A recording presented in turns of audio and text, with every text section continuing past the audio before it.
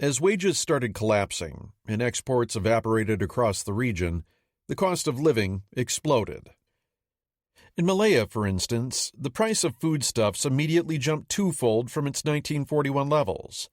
Hyperinflation didn't begin until mid-1943, after which prices soared from roughly 340% of pre-war levels to over 800% by the end of that year.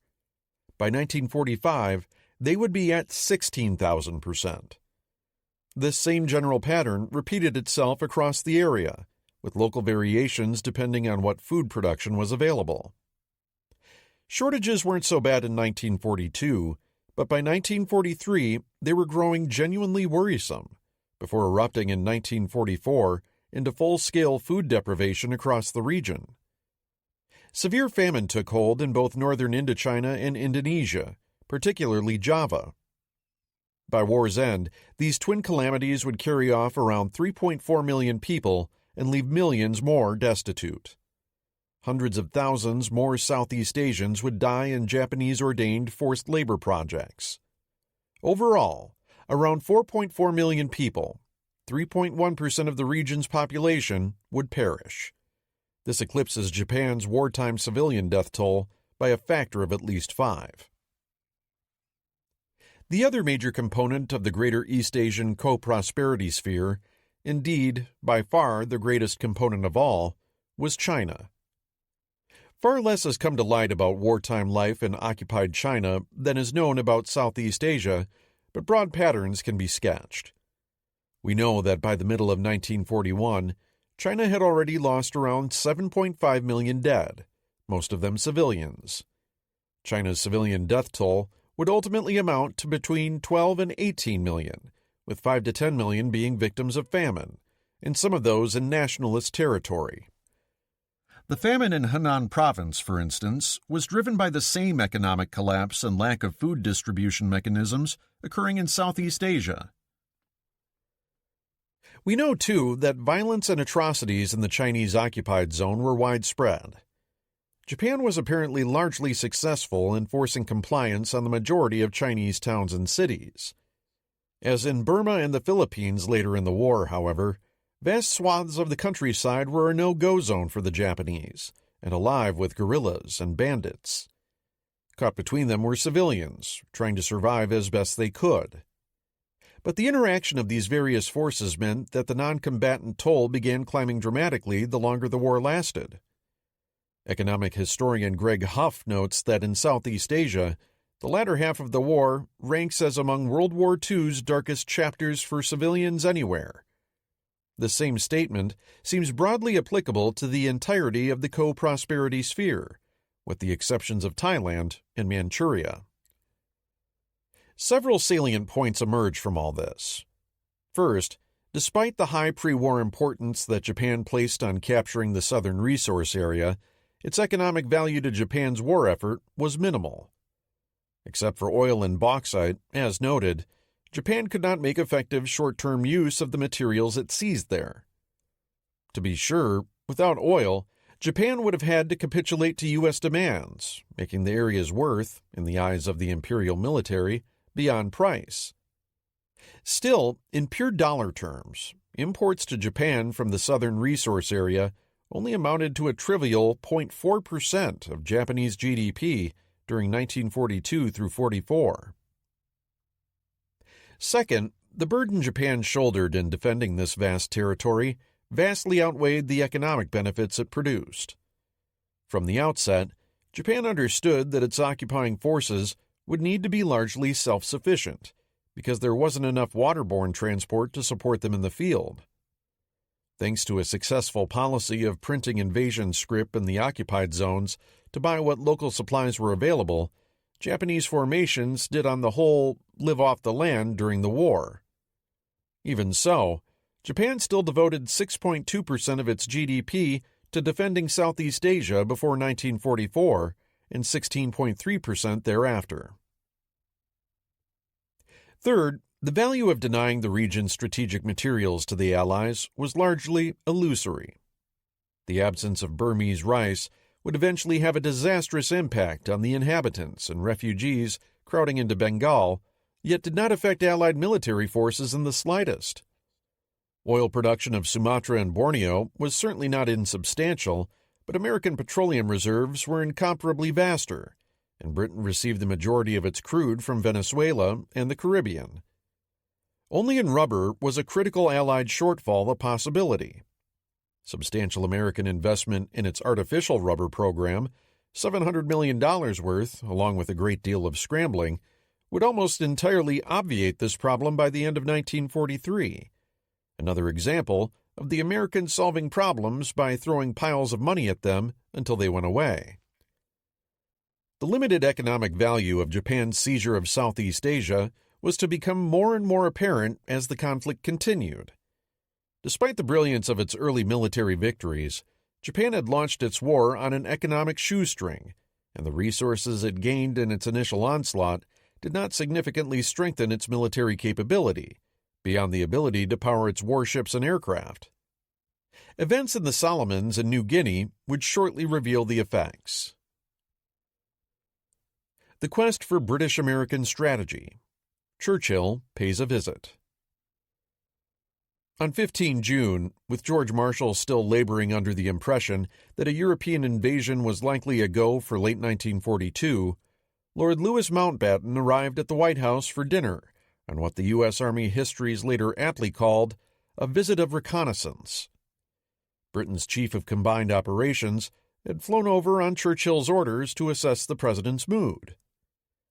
Mountbatten was a military lightweight, but blessed with good looks, faultless ambition, and close connections to the royal family. He was also a favorite of Churchill's. To Marshall and King's dismay, no American service representatives were in attendance at what turned out to be a 5-hour meeting with FDR and Harry Hopkins in which Mountbatten comprehensively laid out British objections to a cross-channel operation. The most pressing issue was the British belief that an invasion of the Cotentin Peninsula in Normandy, a discussed potential landing point, would be most unlikely to withstand German counterattacks. The president, for his part, was determined that U.S. forces be used offensively somewhere. He wasn't going to send 1 million American troops overseas to just lounge around enjoying tea and crumpets in the English countryside. Mountbatten shrewdly perceived that the president's inclination for action soonest outweighed any particular attachment to attacking France. The what was much more important to FDR than the where. Taking his leave, Mountbatten promptly winged his way back to England, where he met with Churchill until 4 a.m. the following morning at the Prime Minister's country residence at Chequers. Churchill was nothing if not quick on the uptake. Seeing an opportunity to drive a wedge between Roosevelt and his senior military advisers, the Prime Minister swiftly boarded his own flight to D.C., taking Alan Brooke along with him. Landing on 18 June, the Prime Minister was disagreeably surprised to discover that Roosevelt had gone to Hyde Park in New York for the weekend. As soon as he kicked off this new Allied Strategic Conference, entitled Argonaut, Churchill excused himself to fly north to join the President. He would be closeted with Roosevelt the entire weekend, entirely free from the watchful eyes of FDR's military minders. This would be the beginning of the end for Marshall's fondly cherished notions of a cross-channel invasion in 1942. Back in Washington, the combined chiefs discussed the ongoing buildup in Britain, Bolero, before turning to Gymnast and the possibility of a landing in North Africa. Brooke was no more enthusiastic about Gymnast than Marshall. He felt it would divert reinforcements from the Mideast, where the situation was critical, as the British had just lost to Rommel at Gazala, as will be discussed shortly. It would also pull away shipping and naval assets from other theaters. Throughout the talks, both Brooke and Marshall fretted about what strategic mischief Churchill and Roosevelt might be getting up to during their little weekend getaway. Churchill had lately, and again, been raising the notion of an invasion of Norway, which Brooke and the other British chiefs felt was as infeasible as it was senseless. Brooke therefore assumed that when FDR and Churchill returned from Hyde Park, North Africa and Norway plans for 1942 will loom large in their proposals, whilst we are convinced that they are not possible. Brooke had every right to worry, because while they were closeted in Hyde Park, it seems likely that Roosevelt privately agreed with Churchill that the only realistic method for getting American troops into action during 1942 was pressing forward with an assault aimed at Vichy, North Africa. The President and Prime Minister returned to Washington on the night of 20 June. The following day, Brooke came to the White House to meet Roosevelt for the first time. FDR's personal charm carried the day, putting an uncomfortable Brooke immediately at ease. However, as talks resumed after lunch, Marshall came in bearing a pink message slip and handed it to Roosevelt. The President read it in silence, then passed it to the Prime Minister. To Brooke had fallen to Rommel, as will be discussed a bit later. Churchill was visibly stricken, a staggering blow, in the words of Brooke. Worse, it had happened when he was in the company of his most important ally, and at a time when the British were practically mendicants. Roosevelt's reaction was typical. After a short moment of silence by all parties, the President asked simply, "What can we do to help?" Brooke and Churchill were both profoundly moved by the President's lack of reproach. Marshall quickly got to work figuring out what could be diverted to the Middle East. The Americans initially offered to send the entire 1st Armored Division, though eventually opted to send its equipment instead, so as to avoid the difficulties of integrating an American division under a British commander, not to mention the loss of British face. 300 brand-new Sherman tanks and 100 self-propelled 105mm guns were shipped off to Egypt post-haste. When a ship carrying 70 of the Shermans was sunk, Marshall found another 70 and immediately shipped them out, without even telling Brooke what he had done. These weapons would make a crucial difference in the desert. The effect of Tobruk's fall, ironically, was to strengthen Britain's hand in Allied strategy making for the remainder of the year. In the words of Andrew Roberts, the British had effectively used their own vulnerability as a trump card, somehow trading on their very weakness after the fall of Tobruk to get what they wanted. The result of the Argonaut talks was that the American military buildup in England would continue, for the ostensible purpose of using these men in 1942 against the Germans in Europe. At least, that was what the Americans felt had been agreed to. The British had other ideas. In the words of Ian Jacob, Churchill's military assistant secretary, "Our idea was to get them onto our side of the Atlantic so that they would be committed for the war against Germany, and we hoped that if we had the forces in England, we could persuade Roosevelt to use them in Africa." The hitch, as Jacob also noted, was that since we had agreed to Bolero and had accepted cross-channel in principle, the Americans thought we were willing to go into France that year. Indeed, that was exactly what the Americans thought. To quote Andrew Roberts again, "Perfidious Albion, good strategy, clever footwork, whatever it was, many key Americans were deceived about British intentions." American bitterness stemming from what Jacob portrayed as these unfortunate events would be long-standing and deep. Battle of the Atlantic. June Convoy Battles. Karl Dönitz didn't have as many boats at hand for operations against the Americas in June, only 21, as opposed to 31 a month earlier. Deciding that the Gulf of Mexico was too far away for Type 7s, he determined to commit them and one of the shorter-range Type 9Bs against Canada and the East Coast. 6 of the 12 Type 7s would join the Standing Hunting Group, Group Hecht, that had been used to such good effect the previous month against Convoy ONS 92. If nothing else, Hecht pinned down Allied ASW resources and ensured they were not transferred further south. Several of the other Type 7s were slated for missions outside their normal comfort zone, landing Abwehr agents and laying mines. It remained to be seen what their results would be. The 8 longer-range Type 9s that Dönitz had available this month would be split between the Caribbean and the Gulf of Mexico. Group Hecht did indeed encounter 3 outbound convoys and attacked them, but with mixed results. On the 8th and 9th, Convoy ONS 100 lost 4 ships and a Free French corvette with almost all hands. A week later, Hecht ran into Convoy ONS 102. This convoy was guarded by the same mixed RCN-USN escort group that had been humiliated by Johann Mohr and Otto Eitz during May's assault on ONS 92. This time around, Group A3 had a new leader, Commander Paul Heinemann, USN, who would go on to become one of the best escort leaders on the North Atlantic routes. Heinemann's group produced very different results. They battered two of the attacking submarines, including Eitz and U-94, so badly that both were required to limp home to France. Though Mohr and U-124 managed to extract a single merchantman on the afternoon of the 18th, overall, Group Hecht's attack on ONS 102 was a failure.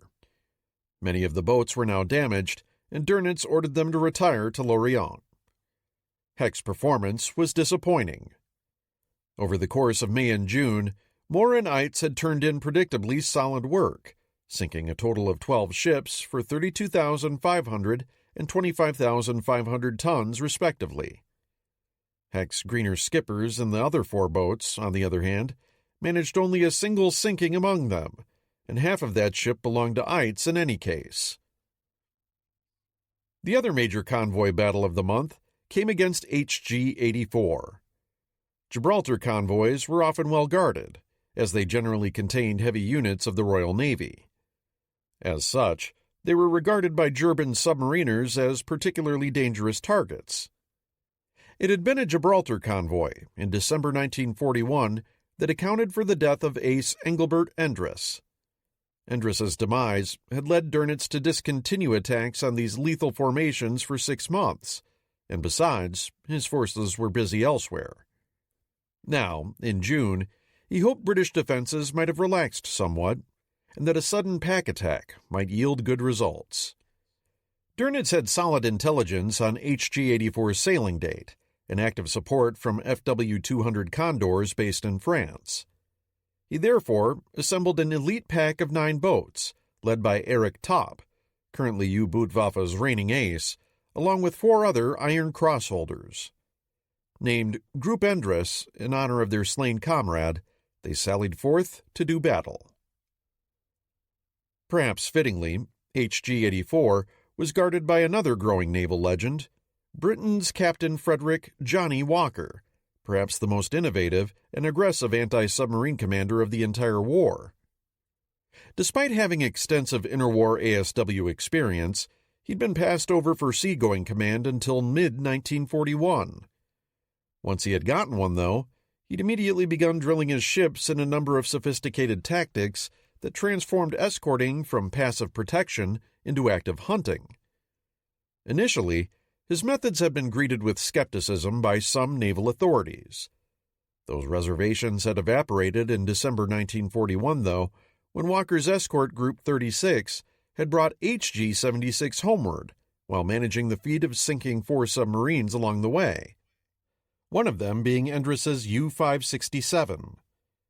Here in June, the stage was now set for a classic, if unwitting, grudge match, with Topp's veteran pack facing Walker's crack group, and HG-84's 24 merchantmen the prize. This time around, Walker had a weak hand to play. With everything else going on in the Atlantic, not to mention several of his own escorts peeled away for other duties at inconvenient moments, one of them being bombed and sunk in the process, the effective size of his group had been pared down to a single sloop and 3 corvettes, a flimsy escort indeed. By all rights, HG-84 should have been ripped to shreds, heavily outnumbered as it was, and up against such a formidable array of submariners. Yet in a 3-day running battle from 14 to 17 June, Walker demonstrated that having a cohesive team with experience working together gave him the edge over even an elite pickup team. The superb Topp could not be denied, sinking a tanker and 4 small freighters in 2 attacks. But only one of the other boats even got off a shot, as Walker's escorts worked their high-frequency direction finder contacts and constantly spoiled the boat's approaches. Topp's own U-552 was accurately depth-charged and forced to abort with a cracked ballast tank. 2 other boats were also damaged and forced out. When Walker finally came within air range of Britain, RAF Coastal Command blanketed the convoy, while 4 more escorts were sent out. The U-boats were forced to retreat. The battle was over. What could have been a massacre had instead been turned into a rather extraordinary save. Walker and his ships would ultimately be responsible for destroying 17 German U-boats during the war. His tactics, wildly promulgated throughout the Royal Navy, would eventually account for dozens more. The success of his efforts this June, especially with such slim resources, gave some hope for the months ahead. Paukenschlag continues. Meanwhile, off the American coastline and in the Caribbean, Dönitz's offensive ground ahead. The mine-laying missions had consumed the actions of 3 boats and produced nothing of any consequence. The Type 7 boats committed to American shores, however, collectively turned in 20 ships for 102,000 tons. Even better, the 8 Type 9s penetrated deep into the Gulf of Mexico, some going all the way to the Panama Canal, and produced stellar results. In all, they sank 61 ships for 304,000 tons, or an average of 7.6 ships for 38,000 tons per boat on patrol. A single boat, Erwin Rosten's U-158, turned in 13 ships for 65,108 tons, bringing his 2-patrol total to 94,342 tons, the best of the war by a German submarine. In sum, June saw the loss of 144 ships of 700,235 tons sunk by U-boats. For these gains, Dönitz lost a total of 3 submarines, one of them, ironically, being U-158, which hardly dented his force. Given that the hunting on the East Coast was tapering off, the results from the Caribbean fully justified committing as many U-boats there as Dönitz could scrape up. Admiral King was by June taking copious heat from the continuing disaster unfolding in America's nautical backyard. Dönitz's adroitly shifting U-boats into the Caribbean and the resulting slaughter there left the USN groping for answers yet again. King convened a conference early in the month in Washington that laid out the framework of a Caribbean and Gulf convoying system. However, the earliest it would be up and running was 1 July. Not only that, but it would initially only encompass vessels with speeds of 10 to 15 knots. Faster ships would still be sailing independently. During his stay with President Roosevelt at the President's home in Hyde Park on 19 June, the Prime Minister, unsurprisingly, took every opportunity to vent British frustration regarding their shipping losses. Equally unsurprisingly, these frustrations promptly rolled downhill. With Churchill in town and British tankers burning off American shores, there wasn't much chance King would avoid a beating. George Marshall weighed in first with a frank personal memo on the 19th, noting that shipping losses now threaten our entire war effort. This was followed a few days later by a note from Roosevelt himself. "I realize the problem of making up escorts for convoys," the president wrote, "but about 3 months have elapsed since we undertook it. I also realize that strict observance of convoy rules will slow up voyages of many ships, but, frankly, I think it has taken an unconscionable time to get things going." The president left no doubt regarding his expectations. "We must speed things up." Remarkably, King held his temper. He was in hot water, and he knew it. Not only was the president practically the only man in Washington capable of firing him, but also he was a long-standing friend whom King certainly didn't want to let down. King also knew the president trusted Marshall implicitly. Having been working since March to hammer out a productive working relationship with the Army's top leader, the last thing King needed now was a serious setback in 2 such key relationships. He responded cogently and at length to both men, promising that he was as eager as they were to get every ship under escort as soon as possible. King also outlined the effort required to achieve that. He noted pointedly that ships like 83-foot Coast Guard cutters simply couldn't get the job done. They were too small, packed too little punch, and couldn't keep up with their charges in any sort of sea state. The 2 allies would need, by King's estimate, about 1,000 seagoing escort vessels of DE or corvette type to safeguard the enormous area of ocean that needed protecting. This wasn't far off the mark.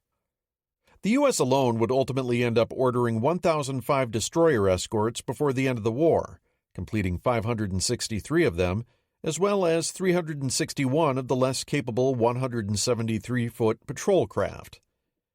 It would build scores more escorts for the British as well.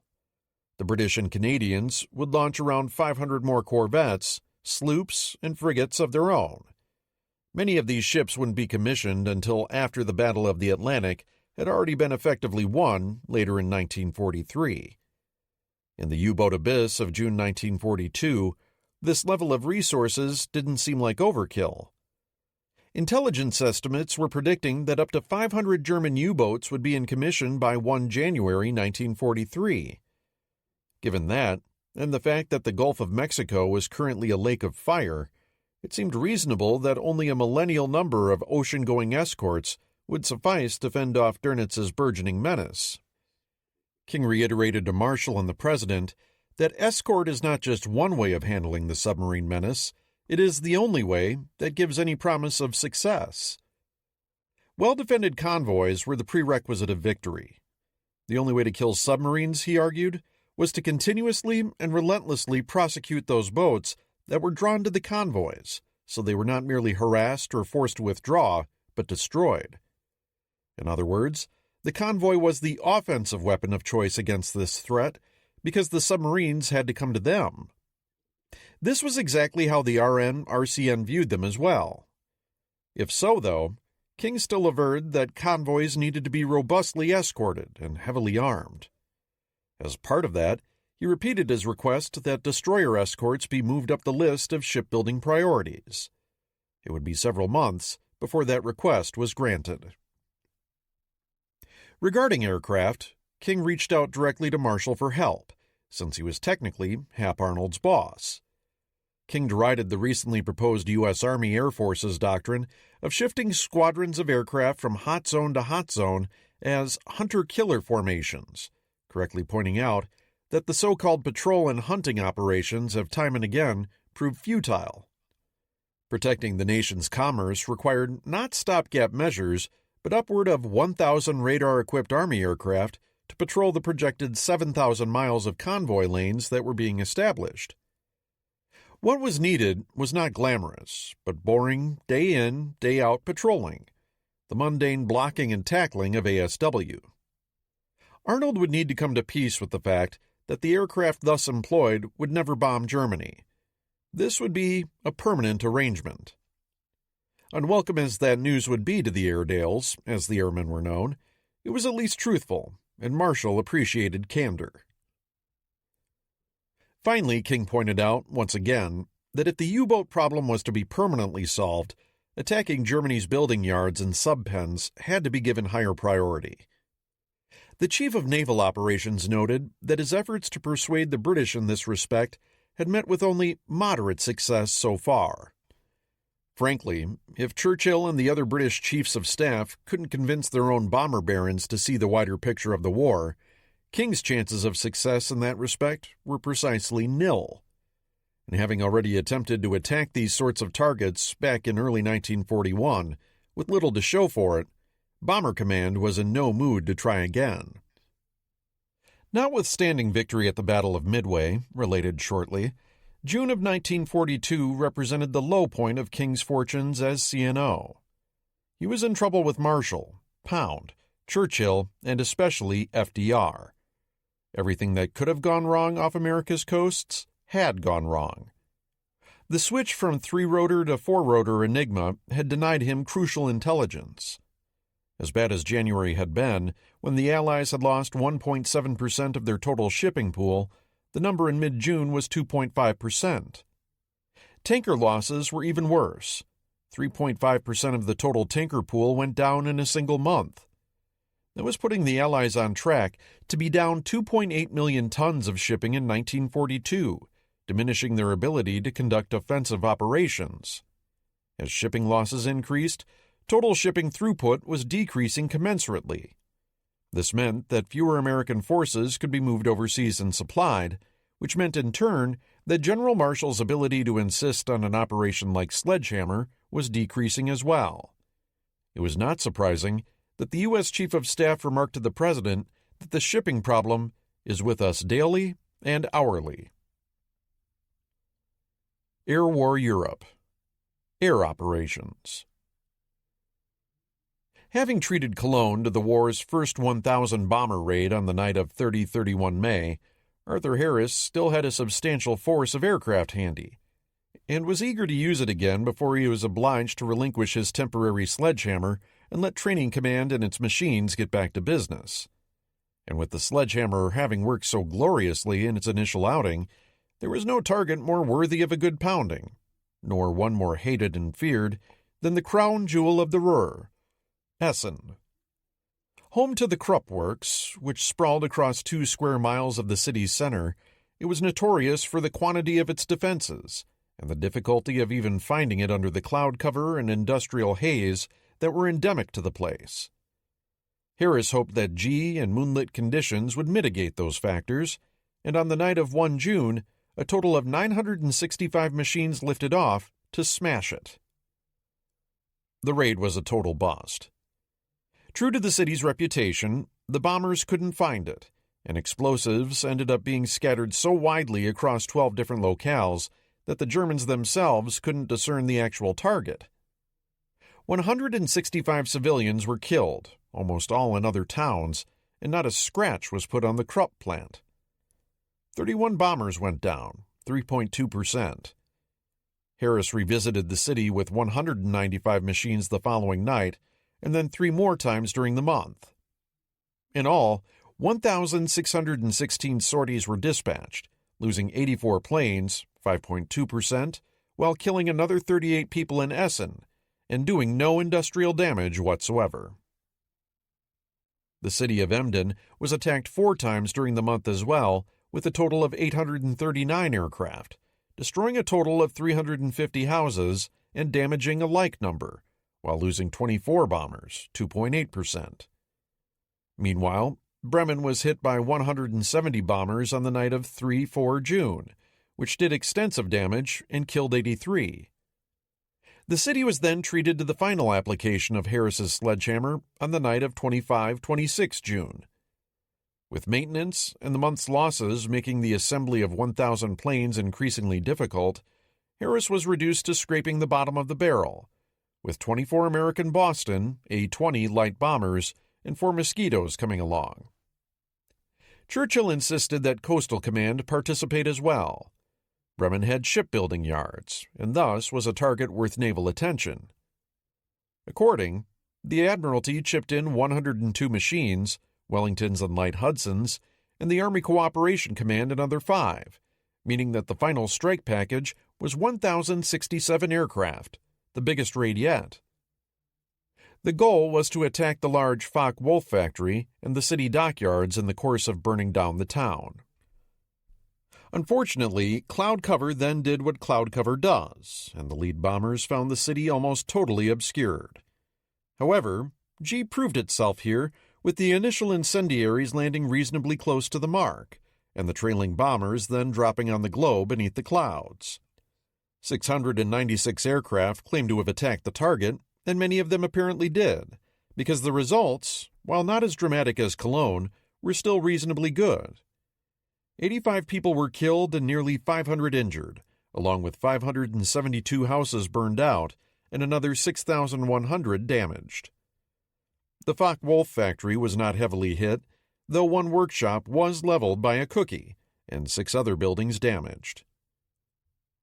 The cost, however, had been substantial. 53 aircraft destroyed, 5%, which was a new record for nightly losses. This time, the training units had suffered particularly heavily, with one group losing 11.6% of its 198 aircraft. After this raid, 1,000 plane efforts were shelved until 1944. Bremen, however, wasn't yet off the hook, suffering 2 more raids on the 27th, 28th, and 29th, 30th, which caused light damage. In all, Bremen was hit 4 times by a total of 1,634 aircraft, with the British losing 84 bombers, 5.1%. What this month demonstrated was that while Harris had proven larger raids could be much more destructive, the premise of swamping the Kammhuber line via the bomber stream had not dramatically reduced losses. Harris was forced to conclude that German night fighters would bag their quota, within limits, whatever the size of force we employ. That wasn't great news. For the month, his losses stood at 4.8%, the same as May's. The difference, though, was that Bomber Command had significantly increased its sorties from May's low of 2,807 to a new record of 4,997, and had lost commensurately more aircraft as a result, up from 136 to 241. Thus, despite all the destruction Harris was meting out, the attrition trend lines weren't exactly looking good. Nonetheless, he was determined to continue making the argument that his force could bring Germany to its knees. Eisenhower and Spaatz arrive. June saw a pair of American Major Generals, Dwight Eisenhower and Carl Spaatz, arriving in Britain within days of each other to take over their respective commands. Each carried a letter of instruction from their respective bosses.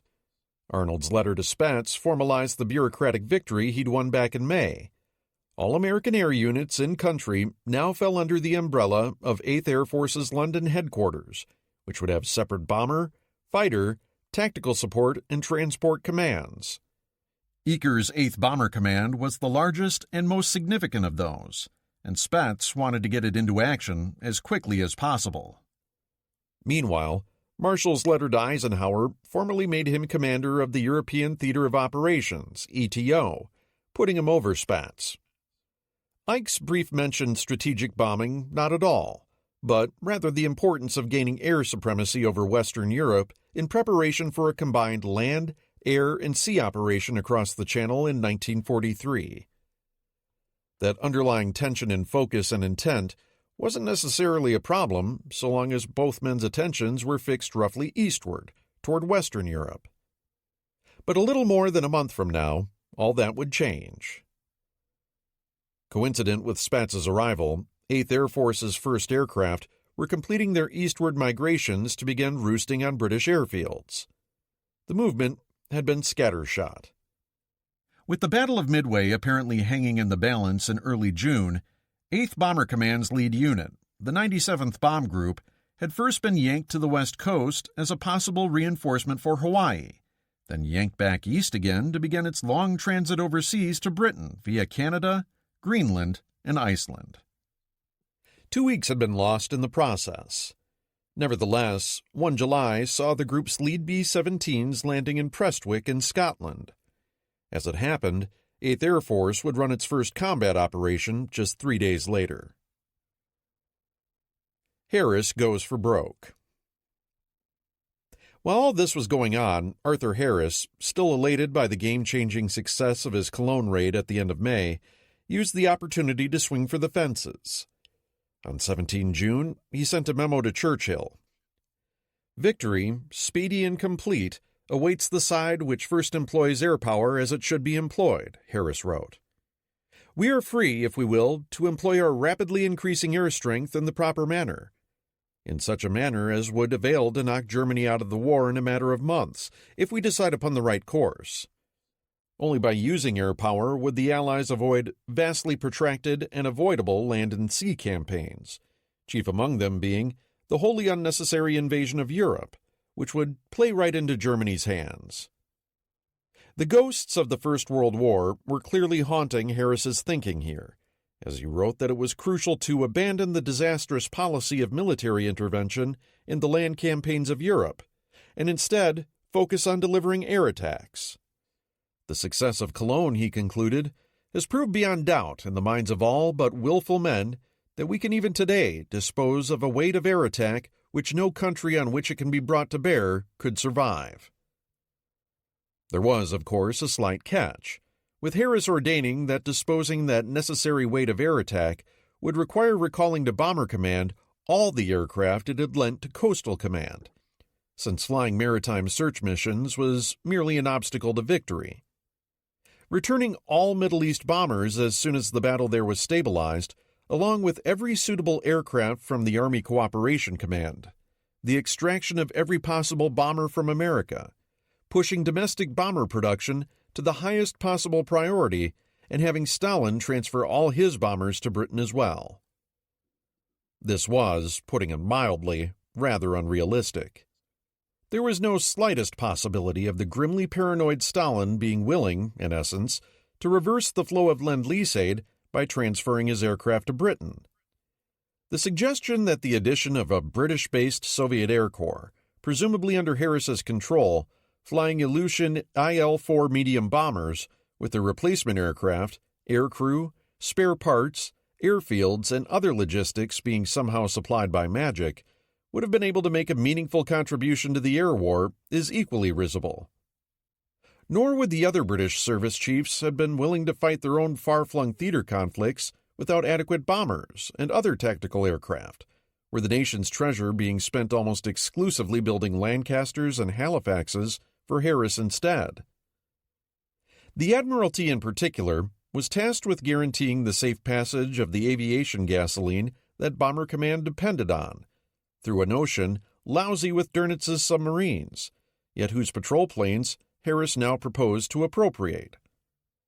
Finally, the notion of the U.S. committing to an air-only war against Germany was clearly not going to happen, given it had both the manifest will and the undoubted industrial moxie to hedge its bets. After all, America's entire global strategy was built around the central tenet of a European ground invasion to put paid to Nazi Germany. What is striking here is the close spacing between Harris's great triumph and this display of near-delusional thinking. Granted, Harris was still under tremendous pressure to produce results, and his frontline operational strength was actually shrinking, due to the demands for heavy aircraft being exerted by commands other than his. That said, the same doggedness and singular focus that enabled Harris's 1,000 plan to succeed so brilliantly also led to a myopic analysis of the war. In the charitable words of the British histories, inevitably, Harris tended to view the war situation from the angle of his own headquarters at High Wycombe, which he left only with reluctance and as seldom as possible. Put another way, Bomber Command C&C wasn't a competent global strategist. He could not correctly gauge the big picture. Churchill, while sympathetic to the notion of building up Bomber Command as rapidly as possible, and quick to acknowledge the challenges Harris was facing in that respect, was not about to let Harris, in essence, assume sole direction of British strategy. The Prime Minister quickly disabused him of any notion of Britain's waging a monodimensional campaign, writing, "We must regard the bomber offensive against Germany at least as a feature in breaking her war will, second only to the largest military operations which can be conducted on the continent until that war will is broken." Heavier bomber attacks were certainly needed, for they were a means to prepare the conditions which will be favorable to the major military operations on which we are resolved. Strategic bombing was now viewed by Churchill not as a way to win the war by itself, but rather as a parallel effort to prepare the battlefield at a strategic level. Roughly speaking, this would end up being the strategy the Western Allies would pursue for the duration. Harris, though, was never reconciled to this approach and would continue actively undermining it whenever the opportunity arose, particularly later in the war. In Harris's mind, the one true strategy for winning the war remained simple, obvious, and his: flattening Germany's cities and killing its citizens as rapidly as possible. Morality. We should consider for a moment the morality of Harris's offensive and its complicated legacy. This feeds into the broader topic of the efficacy and ethics of strategic bombing in the Second World War as a whole. Much ink has been spilled on this matter, and nothing I can say here can possibly be definitive. Nevertheless, a few words seem warranted. We should be grateful we have the chance to ponder this topic. The fact that we're even allowed to debate the rightness or wrongness of these actions is a direct result of Allied victory. That said, anyone who has visited the memorials in Hamburg, Hiroshima, or Nagasaki and not come away from that experience troubled by what occurred there is missing something fundamental. These are difficult museums, rightly calling out the terrible things the Allies did in the process of winning a war that very much needed to be won. They deserve to be contemplated carefully and not brushed off as something abstract that happened to the enemy. No child deserves to be crushed in the collapsing bomb cellar of her Hamburg flat or gamma wave roasted in Hiroshima. The same is true of other babes bayoneted in China, mortared in Belarusia, or starved in Greece. Nevertheless, the casualties inflicted by bombing need to be understood within a broader context. As will be discussed in more detail elsewhere, the Second World War killed between 48 and 58 million non-combatants. Of those, roughly 29 to 30.5 million, 52 to 60%, died as a result of direct military action or crimes against humanity, and the remainder, 19 to 28 million, which is also the least well-quantified portion of the total, through starvation and disease. Of that portion killed by direct means, 350,000 to 500,000 German, 60,000 Italian, and 300,000 to 330,000 Japanese civilians perished from bombing attacks. To this total might be added 60,000 French and an unknown number of Belgian and Dutch civilians, probably not more than 20,000, for a total of between 790,000 and 970,000 dead as a result of Anglo-American bombing. That equates to 2.6% to 3.3% of the war's civilian dead killed through direct military action on all sides. Strictly in terms of European Axis civilians, Allied bombers were responsible for somewhere between 13% and 33% of the 1.65 to 3.15 million German and Italian civilian dead. This is extremely difficult to quantify because the German numbers vary widely and are plagued by definitional issues around what, precisely, being a war death meant. Simply put, of the 48 to 58 million civilian war dead, at least 1 million resulted from Allied bombing. None of this is meant to engage in whataboutism, but simply to point out that against the war's vast sea of civilian dead, 85% of whom were Allied, bomber victims represented a very small sliver of overall mortality. Bombing gets a lot more attention, not only because it was delivered by impressive, expensive machines, but also because when the bombers did get it right, the results were spectacular and killed a lot of people at a stroke, as Hamburg, Dresden, Tokyo, and Hiroshima all attest. Nonetheless, bullets and bayonets claimed vastly more victims during the war. They just did it more prosaically. None of this makes bombing any more right or any more wrong. The moral state of Allied strategic bombing in the middle of 1942 evokes an image of a man climbing tentatively down a ladder, with one foot on a lower rung and the other still hesitating above. Bomber Command had by this time already descended to the lower rung, area bombing. Given the technological means currently available and the threat environment then pertaining, the British had simply accepted that indiscriminate night bombing was the only means of using aircraft to directly hit back against Germany. Hitting back was an imperative, yet they could only be as moral and discriminatory as their bombing technology allowed them to be, which wasn't saying very much. In 1942, the Americans had not yet stepped down to that lower rung, and for the remainder of the European conflict, despite some very obvious fudging when it came to radar-aided blind bombing and that sort of thing, 8th Air Force ultimately dropped 52% of its tonnage this way, the Americans stuck to a flawed approximation of taking the high road. We all know how the story ends, though, with Tokyo firebombed and gutted, and Hiroshima and Nagasaki obliterated by atomic weapons dropped by American aircraft. These events haunt us because they violate the principles of distinction, targeting non-combatants as bad, and also in some cases both proportionality. Harm inflicted against non-combatants should not be excessive in relation to the direct military gains expected from the attack, and military necessity. Targets must be legitimately military in nature, and their destruction must directly advance the goal of defeating the enemy. These pillars of the just war tradition have imperfectly and unevenly underlain Western war-making for centuries, but the restraining influence on martial conduct is broadly acknowledged as a good thing. Viewed through the just war lens, Bomber Harris was clearly engaged in an immoral campaign. At the same time, Britain was locked in a death struggle with Germany that was the very definition of existential. Area bombing was immoral. Yet, within a larger context, it was also necessary, because winning the war was the greater imperative. The more problematic part is that Harris was genuinely unconcerned by the death and destruction he was causing, and indeed, sometimes seemed to revel in it. We no longer live in the Dark Ages. As weaponry has become fantastically more lethal, most of us increasingly value military leaders who display at least some modicum of introspection and restraint when it comes to the use of force. We want Colin Powell, not Attila the Hun. Harris gives us none of that judiciousness. He may have been knighted, but he was, frankly, something of a brute. As he quipped after Dresden's ill-considered destruction in 1945, "I would not regard the whole of the remaining cities of Germany as worth the bones of one British grenadier." Not exactly an ode to proportionality.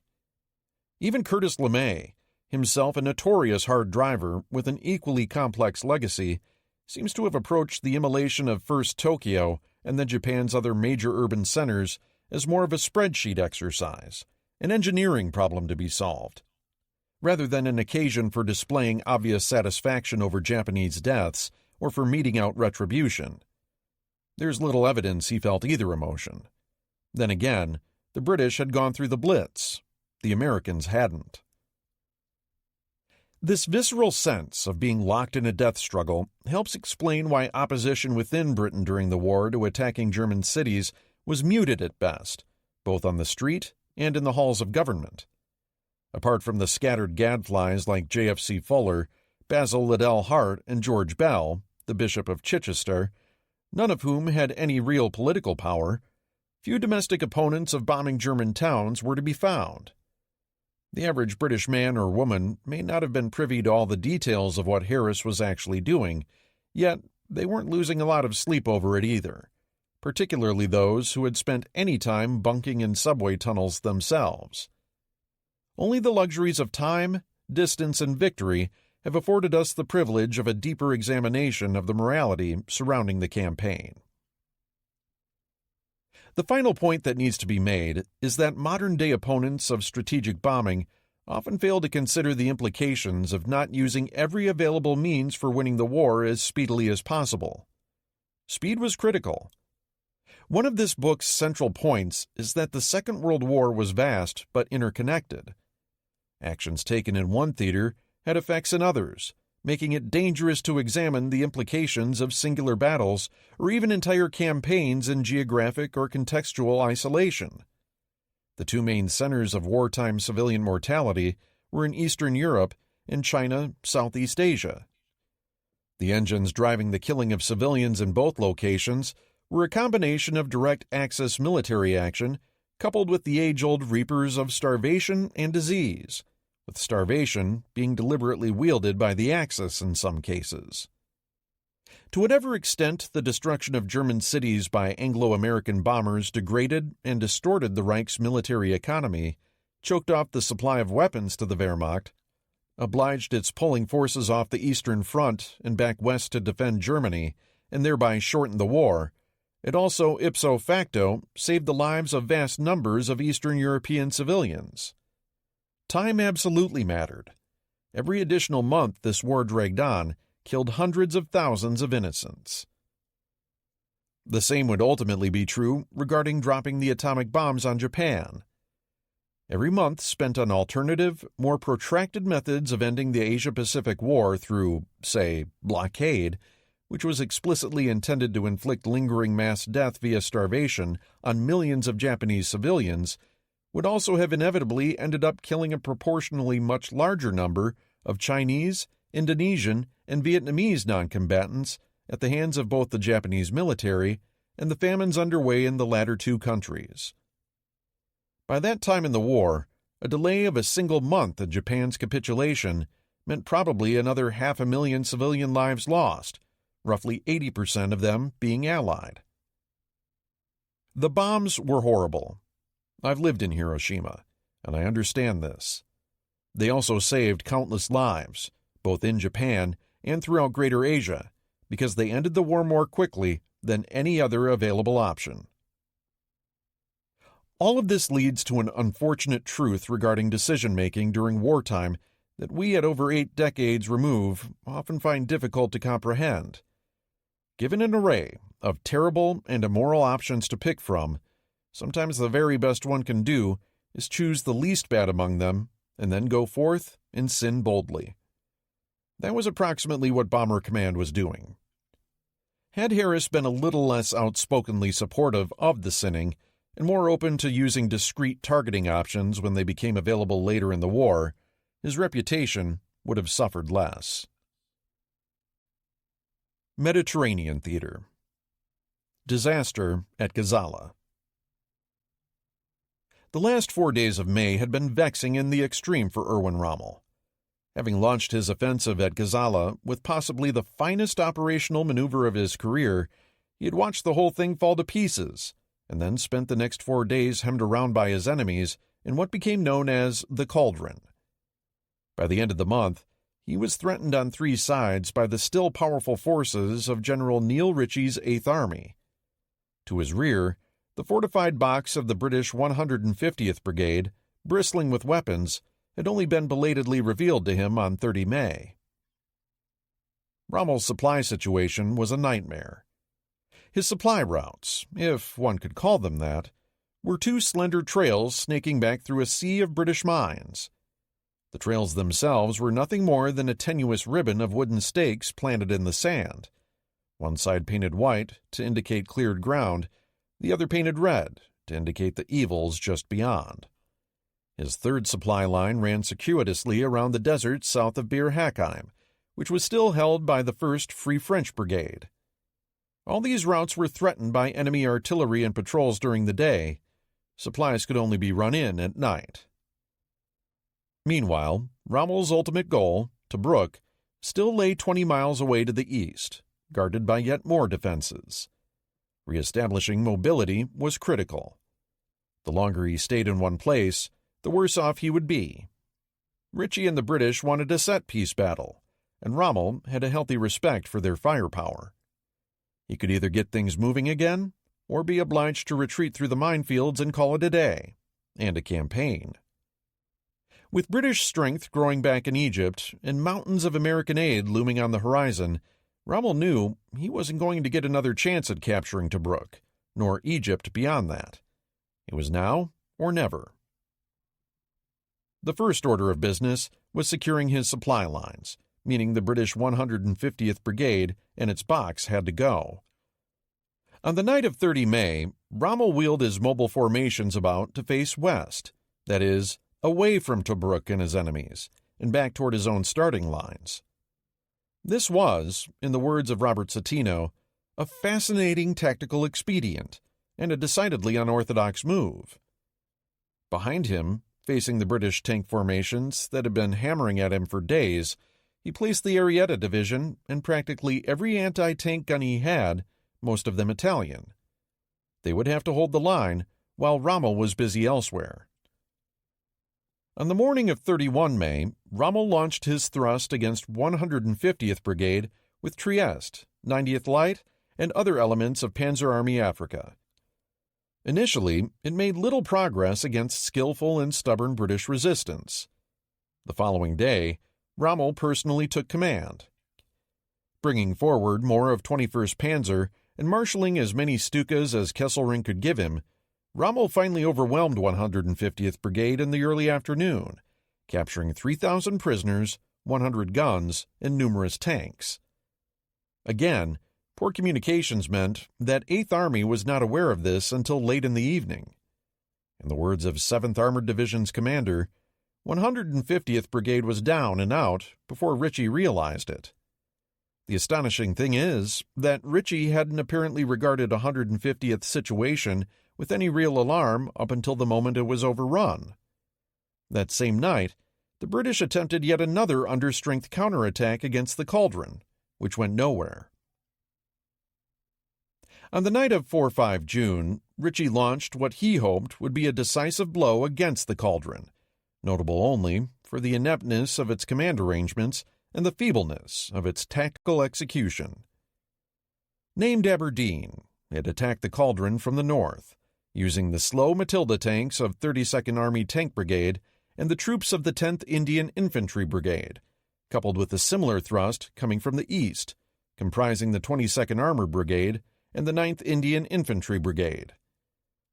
This necessarily involved using troops from two separate corps, 13th and 30th, and two separate divisions, 7th Armored and 5th Indian, but no single general was assigned responsibility for coordinating their efforts, with the two divisional commanders being left to figure it out for themselves.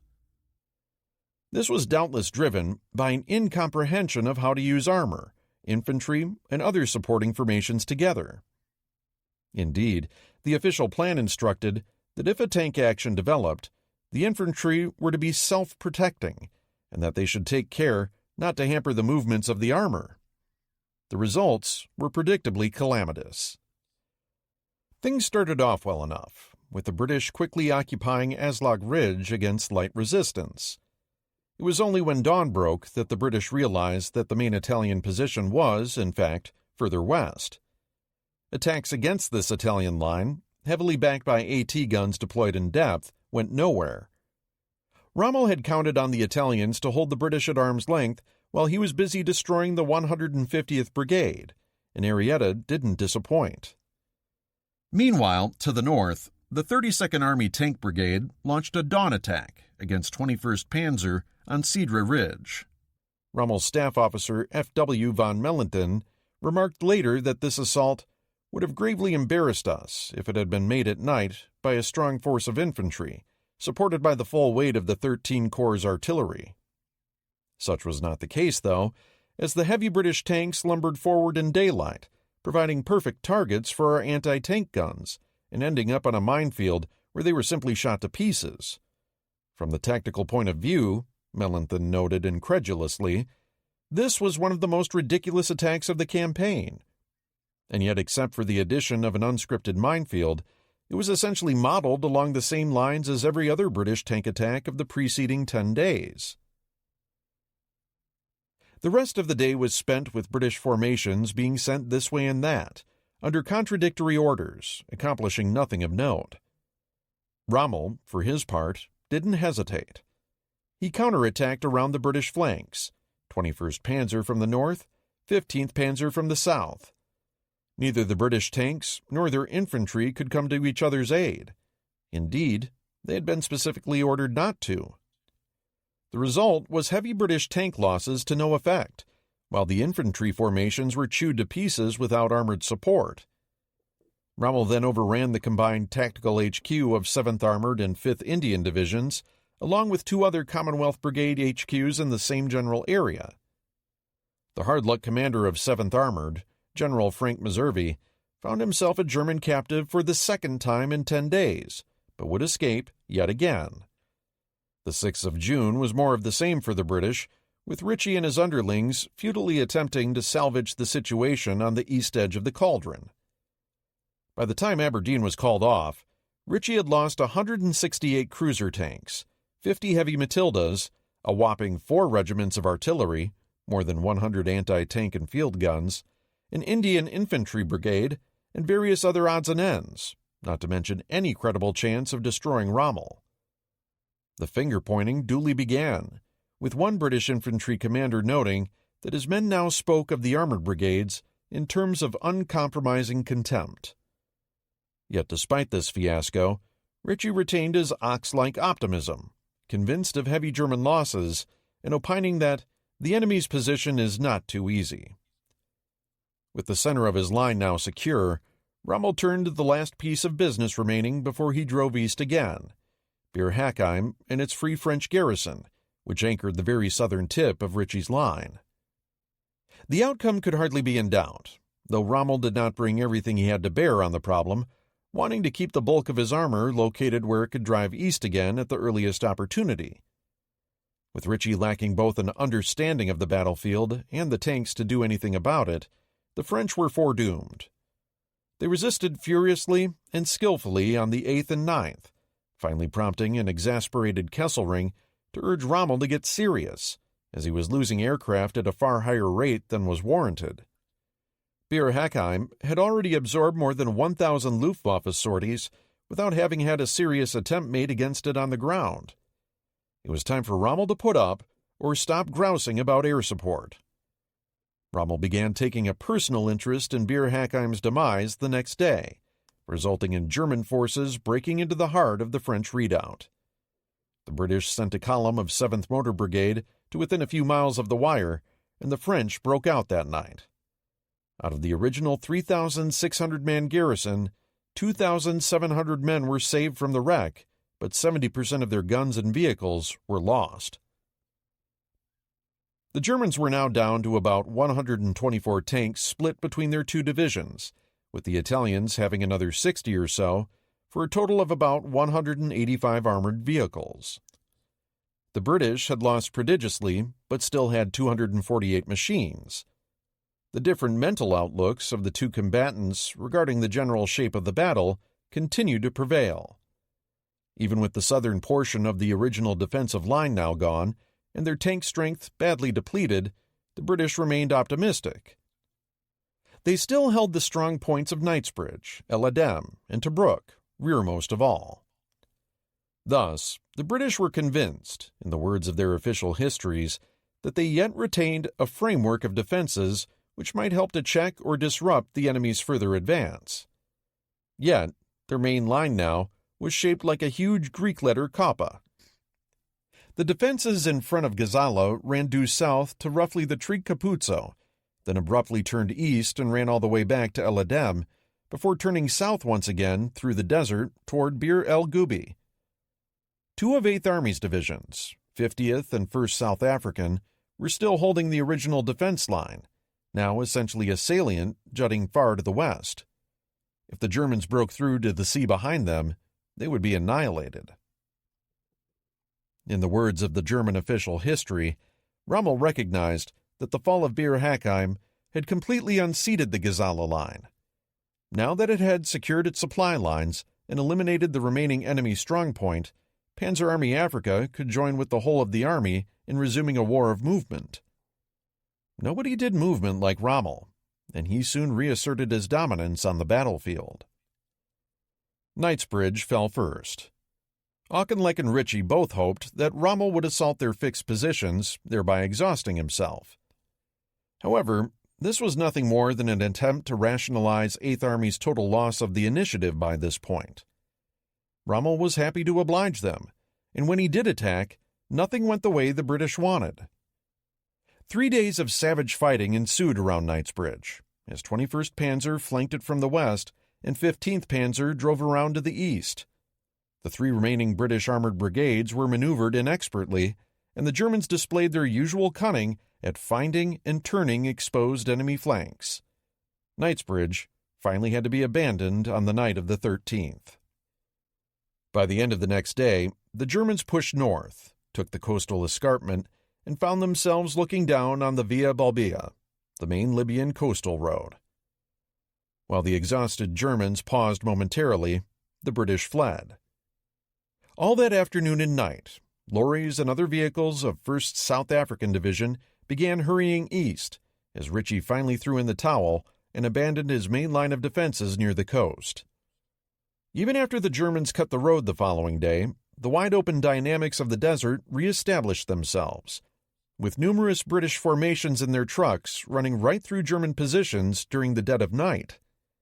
Simultaneously, the remaining 2 brigades of 50th Division made a wide loop out through the desert beyond Bir Hakeim, almost retracing Rommel's own approach march 2 weeks prior, and escaped back to British lines.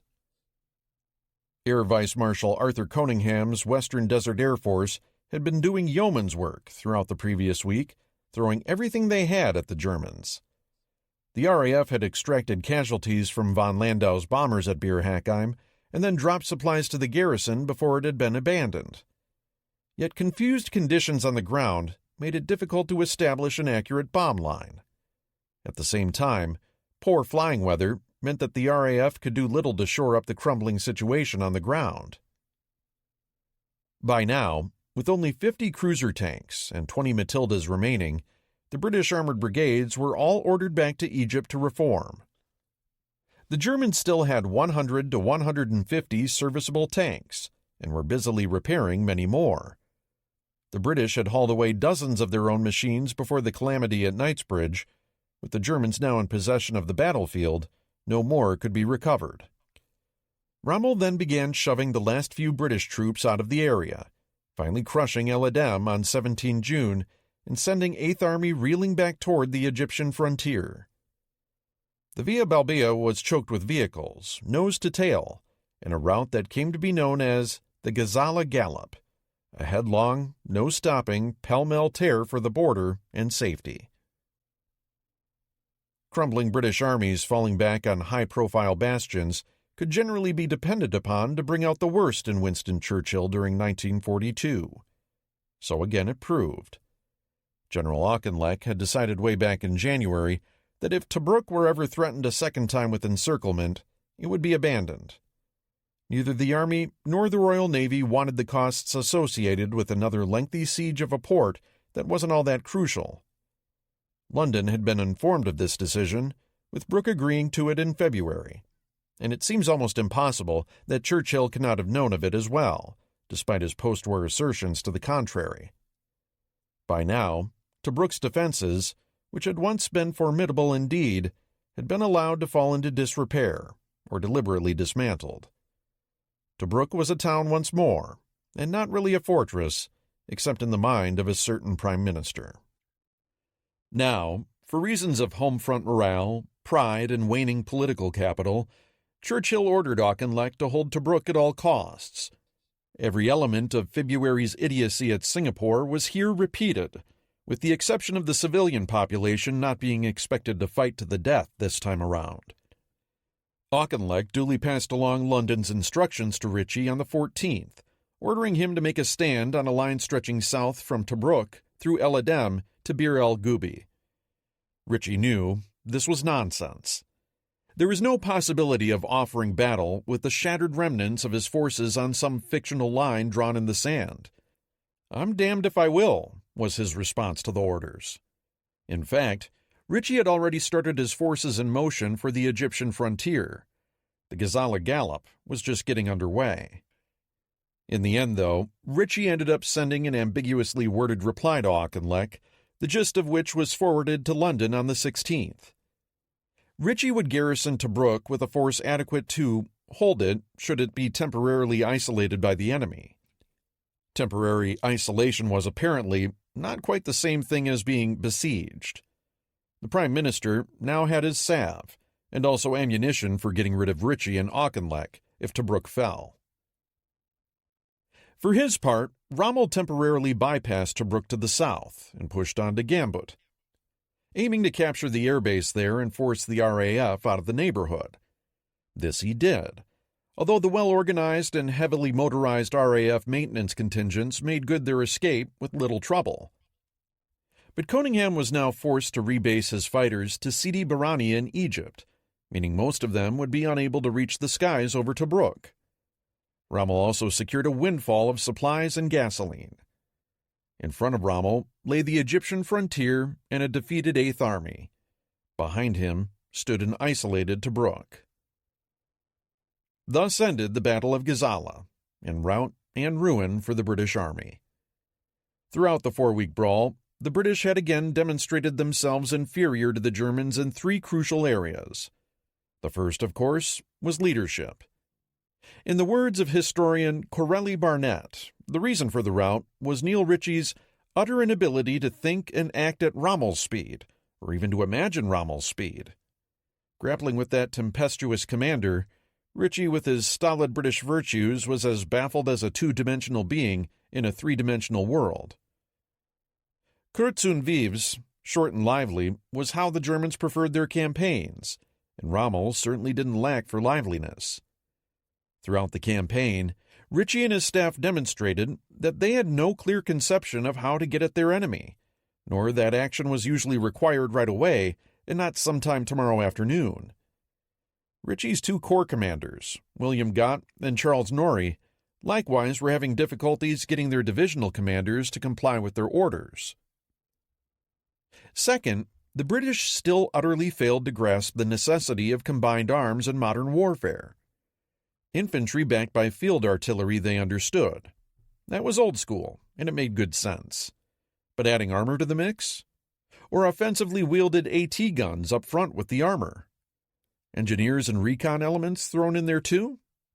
The Germans did all these things habitually, yet hardly anyone on the British side, Auchinleck being a notable exception, seemed to understand why it might be a good thing, let alone how to go about it. This continuing blindness to combined arms was rather odd, given that in 1940 General Richard O'Connor had crushed the Italian 10th Army with a sterling display of all-arms fighting.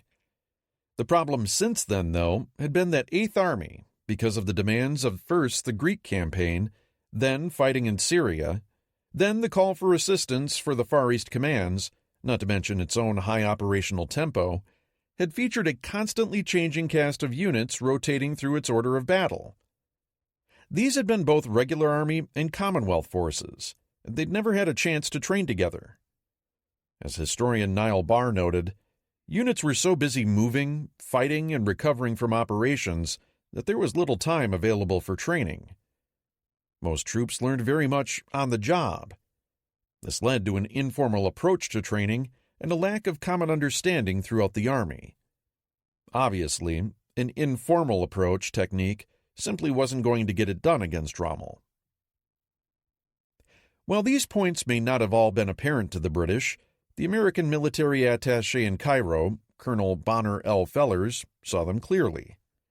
In a report to Washington on 20 June, he noted acidly that, with numerically superior forces and reserves of every kind, the British Army has twice failed to defeat the Axis forces in Libya.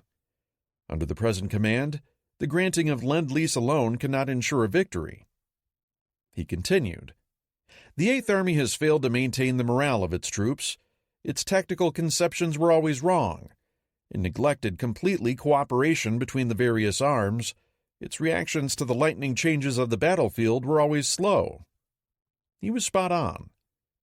Unfortunately, America's diplomatic codes had also been stolen by the Italians in September 1941, meaning Feller's opinions were currently being read by the Axis too, and no doubt with great satisfaction. Third, British equipment was now behind the Germans in many respects. The current British cruiser tank, the Crusader II, was essentially hopeless, mechanically unreliable, under-armored, and under-armed. The heavier, slower Matilda II and Valentine were still somewhat useful. Indeed, in the absence of cruisers, the Valentine was often used like one. But they all carried the 2-pounder gun. This weapon, using ammunition that had no hardened AP cap, was simply incapable of dealing with German tanks any longer.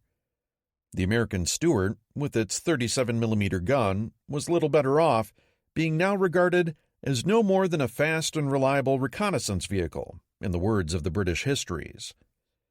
The Grant tank was the one bright spot in this tale of woe, but it wasn't even their own vehicle.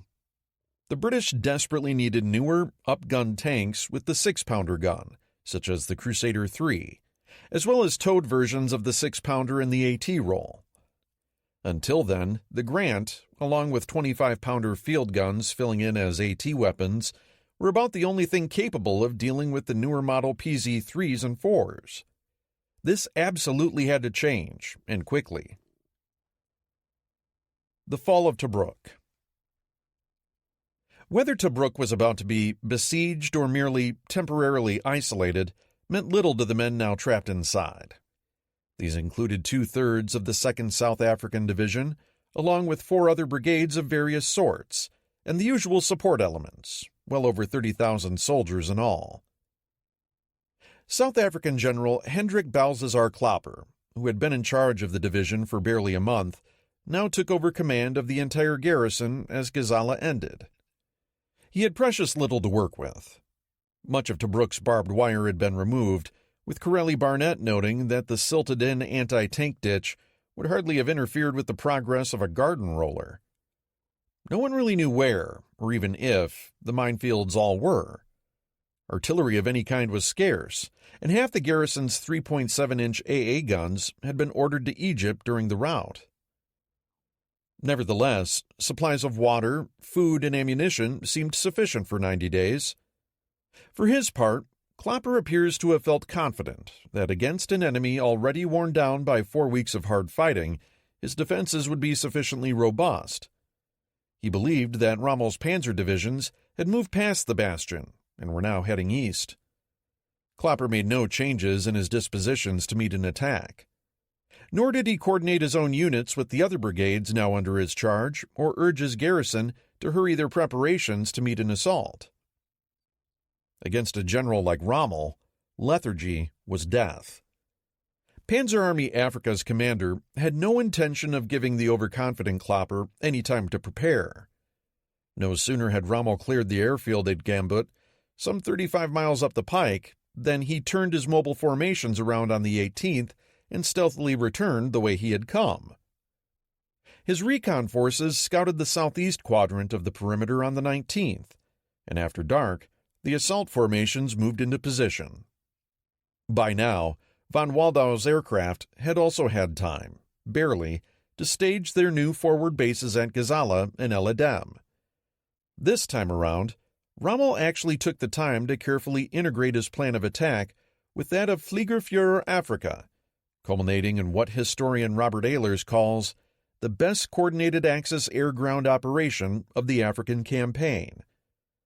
For his part, Field Marshal Kesselring was eager to get Tobruk off the docket as soon as possible, so that he could return everyone's focus to what he considered the most important strategic task at hand, capturing Malta. British intelligence intercepts had picked up the fact that Rommel had turned about and had Tobruk in his sights after all. At 0730 on the morning of 20 June, Auchinleck sent a message to Klopper. "I am perturbed by the apparently deliberate nature of your preparations, though I realize the difficulties. Crisis may arise in a matter of hours, not days, and you must therefore put in everything you can raise." So indeed it proved. In fact, by the time the CNC's communication arrived, the Germans had already been attacking Klopper's outer defenses for more than 2 hours. At 0520 that morning, Stukas started howling down out of the desert sky, plastering the forward defenses of the 11th Indian Brigade. Ju-88 shot up anything moving on the roads, and Italian bombers suppressed British AA. Advancing German troops marked targets with their smoke generators, and Stukas and Italian fighters assailed them with gusto.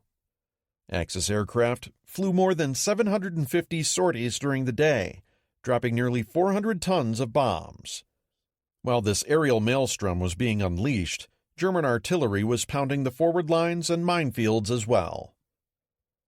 Rommel's concentrated fist was aimed at a narrow 9-mile quadrant of Tobruk's southeast perimeter, held by only 2 battalions.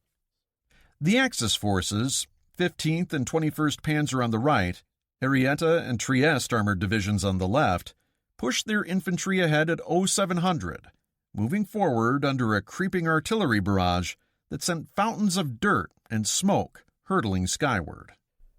Under these hammer blows, 11th Indian Brigade simply fell apart. By 0830, German tanks were crossing the anti-tank ditch, the Italian divisions following in their wake. 21st Panzer swung east to follow the Via Balbia down the escarpment and toward the town, while 15th Panzer continued west along the high ground on Pilestrino Ridge in a pincer move. Klopper, at first underestimating the assault's magnitude, watched as his flimsy command arrangements fell to pieces. His piecemeal, uncoordinated counterattacks were run over by the advancing Germans, often without even being noticed. By lunchtime, operationally speaking, it was basically all over. The final agonies took a bit longer, as they usually did. After failing to respond to Klopper's entreaties for help during the afternoon, a message from 8th Army's commander finally came in at 1830. Ritchie noted that, "You are having a very tough fight today, and I see this afternoon some enemy tanks have got through the outer perimeter. but I feel quite confident of your ability to put them out after destroying as many as possible." Klopper was, at that very moment, scuttling west from Pilestrino Ridge as German panzers closed in on his headquarters. An enormous pillar of smoke hung over Tobruk town, as British sappers belatedly began destroying the warehouses even as German artillery took them under fire. Half an hour after Ritchie's inane message, the town fell. Out on the western outskirts of town, Klopper held on through a long, bitter night of vacillation between resistance and capitulation, surrounded by shell-shocked, bitter soldiers. A group of about 400 men from the Coldstream Guards managed to break out of the perimeter in their lorries, but that was pretty much it. The next morning, 21 June, Klopper surrendered, and 32,000 men slogged into captivity. The Germans captured nearly 1,400 tons of precious gasoline, 2,000 vehicles, and 5,000 tons of provisions. Rommel would be driving forward in Ford trucks, using Iraqi gasoline, and eating British food along the way. The German histories make it clear that it would have been impossible for Rommel to have advanced any further if not for this enormous haul. Tobruk's warehouses supplied him with enough booty to get the Panzer Army into Egypt, which is precisely where Rommel intended going straight away. Malta or Egypt? The prior agreement between the Germans and Italians was that once Tobruk fell, Malta was next on the chopping block. The embattled British Isle, though still and ever battered, bruised, and starving, remained a menace to Axis supply lines. Kesselring had bombed the place to ruins back in April. But as soon as he had shifted his aircraft to Africa at the end of April to support Rommel's upcoming Gazala offensive, Italian shipping losses had started creeping back up again. From 1,189 tons in April to 6,339 tons in May, they'd climbed to 9,192 tons in June, the latter month representing a loss rate of nearly 10% being subtracted from Axis convoys. If the Axis was serious about taking Malta, now was the time. Rommel was supposed to pull up at Salem, just across the Egyptian frontier, and dig in, rest and refit, and wait for Malta's fall. Once his supply lines firmed up, Rommel's drive into Egypt could recommence. As always, Rommel was itching to attack immediately. On 20 June, the latest decoded reports of Colonel Fellers in Cairo came into Rommel's hands. They painted a picture of 8th Army in crisis, with heavy losses of tanks and artillery, and a benighted general at the helm. "The army has been defeated primarily because of the incompetency of its leaders," Fellers had written to his superiors in Washington. If Rommel intends to take the Delta, now is the time. But the Panzer Army's commander knew, too, that British logistics were still in better shape than his own. For Rommel, the combination of a beaten foe ripe for the kill, overlain by the specter of longer-term danger, was like waving a cape in front of the bull. Not only that, but the Führer had recently rewarded his favorite with a field marshal's baton for having captured Tobruk, making Rommel the youngest field marshal in the Wehrmacht. He now used every bit of that newly won prestige to bypass the normal chain of command and press his case directly with Hitler. It worked. On the 23rd, Hitler sent a letter to Mussolini, expressing his opinion that fate had presented them with what he termed a historic turning point, militarily speaking. He continued by extolling the fleeting nature of a chance that will never recur a second time. To exploit it as swiftly and ruthlessly as possible is, in my view, the supreme military commandment. The goddess of success in battle, the Führer wrote, passes generals only once. Rommel could have spoken no more eloquently in support of the same view. Mussolini was sold, and shortly thereafter flew over to Libya so that he could be present for a triumphal entry into Cairo. The decision had been made. Malta would have to wait. The failure to capture this British bastion has often been held up as a turning point in the struggle for the Mediterranean, and a strategic blunder by the Axis. Kesselring certainly felt so, later writing that failing to take Malta was decisive for the campaign. Backing off now tossed aside the enormous effort Flieger Corps II had expended in prior months, pummeling the island into impotence. In effect, Hitler had weakened the Russian front, the main theater of action, and yet the air power he'd diverted from there was failing to make a decisive contribution now in what he considered a sideshow. Either way, it wasn't looking like a good expenditure of precious resources. That said, was the failure to capture Malta actually fatal to Axis ambitions in the Mediterranean? Even with Malta eliminated, the safest shipping route to North Africa would still have remained the run over to Tripoli, and to a lesser extent Benghazi. From there, the bulk of the supplies would still have to be sent forward on trucks. Tobruk, as events would show, would be hit too hard by RAF bombers to contribute a great deal to Axis dock capacity in any case, although it was useful as a transshipment point for cargo being sent forward on barges. But Malta, or no Malta, Rommel's landward supply line would remain largely what it currently was, a tenuous ribbon stretching back from the front over a single road all the way to central Libya. Over that ribbon from Tripoli, thousands of Axis trucks toiled daily, consuming huge amounts of gasoline to deliver their tithe of goods to the Panzer Army. Taking Malta only made deliveries to Tripoli more assured. It didn't shorten the road to Egypt a kilometer. Moreover, yanking on Rommel's reins at the Egyptian frontier meant purposely ceding the initiative to the British and allowing them time to regroup. In the pantheon of sins before all that was holy in Bewegungskrieg, this was right up there with worrying too much about your logistics and respecting the French. The Wehrmacht never liked giving the other guy a chance to catch his breath, because the other guy was almost invariably bigger and stronger than they were. The German official histories reluctantly come down on Rommel's side in the matter, noting that a pause to take Malta would have taken weeks, during which Panzer Army Africa would have been lying immobile in the desert, denuded of its vital air cover, and at the mercy of a rapidly growing RAF presence reinforced by American long-range bombers. With substantial shipments of American tanks also on the way to the British, stopping now, in essence, meant giving away the initiative forever. This was anathema. On the other hand, as the German histories also note, this penchant for always taking the offensive locked Rommel into an automaticity from which he could never escape.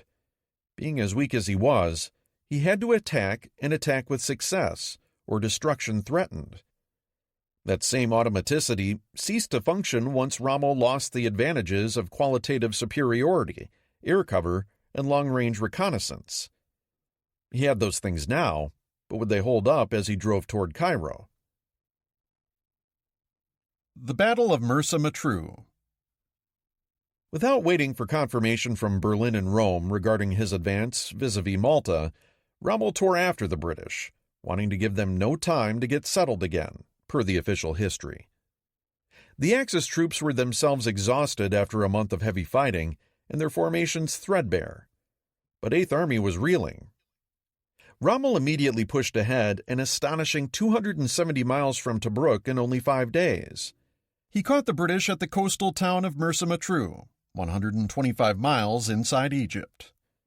Once again, General Ritchie had underestimated his opponent's speed and was hardly ready for Rommel's onset.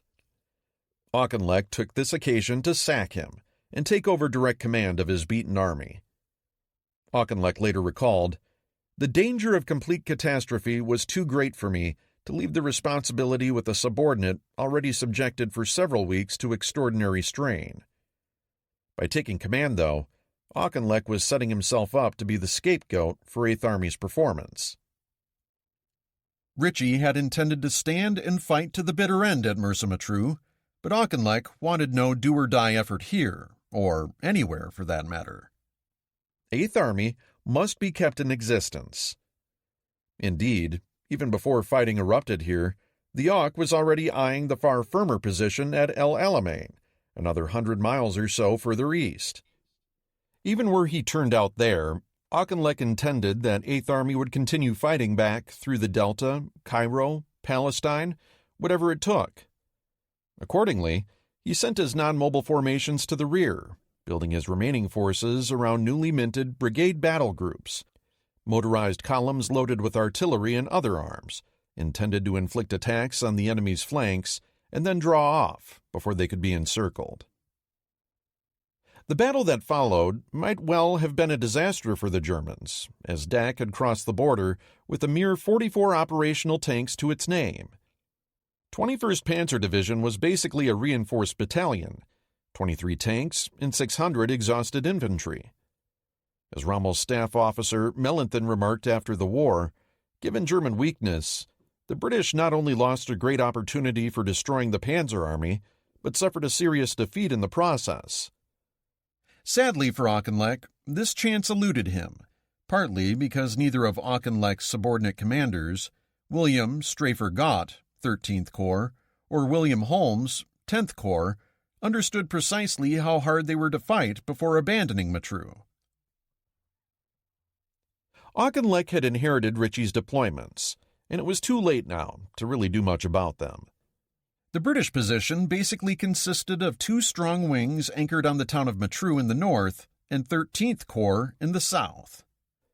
Between them yawned a gap of nearly 10 miles sprinkled with minefields and covered by 2 weak mobile columns, Gliecall and Leathercall, which were each little more than a couple companies of motorized infantry with a few batteries of AT and 25-pounders thrown in. This was a very odd configuration. If Gazala had proven anything, it was that relying on unmanned minefields to stop Rommel was a fool's hope. Gliecall and Leathercall between them barely constituted a battalion and had no armor either. All they could do was shoot and scoot. Yet, as Robert Citino noted, 8th Army was in the midst of a hasty and disordered retreat, perhaps even a rout, and expecting rational planning, sensible deployment, and resolute defense is perhaps asking too much. Herein lies an indictment of Auchinleck. If he didn't like Ritchie's deployments, and he certainly did not, it would have probably been better to simply have withdrawn to El Alamein at once, without risking another defeat for his already bedraggled army. Rommel was his normal lucky self. Despite having performed a reconnaissance barely worthy of the name, he unerringly aimed his main blow at the weakest point in the British line, its center. Contemptuously swatting aside Gliecall and Leathercall during the afternoon, by sundown on the 26th, he had managed to traverse the minefields and wedge his armor between the 2 British wings, neither of which was in a position to help the other.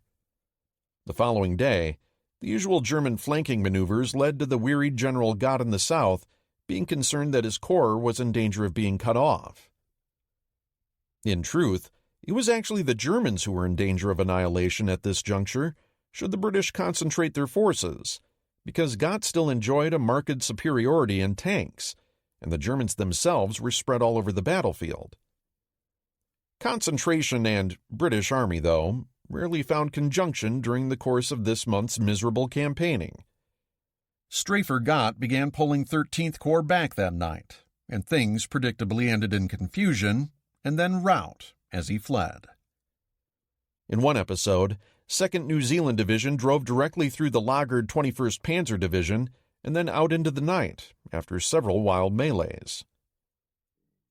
The morning of the 28th found 10th Corps still clustered around Mersa Matruh on the coast, and only belatedly becoming aware that Gott had left without telling them. They were now in danger of being hemmed into their perimeter and bagged wholesale. By now, 90th Light Division had worked its way onto the high ground overlooking the coastal highway east of town, and then managed to carve a narrow salient across the road. 10th Corps was cut off. After a brief consultation with Holmes, Auchinleck made it clear that the last thing he wanted was for Holmes's corps to fight to the finish where it was. But getting out now was going to be rather ticklish, and there weren't enough trucks to get everyone out in any case. That night, Mersa Matruh's defenders loaded themselves up into whatever lorries they could find and began barreling due south through the encircling Germans and Italians, mostly the latter. Once a few miles out of town, these ragtag columns made a hard left and headed east for friendly lines, finding themselves in some cases intermingled with 15th and 21st Panzer Divisions, which had already started heading toward Alamein themselves. A number of frenetic shootouts under the stars resulted. One British column fought a wild melee with Rommel's own HQ staff in the wee hours of the 28th, 29th, with the field marshal recalling later, "The confusion reigning on that night can scarcely be imagined." The British were gone, leaving the Italians and 90th Light Division in possession of the battlefield. When Matruh fell on the 29th, another 8,000 British prisoners were marched to the rear, a not inconsiderable haul at this stage of the proceedings. Most were members of 10th Corps, caught in the perimeter. The humiliation at Matruh, in the words of Corelli Barnett, marked the consummation of a colossal moral ascendancy of the Panzer Army Africa over the 8th Army. Even when he was badly outnumbered, Rommel's dash, energy, and instinct for finding flanks had sufficed to lever the nervous British out of yet another defensible position. At this point, a real concern for everyone, from Churchill on down, was becoming whether or not this army had what it took to stop the Germans under any circumstances. Auchinleck had his own doubts too, recalling, "No one, least of all I, could say whether the army could be rallied and reformed soon enough to hold Rommel and save Egypt." At the end of June, the exhausted German and Italian groups gathered themselves up for what they hoped would be a final push into Cairo. Speed and maneuver had sufficed at Matruh. Perhaps they would suffice against Auchinleck's equally tired troops up the road. Supplying Malta. Just as things were going badly on the ground for 8th Army, they were also going poorly at sea for the Royal Navy. Aware of Malta's desperate plight, Churchill and the chiefs of staff had determined to push through 2 convoys to the island. Operation Vigorous would send in 11 transports from Egypt, while Operation Harpoon would bring in 6 transports from Gibraltar. Each convoy was heavily escorted. Vigorous had a total of 8 light cruisers, 26 destroyers, and 6 corvettes in train, while Harpoon's escort would initially include the older battleship Malaya, the only British battleship now operating in the Med, the carriers Eagle and Argus, 4 cruisers, 18 destroyers, and 4 corvettes. On the face of it, this was a lot of warships, but they were badly lacking in heavy gunpowder, and the antiquated Eagle and Argus carried only 22 fighters between them. By mid-June, the Royal Navy had only 4 modern fleet carriers, and none of them were coming along. Proposals that Eastern Fleet's battleship Warspite and carrier Formidable be brought through the Suez Canal to escort Vigorous had been rejected as exposing these valuable ships to air attack. For his part, Eastern Fleet's Admiral Somerville was intent on keeping a fleet in being in Kenya to forestall further Japanese aggression after Chuichi Nagumo's April raid, and was understandably unenthusiastic about the notion of releasing his only carrier and Warspite. This decision is hardly talked about in the British official histories, but it's an admission of how far the Royal Navy's power had fallen by the middle of 1942, and just how conservative the British Admiralty had become as a result. The near-fatal shellacking Illustrious had received at the hands of Flieger Corps 10 a year and a half ago was still fresh in everyone's minds. Despite Somerville's protestations, putting together a sufficient escort for Vigorous had already stripped him of 4 cruisers and 2/3 of his destroyers. Until they returned, Warspite and Formidable weren't going to be doing anything meaningful anyway. Nor would they have been in a position to offer battle under any circumstances had Nagumo staged a repeat visit. Formidable could not fight Kido Butai single-handedly. Adding her and Warspite to the Vigorous roster would have brought risks, but also the potential of tangible rewards. Taken together, it appears that the Admiralty was losing sight of the value of concentration, particularly of its carriers. The Mediterranean was currently the only theater the British could win in. It was also the one whose collapse would be most catastrophic to British fortunes. If Malta was as crucial to that theater as everyone in London was saying it was worth risking capital ships for. Operation Vigorous. Be that as it may, Vigorous got underway on 11 June. This diversionary convoy of 4 merchantmen, escorted by the AA cruiser Coventry and 7 destroyers, sailed from Port Said. It was hoped they would draw the Italian battleships south prematurely, where they would encounter both British submarines and aircraft. Things did not work out that way. The Italians had gotten solid intelligence on the forthcoming operation and managed to scrape up enough fuel oil to put their heavy ships to sea. Supermarina correctly judged that there were 2 British operations underway from west and east, and immediately ordered Admiral Angelo Iachino to sortie from Taranto on the afternoon of the 14th. Iachino duly raised anchor and headed south, hoisting his flag once again in the fast and powerful Littorio. Her equally formidable sister, Vittorio Veneto, the 8-inch cruisers Gorizia and Trento, 6-inch cruisers Garibaldi and Duca d'Aosta, and 12 destroyers rounded out Iachino's force. His opponent was again to be Rear Admiral Philip Vaillant, whose escorts had played cat and mouse with Iachino's Littorio 3 months before at Second Sirte. The RAF duly spotted Iachino shortly after he sailed, and by 2300 on the 14th, Vaillant knew he'd be up against battleships again come the morning. This time, though, he knew he couldn't count on lousy sea conditions and gale-force winds to complicate the tactical situation. As darkness fell, even before the real contest began, Vaillant had already lost 3 transports and 2 corvettes to various engine ailments. Although Air Marshal Coningham's umbrella of P-40s had kept the convoy protected, Axis aircraft held Vaillant under constant surveillance. No sooner did he leave friendly air cover behind on the 14th and enter Bomb Alley, the passage between Crete and Cyrenaica, than 5 solid hours of German air attacks began. Heavy AA fire limited British losses, but a freighter was sunk and a second damaged. Thus, even before reports began coming in regarding Iachino's heavies bearing down on him, Vaillant was down to 8 freighters and had already expended much of his AA ammunition. The saga of Vigorous then descended into dithering and tardy British signals, with plenty of each to be had.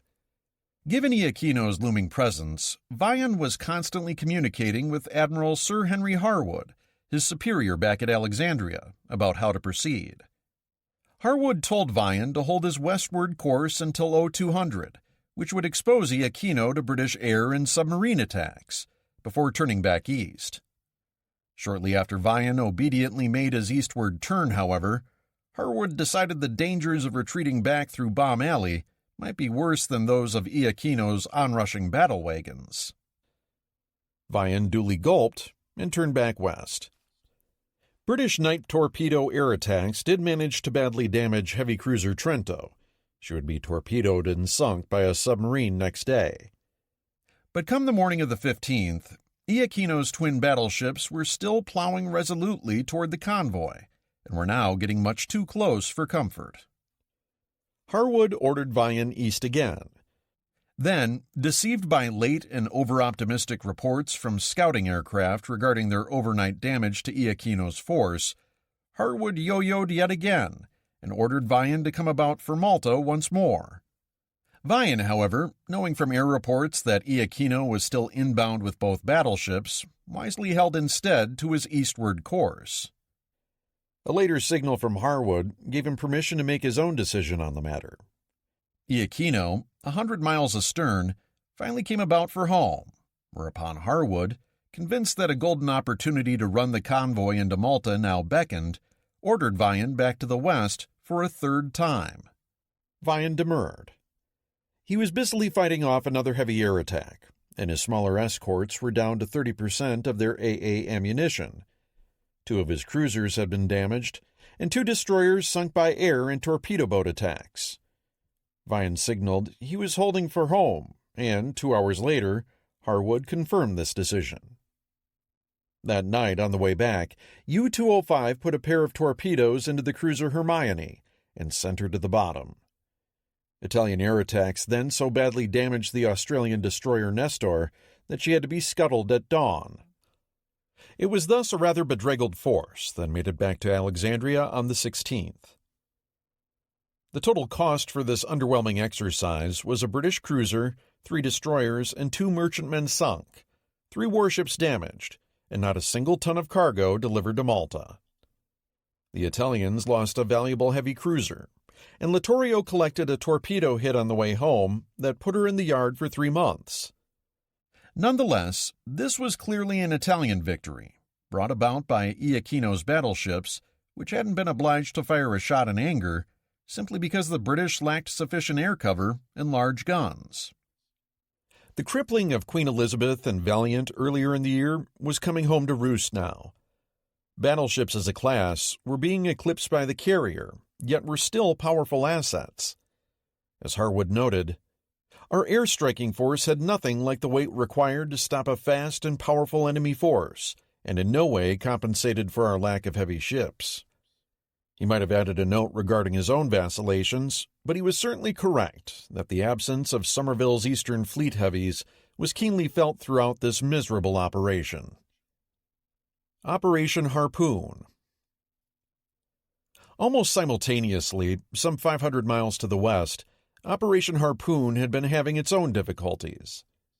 Leaving Gibraltar on 12 June, the convoy's 6 merchantmen steamed east under the guard of battleship Malaya and carriers Eagle and Argus. Independently, the fast mine-layer Welshman reprised her May exploits and made another successful solo run into Malta with more supplies.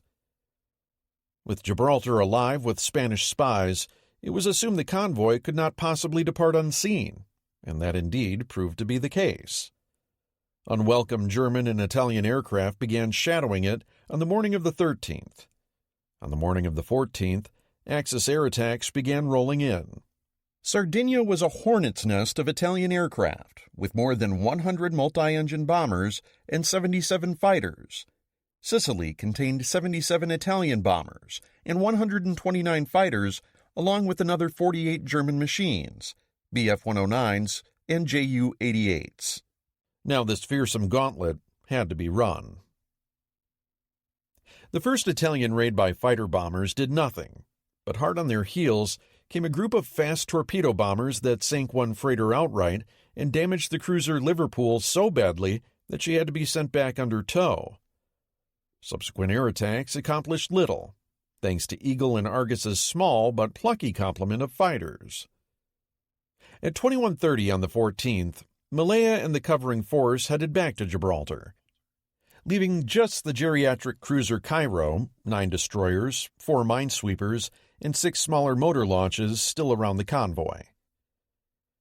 The Italian Navy had yet to send surface forces south of the Narrows between Sicily and Tunisia, and in the dry words of the British histories, perhaps it was too readily assumed that he never would. This time was different. At dusk on the 14th, the Italian 7th Cruiser Division, consisting of Admiral light cruisers Eugenio di Savoia and Montecuccoli and 7 destroyers, left Palermo on the western tip of Sicily and headed out to sea. The Admiralty judged that they'd cruise along Sicily's north coast, then head through the Straits of Messina and on to Taranto. Admiral Alban Curtis, in command of the covering force, knew of their departure and could have detached 1 or 2 of his cruisers back to the convoy. The modern Charybdis, and particularly the large, powerful Kenya, would have bolstered Cairo considerably. However, Curtis also had to think about running the return gauntlet home past the Italian air bases in Sardinia while shepherding the old Eagle and Argus. His carriers were down to a mere 15 fighters between them, and their own AA armament was antiquated. Curtis, therefore, kept Kenya and Charybdis with him, hoping the convoy commander, Captain Cecil Hardy in Cairo, could handle whatever came his way. The night of the 14th-15th saw the convoy hugging the Tunisian coast. Fortunately, the waters were too rough that night for any attacks to materialize from the Italian or German torpedo boats that so often operated there. Dawn on the 15th came clear and bright, with Malta but a short haul away. Overhead, 5 Malta-based Beaufighters were just arriving to take station when one of them noticed Admiral Alberto de Zara's force coming in from the north. 5 minutes later, Hardy could see the Italian cruisers and their 5 destroyers hull down against the sunrise. Hardy now faced a dilemma. He was clearly outgunned. Old Cairo was in no way fit to battle 2 modern light cruisers, even with destroyers backing him up. But every ship he detached to face Dazara subtracted from the AA fire of his convoy screen, and air attacks were almost certainly on this morning's menu as well. In the end, Hardy peeled off half his screen destroyers to fight it out, led by the large tribal-class Bedouin, while Cairo and the rest of the convoy made smoke and turned away. My immediate intention, Hardy later wrote, was to gain time and to fight a delaying action in the hope that an airstriking force could be sent from Malta. What followed was another of the nip-and-tuck surface actions that the British were so adept at, using smoke screens and the threat of torpedo attack to hold the enemy at arm's length. Unfortunately for Hardy, Italian gunnery this morning was reasonably good, and 2 British destroyers, including the Bedouin, were disabled. Dazara stood between the convoy and Malta and was working around its flank to get at the merchant ships. Eventually, Hardy was obligated to back up his destroyers with Cairo. No sooner had the convoy's escorts moved off than, right on cue, Italian Stukas appeared overhead, opposed only by an ineffectual curtain of AA fire from the minesweepers. The Italians sank the freighter Chant outright and disabled the engines of the big American tanker Kentucky with a near miss. Getting oil to Malta was one of the central aims of the whole exercise, but the new British crew was insufficiently familiar with Kentucky's complex engineering plant to get her underway again. Hardy placed her under tow, dragging the convoy's speed down to 6 knots. Dazara's destroyer Vivaldi had luckily been disabled, and he detached his remaining destroyers to protect her. Dazara's 2 cruisers, facing 8 British warships, were running low on ammunition, and he knew an Italian minefield was close at hand. He'd also lost track of the convoy behind its smoke screen, and his remaining aerial spotter had a malfunctioning radio. So around 0750 on the 15th, Dazara hauled off northeast for the time being. As soon as the Italian cruisers departed, another Axis air raid materialized, just as the convoy's overhead air cover from Malta was being rotated out. Freighter Burdwan was damaged beyond repair, and towed Kentucky kept falling behind. With Italian surface ships somewhere nearby, and Malta looking farther and farther away, Captain Hardy made the difficult decision to abandon both ships and press on with all speed. In the same general area, damaged destroyer Partridge was trying to haul Bedouin clear.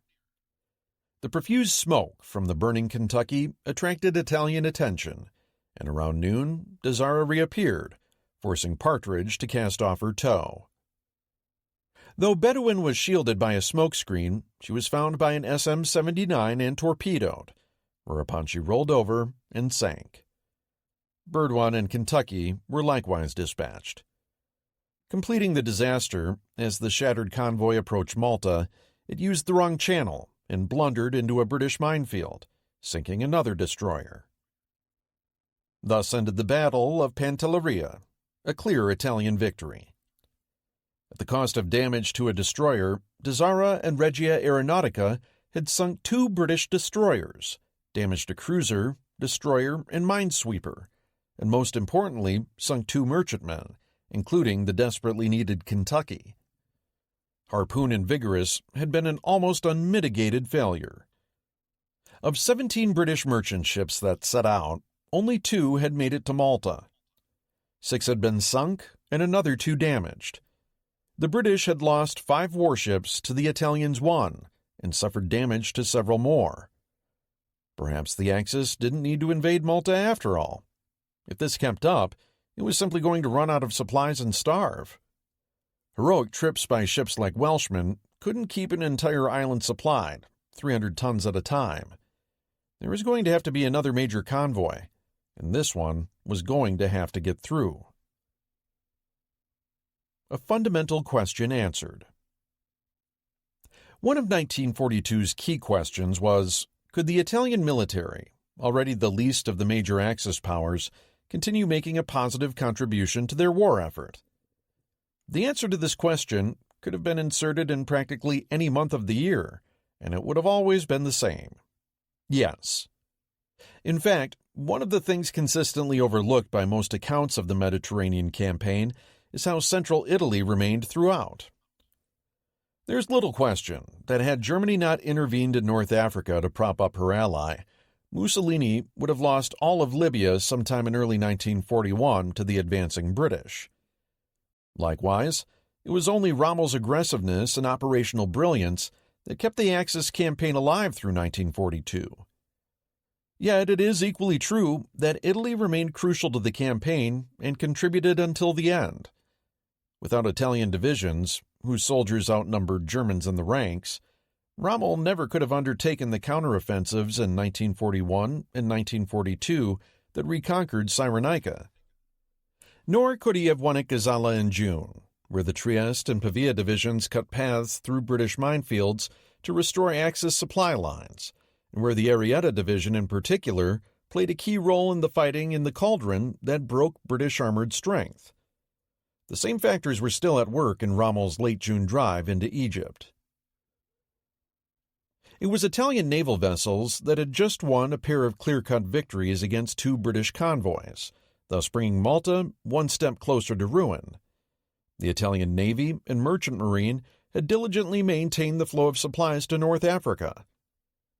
One can cast aspersions on the general lack of organization when it came to Italian shipping, and criticize Italy's lack of prowess in both anti-submarine warfare and convoying.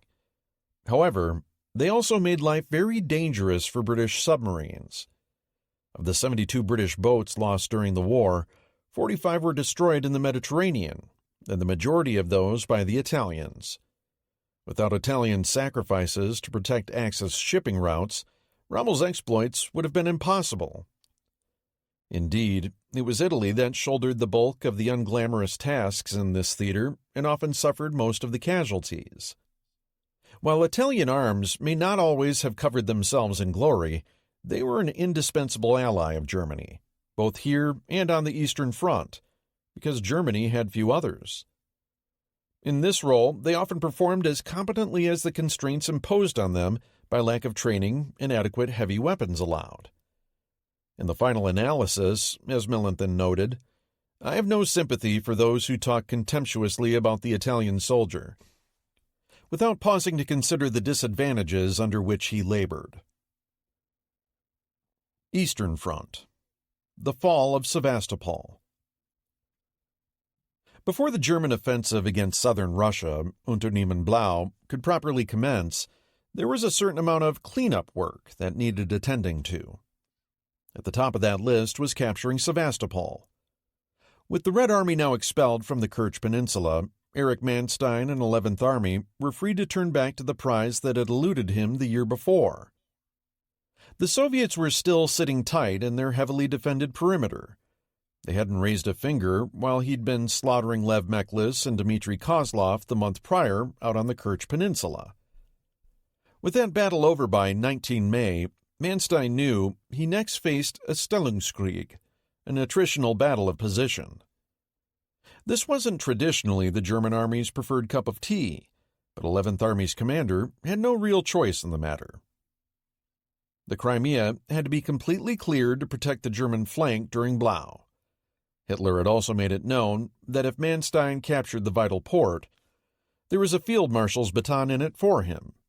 That made a virtue out of necessity. The Soviet garrison's commanders, Major General Ivan Petrov and his naval counterpart, Admiral Philip Oktyabrski, hadn't been idle. Their troops, 106,000 strong, were entrenched behind continuous lines of barbed wire and minefields. Hundreds of bunkers dotted the hills and ravines surrounding the harbor, with Soviet guns dug in along the reverse slopes. Two giant emplacements, Battery No. 30, Maxim Gorky to the north, and Battery No. 35 to the south, anchored the Soviet defenses. Each featured two twin 305mm gun turrets and armored directors. 4 meters of concrete covered their magazines, radio rooms, and generators. The Soviet fleet had done its part, too, delivering nearly 77,000 tons of ammunition and food, and bringing in more than 12,000 fresh troops in the previous 6 months. By June, Sevastopol may well have been the most heavily fortified zone on the planet. Manstein knew there were no operational sleights of hand that were going to magically eject the Red Army from its bunkers. The key to success in this case was firepower, prompting Manstein to assemble one of the most fantastic menageries of heavy artillery ever seen. There were 210mm, 240mm, and 283mm howitzers, and a pair of 283mm railroad guns. There was even a pair of First World War vintage 420mm Gemma siege howitzers that the wily Crux had dug out of some hidden warehouse, saved from the armistice blowtorches that by all rights should have dissected them decades ago. There were 210mm, 305mm, and 356mm mortars, several of which were First World War era as well. The biggest mortars were a pair of 600mm monsters called Thor and Odin, the world's largest self-propelled artillery pieces. The crown jewel of Manstein's schwerer heavy weapons, though, was Gustav, which remains the biggest artillery piece ever fired in anger. An 800mm railroad gun, Gustav had been built to crack France's Maginot Forts back in 1940, but hadn't been ready in time. Now, in the Crimea, it would find its first and only employment. Firing an armor-piercing shell weighing 7 tons out to a range of 38 kilometers, Gustav's job was to smash fortifications and underground installations. It was transported on a special 25-car train, and its crew of thousands occupied 160 more cars. Once a suitable site was found and a spur line built to it, Gustav was assembled with movable cranes. It took a double set of tracks to accommodate the 80 axles and 1,300 tons of its gun carriage. The rifle itself, nearly 100 feet long, could only manage one shell every half hour or so. Firing a dozen shells was a good day's work for Gustav. By late May, about 785 German and another 112 Romanian heavy weapons were arrayed across a front of 20 miles. Yet the German siege train, impressive as it was, had its weaknesses. Many of Manstein's larger guns were poorly supplied with ammunition, and their sheer diversity made fire planning and logistics difficult. Super heavy artillery wasn't terribly mobile, and it took weeks to sight and assemble some of the larger pieces. Once emplaced, they were vulnerable to Soviet counter-battery fire, and especially to air attack. One good enemy pilot, with a single well-placed bomb, could turn an exquisite monstrosity like Gustav into 1,000 tons of worthless scrap metal. For that reason, Gustav alone had 2 full flak battalions guarding it. This illustrated that German siege artillery could only be employed in places where the Luftwaffe had absolute air supremacy, and this, in turn, points to a more central reason for Manstein's ultimate success: air power. He welcomed back the haughty von Richthofen and his Fliegerkorps 8, returning with 390 aircraft from their successful Kharkov campaign just in the nick of time to participate in Manstein's new assault. Their goal was to provide what one German staffer referred to as concentrated air support, the like of which has never existed. The question was whether it would be enough to crack open the bristling defensive hedgehog in front of 11th Army. When German guns opened on Sevastopol at 0540 on 2 June, the bombardment wasn't earth-shattering so much as methodical. Manstein's ammunition stockpiles, some 231,000 rounds for his 105mm and 150mm weapons, or about 700 rounds per gun, had to last him for the duration of the campaign, which might be weeks. By way of comparison, Manstein had about as many rounds per gun on hand as his Japanese counterpart Yamashita Tomoyuki had back in February to commence the final assault on Singapore. Granted, Manstein had a much larger and heavier artillery perk than 25th Army, but the material point remains. German logistics were stretched thin by the vastness of the Russian front. Ammunition had to be stockpiled for the upcoming Operation Blau. There had recently been heavy fighting around Kharkov, and the siege of Leningrad continued in its slow, steady drumbeat of fire too. Thus, even Manstein's critical assault was being undertaken with an ammunition supply that was far from robust. Accordingly, most guns only fired intermittently at first, as their controllers carefully assessed their results and adjusted aim. For all the hype surrounding Gustav, Thor, and Odin, their performance was mediocre. Part of this was due to inefficient fire control. The Germans didn't fire enough rounds against any given target to develop a good firing solution. But the weapons themselves weren't all that accurate to begin with. Gustav fired on several hardened targets and never got a shell closer than 40 meters to any of them. A shell from Thor did manage to disable Maxim Gorky's turret number 2, but that was the only notable hit from any of these three superweapons. So while guns like Gustav made for outstanding propaganda footage, they weren't all that super at actually doing what they were supposed to do. Instead, it was the older 240mm, 305mm, and 355mm pieces that performed the yeoman's work among the siege guns, for the simple reason that they had plenty of ammunition. Earth-shattering or not, after 5 days of being treated to 11th Army's artillery park, the first line of Soviet defenses was pretty badly beaten up. Finally, at 03:15 on the morning of 7 June, Manstein let loose with every gun he had. A stunning 1-hour destruction fire, designed more to destroy Soviet frontline morale than cause further material damage. As soon as their fire lifted, German storm groups closed in, taking the dazed Soviets under fierce assault.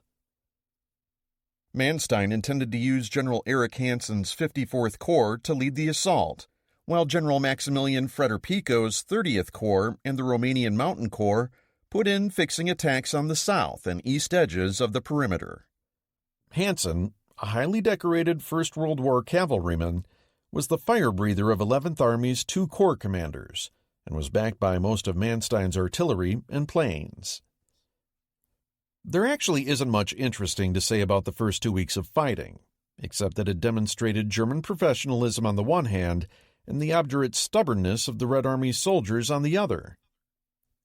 In many respects, Sevastopol presaged the sort of combat that the U.S. Marines would routinely engage in at places like Tarawa, Iwo Jima, and Okinawa.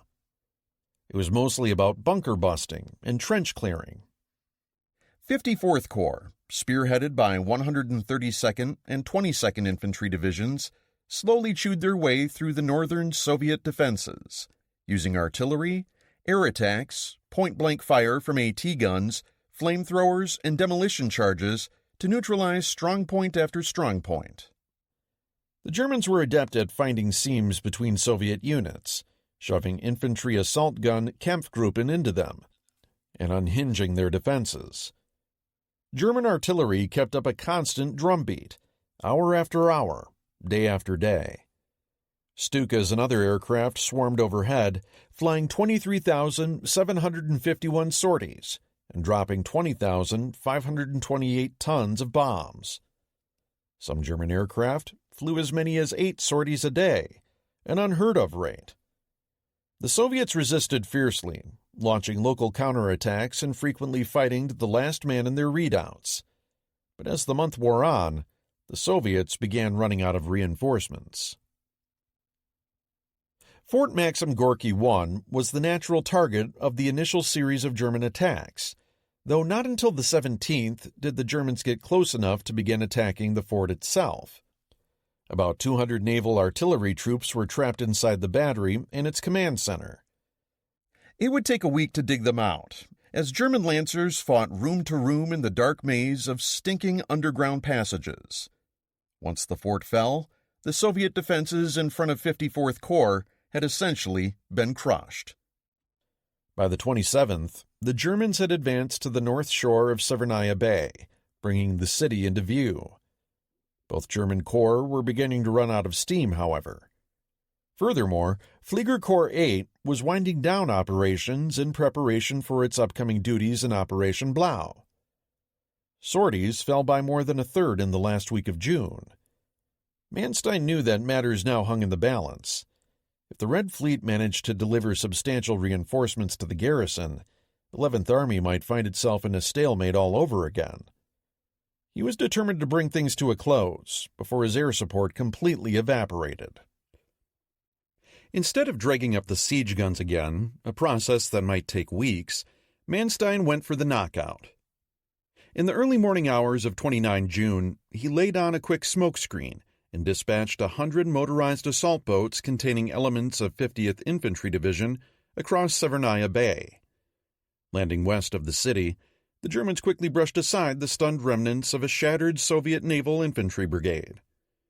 50th Infantry managed to get a 7-ton ferry in action and began shuttling reinforcements across. Meanwhile, to the south, 30th Corps' 170th Infantry Division launched a final assault, driving deep into the Red Army's lines on the critical Sappan Heights. These combined thrusts collapsed Soviet defenses. By 30 June, the writing was on the wall.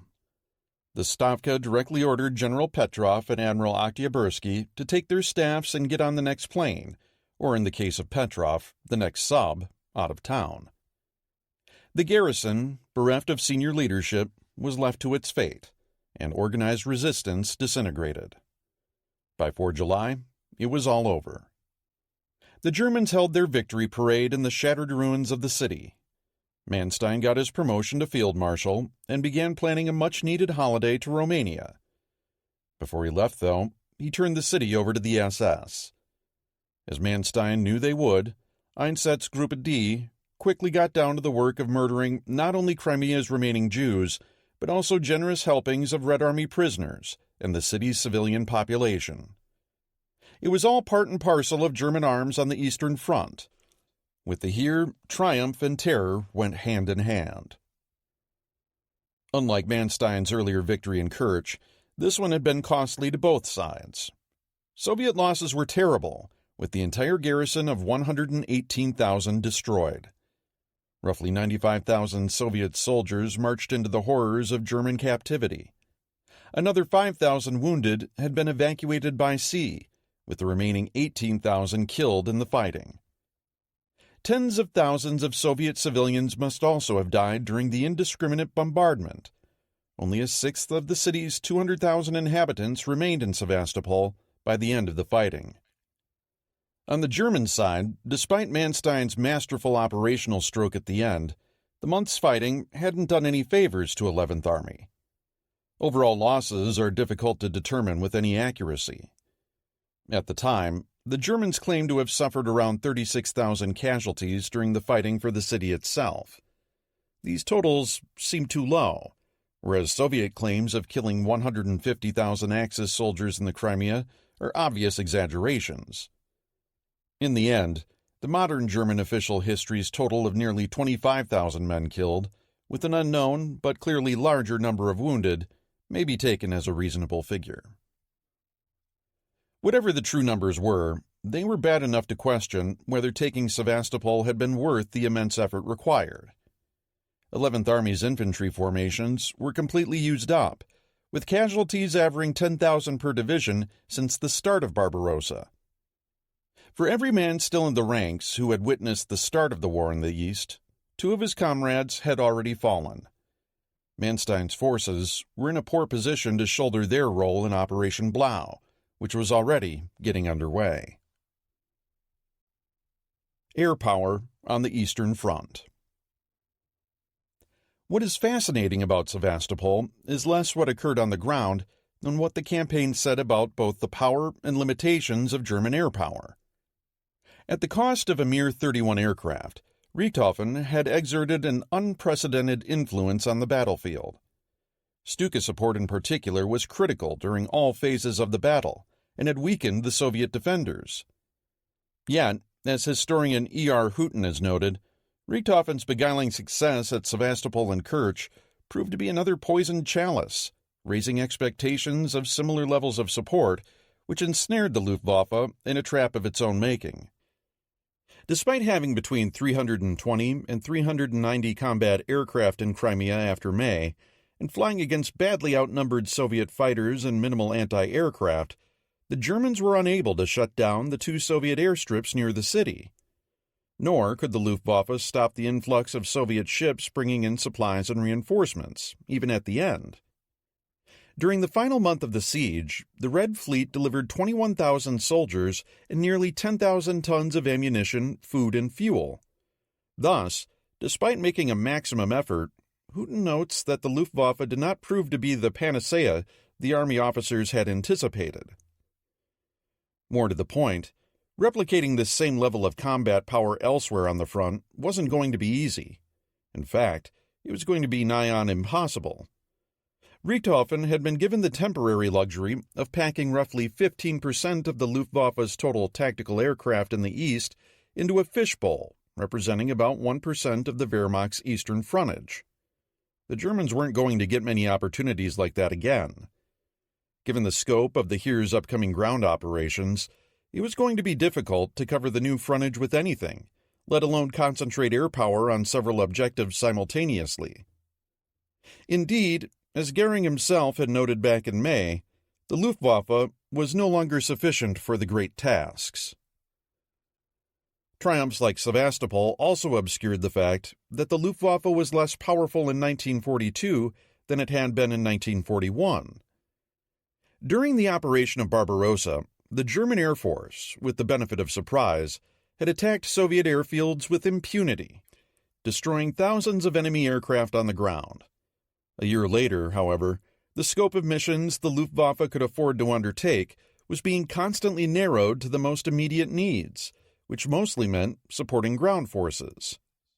Though the Luftwaffe still occasionally attacked enemy base facilities, stronger Soviet defenses and the need to be doing other things meant that the total number of Soviet aircraft destroyed in such raids amounted to no more than a couple hundred during all of 1942. Unlike in 1941, the Luftwaffe could no longer seriously disrupt the organizational or logistical underpinnings of the Soviet Air Force, VVS. While the Luftwaffe could generate air superiority along narrow local confines, it was no longer actively trying to destroy the enemy's air force. The relinquishment of that basic objective typically means that an air war has been lost. Despite this, at the beginning of 1942, the VVS was in a parlous state itself. Soviet pilots were still badly undertrained, and as the summer of 1942 opened, the qualitative gap between the Luftwaffe and VVS was in some ways widening. With no real choice in the matter, the VVS continued feeding green pilots into the attritional shredder at an accelerating pace. Inevitably, they suffered higher casualties when they tangled with the Luftwaffe-seasoned Jagdgeschwaders. Many Soviet pilots were being shot down after only a handful of sorties. In other words, the VVS was caught in a classic downward spiral of its own, the same vicious cycle that would almost destroy the Imperial Japanese Navy's air groups in 1943 and the Luftwaffe's in 1944. Nonetheless, despite the currently unfavorable leading indicators, the Soviet Union's air forces would emerge from 1942 stronger than ever. How did they avoid disintegrating? Greater productive capacity, in terms of both humans and machines, is a large part of the answer, of course. The USSR had no equal when it came to mobilizing massive numbers of warm bodies. As with its ground forces, the VVS would prove itself capable of keeping the spigot of aviator replacements flowing robustly, even during the worst months, i.e. the summer of 1942. The same was true of replacement aircraft. Given the upheavals in its factory base, it's unsurprising that Soviet aircraft production bonked around the end of 1941, falling from a pre-war figure of over 2,000 per month to only 627 in November 1941. By January 1942, though, that figure rose back over the 1,000 threshold, and Soviet industry never looked back. Despite disruptions from the massive eastward shifts to escape the German onslaught, it was clearly recovering.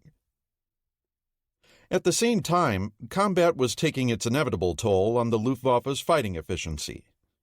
Historian Alan Alport summarized the heart of aerial combat succinctly when he noted, "The aerial battle zone was an arena of stark inequality, divided between a tiny number of expert hunters who did most of the killing and the rest who spent their time trying not to get killed. The trick, then, was somehow chipping away at the enemy's stable of experienced murderers while keeping alive a greater percentage of your own crop of newer aviators long enough that some of them could become elite in turn." The razor's edge of the Luftwaffe fighter force had always been a relatively small cadre of expert and Bf-109 pilots, about a dozen of whom had already racked up more than 100 kills.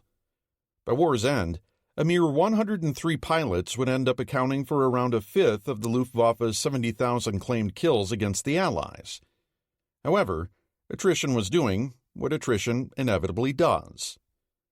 The deaths of Franz Eckerle, 59 kills on 14 February, Hans Strelo, 68 kills on 22 May, and Leopold Steinbatz, 99 kills, with the elite Jagdgeschwader 52, on 23 June were merely some of the higher-profile German casualties, in a consumptive process steadily claiming many elite fighter pilots as the year wore along.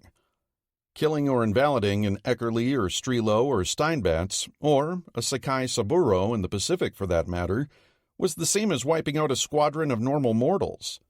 Aces didn't just grow on trees.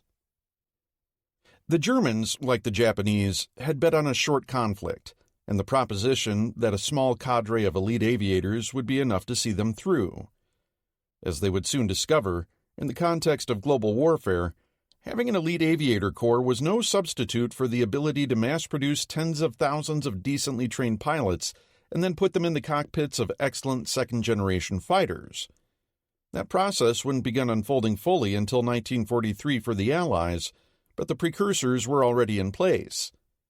The days of the Luftwaffe being able to establish air superiority at will over the Eastern Front were numbered.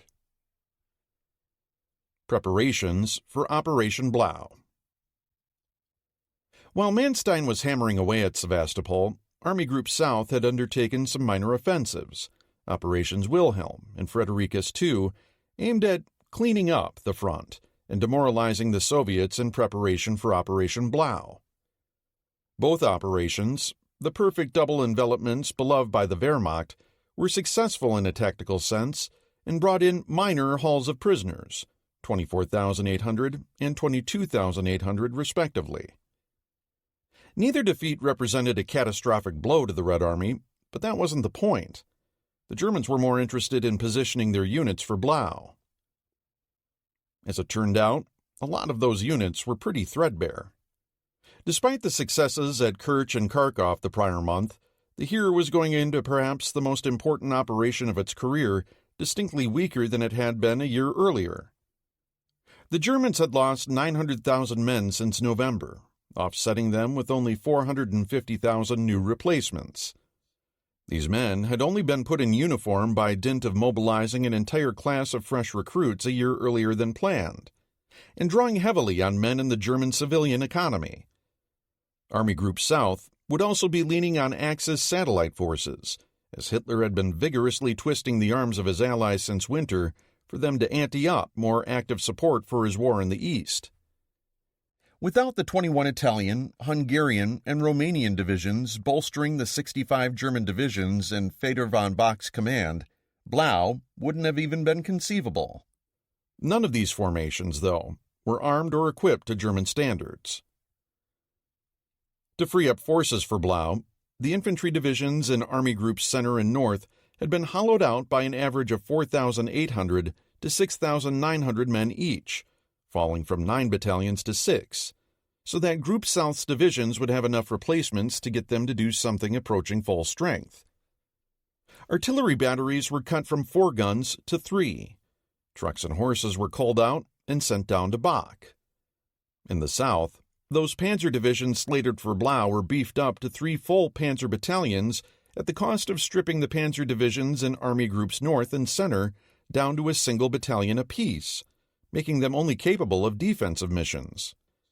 Bock now had roughly 70% of German armor on the Eastern Front under his command, including almost all the latest model, upgunned PZ-3 and PZ-4 tanks, Along with these came significant numbers of new SD KFZ-251 half-tracks, which appreciably upgraded the mobility of his Panzer Grenadiers. Even with this influx, Bach's forces were still of uneven quality. An OKH study on the eve of the Great Assault revealed that 21 of the divisions in Army Group South had been adequately rebuilt and had broken in their replacements, but another 27 divisions had been rebuilt without any rest. The remaining 17 divisions had been neither fully rebuilt nor rested, and would be short officers and NCOs.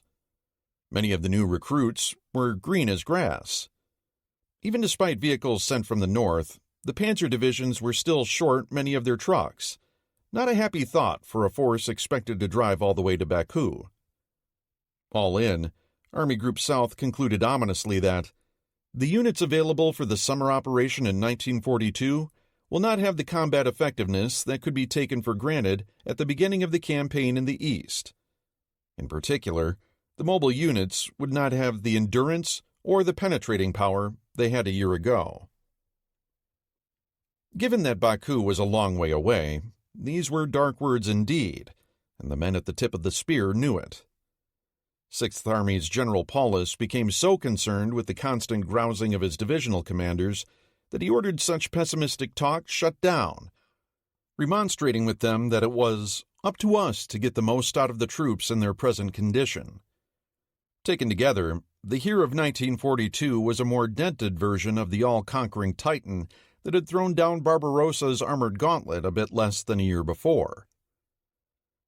Nevertheless, Bach still wielded a formidable force. 950,000 Germans and another 300,000 Hungarians, Romanians, and Italians, 1,635 tanks, 17,000 guns and mortars, and 1,640 aircraft. Facing him were the largely unprepared Bryansk, southwestern, and southern fronts, comprising 1,715,000 soldiers, 2,959 tanks, 16,500 guns and mortars, and 758 aircraft. Only in the air did the Germans hold numerical superiority. Nonetheless, the Wehrmacht remained confident that its proven blend of operational and tactical excellence would allow it to prevail against greater numbers. If the Germans could keep pulling off maneuver-based miracles like Kerch and Kharkov, the summer might yet end in triumph. If they couldn't, though, they could be in trouble, as they were committing the entirety of their remaining offensive assets to this last great roll of the dice. Nothing was being held back. Other than a handful of emaciated panzer divisions in Army Groups Center and North, there were no major armored reserves anywhere, not even in the Reich itself. Blau had been scheduled to go off as soon as 15 June, but Wilhelm and Fredericus delayed things. Then came heavy rains. A further wrench in the works came when a Storch aircraft carrying a staff officer from 23rd Panzer Division crashed behind enemy lines on the 19th. Against orders, this officer, Major Reichel, was carrying a complete set of plans and 1 to 100,000 scale maps for Blau 1, the opening drive on Voronezh. The Soviets had retrieved them from his corpse when he refused to surrender. The entire German concept of operations was now in Soviet hands, and a chilly shudder ran through the ranks of the German High Command. The immediate fallout from the so-called Reichel affair saw the commander of 23rd Panzer Division relieved, and his superior, General George Stumme of 40th Motorized Corps, court-martialed. Bach decided, though, that it was better to kick things off as soon as possible, rather than hesitate. Hitler and OKH agreed. To the Fuhrer, this was another indication that his generals were flouting his will, and he would not forget it. Meanwhile, Stalin, who had failed to heed intelligence omens before Barbarossa, failed again to give them credence now. Recent intelligence from the Lucy spy ring indicated that things were afoot in the south, as did photo reconnaissance flights showing the German buildup there. Yet Stalin proclaimed the whole thing an enemy ruse, sticking by his belief that the main German effort would be aimed at Moscow. When no attack materialized on 22 June, the date Reichel's captured documents had ordained for Blau's opening blows, he was even more confirmed in his convictions and excoriated his intelligence staff for failing to divine German intentions. However, perhaps having learned a thing or two from the past, he also hedged his bets by ordering large numbers of tanks to be sent south to Bryansk front. Here, they could check a thrust aimed south, while still barring the southwest axis to Moscow. The stage was set for the Great German Summer Campaign. Pacific Theater. The Battle of Midway. At 0428 on the morning of 4 June, under a broken cover of scudding gray clouds, Vice Admiral Nagumo Chuichi's Kido Butai officially raised the curtain on Operation MI. His 4 carriers, Akagi, Kaga, Hiryu, and Soryu, began sending aloft a 108-plane strike against Midway Atoll, 250 miles to the southeast. Half of Nagumo's aircraft remained below in the hangars, unfueled, and, in the case of the dive bombers, unarmed, a reserve for any unforeseen contingencies. At the same time the carriers were launching, Japanese scout planes were sent out in a fan-like pattern stretching from northeast to due south, seeking out any enemy naval vessels that might be in the area. Nagumo's intel estimate indicated that no American naval opposition was to be expected. As a result, he wasn't putting up many scouts, just 7 in all, which was pretty much par for the course for both Japanese and American task forces in 1942. One of these, the cruiser Tonei's No. 4 aircraft, went off almost half an hour late. With his planes now in the air, Nagumo settled down to do what all Second World War carrier commanders were often obliged to do: wait passively for events to unfold. He probably wouldn't receive an indication of how his initial strikes had gone for more than 2 hours. Unbeknownst to Nagumo, about 185 nautical miles to his northeast, Admiral Frank Jack Fletcher's 3 carriers were loitering. Having moved west from Point Luck on the 2nd, they were now in a holding pattern, waiting to see if today would be the day of battle. Far from facing the overwhelming odds that have been the stuff of legend for decades regarding this confrontation, the Americans matched up well with their opponent. Nagumo was bringing 4 flat tops, 248 carrier aircraft, and 20 total warships to the battle, facing 3 American flat tops, 231 carrier aircraft, and 25 warships. To this, of course, needed to be added the 120-odd American machines sitting on Midway, whose airfield was unsinkable. All in all, the Japanese had the edge in experience, surface firepower, and quality of their planes, while the odds favored the Americans numerically, particularly in the crucial area of scouting. Critically, too, the Americans knew Kido Butai was coming, whereas the Japanese were convinced no enemy carriers were anywhere nearby. Still, having the element of operational surprise was no guarantee of American tactical success. Fletcher and Spruance had to demonstrate they could command effectively.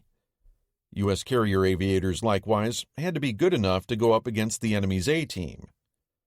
All the code-breaking in the world wouldn't be worth much if Chester Nimitz's subordinates couldn't outscout the enemy, get their attacks in first, and then put their ordnance on target. That was the real acid test this day. Unbeknownst to Nagumo, within about 90 minutes of getting his scouting aircraft aloft, they had already failed him. One plane aborted due to poor weather. Another, Chikuma's No. 1 bird, botched his mission. This plane, by all rights, ought to have detected Task Force 17 at about 0600, but either flew its route incorrectly, or above the overcast, or simply wasn't paying attention, or some combination of all 3. That set in motion a cascading series of events. As the Japanese were to learn, once the initiative was lost in a carrier battle, regaining it was an uphill struggle. However, this would not become apparent for several more hours, and Admiral Nagumo was at this juncture utterly unaware that any of his plans had gone awry. Though Fletcher and Spruance expected Nagumo's carriers to be in the neighborhood this morning, they didn't know exactly where, in what strength, or in how many formations. Starting at 0350 on 4 June, Midway launched 22 PBY Catalinas. Yorktown, likewise, sent out a fan of Dauntless scout bombers to the west looking for the Japanese. Word was not long in coming. Two sighting reports from separate Catalinas at 0534 and 0552 alerted the Americans to the presence of Japanese carriers. The Americans now had the drop on Nagumo. Meanwhile, Midway's radar detected the incoming Japanese aerial strike at about 0600. This force, escorted by 36 Zero fighters, simply backhanded the American fighters overhead and then proceeded to give the atoll a plastering. The airfield and its refueling facilities were badly shot up, along with the island's power plant. They did little meaningful damage to Midway's defenses, though, and suffered nearly a quarter of their bombers shot down or damaged in the process. The attack leader, realizing Midway hadn't been put out of business, sent Nagumo a coded message at 0700 indicating another attack was needed. With no American ships having been detected in the neighborhood, at 0715, Nagumo gave orders to prepare his reserved aircraft for a follow-up land attack against the atoll. This entailed 90 minutes or more for removing the torpedoes from his level bombers on Akagi and Kaga and rearming them with heavy ground attack bombs. The dive bombers on Hiryu and Soryu would wait until being spotted on the flight decks before being armed with general-purpose bombs, per standard procedure. This decision, for which Nagumo has been pilloried, was actually a perfectly reasonable response to the tactical problem at hand. It is true that before the battle, Nagumo had received verbal instructions from Yamamoto to keep half his aircraft in reserve for any American naval forces that might appear. But no specificity had been attached to how long they should be held, or under what contingencies they might be released. In effect, Yamamoto had ordered Kido Butai to defeat Midway with one hand tied behind its back. With Midway still a threat, it made perfect sense for Nagumo to hit the island again as hard and as quickly as possible, to force the Americans into an unfavorable attritional spiral. As it developed, however, this moment's correct decision turned out to be the next catastrophic blunder. Only half an hour into the rearming process, at 0745, a bolt from the blue landed on Akagi's bridge. Tone's tardy No. 4 scout plane signaled that it had detected an American naval force, composition unknown, off to the northeast. Now, instead of being able to dismantle Midway at his leisure, Nagumo was potentially caught between two opponents and had already expended a considerable amount of firepower in reducing what was now a secondary target. Should the enemy force contain carriers, and there was no sense in it being where Tone No. 4 said it was unless it did contain carriers, Kido Butai might be in mortal danger, having in effect already been wrong-footed with its strike against Midway. Just 5 minutes later, at 0750, Nagumo countermanded his earlier rearming orders and instructed the reserve aircraft to be switched back to ship-killing weapons. He intended to launch an all-out strike against the American naval force with both dive bombers and torpedo planes as soon as the latter were ready to go. At this point, Nagumo was under serious time pressure. His morning strike force was due back around 0800. Its aircraft would be damaged, short of fuel, and needing to be brought aboard as soon as practical. If Nagumo was going to launch his reserve aircraft before they returned, speed was of the essence. But his torpedo planes couldn't be rearmed for at least another half hour, and likely longer, at which point another 40 minutes or so would be needed to lift them to the flight decks, warm up their engines, arm the dive bombers, and get the whole strike ready to go. In essence, if Nagumo was going to go, he had to go now, and he could only use his dive bombers, along with maybe a handful of torpedo planes. Yet, Japanese carrier doctrine called for using combined attacks from both dive bombers and torpedo planes whenever possible. Not only that, but during the spotting process, the aft end of his flight decks would be shut down, meaning no aircraft could be recovered, making it impossible for him to cycle the combat air patrol cap zeros that protected his fleet. Keeping up a strong cap overhead was critical, because Nagumo had been under intermittent air attack from Midway-based aircraft starting at about 0700. A first group of 10 TBF Avenger and B-26 torpedo planes had been beaten off with little trouble, followed 50 minutes later by a group of dive bombers that put in an amateurish attack, and a pack of high-flying B-17s. These latter stuck around for half an hour, dropping sticks of bombs every so often on the carriers pirouetting below them. No American planes scored any damage during any of these attacks. Still, their threat was obvious, and the high-speed evasive maneuvers Nagumo was constantly making were understandably making the rearming process that much more difficult down in the hangars. Likewise, the fact that some of the American aircraft were carrier types, even though they had flown from Midway, made the threat of the American force off to his northwest obvious. In the end, Nagumo opted to recover his morning strike planes first before launching a counterstrike, a decision for which he also received much criticism. The heart of the matter was a choice between speed or mass, with Nagumo choosing the latter, largely because that's what Imperial Japanese Navy doctrine said he ought to do. This wasn't necessarily a bad call. Frankly, at this point in the battle, there weren't any calls that were going to pull Nagumo's fat out of the fire. Having unknowingly lost the scouting battle earlier in the morning, the Japanese had also lost the initiative. But having made the decision at 0800 to wait for his torpedo planes to rearm, Nagumo would simply have to weather whatever attacks the Americans might throw at him for the next hour or so. After that, he would spot and launch his reserve force. From what Nagumo had witnessed thus far from Akagi's bridge, American air attacks had been both clumsy and ineffectual. If that trend held, Kido Butai ought to be all right. The Americans had been having a difficult morning themselves, because the truth was that Nimitz's Battle Plan 2 had fallen apart. His submarines had been ineffective, only one of them attacking, and then missing. Midway's air squadrons had launched several piecemeal attacks of their own, but hadn't scored a single hit, and had been decimated in the process. The island had been heavily hit too, and its fighter cover eliminated. In other words, the attritional forces Nimitz had hoped would whittle down the enemy had themselves been whittled down while achieving nothing. That meant the battle was basically down to his carriers, which were now exposed to exactly the sort of close-in slugfest Nimitz had expressly hoped to avoid. In order to win, it was imperative to attack first.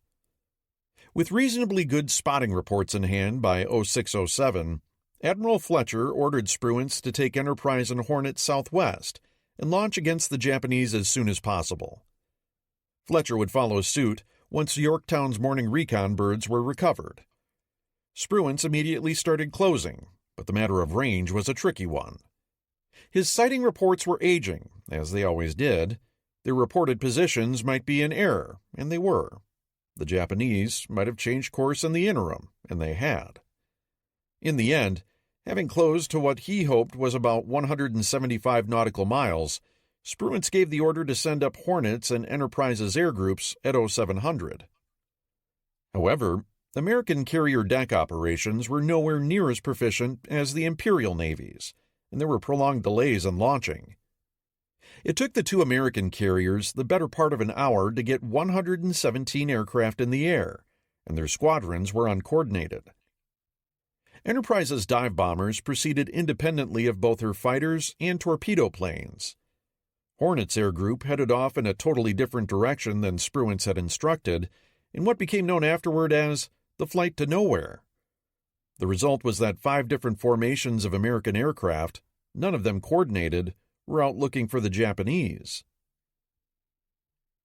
A great deal of the criticism leveled at Nagumo regarding his decision to rearm his reserve strike force and later deciding to land his morning attack force rather than launching an emergency strike with his dive bombers misses the point that no matter what the Japanese admiral decided after about 0630, he was no longer in a position to preempt the American carrier attacks coming his way. The failure of Chikuma's No. 1 scout plane had denied him that opportunity.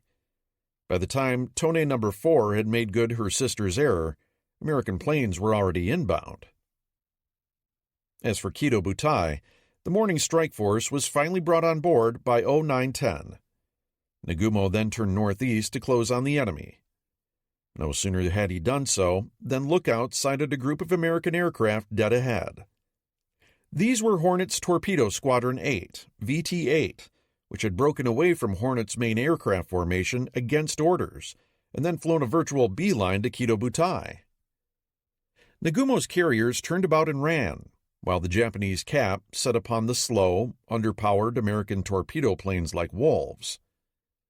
One by one, the lumbering TBDs were sent slanting obliquely down in flames to the waves below. Not one was spared, and only one man was left alive in the water. Almost as soon as VT-8 was destroyed, however, another squadron of torpedo planes began attacking from the south. This was Enterprise's VT-6.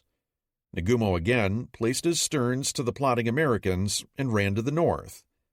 His Cap Zeros handled this group nearly as roughly as VT-8, leaving only 5 survivors aloft. Neither VT-8 nor VT-6 inflicted a bit of damage to the Japanese. However, during the 40 minutes it took to destroy these 2 attacks, Kidobutai was being shoved this way and that, and was again unable to spot its decks for a counterattack. And now, time ran out. At about 1000, just as the last of VT-6's survivors was being driven off, Kidobutai was detected by not one, but 2 new formations of American carrier aircraft. The first group, comprising both of Enterprise's dive bomber squadrons, VS-6 and VB-6, was coming in from the southwest. These aircraft, low on fuel and desperately searching for the Japanese, had caught sight of one of Nagumo's detached destroyers and cannily followed her back to the Japanese formation. Meanwhile, a second mixed group of torpedo planes and dive bombers from Yorktown, VT-3 and VB-3, were closing from the southeast. Neither Enterprise's nor Yorktown's aircraft were aware of each other, and their finding Kidobutai simultaneously was pure luck, undoubtedly the luckiest event of the day for the Americans. These 2 formations showing up at the same time presented Nagumo's combat air patrol with a multi-vector, multi-altitude attack where only one enemy combat element was even visible, VT-3. With no radar aboard the Japanese carriers, nor any central fighter detection, Japan's flimsy cap arrangements broke down completely. The Japanese sighted Yorktown's torpedo planes first, at about 10:10, as they came in at medium altitude. Japanese Zeros lost little time swarming them, delivering the same brutal treatment to VT-3 they had to VT-8 and VT-6. Contrary to the conventional wisdom on the matter, the result was not to pull Nagumo's Zeros down to low altitude, but instead to yank them laterally out of position into the southeast threat vector. This left the rest of Nagumo's fleet wide open, with the American dive bombers approaching unseen above the broken cloud cover and from different directions. When they attacked, VS-6, VB-6, and VB-3 caught the Japanese completely by surprise. However, with respect to another prevailing myth about the battle, the Americans did not catch the Japanese about to launch their own counterstrike. Given the need to be constantly cycling Cap Zeros, the Japanese had been keeping their flight decks clear. Nagumo's reserve strike aircraft were still where they had been all morning, down in the hangars. Those same hangars were now festooned with all manner of fueled and semi-armed aircraft, as well as piles of spare munitions cast aside during the helter-skelter rearming on Kaga and Akagi. The fueling systems on all 4 carriers were active as well. In other words, Kidobutai was a pyrotechnic disaster simply waiting to happen. On board the Japanese carriers, comprehension of what was coming dawned quite late. Only at the last minute did Nagumo's lookouts spy the indigo dots of dive bombers hurtling down on them. By then, it was essentially all over. As the British knew all too well from their travails against Stukas in the Mediterranean, once a dive bomber pitched into its near-vertical final approach, stopping it before it released its bomb was almost impossible. The engagement window was only about 30 seconds, and the large vertical rate changes gave fire control directors conniptions. The only question for Nagumo at this point was whether the Americans' carrier dive bomber pilots were actually up to snuff. As it developed, they were. Kaga was first to be smashed, hit by no fewer than 5 large bombs. The Japanese themselves ultimately lost count of how many blows she suffered, as a calamitous fuel-air explosion shortly overwhelmed her, initiating a 9-hour ordeal that would burn her down literally to the waterline. Soryu was next, hit by 3 bombs, knocked out of action immediately, left aflame from stem to stern, and abandoned within 20 minutes. Last to go was Nagumo's flagship, Akagi. Attacked by just 3 American aircraft, one of them deposited a heavy bomb smack in the middle of her flight deck, while a second near-miss astern jammed her rudder. She too was shortly locked in a losing battle for survival against the implacable fires that would consume her. The outcome of the Battle of Midway had for all intents and purposes been decided in about 5 minutes. Hiryu, the lone remaining Japanese carrier, was now Nagumo's sole hope for salvation. But the tactical factors operating against her were beyond her ability to overcome. Between her own air group and the cap fighters already aloft, she had just 64 aircraft to her name. Though the Japanese didn't know it, she was up against 3 American carriers, only one of which had been located. Hiryu's commander, the pugnacious Rear Admiral Yamaguchi Taman, was determined to attempt a turnaround or die trying, and quickly sent up the first of what would be 2 counterstrikes. Together, these succeeded in knocking Yorktown out of action during the afternoon, yet Hiryu's air power was chewed up in the process. Nagumo and Yamaguchi would have done well to have fought under Nimitz's precepts of calculated risk. Nagumo, a cruiser commander by training, now tried turning things around by closing on the Americans with his remaining heavy warships and forcing a surface fight, which was grasping at straws. The key question was how to maneuver Hiryu. What Japan needed here was a cool-headed admiral who would use Kido Butai's sole remaining flight deck to hit back at the enemy from arm's length, while also positioning her to be able to escape when the time came. What Japan got instead was a fire breather in Yamaguchi, who unwisely followed along as Nagumo closed in throughout the early afternoon, only drawing off when it became obvious that the physical gap to the Americans could not be bridged. By then, it was far too late for Hiryu to begin making her retreat. The Americans, despite heavy aircraft losses, still had 3 flight decks, one of them being the unsinkable Atoll, and a decisive advantage in numbers of planes, particularly dive bombers. The result was that, despite her best efforts, Hiryu could neither redeem the battle nor escape. Once she was detected later in the afternoon, her fate was preordained. Attacked around supper time by a large group of American dive bombers, from Enterprise and Hornet, Hiryu was hit with 4 bombs and set irreparably ablaze. Both Kaga and Soryu, demolished, gutted by fire, and with hundreds of their crewmen dead, would be scuttled later in the evening. Akagi and Hiryu would linger until the next morning before meeting the same fates, the latter taking Admiral Yamaguchi down with her. The next few days saw some additional sparring that cost the Japanese the heavy cruiser Mikuma and the Americans the Yorktown, sunk by a submarine that caught her wounded and immobile after her attacks from Hiryu.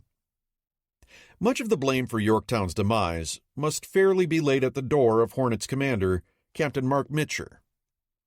Had he not disobeyed orders regarding the route his air group was to take on the morning of 4 June, expending many of his planes in the process of the misbegotten flight to nowhere, it is likely Hornet's dive bombers would have attacked Kido Butai about the same time VT-8 did, leaving Yorktown's and Enterprise's planes to clean up an hour later. The battle might well have been over by lunchtime, with the Americans handing the Japanese a stunning 4-0 defeat, and with no ability to respond. As it was, Yorktown was the price to be paid for Hornet having been poorly skippered.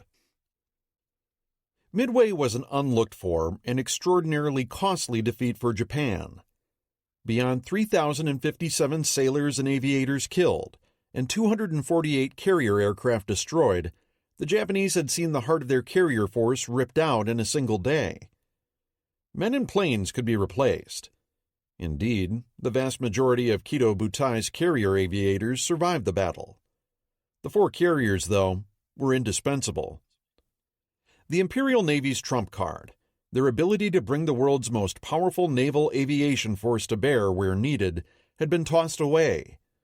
While Shokaku and Zuikaku were fine ships around which to rebuild and would be augmented by Japan's light carriers, the mass and tactical homogeneity of Kido Butai was irretrievably lost. To squander this magnificent force through such poor battle planning, flimsy scouting, and uninspired battlefield leadership made its destruction all the more lamentable. The manner in which the Japanese processed this defeat is fascinating. One might have expected heads to roll within the senior leadership of the Imperial Navy. None did. Yamamoto and Nagumo were both retained in their roles. There hardly seems to have been any real introspection on the Navy's part at all, at least with respect to its staff and battle planning practices. One might have supposed the diary of Admiral Ugaki, Yamamoto's right-hand man, to have been filled with the bitterest sorts of self-recrimination. Nothing of the sort. Beyond a brief inquisition on these matters, by 16 June, things had apparently largely returned to normal. Indeed, on 30 June, Ugaki almost offhandedly referred to the American victory at Midway as a small success. This complacency at the top of Japan's military leadership would continue figuring prominently in the months ahead. A fundamental question answered.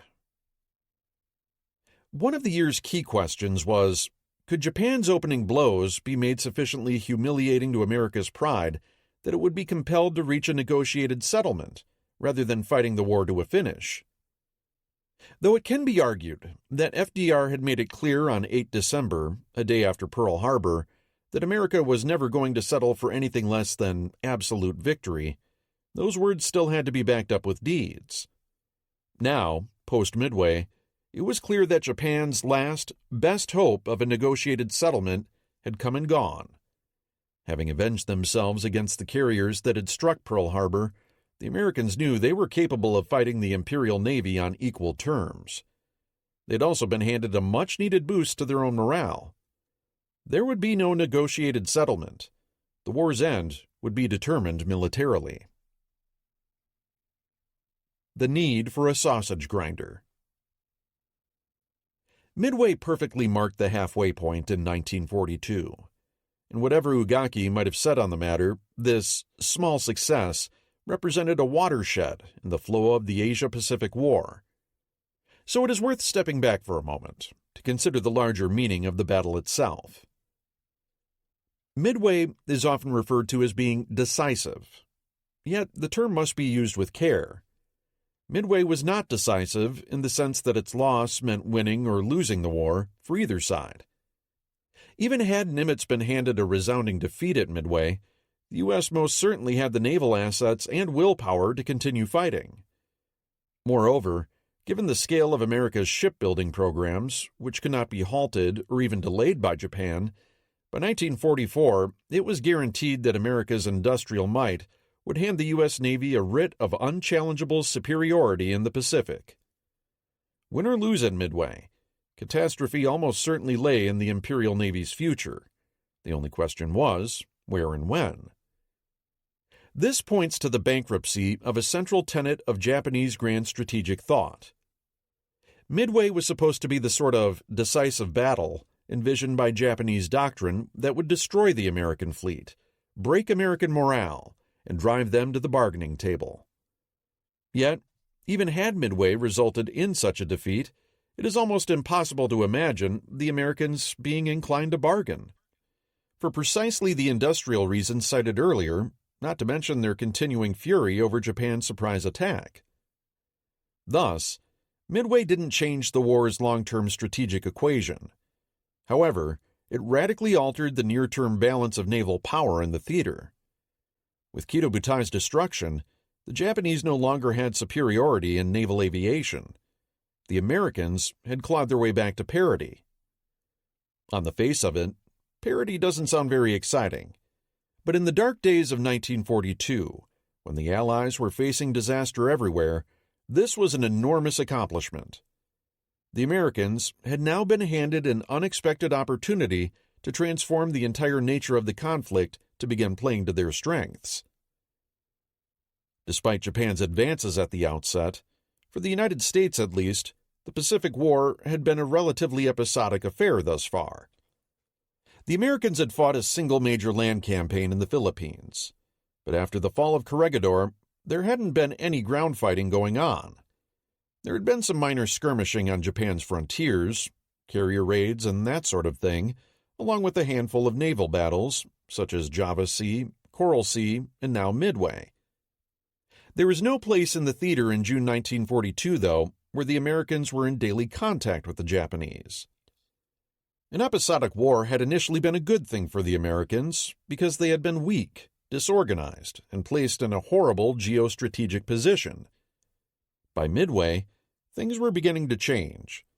Japan's initial advances had been checked. American strength was starting to increase, not dramatically, but enough that they could begin contemplating offensives of their own.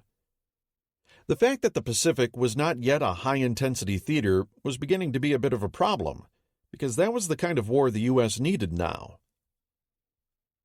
Looking down the road, the American path to victory was to crush the Empire's defenses, and then advance forces close enough to the home islands that Japan could either be bombed to ruin, blockaded into submission, or directly invaded, and maybe all three. That was how this thing was going to have to end. In the long term, furthermore, the United States had Japan dead to rights when it came to war-making potential. Despite all that, Japan was still a large, modern, industrialized nation with a powerful military. And large, modern, industrialized nations do not simply fold after losing a single battle, however disastrous it might be. Their sizable populations, economic mass, and dense communications infrastructures endow them with enormous powers of endurance and recuperation. Defeating even a lesser great power like Japan, particularly in light of her military's notable disinclination for surrendering, was going to require eye-watering levels of destruction applied constantly and cumulatively over a period of years. And that wasn't happening right now. What the United States needed was an attritional engine, a sausage grinder. Somewhere out there in the Pacific, a site needed to be found for a sustained campaign wherein Japan's soldiers could be killed, its aircraft shot down, and its warships sunk. It honestly didn't matter all that much where the sausage grinder was located.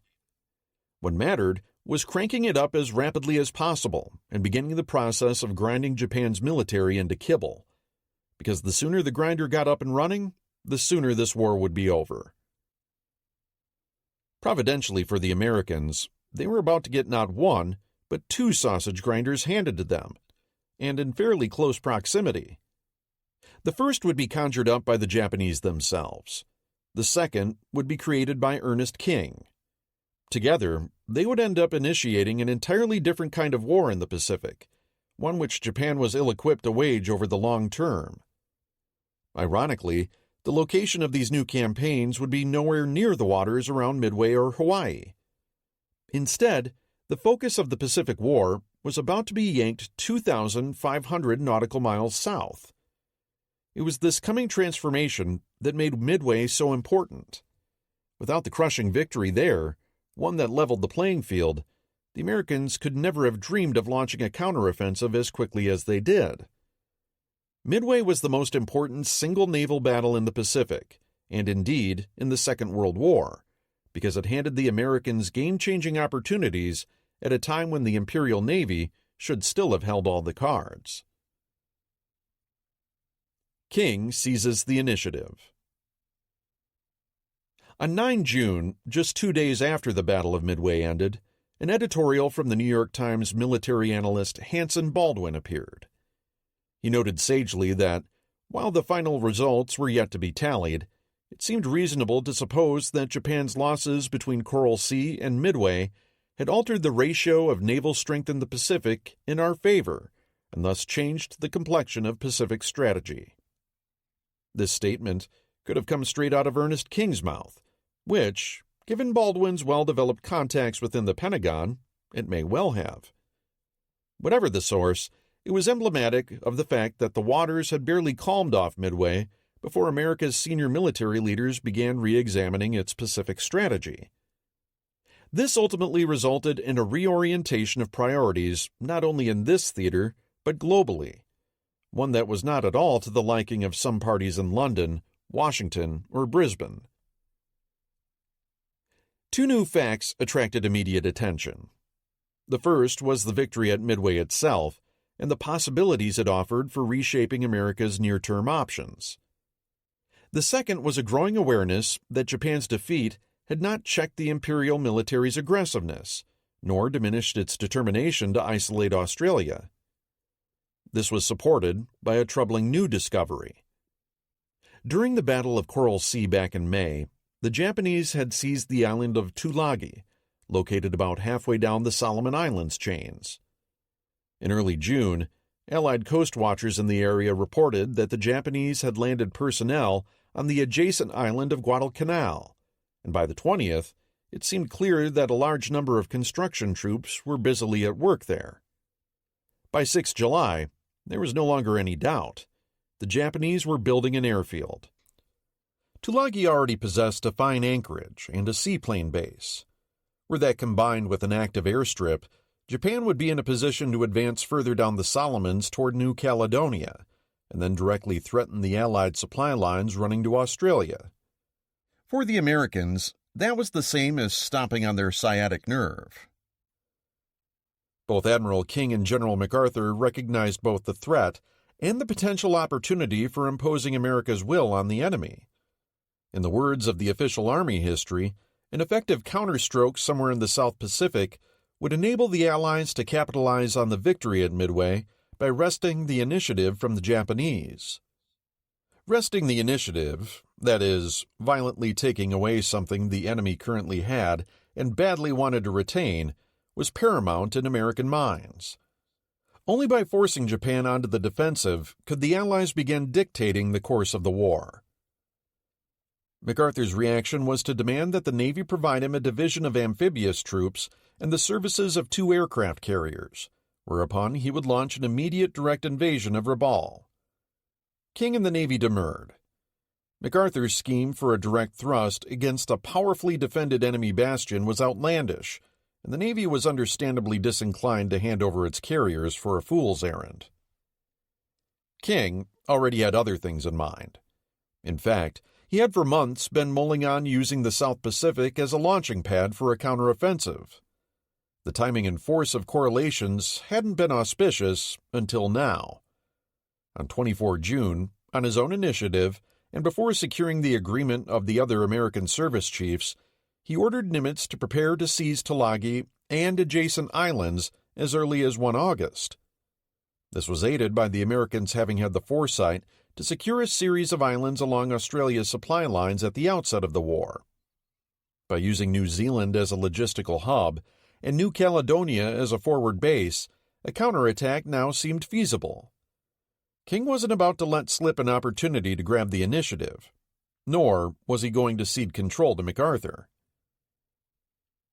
Marshall took affront at King's unilateral actions, not to mention his presumption that the Navy would control a campaign that was technically located in MacArthur's prescribed area of operations.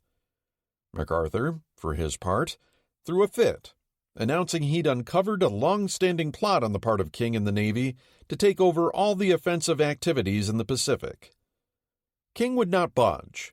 He had the only amphibious-capable division in the theater, and only the Navy's ships were in a position to support such an operation in any case.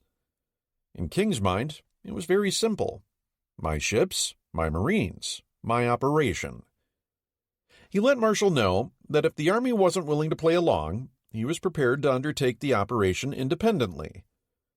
Eventually, it came down to Marshall, as he often did, to break the logjam by suggesting a compromise. The initial assault against Tulagi would be under the Navy's purview.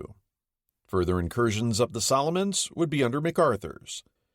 The dividing line between the Southwest Pacific and South Pacific command areas was probably gerrymandered a degree farther to the west to put Guadalcanal in Nimitz's area, and the deed was done. During these wranglings between King, Marshall, and MacArthur, a larger plan emerged that aimed at first isolating and then neutralizing Japan's base at Rabaul. Dubbed Operation Cartwheel, it envisioned 3 sequential tasks. First was the occupation of Tulagi and its surroundings. Second would come the occupation of the rest of the Solomon Islands, as well as critical points on the northern coast of New Guinea, including Lae and Salamaua. Last would come the invasion of Rabaul itself. With that, the die was hastily cast for kicking off the first phase, now dubbed Operation Watchtower, to be led by the South Pacific's newly installed theater commander, Vice Admiral Robert Gormley. Logistics in the Pacific.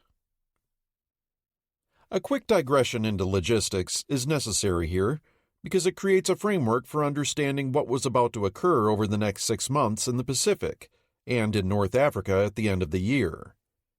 It also highlights fundamental differences between the military philosophies of the Allies and the Axis. Exhibit A in this respect is the 2 volumes of the U.S. Army's Second World War histories entitled Global Logistics and Strategy. A total of 7 more Army volumes are likewise devoted to logistical matters of one sort or another. It is difficult to imagine any other nation except America devoting 5,500 pages to logistics, let alone putting the word logistics ahead of the word strategy in an official history. But it illustrates a central point. American strategy was primarily industrial and managerial in outlook. This was because, in the words of the Army's historians, logistics had become a very complex big business, embracing a considerable part, some would say the greater part, of all the business of modern war. That statement would have been laughable to Japan's or Germany's military elite. To them, war was an art, not a business. It was fought and won by great captains, men of fiery genius and drive like Rommel and Yamashita. Victory was the product of aggression, willpower, bold maneuver, and the toughness, elan, and thorough training of one's troops. The mere suggestion that these great leaders were somehow equal or even subordinate to the faceless supply officers responsible for moving beans and bullets around would have been the blackest sort of heresy. This basic belief persists to this day. The majority of Second World War popular histories, this one included, remain framed largely in terms of crucial battles and the leaders and soldiers who fought them. This makes a certain amount of sense. At the end of the day, it requires competent leadership and soldiers, willing to risk their lives, to determine winners and losers in a war. That said, in the words of H.P. Wilmot, this approach suffers from portraying military history in the gladiatorial terms of national champions. Wilmot's critique is valid, and he's hardly alone in pointing it out. But there is another good reason for this narrative approach. Humans are social animals, and we find stories about other human beings compelling. By contrast, the narrative details around how the troops get their ammunition, toiletries, and atabrine tablets are decidedly less gripping. Books on logistics are not bestsellers in military history. Biographies of generals and fighter pilots continue doing just fine. Yet, any serious student of this conflict also understands at some level that the Second World War was fundamentally a conflict between competing systems of government, economics, organization and mobilization, intelligence, command and control, military doctrine, and, of course, supply. Viewed in this way, as the Army histories note, militaries had become complex communities in themselves, miniature and specialized replicas of the societies that sustained them. Axis militaries, and the societies from which they sprang, devoted far more of their mental energy toward achieving purely military objectives. This was what they were good at, and they played to those strengths. By contrast, the Allies, and the Americans in particular, focused time and energy on devising the most efficient systems for translating their advantages in economic and organizational power into strategic power. The Americans had no real choice in the matter. They intended to field formidable military forces as quickly as possible, and all that combat power had to be deployed across 2 enormous oceans. This was going to require procuring and producing huge quantities of materiel and then figuring out how to get it where it was needed as efficiently and quickly as possible. The upcoming campaign on Guadalcanal would present the Americans with their first real test of the logistical basis for waging war the way they intended to in the Pacific. By choosing to wage war in the South Pacific, though, they were about to confront a set of obstacles far more daunting than anything they had anticipated. These were products of the three primary factors afflicting operations in the theater: distance, a lack of cargo handling facilities, and climate. Wherever it intended fighting on land, be it in Europe, Africa, or some island out in the Solomons, the U.S. was determined to bring the same basic approach to bear: mechanization, heavy weapons, and firepower aplenty. This in turn demanded a robust level of supply. Subsequent analysis would show that it took 45 pounds of cargo a day to keep a single American soldier fighting, a figure that would have been incomprehensibly large to the Japanese. The majority of this was not represented by food, 6 pounds, or even ammunition, 9.5 pounds, but rather by the construction materials, 12 pounds, for building the airfields, warehouses, barracks, hospitals, and so forth needed to keep its soldiers fighting, and the fuel, 10.5 pounds, for moving all these things around. An ordinary U.S. infantry division had 2,322 vehicles, nearly as many as a German panzer division, and consumed 11,000 gallons of fuel a day. Setting aside the soldiers and their weapons and personal kit, it took about 107,000 tons of shipping, a couple dozen ships' worth, to lug that division's equipment and supplies across a body of water, and dozens more to supply it once it got there. Thus, deploying even a handful of combat divisions to the Pacific represented a huge ongoing commitment of shipping. From San Francisco to Brisbane is 6,200 nautical miles as the crow flies, and more like 7,200 given the detours convoys took to avoid Japanese entanglements. With subsequent shorter hops from Australia up to places like New Guinea, goods might be shipped 8,000 nautical miles or more before they reach their destination. A supply clerk in an outpost like New Caledonia would send a request from the field up the chain, through Hawaii, eventually landing on a desk in San Francisco. There, the requisition would take, on average, 22 days to be processed. After that, the needed materiel was pulled from the cavernous quartermaster warehouses in Ogden, Utah, and sent by rail 600 miles to San Francisco. Once in San Francisco, after further possible delays waiting for a ship to show up or longshoremen to be available, the items would be loaded and sent on their way. They might go to Hawaii first or to New Zealand, and then be unloaded and reloaded onto a different vessel. Or they might go directly to the South Pacific. Either way, it was not uncommon for even special priority items to take 90 to 120 days to make it to the front, and normal items even longer. From the time that clerk on New Caledonia said, "I need this," it would probably take 4 to 6 months for this to arrive. Meanwhile, the cargo ship that had delivered it might have taken 4 or 5 months just making one journey out from San Francisco and back again. The Americans quickly discovered that the amount of shipping that could transport 100,000 troops to England only sufficed to get 40,000 to Australia, and required more tonnage to keep them in supply once they were there. Shipping things to Australia was relatively easy. At least places like Brisbane and Sydney had docks and warehouses, although not nearly enough of the latter, and available food. In the tropics, there was almost nothing in the way of docks, warehouses, fuel tanks, or even trifling little things like roads or basic shelter. Given the utter lack of storage in the tropics at the outset of the war, 2 things occurred. The first was that a lot of materiel was simply landed and then stored in the open, where it rapidly deteriorated in the sweltering climate. Second, instead of being promptly unloaded and turned around, many merchantmen were used as floating warehouses for weeks or even months on end. For some types of freight, a lack of efficient cargo handling proved to be more crucial than a lack of ships.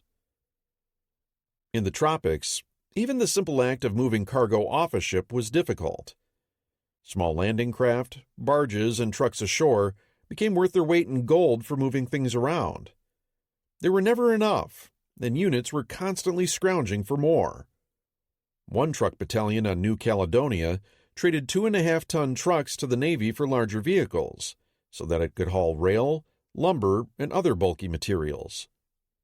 This same battalion converted trucks into crude tractors, capable of pulling semi-trailers manufactured from other salvaged trucks.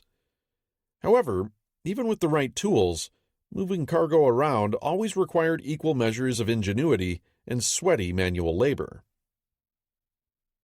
The soldiers manning the nascent bases along the Australian supply routes had already learned enough about their new environment to give them pause. Basically, a tropical climate, constant rain, heat and humidity, mud, insects, rodents, and microbial residents galore destroyed everything man-made. Cardboard boxes dampened and fell apart.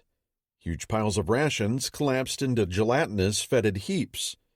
Sturdy wooden crates disintegrated. Anything made from ferrous metals seemingly rusted overnight. Tents, garments, boots, hammocks, all of them rotted with ridiculous swiftness.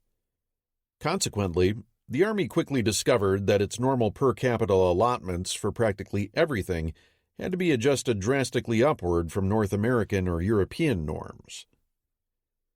Food in particular was a source of constant frustration. Rations got soaked or baked in the heat until their contents were unidentifiable. Bags rotted or leaked or were eaten away. Cans rusted, exploded, or became teeming botular warrens.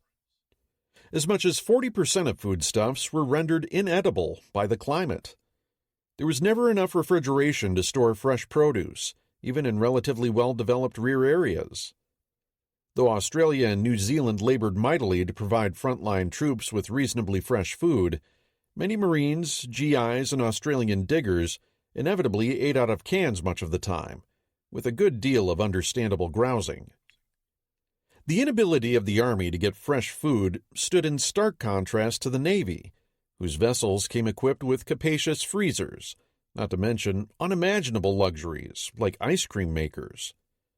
As late as 1944, one U.S. general would remark, "The only way to get a square meal is to get some Jap souvenirs and trade them to the CBs, construction battalions."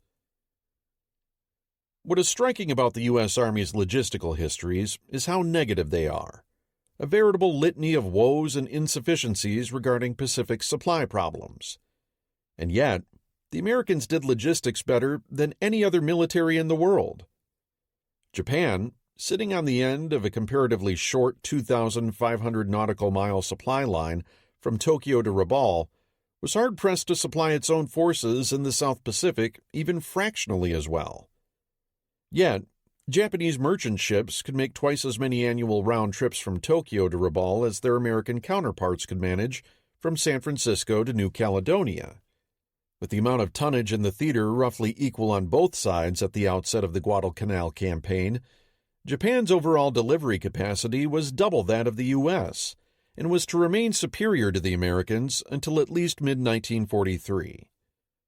Even granted that the Imperial Army and Navy refused to cooperate in shipping arrangements, the inescapable conclusion is that the Americans were more efficient in managing their supply tonnage, much better at protecting their shipping capacity from loss, and superior in storing and moving material around once ashore. Japan's weaknesses in these matters would not become apparent for several more months. Preparing for Guadalcanal. Just as the logistical basis for Watchtower was flimsy at best, Admirals King and Nimitz also didn't have many combat troops in the theater yet. The amphibious unit to be employed at Guadalcanal, the 1st Marine Division, was currently a division in name only, having been formed administratively a little over a year earlier from understrength units scattered all across the Pacific. Currently, its headquarters and a pair of regiments were on board ships bound for New Zealand, where its commander, Major General Alexander Vandegrift, hoped he'd have several months of training before he committed them to battle. Nonetheless, almost as soon as he stepped ashore in Wellington on 16 June, Vandegrift was summoned to a conference where Admiral Gormley informed him his division was to be ready to amphibiously assault Tulagi in 5 weeks. Vandegrift's troops, happily, would prove they were capable of learning on the job. The bulk of 1st Marines men were brand new, all of them volunteers, and typically young, fit, and eager. The division's cadre, however, came from what was referred to as the old breed, seasoned enlisted men and NCOs who had seen service between the wars in the Caribbean, Philippines, and China. Hard-drinking, pugilistic, frequently insubordinate, the old breed were not widely acclaimed for their social niceties, many of them being far more familiar with the interior of a brothel or a stockade than a church nave. They were notable, however, for their proficiency in weapons, small unit tactics, and marksmanship. This combination of youth and drive, along with veteran seasoning and professionalism, ended up producing one of the finest combat divisions of the war. Gormley, Vandegrift, and their staffs immediately plunged into a frenzy of planning for the upcoming operation. The problem was that nobody knew exactly what would be entailed, because hardly anybody knew a blessed thing about Tulagi and adjacent islands. Indeed, the official Marine Corps history remarks dryly that information on the objectives was shrouded by a fog of blank ignorance, and the landings themselves could hardly be described as more than a stab in the dark. Detailed maps and hydrography were non-existent, aerial photography nearly so, and there was no real understanding of how many troops the Japanese might have in the area. The original plan handed to 1st Marine Division did not even include the goal of seizing Guadalcanal, because the presence of an airfield had yet to be confirmed. It was a credit to Vandegrift and his staff that they quickly recognized Guadalcanal's importance and reoriented their assault to place the bulk of the division there, a decision confirmed by Nimitz and King on 5 July. Cactus, Guadalcanal's code name, was now the primary objective. Meanwhile, generating air power to support an invasion located 1,000 miles from the nearest Allied base at New Caledonia was recognized as a crucial problem. Until the airfield on Guadalcanal could be captured and completed and aircraft flown in, the Marines would be hideously exposed to air raids from Rabaul. The same was true of any carrier force in the area providing cover to the expeditionary force. The lantern-jawed Vandegrift, a veteran of both the Banana Wars and China, had earned the sobriquet Sonny Jim for his calm, unflappable demeanor. He now set to his task, whatever he may have privately thought about it, with an unfailing optimism that he impressed on his subordinates as well. Gormley, on the other hand, viewed the entire operation with rank skepticism. On 8 July, he and MacArthur jointly informed Nimitz and King that to proceed with Watchtower without adequate air power involved the gravest risk. King was unmoved, replying 2 days later, "It is necessary to stop without delay the enemy's southward advance." Nimitz, for his part, signaled Gormley that, "I have full confidence in your ability to carry this operation to successful conclusion." For both King and Nimitz, the fact that their theater commander was coming into Watchtower with the furthest thing from a can-do attitude had to be a cause for concern. 9. July 1942. The Army High Command would like to encircle an enemy who is no longer there. Field Marshal Fedor von Bock. We are going back. No reprisals against our own troops work anymore. Unknown Red Army officer. We failed to see that the leader in a democracy has to keep the people entertained. General George Marshall. Hanging on in quiet desperation is the English way. Pink Floyd. Grand strategy economic. Churchill defends his record. On 2 July, a stung and angry Winston Churchill rose from the Treasury bench in the House of Commons, advanced to the despatch box, and began defending his record of running the war. The chamber was still roiling from the furious debate that had consumed it until 3 a.m. the previous night, with the opposition laying out a litany of shortcomings against Churchill's leadership and the alleged incompetence of his senior military leaders. On the table was a motion of no confidence, intended to strip war direction from Churchill and put it in the hands of a supreme war commander, perhaps a member of the royal family. Among the ranks of the insurgents was the head of the powerful Finance Committee, along with the senior admiral and a former secretary of war. Churchill termed it a serious challenge and devoted extensive coverage to it in his post-war memoirs. That such a vote was even called demonstrated just how badly the fall of Tobruk had damaged Churchill politically. Nor could it be avoided that some of the wounds to the Prime Minister's pride were self-inflicted. During this disastrous year, Churchill had needlessly augmented the POW count in a lost cause at Singapore, stood by helplessly as German battleships sailed unimpeded within spitting distance of the White Cliffs of Dover, and then nearly cost the Australians a precious division by pointlessly pursuing another lost cause in Burma. Most recently, he labeled Tobruk a fortress when it was little more fortified than a sandbox, insisted on fighting for it, and had then had it snatched peremptorily away, like a toy from a surly child. The previous 6 months had certainly not been a great run. And now, as a member of the opposition put it, when the Prime Minister, who said that we would hold Singapore, that we would hold Crete, that we had smashed the German army in Libya, said that we are going to hold Egypt, my anxieties became greater. How can one place reliance in judgments that have so repeatedly turned out to be misguided? In the end, Churchill survived the vote 475 to 25, but his plight was emblematic of the wider public unhappiness with the leaders of the Allied war effort. The average man or woman on the street, be it in London, Washington, or Moscow, was deeply uneasy about the war's overall trajectory. Sir Stafford Cripps, who might well step into Churchill's job should the Prime Minister falter, had written to Churchill immediately prior to this latest parliamentary grilling, telling him that the recent events in Libya in particular had resulted in a profound disquiet and lack of confidence in the British public. There was, Cripps noted, a general feeling of dissatisfaction that something is wrong and should be put right without delay. Not coincidentally, this same feeling was present in America. The Dow Jones Industrials, a fairly reliable indicator of the mood of the nation's business community, had descended back to abysmal depths not seen since the Great Crash in 1929. On 28 April 1942, it closed at 92, the lowest level since 1934, and 10% below where it had been in 1906. The hopeful recovery of the mid-30s had been wiped out. If the Dow was any indication, Wall Street's optimism was in the toilet. Meanwhile, a week before Churchill began fighting for his political life, a piece entitled "The Need of Unified Command" had been printed in the New York Times. In it, the editors of that usually solidly pro-Roosevelt paper pointed out the immense difficulties facing Churchill by his being both head of state and head of the armed forces. To this was added the glaring need for more effective planning between the military services.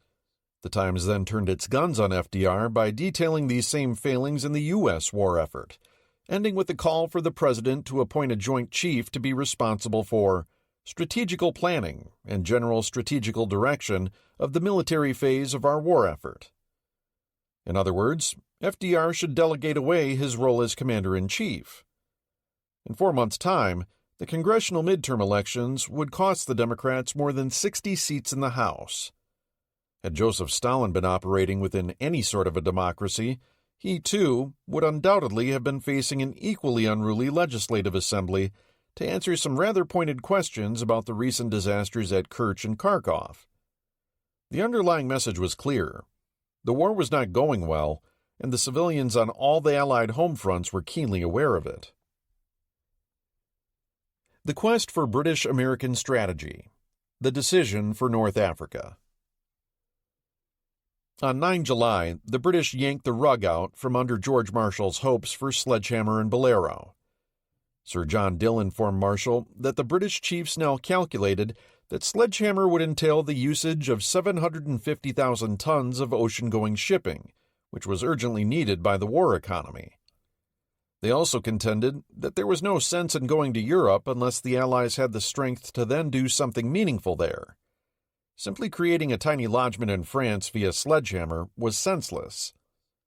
And finally, they let it be known that they were opposed to any landings at all in 1942 unless the Germans were clearly on the ropes due to a massive failure in the Soviet Union.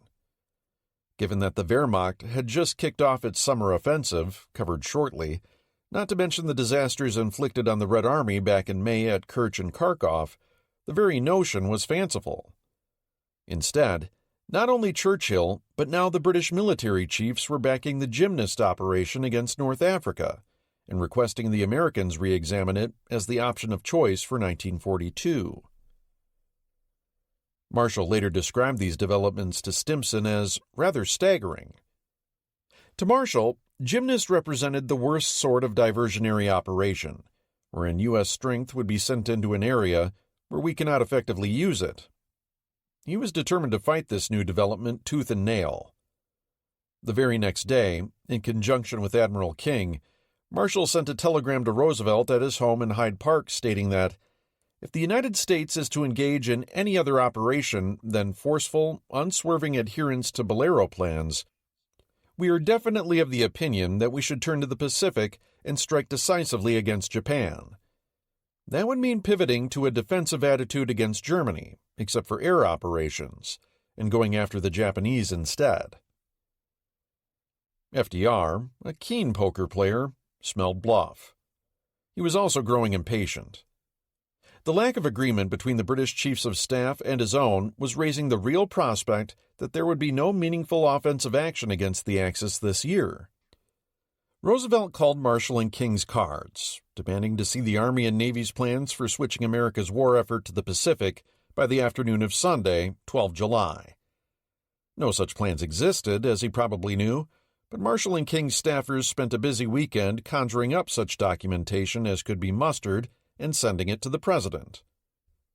It quickly came back marked disapproved, with Roosevelt CNC prominently written on it, one of the few times during the war that FDR expressly noted his position as head of the country's armed forces, and Marshall and King's boss.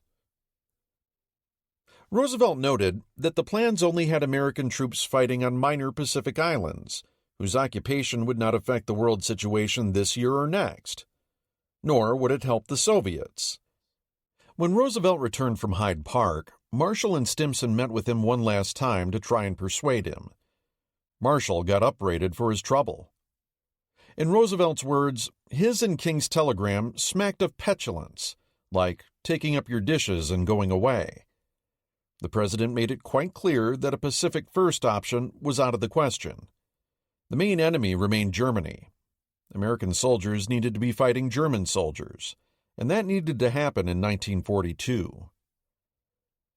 After the war, Marshall perceptively, and without rancor, summarized the president's motivations. We failed to see that the leader in a democracy has to keep the people entertained. That may sound like the wrong word, but it conveys the thought. The people demand action. We couldn't wait to be completely ready. Midterm elections were coming up in November 1942, and FDR had to balance the military aspects of the war with domestic politics. The president had to have something to demonstrate that the war was progressing. Roosevelt promptly made sure that he got what he wanted, even if it meant hanging his own military leaders out to dry.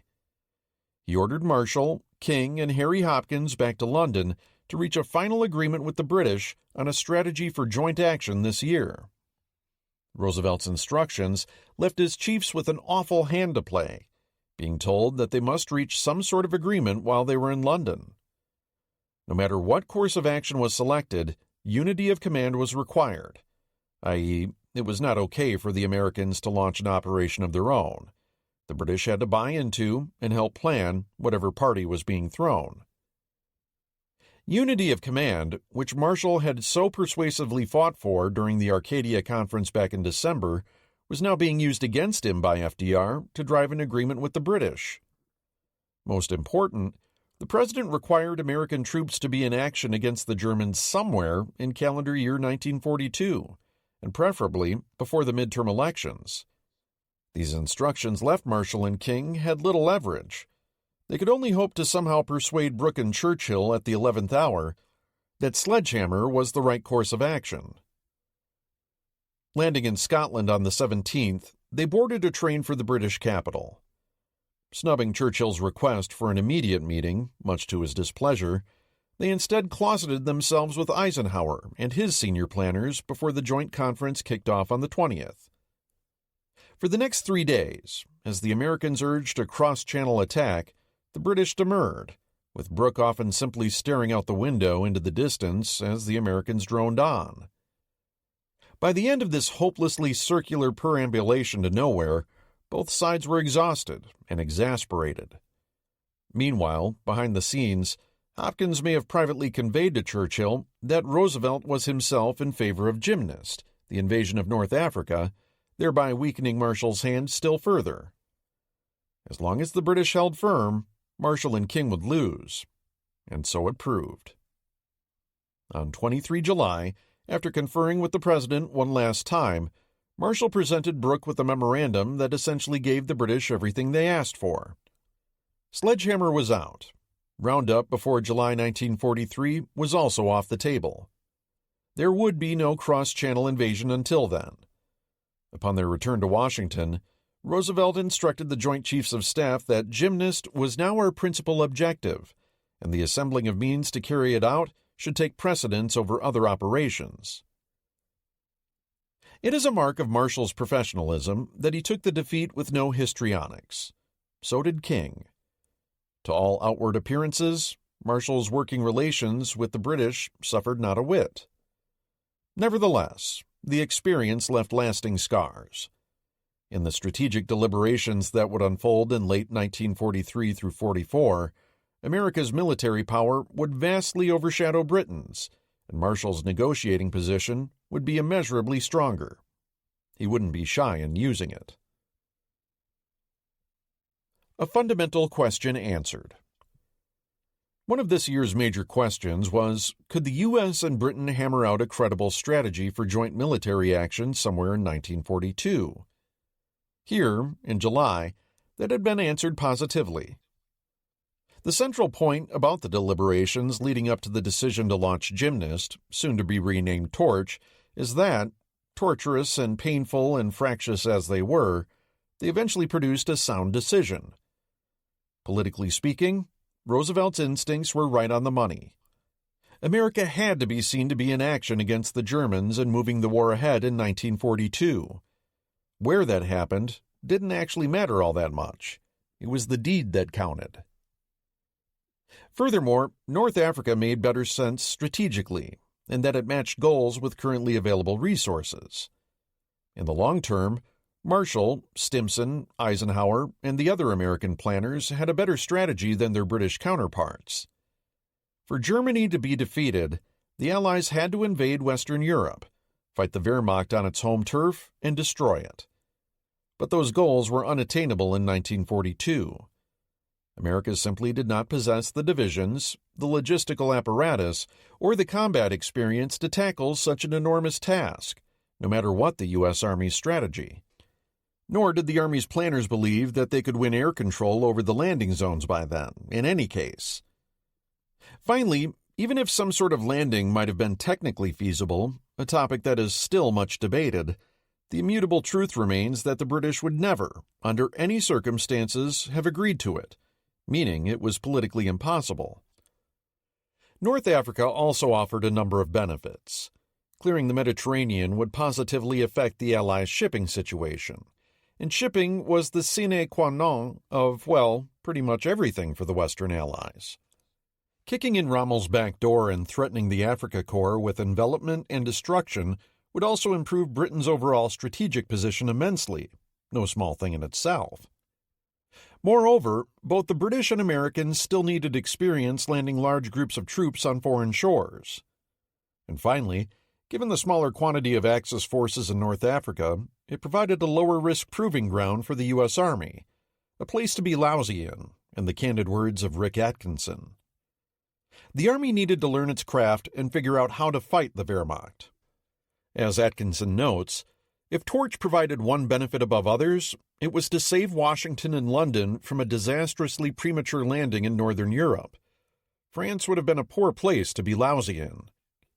The American divisions that would shortly be blooded in Africa would go on to become some of the Army's best.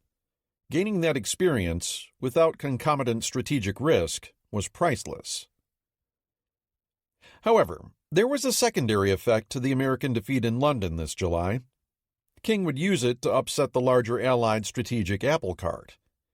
As related in the June chapter, King had authorized an invasion of Tulagi and Guadalcanal and convinced the American Joint Chiefs to vet his unilateral decision ex post facto. But when the British scotched Roundup, King had extracted a quid pro quo. Buried in Marshall's capitulatory memorandum was a clause specifying that since Roundup was being delayed, about 800 American aircraft previously slated for bases in the UK would be diverted to the Pacific instead.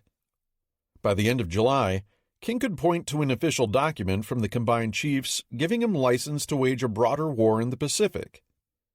He was tacitly supported in this by Marshall, who consoled himself with the thought that if nothing else, King's forthcoming offensive would keep the Japanese so busy that they wouldn't have a chance to make trouble for the Russians. Considering how wretchedly things were going out on the steppes by midsummer of 1942, this was no small thing, and yet another interconnection point between the Pacific and Eastern fronts during this year. Likewise, while the British didn't know it, the ongoing troubles in Guadalcanal would also end up scuppering a proposed plan, the so-called Operation Plan 21, by the Imperial Army to advance out of Burma into eastern India, which was about the last thing Churchill needed at this point in his political fortunes. Nevertheless, General Sir John Dill would still be complaining to Marshall later in August that the U.S. Navy no longer seemed to be treating Germany first as the strategic Bible. Marshall's response amounted to a shrug of the shoulders. In his opinion, the results of the London meetings had indeed revised what Arcadia hath previously wrought. The truth that would become increasingly clear to the British as the year continued was that they couldn't have their diplomatic cake and eat it too. As the price for ridding themselves of the danger of a cross-channel invasion this year, they had unwittingly handed King the ability to toss out Germany first and leave Germany mostly first in its place. The Admiral had guaranteed that the U.S. would be actively fighting in not one, but two theaters for the rest of the war. In a sense, King seized the strategic initiative from both the Japanese and the British in one fell swoop. He was months ahead of his American and British colleagues in realizing that, Germany first or not, the resources of the United States would allow it to wage an aggressive two-front war this year. Some of the other U.S. chiefs may have anticipated this development, but certainly not this early in the conflict. As for the British, they were appalled. But there was little they could do to prevent the knock-on effects of having ruled out a European landing. With their own limited resources, Germany first still made perfectly good sense for the British, but it no longer did for the Americans. The other thing King had done by initiating Watchtower was throw out decades of interwar U.S. Navy planning that anticipated using the Central Pacific as the preferred avenue for counterattacking the Japanese. Instead, King was ordering a highly unorthodox move, initiating an extemporized American campaign far to the south and farther away from America's logistical centers. The Solomons were hardly a propitious venue for a counteroffensive. No one had done any planning around them, intelligence on the area was next to nil, and the logistical situation there couldn't help but be lousy. King was nevertheless determined to seize this opportunity to counterattack and grab the initiative. In sum, the month of July had been as decisive to overall Allied strategy making as the month of March had been to the Axis. Because as it would develop, the outcome of the Guadalcanal campaign would be crucial to the course of the entire Asia-Pacific War. For his part, King here demonstrated why he could fairly claim to be the architect of everything favorable that ultimately ended up happening for the Allies in the Pacific during this fateful year. Battle of the Atlantic. Turnaround in the Caribbean. Given the horrendous losses German U-boats had inflicted in the Caribbean and Gulf of Mexico in May and June, It was clear to all parties where the action was going to be in July. The east coast of North America, while still under attack, was not nearly as perilous as it had been just 3 months earlier. Yet, the U.S. Navy had no choice but to continue devoting substantial resources there to safeguard against a renewed onslaught. Karl Dönitz assigned 35 boats to cross-Atlantic patrols this month, up by 4 from June. 4 U-tankers supported them. In the event, 2 of the 7 sailing for America were attacked in the Bay of Biscay by increasingly effective British Coastal Command aerial patrols, damaged and forced to abort. Another 9 boats were diverted at the last moment for Group Endress's disappointing effort against HG-84 in June. For those boats that made it to America, things felt tangibly different. ASW patrols were heavy, and the new convoys were making Allied ships harder to reach. As a result, Dönitz reversed his earlier pattern by diverting some of his boats north against the Canadians, hoping for easier pickings. In so doing, he was banking on the earlier success of Carl Thurman's U-553, which had sunk 2 steamers in the Gulf of St. Lawrence back in May. Dönitz was to be largely disappointed in this aim, although Ernst Vogelsang's U-132 turned in an excellent patrol. Initially rebuffed by HG-84's strong defenses, he'd rebounded and boldly reprised Thurman's expedition into the Gulf. Once there, he calmly waited for an outbound convoy to appear, sank 3 ships in quick succession, and then raced back toward broader waters. Vogelsang continued harassing the area for another 2 weeks, sinking 2 more ships and bringing his total to 5 for 21,400 tons. Meanwhile, far to the south, the seasoned ace Rolf Mutzelberg and U-203 sank 5 ships for 33,000 tons off Trinidad. But in total, the Type 7s sank only 27 ships for 124,000 tons this month. This worked out to 2 ships for 9,500 tons per boat, a much lower figure than Dönitz wanted, and far from the sorts of returns their Type 9 cohorts in the Caribbean had been sending home lately. Contrary to practically everyone's expectations, the Type 9 boats didn't get much done in July either. Several of them had new and untested crews, including a pair whose skippers suffered mental breakdowns midway through their patrols. 2 more were wasted on mine-laying exercises, which produced trivial results. American and British patrols were heavier, and there were more convoys. This was unsurprising, given how heavily the British, Marshall, and FDR had leaned on King the prior month. Things were still coalescing in July, but the Americans were promising that by early August, a completely integrated system would span the entirety of the Gulf of Mexico and Caribbean. When apprised of King's newly proposed arrangements at the end of the month, the Admiralty signaled back with almost palpable relief. On proposed convoys, we have no comments to offer. They give everything we could ask. The net result of these strengthened Allied arrangements was disappointment back in Lorient. The 10 boats Dönitz sent to the area destroyed 31 ships for 135,000 tons. This represented 13,500 tons sunk per patrol, down drastically from nearly 38,000 tons per patrol the previous 2 months. In total, the Type 7s and Type 9s bagged 58 ships for 259,000 tons, about 2.5 ships and 11,260 tons per boat. A total of 6 U-boats had been lost in the area, 5 with all hands. Dönitz could see the writing on the wall. The U-boat war against the Americas was becoming unprofitable. Total sinkings for the month as a whole were 458,000 tons. Still impressive, but trending down from earlier in the year. On the other hand, July did witness several sharp convoy battles that showed promising results for Dönitz. In the South Atlantic, a group of 7 subs attacked OS-33. Led by ace Adalbert Schnee in U-201, this pack sank 7 convoy ships over the course of a 3-day mugging beginning on 12 July, while losing 1 boat in return. Schnee would be fated upon his return, and thereafter depart for a staff position ashore. The results were promising enough, though, that Dönitz began contemplating additional missions to the Azores and West Africa. Meanwhile, for the first time in months, Dönitz reestablished a standing wolf pack in the air gap between Iceland and Greenland. On 24 July, after much frustration with fog, convoy ON-113 was located by Germany's leading ace, Erich Topp, in U-552. Leading the attack, he sank one ship and damaged another, while 3 other compatriots sank 2 more and damaged another still. 1 boat was lost in the process. Things were now starting to heat up again on the North Atlantic shipping routes. Back on those routes, things were changing. With the East Coast convoy system now firmly in place, the main hub for convoys began shifting to New York, with all northbound convoys from the Gulf and Caribbean now terminating there. Starting in September, all the cross-Atlantic Halifax convoys, HX, would actually be sailing from the Big Apple instead. Feeder convoys from Halifax and Sydney would be integrated into the main convoy south of Nova Scotia and proceed from there to the UK.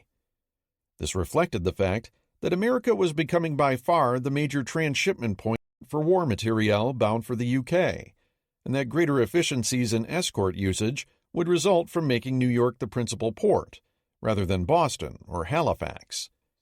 These efficiencies were much needed because the northern convoy routes had been weakened by the pressing need to divert ASW assets down the East Coast and into the Caribbean.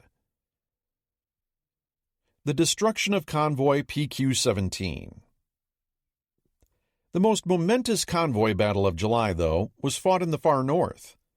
With the USSR once again on the ropes as the Wehrmacht opened its Blau offensive, discussed shortly, Roosevelt felt it was crucial to do everything possible to support the Soviets.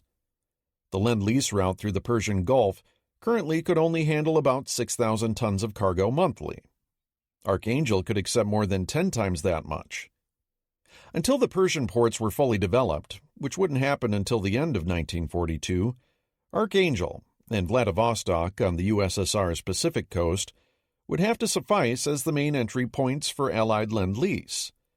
And because of the sensitivity of Russo-Japanese relations, Vladivostok could only be used for non-military cargo. Thus, the only practical means for sending military aid to Stalin was via convoys to the ports of Murmansk and Archangel, located on Russia's northern coast.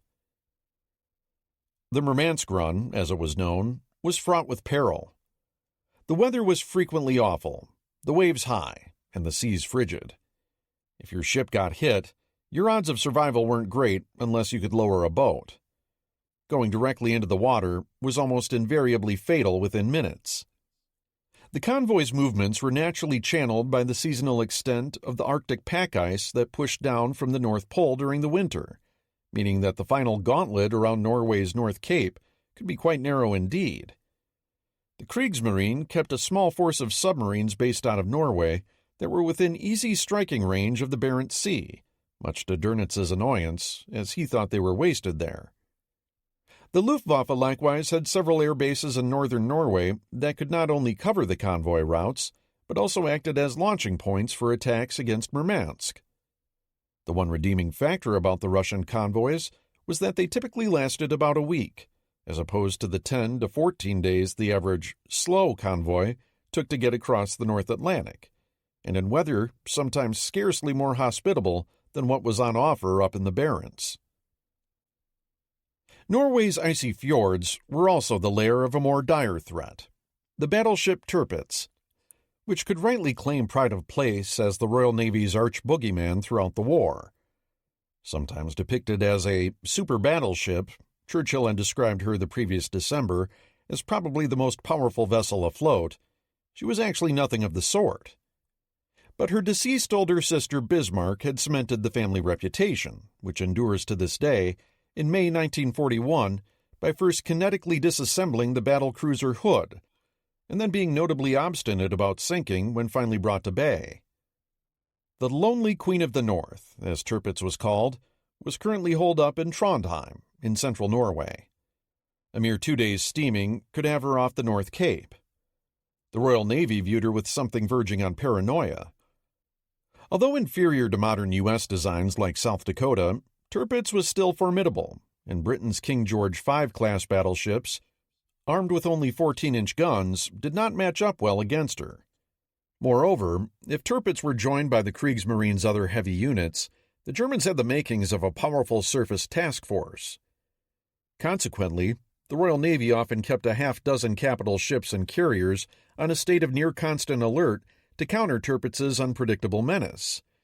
The Americans had explicitly sent Wasp and Washington to northern waters back in March to help bolster the British against her as well. Any convoy to Murmansk necessarily risked the fury of the Lonely Queen. That said, the Murmansk convoys of 1941 and early 1942 had been quite successful. Though warship losses on the route hadn't been trivial, the majority of the merchantmen they escorted had arrived safely at their destinations.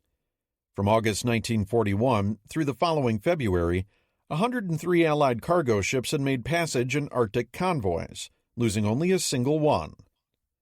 Too few German aircraft and submarines, lousy flying weather, and a lack of fuel for the Kriegsmarine's heavy surface units had all played their part. Murmansk convoys were currently accounting for between 70% and 80% of the aid flowing to the USSR, almost 700,000 tons worth so far. In the spring of 1942, though, all this changed. The Fuhrer, impatient with the constant flow of goods past Norway, demanded in March that Allied shipping to the Soviet Union be stopped. Thereafter, things grew more difficult. The most recent convoy, PQ-16, had gone through in late May, and it hadn't been a pleasant experience. With the onset of the Arctic summer, the Germans could fly 24 hours a day, and the Luftwaffe launched more than 300 sorties against it, sinking 6 merchantmen. 2 more succumbed to submarines and mines. Yet, despite losing a quarter of its vessels, PQ-16 had been judged at least a moderate success. Given that, Roosevelt was pressuring the Admiralty to run another hefty convoy through in July.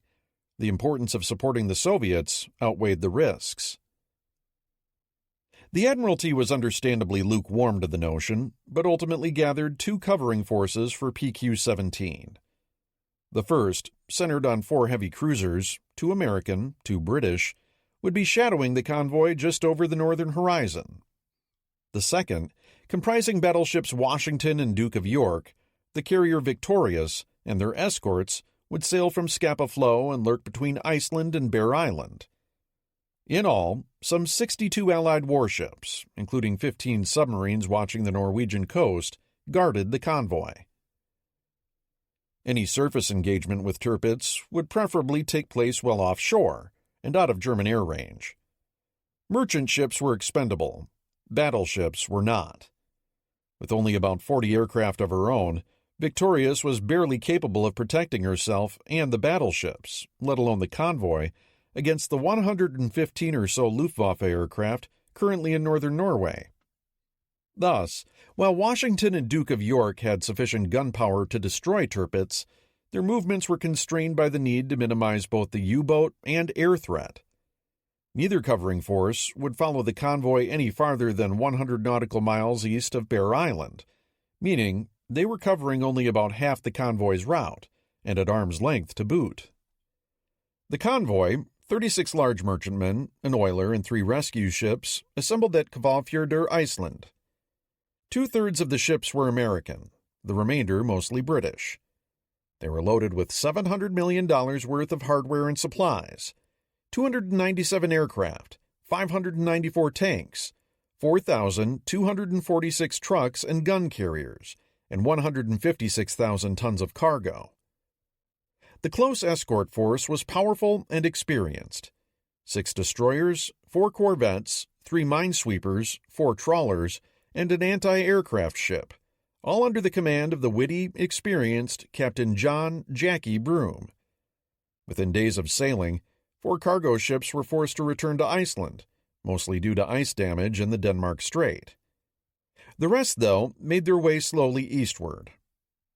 Simultaneously, the reverse-direction convoy QP-13, inbound with empty ships from Murmansk, left port and headed west.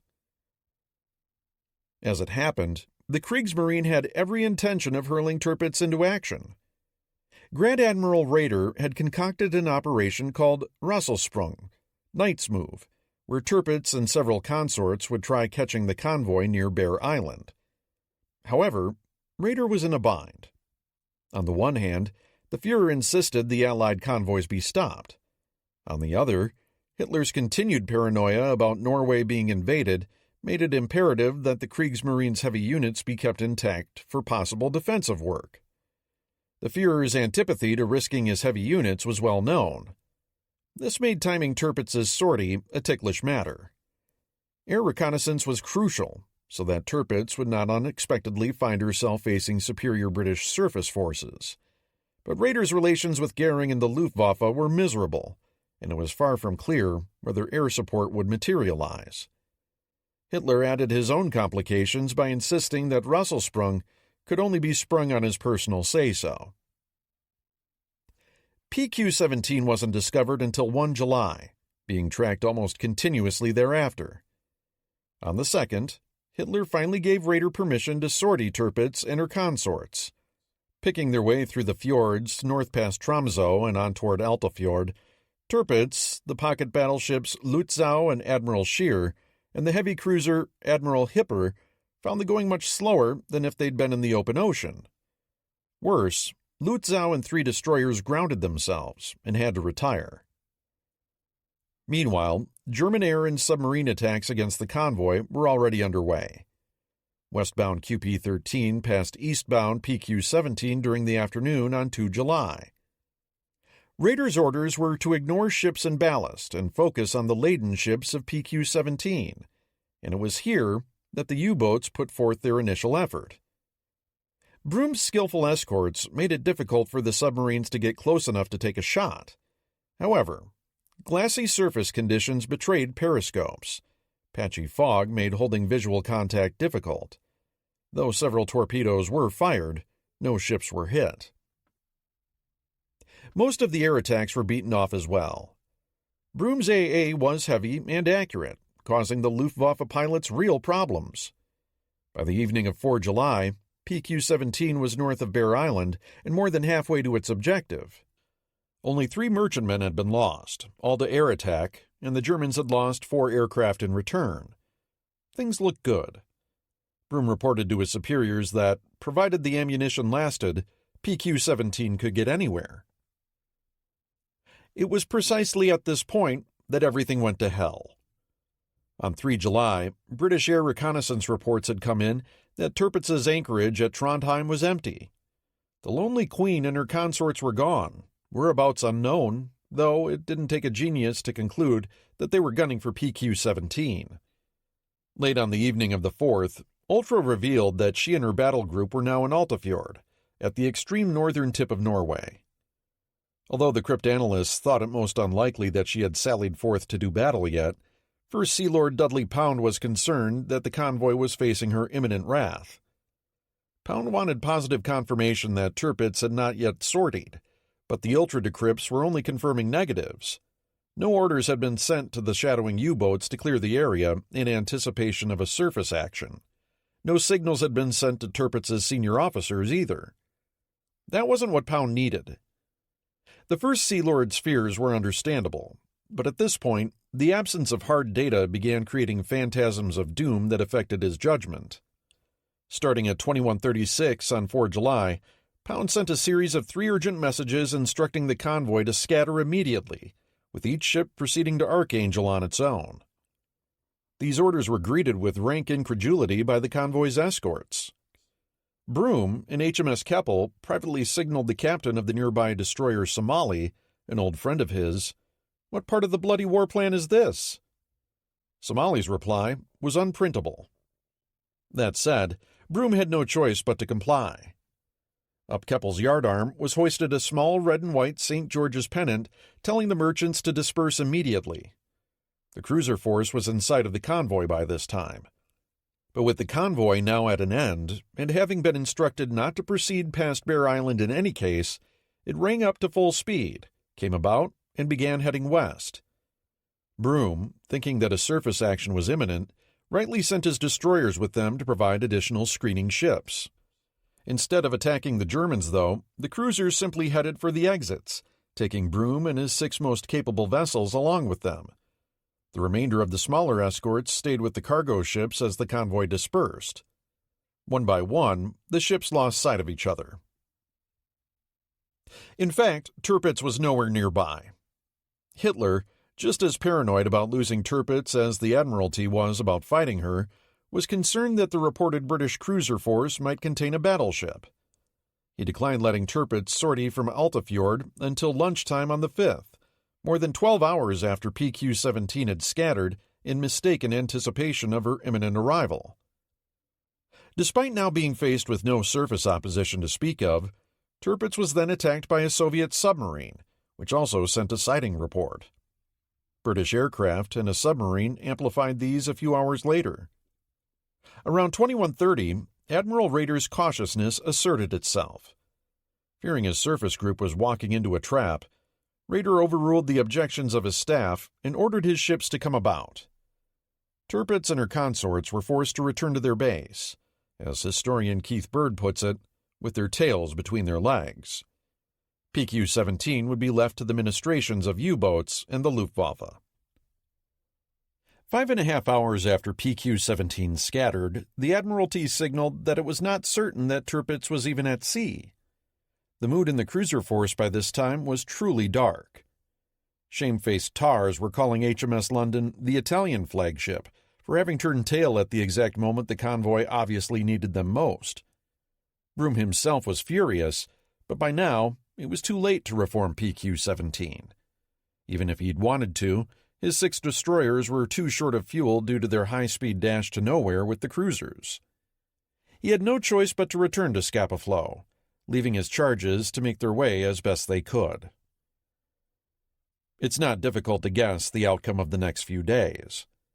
Set upon like wolves by U-boats and the Luftwaffe, the individual cargo vessels were massacred. The remaining escorts were soon treated to plaintive radio messages from ships they could no longer see or help. Ships being bombed, torpedoed, set ablaze, and ultimately abandoned. Soviet air cover, which might have alleviated some of the losses, never materialized.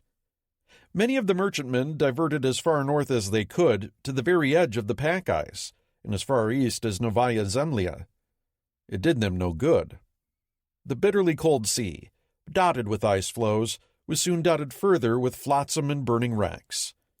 Merchant crewmen piled into boats or onto rafts in the frigid water. Severe frostbite was the best-case outlook for most of these sailors. Many died of exposure or drowning. By 9 July, when the remnants of PQ-17 began straggling into port, just 11 merchantmen remained. The convoy had lost a total of 24 ships comprising 142,518 tons and 153 sailors. 430 tanks, 3,350 motor vehicles, 210 aircraft, and 99,316 tons of general cargo had been sent to the bottom, roughly enough material to equip 2 Soviet tank corps and a trio of aviation regiments. Allied convoys had been savaged before, but never quite like this. The Germans were initially convinced they had sunk every single ship in PQ-17. Who could blame them? It was almost miraculous they hadn't. Equally shocking was how much the Germans had accomplished with so little. Fewer than a dozen U-boats and 40 aircraft had destroyed 2/3 of a vital convoy. The practical effects were immediate and clear-cut. Despite the botched execution of Rosselsprung, the Germans had effectively cut the northern supply line to the USSR. The Admiralty informed the Kremlin that no further convoys would be sent until fall, when the ships could sail at least some of the time in darkness. Stalin was furious, viewing this as another example of Western perfidy. Given the parlous condition of the Soviet home front and the desperate fighting even now occurring around Voronezh, it was inconceivable that the Kremlin's dictator would react in any other way. Yet what Stalin failed to understand was that disasters like PQ-17 also tangibly forestalled the creation of the very thing he most desired from his Western allies, a second front. By the end of July, the year's toll from U-boats stood at 681 ships and over 3.5 million tons. 85% of that had been sunk in the Atlantic or Arctic. Churchill would be compelled to remind Stalin in November that shipping is our limiting factor, amplifying further that you who have so much land may find it hard to realize that we, i.e. the U.S. and Britain, can only live and fight in proportion to our sea communications. Until the U-boat threat was contained, invading Europe would remain a pipe dream. Pound's decision was naturally second-guessed by many. Admiral John Tovey, the commander of the Home Fleet, was incensed, calling the order to scatter sheer bloody murder. The escort crews, as noted, were similarly enraged. Up until 4 July, their mood had been one of optimism. But as Broom's sailors watched their charges plodding over the horizon to their doom, one of their officers remembered the effect on the morale. It was, he said, the blackest day we ever knew. Pound's nervousness reflected poorly on the courage and skill of the escorts. His orders likewise smacked of the worst sort of meddling and remote control. On the other hand, the intelligence picture was murky, and the First Sea Lord had access to Ultra and Intel analysts that none of his commanders afloat did. The decision was his to make, from an array of potentially bad options. Even if Pound had declined scattering the convoy on the 4th, the sighting reports he then received on the 5th of Tirpitz heading to sea would likely have led to the same result. Pound didn't know that Lutzow had grounded. For all he knew, all of the German heavies were at sea. Taking on the entire German battle group, Tirpitz, 2 pocket battleships, a heavy cruiser, and 10 destroyers would have been a tough assignment for Broom's escort group, even if supported by cruisers and Duke of York and Washington, and would have meant exposing all of them to air attack. The PQ-17 disaster had repercussions in the U.S., too. 2/3 of the ships in the convoy had been American, and their losses were proportionately grim. King's never-expansive respect for Dudley Pound was at an end. There would be no more joint Arctic operations with the Royal Navy for the time being. American heavy units could be better used in the Pacific. Wasp was already there, having been dispatched after Lexington's loss at Coral Sea. King cut orders to Washington, sending her stateside, and then through the Panama Canal. By the end of the year, she would cement her legacy in the waters around Guadalcanal. Overall, the destruction of PQ-17 represented not just a disastrous loss of precious supplies, valuable merchantmen, and skilled sailors, but a low point in the mutual trust critical for the success of the Allied enterprise. Air War Europe. The mighty 8th roars into action. Well, sort of. On 28 June, Hap Arnold had written to Churchill, promising him, "We will be fighting with you on July 4th. Seizing on the symbolic value of Independence Day, and eager to show that American airmen were fighting in Europe, Hap ordered up his own PR stunt, despite the fact that there was not yet a single American heavy bomber anywhere in Britain. However, a handful of American air crews from 15th Bombardment Squadron Light were already there working up with No. 226 RAF Squadron on American Lend-Lease A-20 Boston Light bombers. Judging their training adequate for combat operations, the British lent 6 of their bombers back to the 8th Air Force, hastily painting over their RAF roundels with the white American star and bar. Both Carl Spaatz and Ira Eaker thought this was a very bad idea and likely to prove a fiasco. Their protests went nowhere. Arnold wanted his own version of the Doolittle raid, and he got it. On the morning of 4 July, the 6 American bombers took off with 6 more RAF Bostons to attack a quartet of Dutch airfields around Decoy. Zooming in at low level, they encountered withering German AA around the Dutch coast. 2 American planes were shot down, with their sole surviving crewman, Lieutenant Marshal Draper, thereby becoming 8th Air Force's first POW. The hard-pressed remainder dropped their bombs nowhere near their targets. A 3rd Boston was damaged. The attack was nonetheless front-page news on both sides of the Atlantic, with the New York Times vending lurid tales of a daring hedge-hopping raid that plowed up Nazi airfields, blasted enemy planes and installations, and gunned German flying personnel while taking on Nazi patrol ships offshore for good measure. The raid's leader, Captain Charles Kegelman, did a turn in a spectacular bit of flying while nursing his Boston home, despite being so badly shot up that at one point one of his wingtips touched the ground. Eisenhower, reading the outlandish after-action write-up, scribbled across the top, "This officer is hereby awarded the Distinguished Service Cross, the first of many for 8th Air Force," before asking his briefer, "Are all of the reports going to be like this one?" The whole thing had been nothing more than a corndog stunt. Yet 8th Air Force was now officially in business. Bomber Command Operations. Meanwhile, the senior partner in the firm continued doing what it did. Bremen, 325 planes, Wilhelmshaven, 285, Vegesack, 99, and Saarbrücken, 291, were all hit once during July. The Bremen raid did some damage to housing and sank a ship at the docks, and the Saarbrücken attack wrecked portions of the city center, with over 700 buildings destroyed or damaged and 155 people killed. Hamburg was bombed twice by a total of 659 aircraft, the first attack on the 26th-27th causing widespread destruction and more than 1,300 fires. Germany's second-largest city had a robust fire department, but this marked the first occasion they were forced to call for help from other departments across the region. Some 823 houses were destroyed, 5,000 damaged, along with 337 killed and another 14,000 made homeless.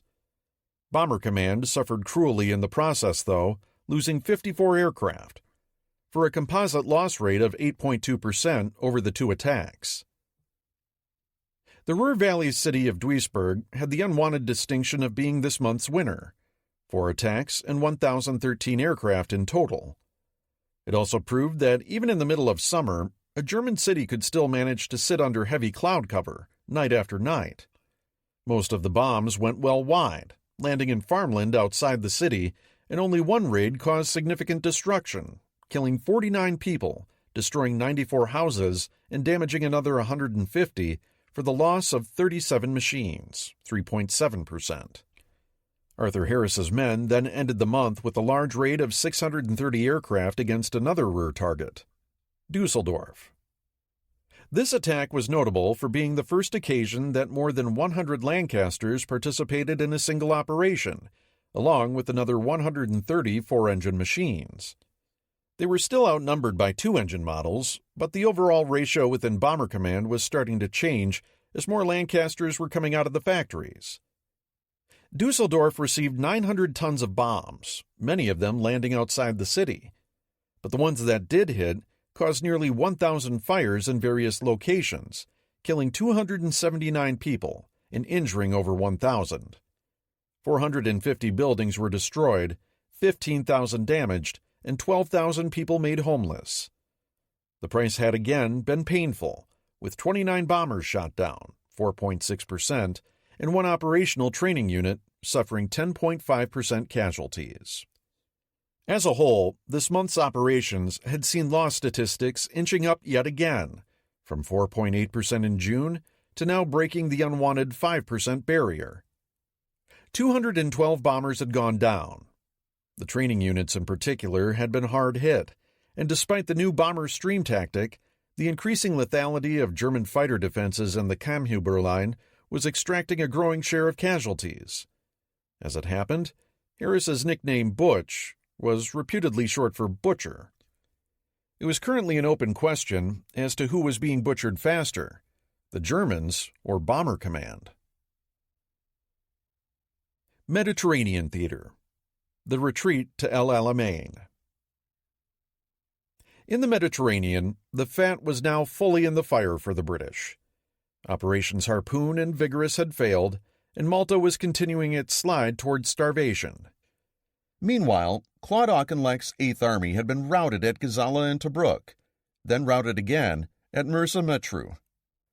The Aux forces were by late June little more than a motorized rabble streaming to the rear. All parties knew it could only be a matter of a few days before another desperate battle took place. This time, Egypt itself would be at stake. As Churchill noted later, all hung in the balance, his own political future included. Not surprisingly, the mood in the Nile Delta was more than a little skittish. The Royal Navy's Mediterranean CNC, Admiral Henry Harwood, now had German aircraft based just 160 miles from his main fleet base at Alexandria. He ordered the surface fleet dispersed to Port Said and Haifa, a move that was criticized in Whitehall. The submarines scurried off to Beirut, while the merchantmen fled back beyond the southern end of the Suez Canal. Battleship Queen Elizabeth, which had been lying disabled in the harbor since her gutting by Italian mini-subs back in December, was hurriedly scraped off the muddy bottom, patched up, and sent on her way on 27 June. British sappers began quietly putting in hand preparations to demolish Alexandria's port facilities, the finest in the western Mediterranean. Meanwhile, amongst the military gentry in Cairo, the collapse at Mersa Matruh, in the words of Corelli Barnett, seemed like the last disaster, and panic began to flap its quivering wings. British staff officers, derisively referred to by the combat troops as Shepard's Short-Range Desert Group, or simply the Gabardine Swine, now began trading rather nervous sidelong glances. To this point, they had been nestled quite comfortably in this vibrant, gala epicenter of Britain's war in the Middle East, brimful with every good thing a soldier could want. They'd sipped cool cocktails under lazy ceiling fans at the Groppi Café, Shepard's Hotel, and the palatial Gezira Club, with its cricket pitch, croquet court, well-stocked bars, and a swimming pool brimming with the most captivating female companionship in the theater. But nobody wanted to be stuck in another bloody Singapore. And suddenly it seemed high time, old boy, to begin casting about for any vaguely plausible reason why one ought to be reassigned to, say, Jerusalem. But no one, other than embassy wives and children, nurses, high-ranking spies, and the occasional extraneous American, had the ability to get out of Cairo. The Auk had to hold. The problem, though, was the Auk wasn't holding.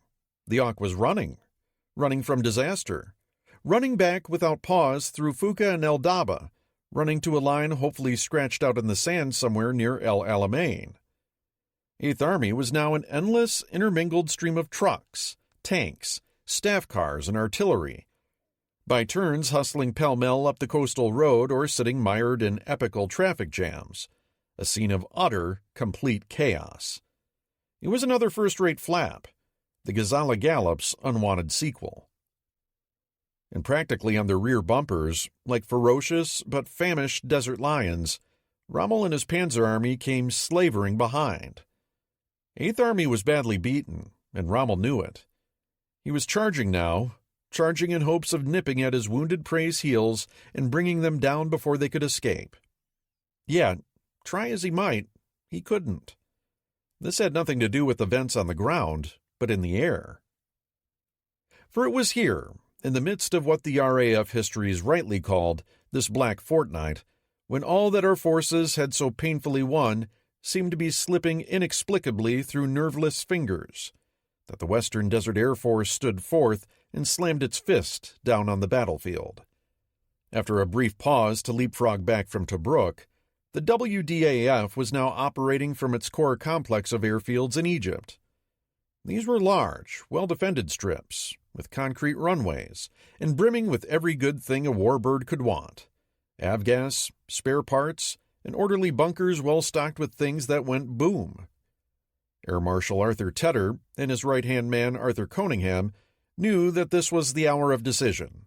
Nothing was held back. Every available pilot was scraped out of the training commands and sent up to the strips. The WDAF sortie rate went berserk. RAF fighters were flying as many as 7 missions a day. In the first week in June, the WDAF had lofted 2,339 sorties. Now, in the first week in July, it put up 5,458. Air Vice Marshal Dawson, Tedder's logistics chief, dug deep into his Nile repair depots, patching up every available plane and hurling them into the fray. The skies were thick with British aircraft. For the first time in the campaign, the Luftwaffe found itself badly outnumbered. The WDAF was pitting 780 operational aircraft against only 126 for Fliegerführer Africa. Yet even in the midst of heavy combat, the RAF's availability rates were actually improving, while the Luftwaffe's were collapsing like a flan as they outran their logistical tether. This opened a critical window of opportunity, where Rommel had precious little air cover above his already very tired and tattered army. Cunningham capitalized on it mercilessly. Buff-colored WDAF fighters roared up and down the coast road in pairs and quartets, strafing everything in sight. Tanks, supply trucks, fuel lorries, command cars. Kitty Hawks, Spitfires, and bombed-up Hurricanes turned the Via Balbia into a lethal arcade, leaving it littered with innumerable vehicular funeral pyres. Night gave the enemy no rest, as Albacore torpedo planes did double duty as scouts, ranging out over the desert, searching for Axis troop concentrations and dropping flares that were soon pounced on by follow-up strikes from dark-painted Wellingtons.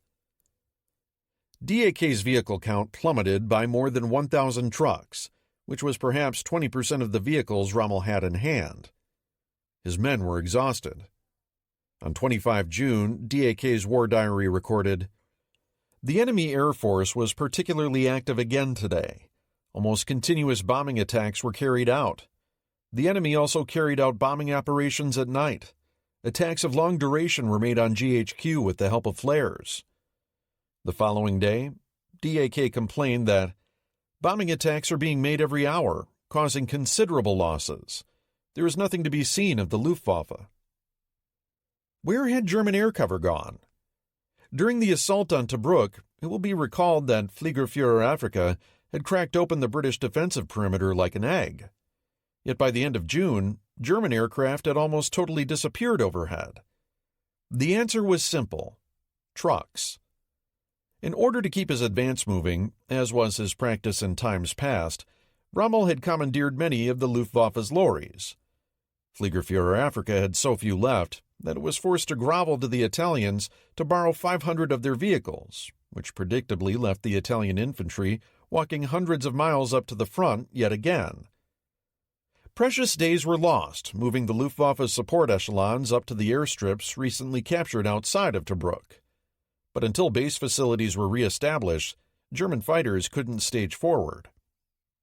"With our inadequate ground organization, we just can't keep up," lamented one German squadron commander. Conversely, the WDAF's ground support echelons were by now magnificently organized, fully motorized, and capable of packing up entire bases and leapfrogging backward or forward with ease, on as little as an hour's notice. That latter figure is remarkable. All the elements of a functional forward airstrip — fuel, munitions, maintenance, ground control, fighter direction and their radios, food, water, medical and base defense, the whole schmear — could be packed into lorries and gone inside an hour.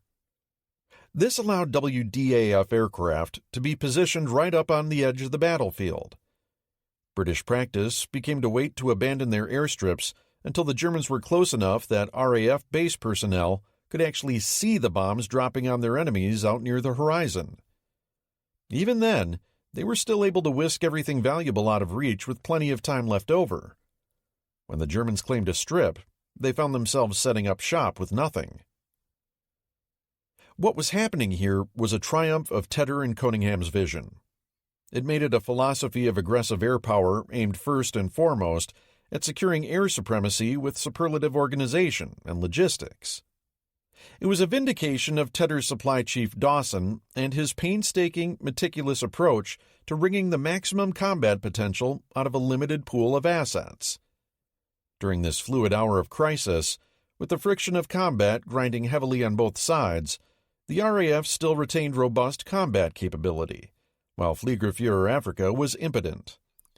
In the words of the RAF histories, by 1942, the much-vaunted Luftwaffe, which had been held up by so many of our military commanders as the perfect model for the Royal Air Force, had been completely surpassed, and indeed made to look positively amateurish in its own special field of tactical support.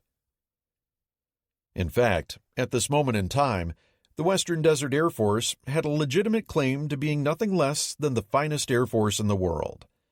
It was resilient and supremely adaptable. It was well led, top to bottom. It could perform air superiority, reconnaissance, battlefield interdiction, tactical ground support, maritime search and strike, and long-range heavy bombing, almost the entire spectrum of air power. Its base facilities were capable of leapfrogging forward or backward as quickly as any army could move.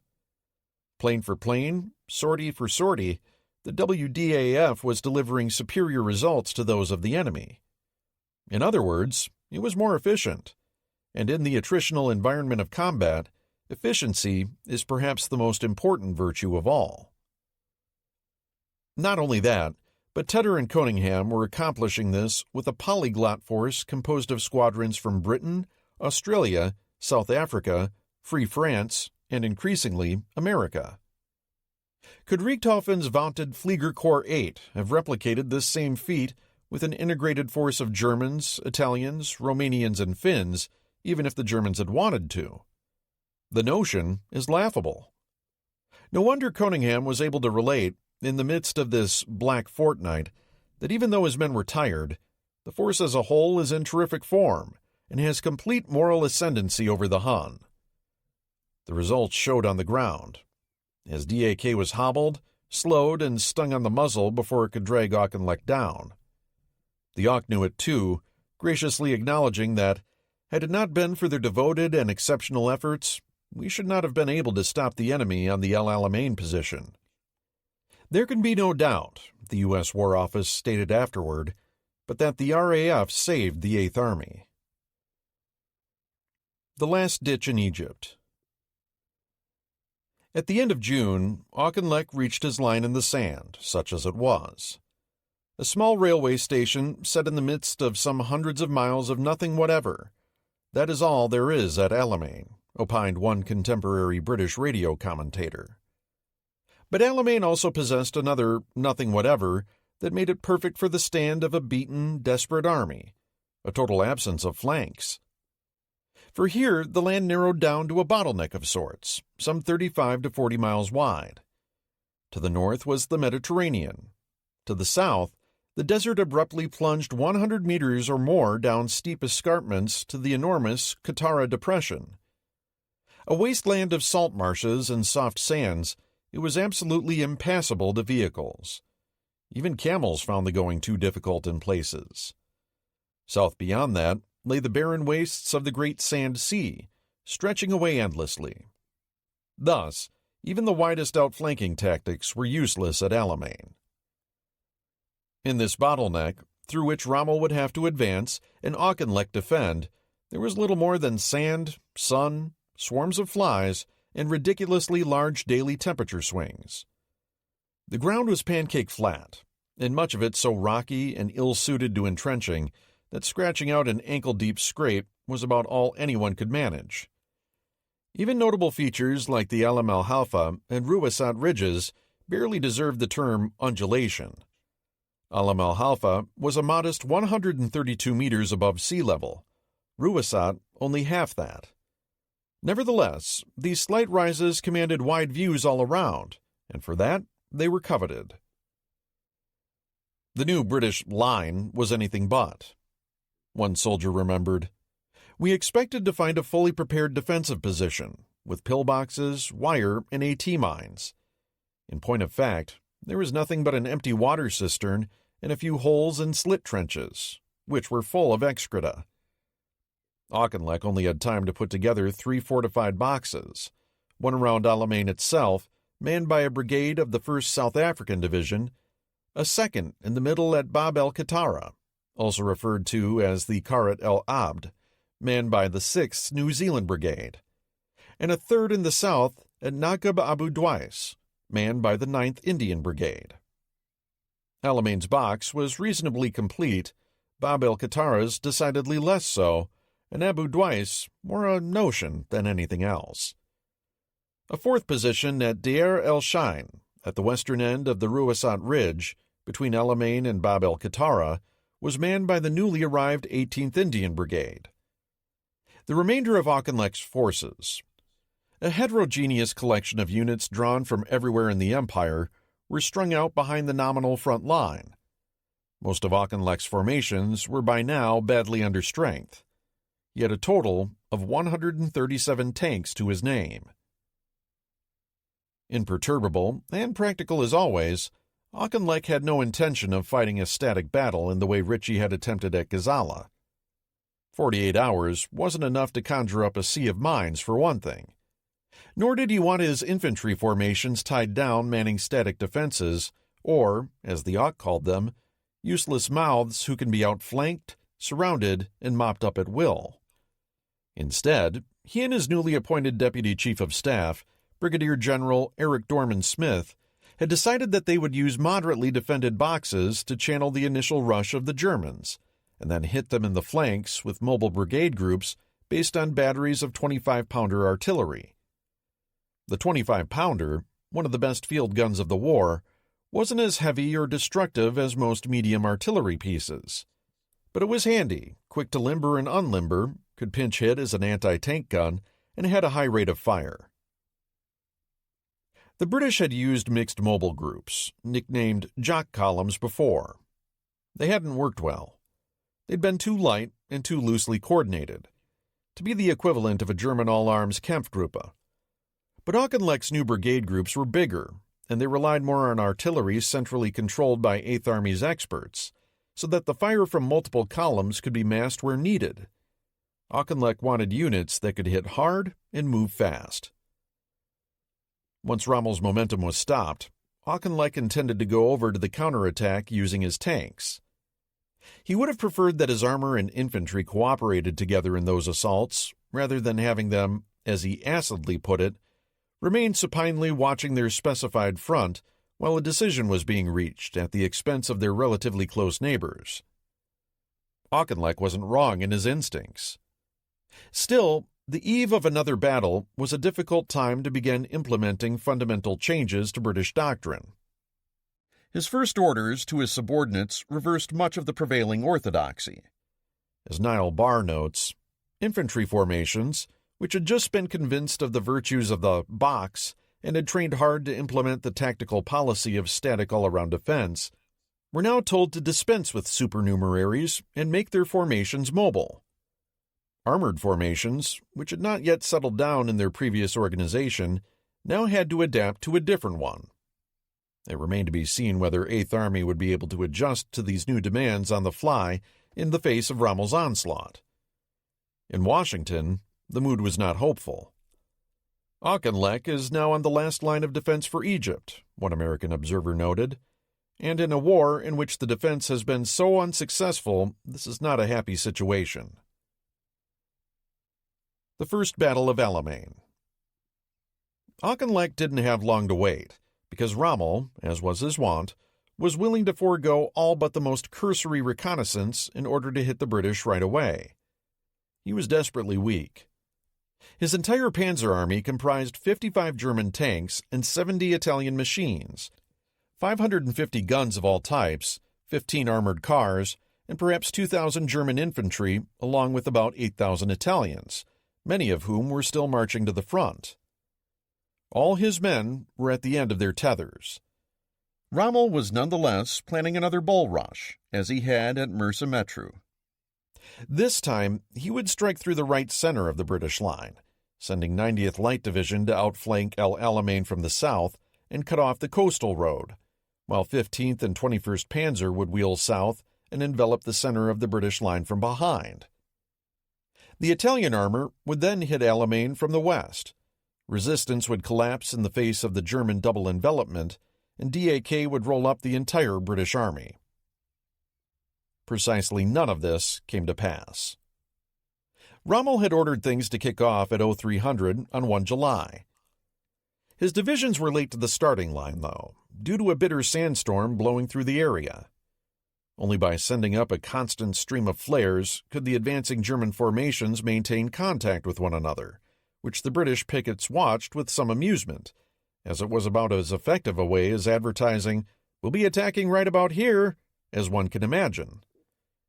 Auchinleck already knew this in any case. Ultra had told him the day before precisely where Rommel was aiming his initial blow. DAK's tanks, all 52 of them, only made it to the start line by 0600, at which point they were promptly bombed by the RAF. On the northern flank of the advance, rather than moving around Alamein's fixed defenses, 90th Light Division mistakenly ran right into them, whereupon they were taken under withering machine gun, mortar, and artillery fire from inside the box. The Germans were brought to ground, and there they lay until a midday sandstorm allowed them to disengage and continue moving further east.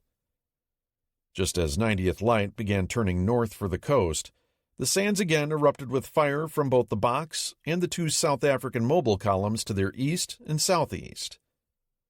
Once again, 90th Light found itself pinned down on the burning yellow griddle. All around them hammered the staccato bark of 25-pounders, backed by the heavier exhalations of the 4.5-inch and 5.5-inch guns in the Alamein box, 7 batteries in all, and all centrally coordinated by 30th Corps. The Ox gunners methodically walked their fire up, down, and back and forth across their prostrate enemy, flattening them with explosives. By 15:30, the exhausted German infantrymen had had enough, and they broke and ran for the rear.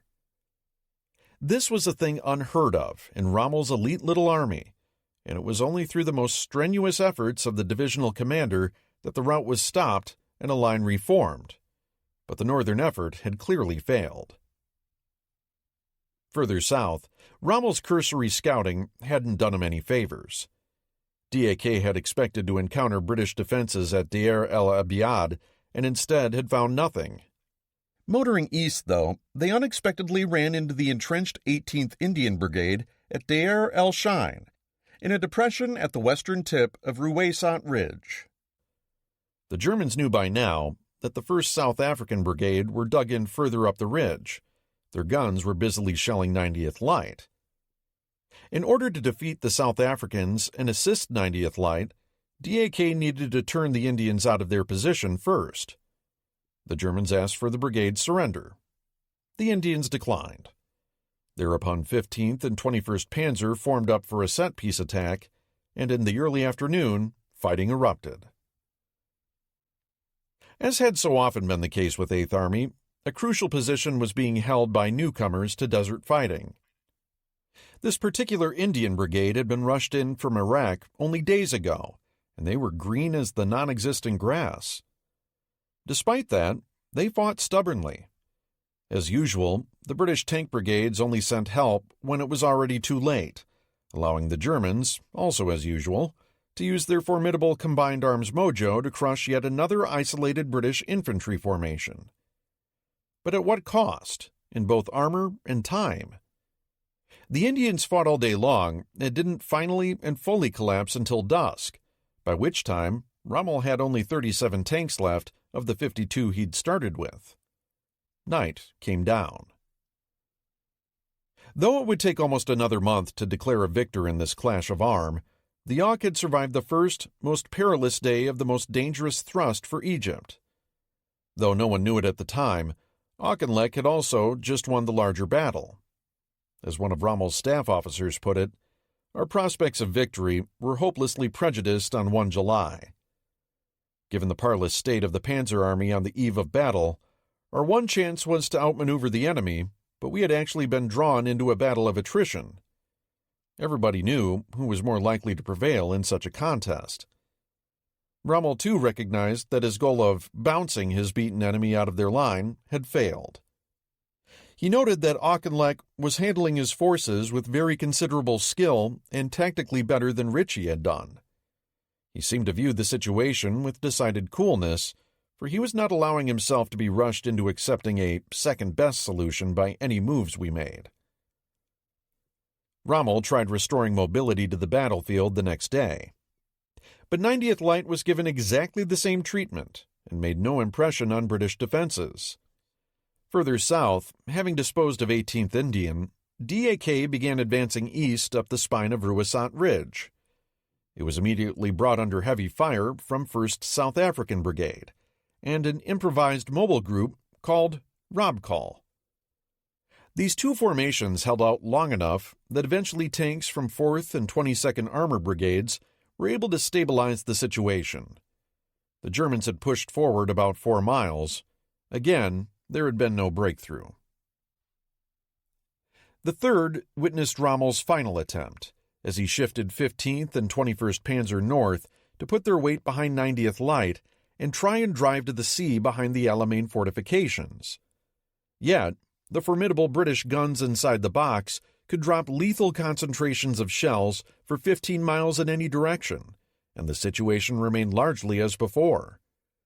The Germans made some slight gains, though nothing important, and were gradually obliged to stop, as withering fire turned the desert into a mustard-colored maelstrom of exploding shells and whizzing rock chips. As previously noted, no small portion of this explosive destruction was being rained down by the RAF, who had been running amok, round the clock, for the previous 3 days. On the 3rd of July alone, the RAF had flown 900 sorties, outdoing the Luftwaffe by more than 4 to 1, and shoveling 10 tons of bombs an hour onto the prostrate Germans below. DAK's war diary recorded, "Enemy air activity tonight exceeds anything hitherto experienced. Telephone communications are frequently broken, and there is no contact with the divisions." 90th Light Division was getting hit every 20 to 30 minutes by complete squadrons of British bombers, supported by equal numbers of fighters. The Italians received the same treatment, with one Italian artillery officer writing in his diary, "The enemy air force is bothering us a lot. From 5 to 11 o'clock, it was over more than 6 times. Night and day it seems to go on without interruption, and there is not a moment's peace. We are becoming like potatoes, always underground." The Luftwaffe, meanwhile, was never present in sufficient numbers to challenge the British aerial onslaught. For the first time in the war, the Wehrmacht was facing up to what it was like fighting in the face of enemy air supremacy. The decisive moment on the 3rd, however, happened in the south and involved not DAK but the Italians. In order to pull 15th and 21st Panzer out of the line to shift them north in support of 90th Light, Rommel had been obliged to plug in Arietta and Trieste in their spots. Both Italian formations were by now as threadbare and exhausted as their German counterparts. As Arietta was advancing to the front, its armor became separated from its artillery, with the latter venturing too far south into the desert. Scouts from the 6th New Zealand Brigade spied this delicious morsel and called down a raiding force from their redoubt on the Karet el Abd to see what might be attempted. They ended up sucker-punching the Italians, pinning them down with artillery and then using Bren carriers to drive in a fixed-bayonet infantry attack that captured hundreds of Italian prisoners, their trucks, and essentially all of Arietta's artillery. Meanwhile, further north, the Italian tankers ran into the Grants of 4th Armored Brigade and were outranged and pummeled. By nightfall, Arietta's General Arena reported he had only 5 operational AFVs and 2 field guns to his name.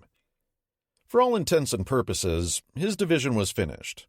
So was Rommel's offensive. As evening fell on the 3rd, Rommel gave orders for his men to dig in where they were. The lightning advance from Tobruk was over. Alexandria and Cairo were achingly near, yet infinitely far away. The Desert Fox was now in the tightest spot of his entire career.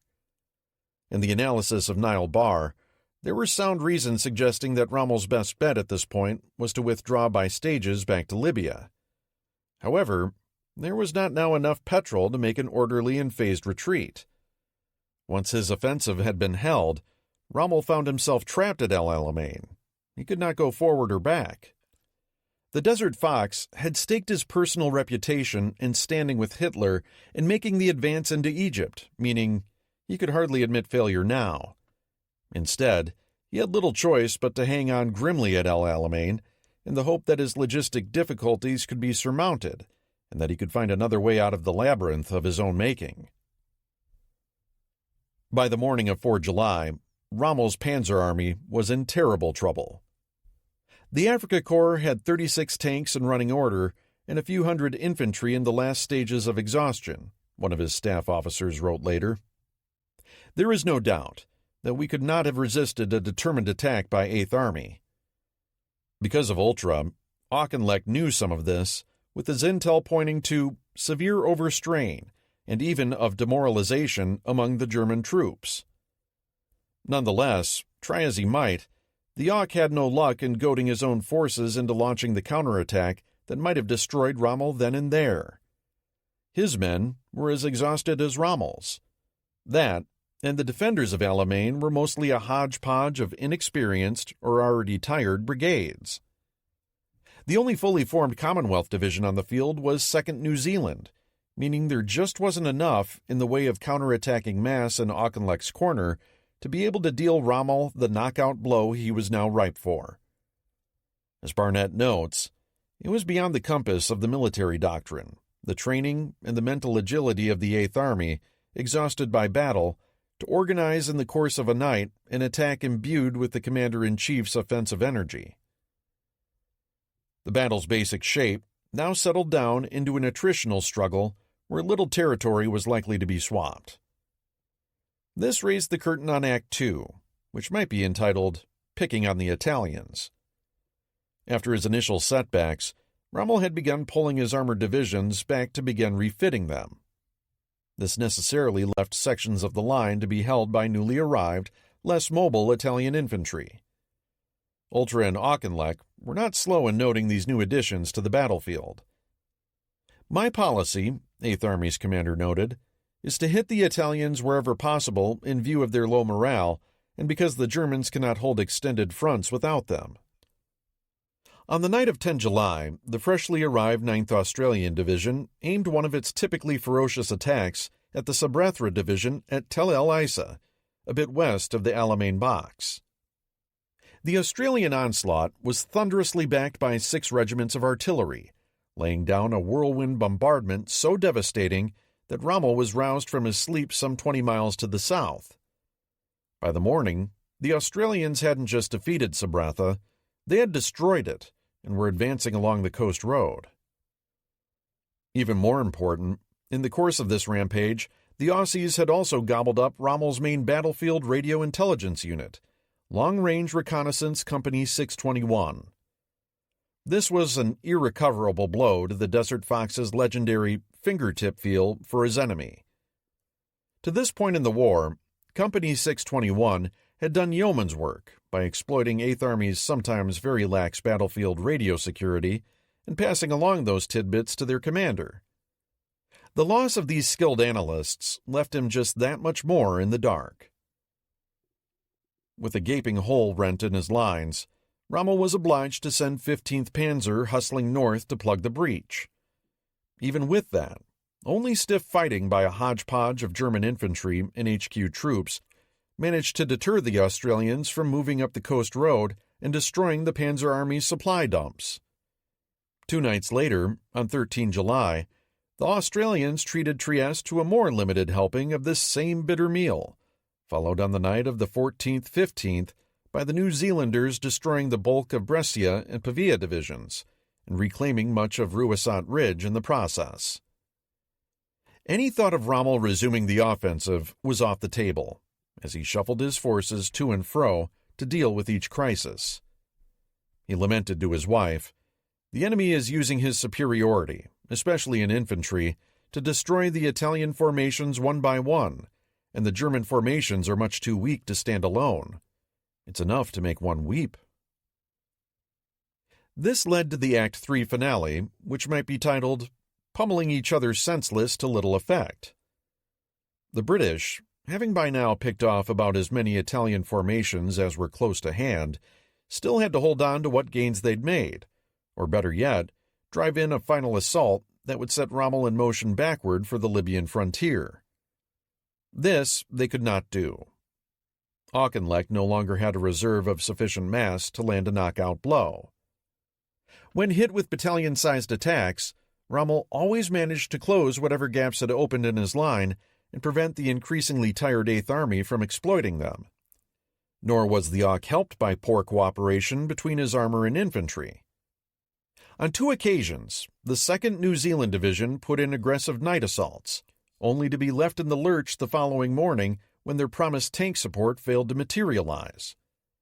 A New Zealander remembered bitterly, "As it turned out, the Tommy tanks were sitting about 2 miles back waiting for orders. The crews were out frying sausages while our lads were being torn to pieces. It was a disgraceful affair. It's terrible to see the best troops in the world slaughtered like sheep because of those pommy bastards. The result was that New Zealand 4th Brigade was so thoroughly destroyed that it was never reformed. The division would fight with only 2 infantry brigades until October. A final assault, Operation Manhood, came to grief on Midoriya Ridge on the morning of 27 July, when a pair of British and Australian battalions suffered exactly the same fate that the New Zealanders had: a successful night attack, followed by dismemberment by a German armored counterattack, while friendly tanks were unable or unwilling to get forward in time to help. These fiascos further embittered relations between 8th Army's infantry and armor. The Germans felt reconfirmed in their contempt for 8th Army, one report noting that, for the British, their slowness and clumsiness, the lack of initiative and tactical versatility observed to date, had not changed. Auchinleck now had to admit that 8th Army was exhausted and could do no more. He had suffered more than 13,000 casualties, including over 4,000 to 2nd New Zealand Division alone. Grievous losses for so small a nation. For his part, Rommel's forces had lost at least 7,000 casualties. Despite the disappointments at the battle's end, Auchinleck deserves credit. As one historian noted, it was no mean feat to take over command from a failing subordinate in the middle of a battle, rally a retreating army, make a semi-improvised stand, and win a victory. Whatever Auchinleck's failings, the First Battle of Alamein was a great achievement which gave the 8th Army the strategic initiative. In the midst of perhaps Britain's darkest years since 1812, holding on to Egypt, the Suez Canal, and by extension the Persian and Iraqi oil fields, was a critical achievement. Back in Cairo, meanwhile, the Gabardine swine could now let out a collective exhalation of relief and get back to the business at hand, requisitioning petrol and gin, or whatever it was they did. The embassy staffs, refugees, and nurses that had been bundled onto trains for Khartoum and Palestine could be recalled. The fleet could return to Alexandria. The Auk had held. Yet Auchinleck's win was also the sort of victory only historians could really appreciate. Indeed, the public hardly knew of it, then or now. The headlines in the New York Times, which in early July had trumpeted "British repel attacks in Egypt" and "seesaw fight," gradually trailed away into silence as the month wore on toward its inconclusive conclusion. In retrospect, 1 July 1942 was the most critical day for the British Army in the entire North African campaign. That only became apparent in long hindsight. At the time, the battle seemed rather anticlimactic. What was apparent to the man on the street, though, was that Rommel was still in Egypt. His army had been battered, but not destroyed. Until that happened, everybody knew he would be attacking again at the soonest possible moment. Auchinleck had shown he could defend and had inflicted casualties on the enemy. Yet, as one historian noted, this could not obscure the fact that 8th Army simply did not have the resources, organization, or the concept of operations necessary to destroy its opponent. In other words, the Auk had held, but he had not triumphed. Unfortunately for Auchinleck, there was a certain prime minister who badly needed a triumph. By now, Churchill was desperate for a British victory to set against the grievances and abject humiliations of this year, to counteract the growing perception of Britain's dependence on its more powerful American ally, to validate Churchill's leadership of the war, and to quell unrest in Parliament. Auchinleck hadn't given him the sort of unequivocal, visible victory that would translate into political capital. Thus it happened, even as the battle was winding down toward final exhaustion, that Auchinleck received word on 25 July that General Brooke would be visiting his HQ to explain future plans regarding the Middle East. 2 days later, word came that Churchill was coming as well. The Prime Minister wanted to see the Desert Front for himself. After that, he intended to go on to Soviet to meet with Stalin. But his top priority was clearly the Middle East, where matters had made it urgently necessary for me to go there and settle the decisive questions on the spot. By now, Auchinleck had plenty of experience with the desert sandstorms. The question was whether he could survive the whirlwind that was Winston Churchill. Eastern Front. Blau kicks off. On the morning of 28 June, German artillery began barking along 175 miles of frontage opposite Voronezh in the southern Russian front. Field Marshal Fedor von Bock was opening the first phase of Unternehmen Blau, Hitler's grand offensive to secure the Caucasus oil fields and finally destroy the Red Army. Army Group South's left wing, Army Group von Weichs, under Colonel General Maximilian von Weichs, was loaded for bear, comprising 4th Panzer, 2nd, and 6th Armies, Hungarian 2nd Army, and Italian 8th Army. 1.5 million Axis troops were now in motion. Their initial onslaught was exactly the sort of spring-loaded cement block to the face that the Wehrmacht had been treating the Red Army to for a year now. A shattering opening artillery bombardment and heavy Luftwaffe strikes, followed by the introduction of steel-gray panzer columns before lunchtime. Soviet defenses were already crumbling by then. Von Weich's immediate goal was engulfing Soviet 21st and 40th Armies of Southwestern and Bryansk fronts, respectively. From there, he would drive on to the good-sized city of Voronezh on the Don River. 3 Panzer Corps from Hermann Hoth's 4th Panzer Army in the north and 6th Army in the south ripped gaping holes in the Soviet rifle divisions facing them. Within hours, von Weichs was headed east. The Red Army, certain the Germans had intended slashing ahead toward Moscow this summer, was caught flat-footed by this southward advance. And as had happened time and again, when hit with a full-on, set-piece German attack, it was Soviet command and control mechanisms that were the first things to fall apart. 40th Army counterattacked fiercely, but its blows were disjointed and ineffectual. In Moscow, it took until 30 June for the Stavka to realize that they were facing not a local setback, but the potential collapse of Bryansk front and the destruction of half of Southwestern front to boot. Its reaction, in the words of historians Glantz and House, was to attempt to micromanage the fluid, complex battlefield by remote control. Not surprisingly, this didn't work terribly well. Bryansk front possessed formidable armored reserves, 5 complete tank corps comprising more than 1,650 vehicles, which had been posted to the area as insurance against the Germans driving northeast toward Moscow. But when they counterattacked, they did so with little coordination and were defeated in detail. By 1 July, 40th, 21st, and 28th Armies were in full retreat, the first 2 having been essentially blown to the wind. Soviet resistance in front of Voronezh collapsed, and Bock's forces raced toward the city. It seemed the here still had its old magic. With Voronezh in danger of falling, Stalin threw what he hoped would be a truly smashing blow at the northern flank of 4th Panzer Army. The newly activated 5th Tank Army, the first of these huge new armored formations to be tested in battle, was ordered to counterattack from the north and drive through to the embattled city. It duly rumbled into action on 6 July, albeit in piecemeal fashion, because its various tank corps were still being assembled. Piecemeal or not, it was still an enormous force, and for a couple of days, 9th and 11th Panzer Divisions found their situation quite dicey indeed. But German tactical smarts, total air supremacy, and woefully poor Soviet coordination and logistics all eventually told. 11th Panzer was also well equipped with the newer PZ-3J and PZ-4 F2s. Whereas during the winter, Red Army KV-1s and T-34s had been almost immune to German tank guns, they now found themselves being sniped and brewed up at ranges out to 1,200 meters, a nasty surprise indeed. In short order, 5th Tank was almost completely destroyed, losing 641 of its 650 tanks.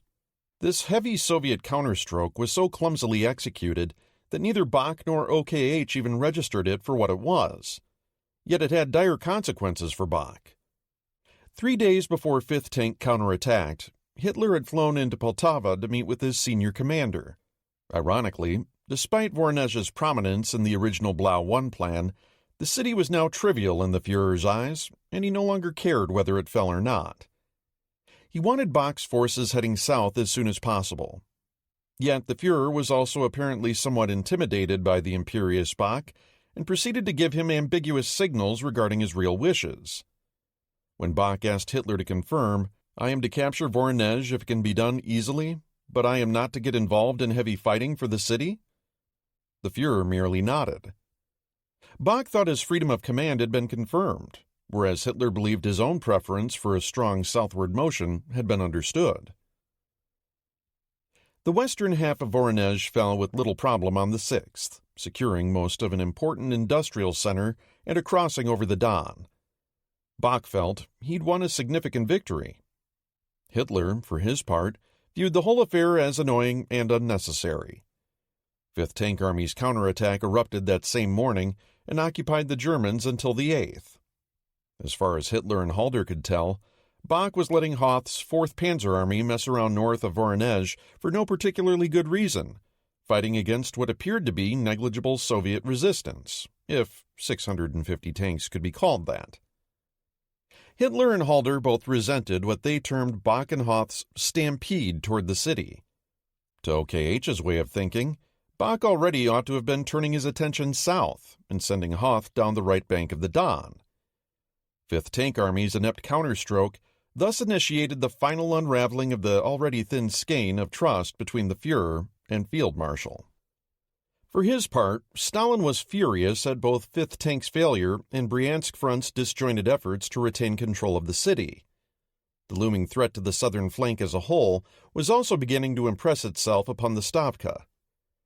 On the 6th, Timoshenko was forced to radio Moscow asking for permission to withdraw Southwestern Front's 38th Army, since 28th Army to its north was already pulling back and exposing Timoshenko's entire northern flank. Surprisingly, the Stavka not only gave its permission, but it also allowed all 4 of Southwestern Front's armies to begin moving back to safer lines. Many accounts of Blau have characterized this instruction to Timoshenko as the Stavka's decision to make a strategic retreat, rather than consigning its forces to encirclement and destruction, as they had the summer prior. It may have also recognized that the region's terrain offered few natural obstacles for creating a coherent defense, particularly since the axis of the German offense was developing roughly north and south, which paralleled the major rivers in the area. As far back as the 1980s, though, historians started to point out that the notion of an orderly withdrawal smelled a little funny. In the words of historian Earl Ziemke, the Stavka's decision was perhaps not as deliberate as the Soviet accounts present it. In fact, the Soviet spin on the Kremlin's order of 6 July was most likely intended to paint a more favorable picture by simply validating what was already occurring spontaneously on the ground. Because the truth was, at the front, things were calamitous. Russian accounts of the retreat through the Donbas over the next few weeks drip with both anger and confusion. One Red Army soldier recalled, "There was this huge mass of retreating people. The structure of whole armies had disintegrated, and it was impossible to find your division." This speaks to a deeper organizational and cultural issue within the Red Army. Without one's unit, how could one fight coherently or effectively? Stalin's legions weren't exactly known for their gifts and ad hoc improvisation. A second soldier remarked on their collective amateurishness. "We seemed so powerless against the Germans. Our counterattacks were hopeless. We would be told to attack after 50 minutes of shelling and an airstrike, but there wouldn't be any shelling. And, no matter how long we waited, our aviation never appeared.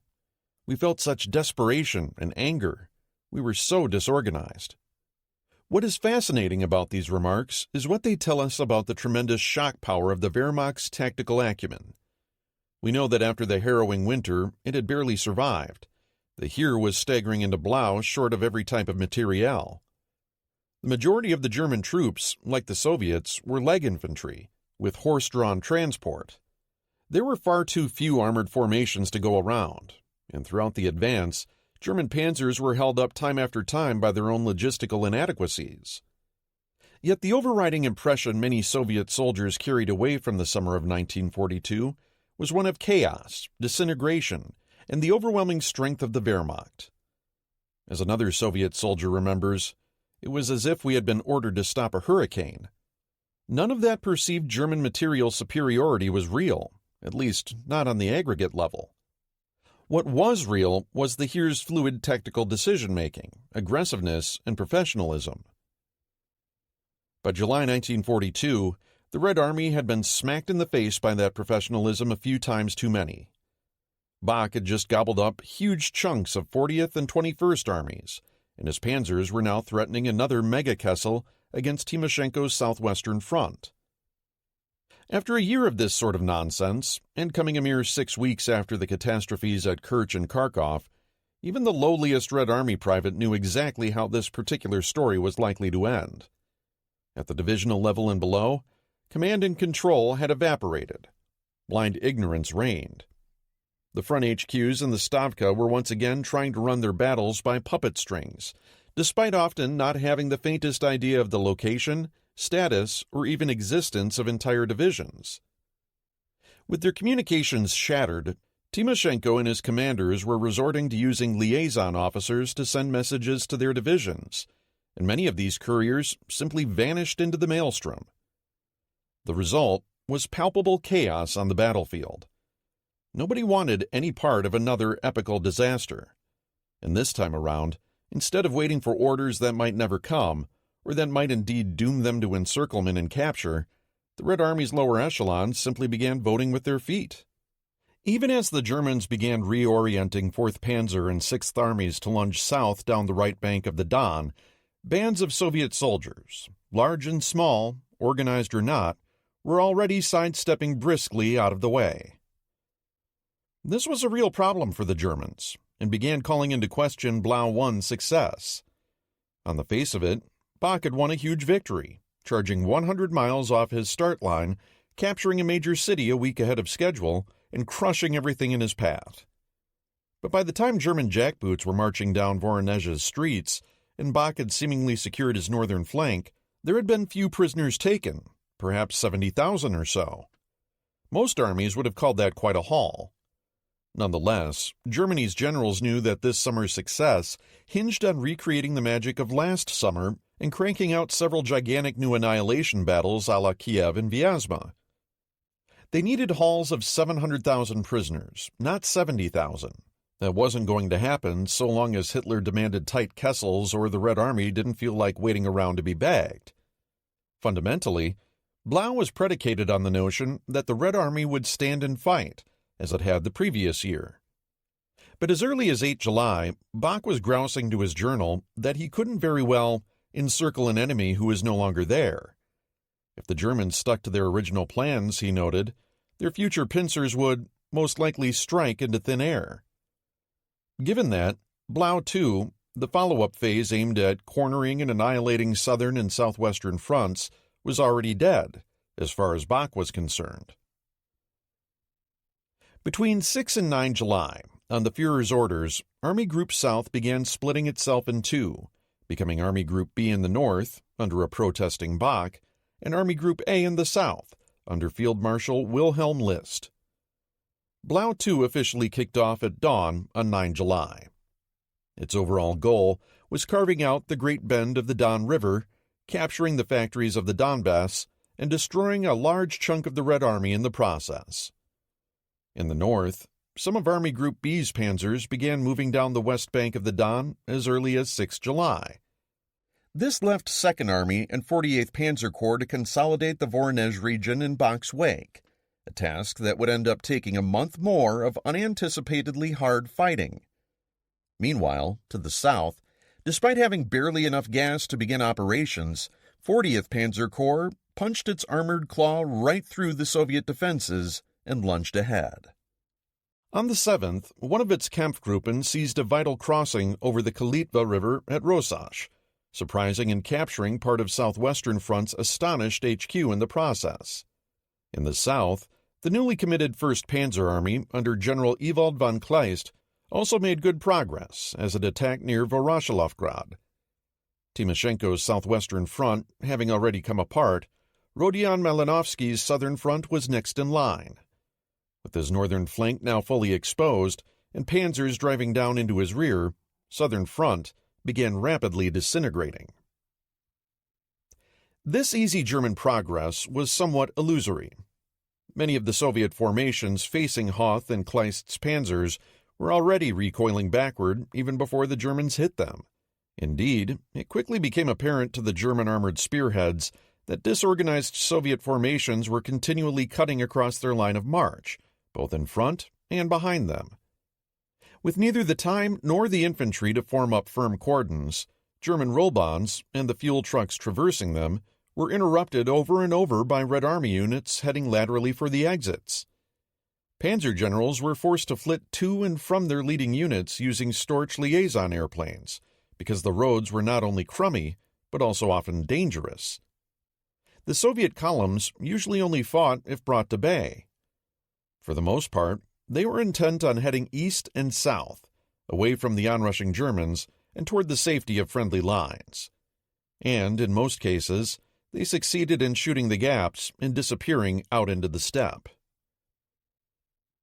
On 15 July, 1st and 4th Panzer Armies linked up southeast of Milerovo, 200 miles south of Voronezh. But the Germans hadn't created a Kessel in the classic sense. Rather, the converging wedge of armored columns basically plowed into the middle of a large clot of Soviet soldiers who were busily trying to be elsewhere. Many escaped. The Heer rounded up POWs from several of Timoshenko's remnants, but the head count was nothing amazing. 21,000 prisoners captured by 4th Panzer Army and an unknown number scooped up by 1st. In its official communiques, the Army vaguely referred to the total as not yet accessible. Everybody in the higher ranks, however, could sense the truth. Blau II had gobbled up a lot of territory and clearly knocked the Red Army back on its heels, but it hadn't produced a climactic clash of arms, let alone a huge haul of POWs, maybe 100,000 in total over the past 2 weeks.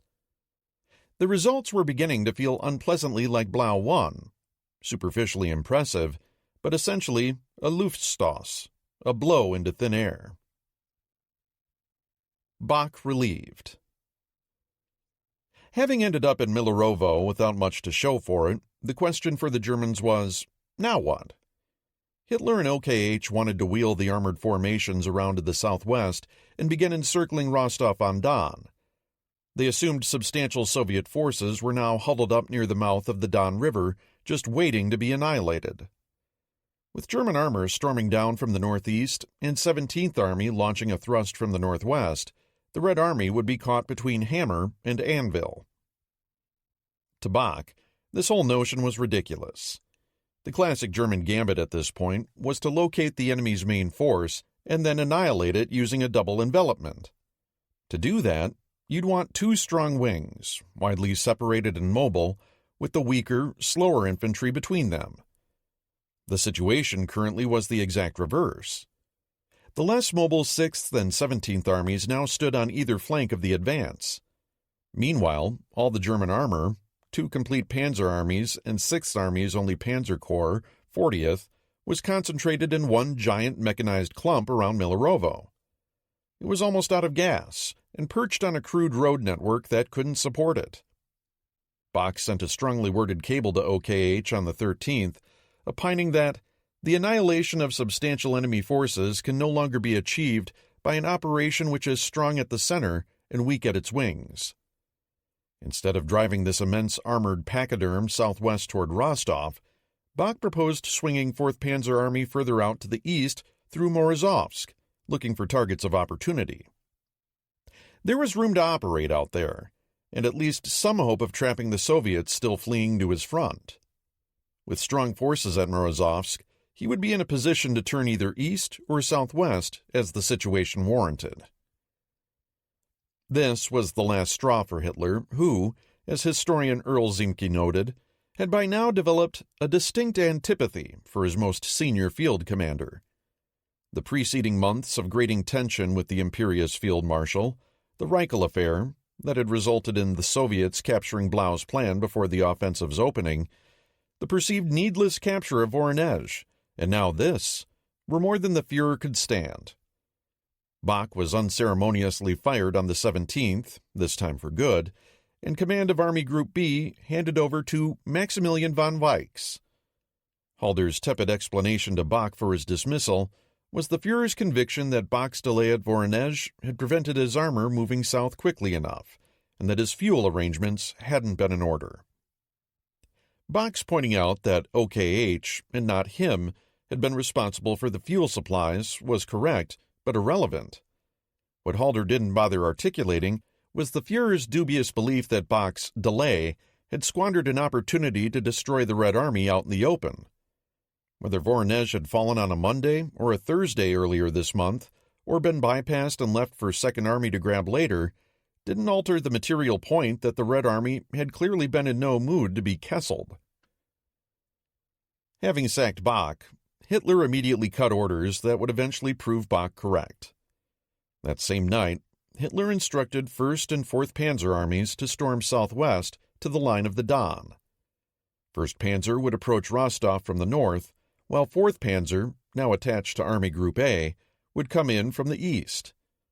Once the trap was set, 17th Army would push across the Mias River from the west.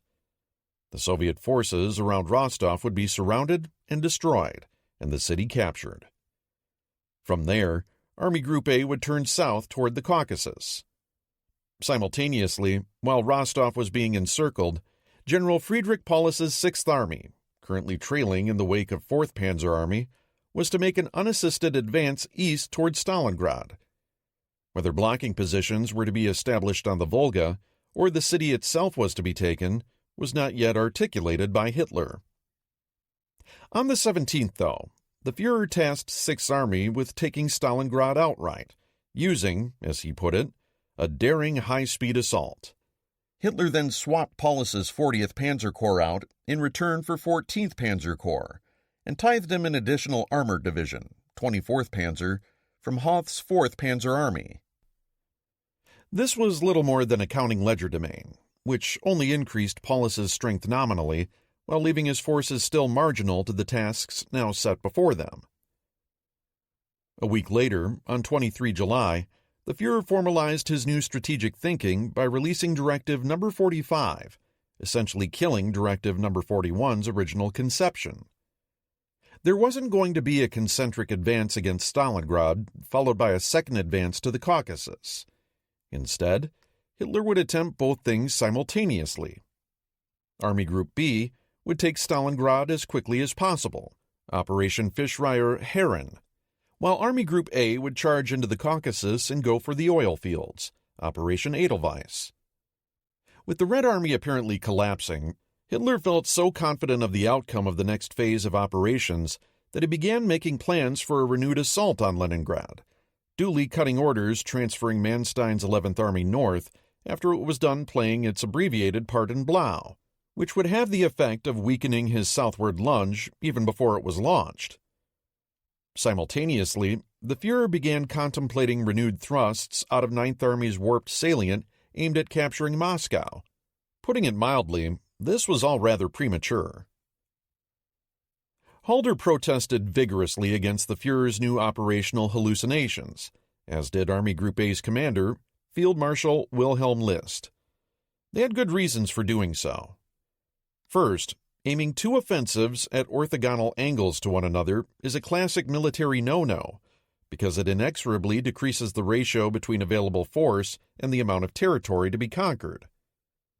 Like a drop of mineral oil into a petri dish, dissipation is the only possible outcome, and the Kalmyk steppe betwixt Stalingrad and the southern approaches to the Caucasus is about as sprawling a petri dish as one could wish for. Twin advances might have been tenable had the Germans started with a marked material superiority on both axes. Just the opposite was now true. This raised another objection. Neither Army Group B nor A would be in a position, either geographically or materially, to help the others should the need arise. If things went badly for Paulus near the Volga, there wasn't a thing List's panzers could do about it once they were mucking around down in the Caucasus, and vice versa. Added to this, Blau's logistics were already a mess. The operation had run so far ahead of schedule that German quartermasters were having problems keeping up. Given the scanty road system and the general scarcity of trucks, as well as the need to convert the railroad network, still in process behind the advancing German forces, only one of Hitler's offensives could effectively be supplied at a time. This meant that whichever army group was on the short end of the stick would have to lurch along as best it could. The Führer, however, greeted these criticisms with what the Chief of Staff characterized in his diary as a fit of insane rage. He would brook no challenge to his vision. Führer Directive No. 45 was the sort of amateurish proposal that would have gotten a cadet flunked out of Krieg school and sent back to his company clerkship. Halder implored the Führer to stick to the original plan and take Stalingrad first before turning south. Hitler responded by throwing more tantrums. Halder was left grousing impotently to his diary that the Führer's leadership, so-called, is characterized by pathological reacting to the impressions of the moment. He was right, of course. Hitler's obdurate decision to split the offensive would shortly be revealed as a strategic blunder for all the reasons Halder and List had recently laid out. However, the German dictator's reaction to the impressions of the moment wasn't only a case of his being a military amateur, a former corporal who now found himself wielding supreme command over what had been the world's finest army. Rather, Hitler was also being misled by two competing facets of his own psyche: his chronic over-optimism juxtaposed with his underlying fears. From the Führer's warped vantage point, despite the Heer's failure thus far to spring any enormous Kessels, the fact that the Soviets were actually running for a change must mean that they were finally on their last legs. The time seemed ripe to land a crippling blow against both the Soviet army and the Soviet economy, while securing the oil the Reich needed to prosecute a longer war. Nonetheless, in the back of the Führer's mind lurked the growing awareness that the Anglo-American alliance fully intended to bring war to European soil. Stalin's foreign minister Molotov, visiting both London and Washington in May, had been promised that a second front would be opened this year. Hitler didn't doubt for a moment that America possessed the economic power to make good on that threat. The only questions were where and when. Had he known of Marshall and Brooks' ongoing feud over whether or not to land in France this year, he might have rested easier for the moment. Still, the long-term implications were crystal clear. If the Reich was to have any chance at all in this war, the Soviet Union had to be defeated this year.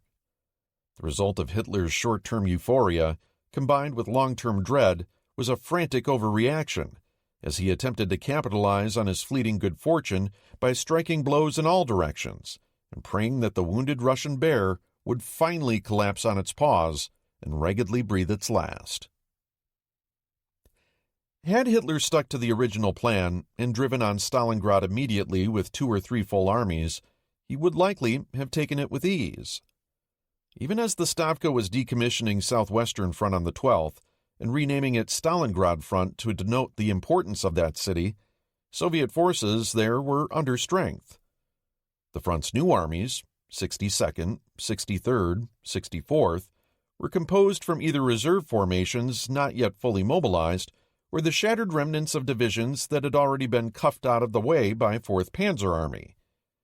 These ragamuffin bands, dusty, thirsty, and exhausted, had been drifting out of the vast, heat-shimmering steppe and back into Soviet lines for days now. The experience of 21st Army was typical in this respect. When its remnants finally crossed the Don, 80% of its original 100,000 men were simply gone. Whole divisions now numbered between 40 and 400 soldiers. The all-important artillery and other heavy weapons, not surprisingly, were in terribly short supply. All in all, as Russian historian Alexei Isayev notes, at this moment, the Stalingrad front had almost no chance of withstanding a powerful attack. Against this caliber of opposition, Hitler probably could have been in Stalingrad in a week if he had turned his thundering herd east rather than southwest toward Rostov. Instead, the task was left to 6th Army alone, a force much more marginal to the task. On the other hand, as Robert Citino notes, even if Hitler had heeded Halder, stuck to the original shape of Blau, and gone ahead and captured Stalingrad, the odds were good that the Wehrmacht would still have faced a crisis somewhere out on the steppes this coming fall. The main prize of Blau was the oil city of Baku, which lay 650 miles south of Stalingrad as the crow flies. This meant that any follow-up advance from the captured city was going to leave a left flank dangling behind it for at least 275 miles until it reached Astrakhan on the Caspian Sea, not to mention the even longer line along the southern bank of the Don, already trailing all the way back to Voronezh. All of this would be manned primarily by Italians, Romanians, and Hungarians, with whatever skimpy German stiffening forces could be sprinkled in Sixth Army's wake. Given the burgeoning expertise of generals such as Georgy Zhukov and Alexander Vasilevsky, it seems almost inconceivable that they would fail striking that immense, tenuous flank somewhere, and in such a way as to precipitate an emergency. It may not have taken the exact form it ultimately did in November near Stalingrad. Nonetheless, whatever counteroffensive the Red Army eventually conjured up, odds were good it was going to be bad news for the Wehrmacht and its allies. Thus, as Citino notes, Hitler's dual campaign was a poor response, but Halder's single thrust to Stalingrad would also have been pregnant with disaster. Despite the fingers that get pointed at Hitler's amateurism, the larger point remains that the catastrophe the Germans would face later in the fall was the result not so much of individual decisions taken in July, but of problems that were fundamental and systemic. As Citino concludes, by this point, the war with the Soviet Union had placed burdens on the Wehrmacht that were far heavier than the traditional German way of war could bear. The Führer's die, however, had now been cast. Germany's armored behemoth was duly sent southwest toward Rostov-on-Don, looking for something to Kessel. Almost predictably, though, nothing was to be found. Even as General Ruoff's 17th Army began preparing for its part in the upcoming battle, forward patrols started reporting that the Soviet divisions facing them across the fortified Mayas River were already pulling back. Ruoff booted his troops into motion a day early on the 17th, believing he wouldn't catch anybody if he waited. All across his front lines, though, the story was the same. When the Germans shoved their assault groups into the formerly sturdy defenses of the southern front, they found only silent minefields, and behind them, nothing. The Red Army was gone. 1st and 4th Panzer Armies, gray panzer columns kicking up clouds of searing dust as they churned in from the east, encountered basically the same nothing. Rostov fell on the 25th after some brief street fighting. But there was no massive haul of prisoners. The huge Soviet formations expected to drop into the sack near Rostov were nowhere to be found. Instead, the Red Army rearguards skirmished, sniped, and then disappeared south into the hinterland when pressed. A crucial question answered. One of the year's key issues was, could the Wehrmacht rediscover the magic it had during the summer of 1941 and hand the Soviets a new set of calamities sufficient to make the Red Army finally collapse? The answer was no. Rostov's fall marked the effective end of Blau II. Broadly speaking, the campaign had been a failure. Tactically, the German panzers had turned in another stellar performance, driving fast and far with their usual elan. But they hadn't really accomplished anything worth making the drive for. This is not to say that Blau II hadn't meted out terrible damage to the USSR. It certainly had. Timoshenko and Malinovsky's southwestern and southern fronts had started out with 1.3 million men, 6 tank corps, and 68 rifle divisions. Both these formations, with a dozen armies between them, had been cut to ribbons. Almost the entire Donbass had been captured, along with its mines and factories, a blow the already shaky Soviet economy could ill afford. And if the Wehrmacht had been disappointed by the total of only 150,000 prisoners rounded up thus far, they had nevertheless left another 220,000 Red Army soldiers dead on the battlefield.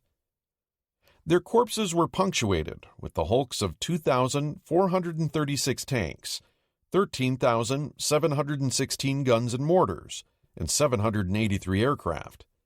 The first 3 weeks in July had inflicted 200,000 more casualties on the Soviets than May's catastrophe at Kharkov.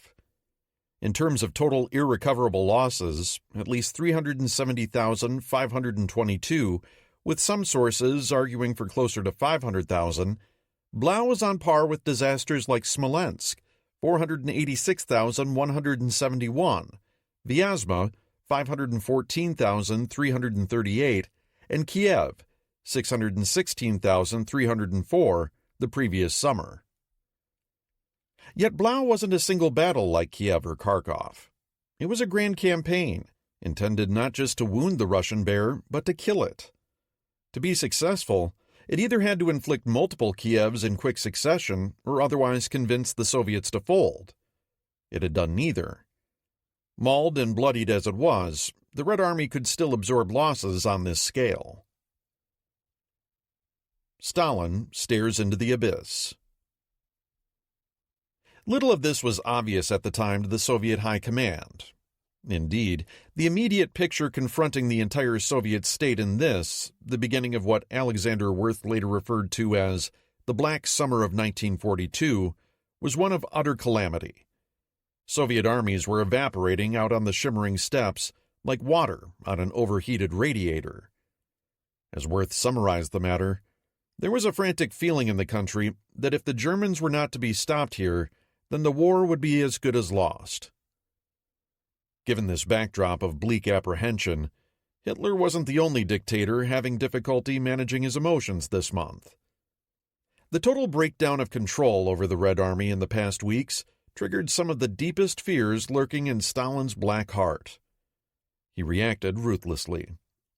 On 28 July, 3 days after Rostov fell, he issued Order Number 227, which he required be read aloud to every single soldier in the Red Army. Stalin made no bones about his desperation and anger. Rattling off a litany of cities captured by the Germans, he castigated those in the Red Army who had covered their colors in shame. Every officer, every soldier, must understand that our resources are not limitless, Stalin continued. The territory of the Soviet state is not a desert, but people, workers, peasants, intelligentsia, our fathers, mothers, wives, brothers, children.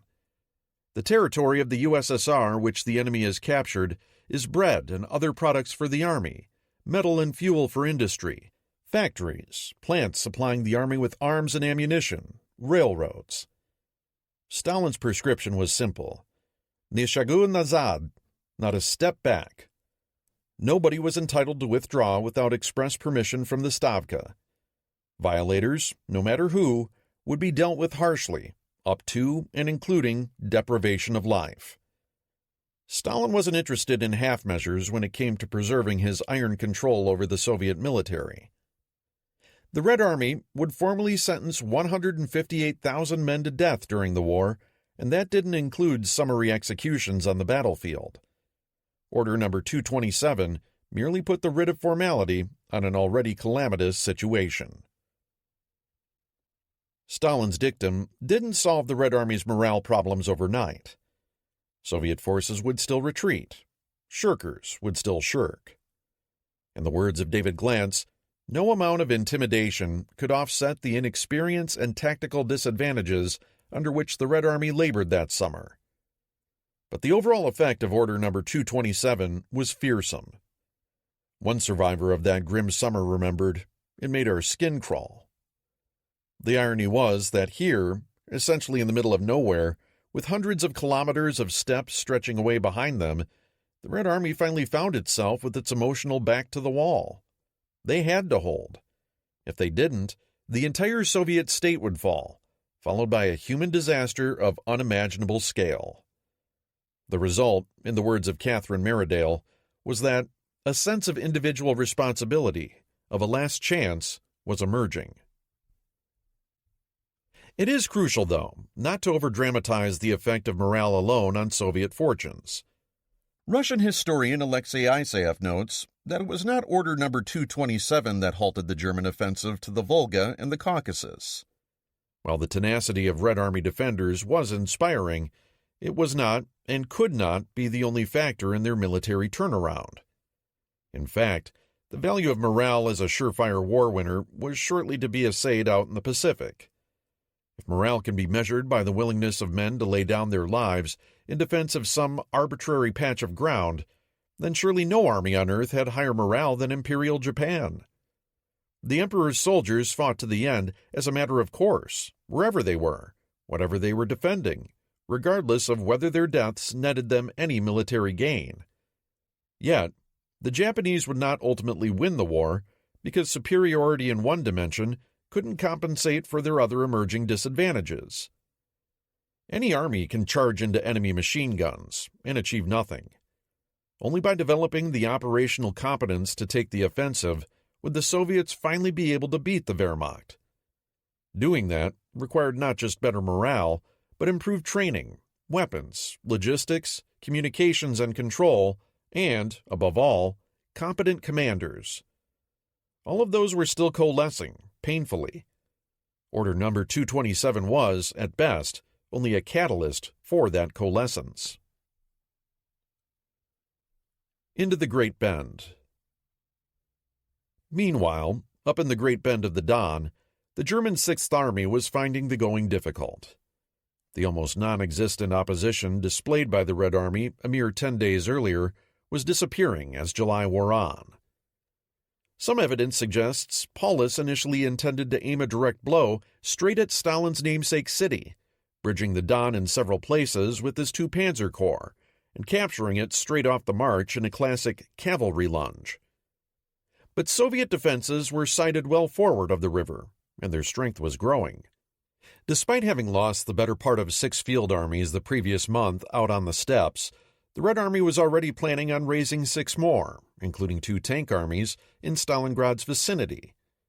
Individual brigades and divisions were being hustled into the area and appended to already existing headquarters units to create larger units. And Paulus still had nearly 125 miles to go to the city. By 25 July, 14th Panzer Corps, which formed the left-hand unit for the German advance, was running into serious opposition. 6th Army, apparently with some reluctance, altered its plans and brought up 24th Panzer Corps from the south to create a classic double envelopment that would lock its pincers together at the town of Kalach. By trapping 62nd Army and securing a key bridge across the Don, Paulus would secure a springboard for continuing his lunge toward Stalingrad. By the 24th Panzer Corps had begun chopping deeply into 62nd Army, threatening it with encirclement. Stalin's reaction was the same as at Voronezh. The new 1st and 4th Tank Armies were hastily being thrown together to be ready for battle by 1 August. But, just as at Voronezh, Stalin would not wait and ordered them forward, ready or not, beginning on the 26th.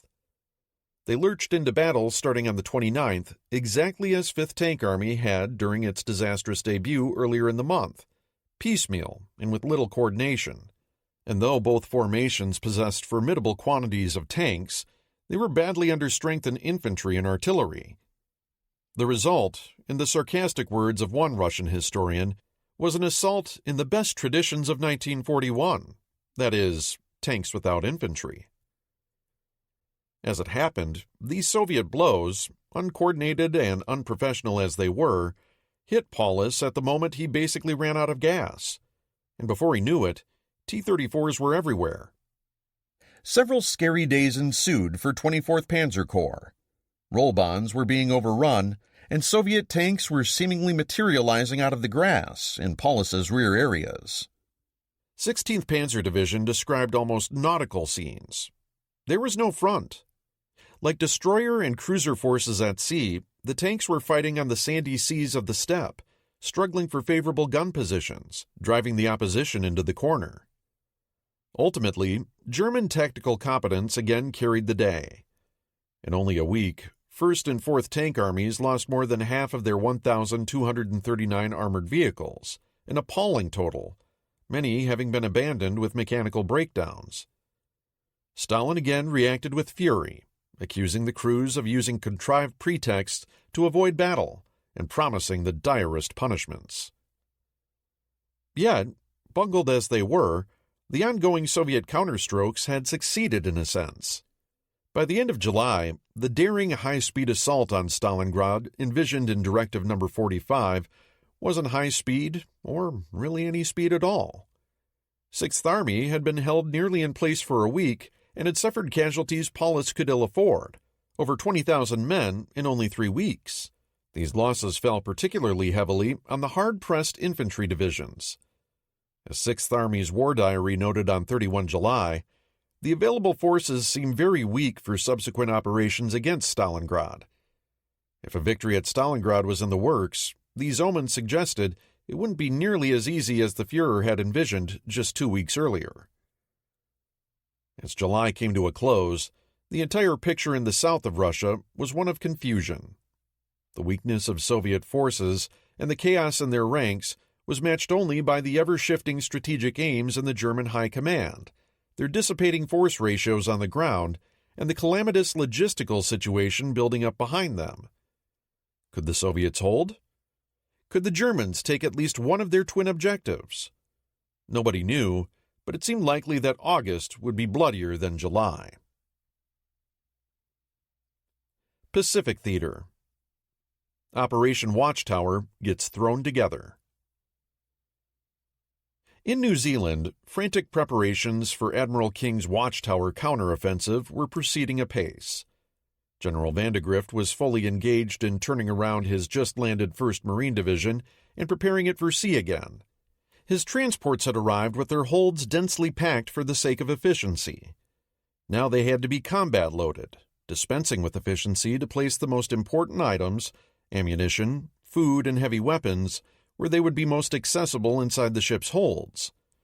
This required completely unloading and reloading all the transports on Wellington's single quay.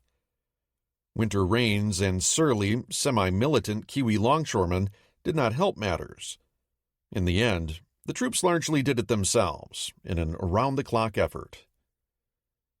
On 22 July, Vandegrift's task force put to sea, meeting up with the newly promoted Vice Admiral Frank Jack Fletcher and his Task Force 61 3 days later. Fletcher's Saratoga, Enterprise, and Wasp would support the Marines and cover Rear Admiral Richmond Kelly Turner's transports while they were unloading. Arriving in Fiji, a conference was held on board Saratoga on the 27th. The South Pacific Theater commander, COMSOPAC, Vice Admiral Robert Gormley, inexplicably declined to attend, instead sending as Chief of Staff Rear Admiral Daniel Callahan. Thus far, COMSOPAC was doing a poor job of channeling his inner Ernest King when it came to bringing aggression and a can-do attitude to his new mission. Nor was he channeling his inner Nimitz by taking a hands-on approach to planning. As it happened, Gormley's presence was badly needed on Saratoga, as a serious disagreement broke out between the normally reserved Fletcher and famously irascible Kelly Turner. Turner, who had previously stated confidently that he could unload in as little as 2 days, now switched his stance, instead saying that unloading some of his ships would take as long as 5. Fletcher, concerned that his carriers would be exposed to land-based air attack, and possibly enemy carriers as well, was adamant that he would withdraw his flat tops after 3 days, i.e. on day D+2. Callahan, being outranked by both men, was obviously in no position to knock any heads together. Vandegrift, for his part, was left deeply disquieted. After this rather unsatisfactory staff meeting came an equally unpropitious landing rehearsal. The practice area selected inadvertently precluded actual landings, meaning the Marines did little more than practice climbing up and down cargo nets, a complete bust, in the words of Vandegrift. Thereupon the whole force set sail for Guadalcanal on the 31st. King's hypervelocity campaign launch, which was quickly earning itself the name Operation Shoestring among the Marines, was about to be put to the test. A new Japanese offensive. Even as Gormley and Vandegrift were struggling to get Watchtower underway, the Japanese had launched a new offensive of their own. On 21 July, the Imperial Army landed forces near the northeastern end of New Guinea, properly known as Papua, and was preparing to advance across the Owen Stanley Mountains. Its ultimate objective? Port Moresby. In a sense, this new campaign can be thought of as the Battle of Coral Sea, the Overland sequel. It also represented a sort of dead but too dumb to lie down relic of Japanese early war strategy. Despite the scale of the disaster at Midway, The Imperial Navy still wanted to push down the Solomons toward Australia's supply lines, and the Army still had its eyes on Moresby. Viewed in a larger context, it's clear that neither operation was sound. Midway had severely weakened Japan's carrier fleet. Given that, enlarging the Empire's defensive perimeter without the means of reinforcing threatened points on the frontier was simply a bad idea.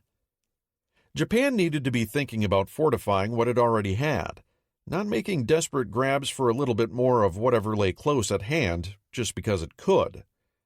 But given the opportunity to snatch something up, the imperial military could generally be relied upon to do so, whether it was pointless or not.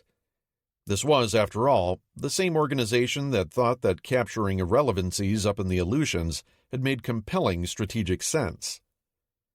Even if one granted the exceedingly slim possibility of imperial forces retaking the offensive against Australia anytime soon, Port Moresby provided a poor launch pad, mostly because of its location. As events would show, supplying it overland across the Owen Stanley Mountains was impossible. Even if a road from Buna to Moresby had existed, which it didn't and still doesn't, Japan had too little motorized transport to have made such a route workable in any case. Japan had bought itself a maritime empire, and seaborne transport was how one moved things around. Yet, establishing a seaborne supply line to Moresby was going to be hellishly difficult. To get there, ships had to go around the eastern tip of New Guinea, which naturally funneled them through a small number of passages in the Louisiade archipelago, and then up New Guinea's southern coast, which was itself dotted with all manner of toothy, uncharted reefs. All of these points could be choked off by aircraft or submarines. Allied air power in northern Australia was already making operations at Rabaul difficult, and shoving the front several hundred miles closer to the enemy's main regional base wasn't going to help matters. Indeed, around the time of the Battle of Coral Sea, intercepted Japanese signals had indicated that enemy aircraft in Australia would make it impossible to supply Port Moresby after occupation by sea, and that a land supply route would be needed. In other words, all that capturing Moresby via land was likely to accomplish was create a large number of starving Japanese mouths at the end of a supply line that was basically defunct from the get-go. Undertaking such an overland advance anyway might have been understandable had the Japanese simply been unaware of the difficulties of the Kokoda track. In fact, the Imperial Army was broadly aware of what they were getting into. Japanese military intelligence officers had conducted pre-war fact-gathering missions at Moresby and along New Guinea's northern coast. In the process, they secured functional maps of the area and knew of the existence of tracks across the mountains, as well as what food could be foraged along them. But no one had actually walked the trails themselves. At least one report indicated that the path was 4 or 5 foot wide and can be traveled in 8 to 10 days. A reasonably good description of the track, but not the terrain it went over. The Japanese may have known, too, that the Kokoda track was used by the Postal Service. However, there was a big difference between delivering letters and marching a combat formation across a mountain range. This information had been supplemented in late June by 2 separate reconnaissance flights dispatched from Leh to scout the way, which brought back excellent photographs of the area. Both recon pilots thought they saw a road running from Buna to Kokoda that seemed serviceable for vehicles. What lay beyond that was less certain, yet one of the recon flights had optimistically judged that the track might be passable by motor transport to Port Moresby. Given the Japanese at least had a glimmer of the track's difficulties and likewise were fully aware of the difficulties that Moresby's seaward supply would entail in the face of Allied air power, the fact that they even attempted such an overland thrust across the Owen Stanleys says nothing favorable about their operational acumen.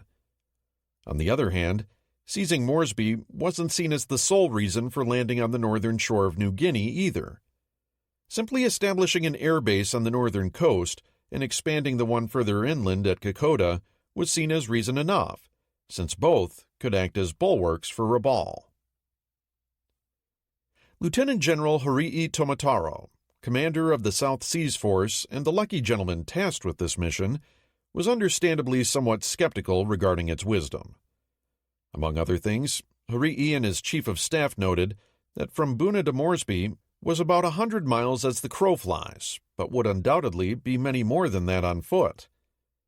If the road proved to be ephemeral, supply would have to be undertaken by human carrier. 17th Army calculated that keeping a 5,000-man force supplied with food at the end of this tether would require something like 32,000 porters. This seemed unrealistic, to say the least. Moreover, intelligence reported that as many as 20,000 Allied troops might be in Port Moresby.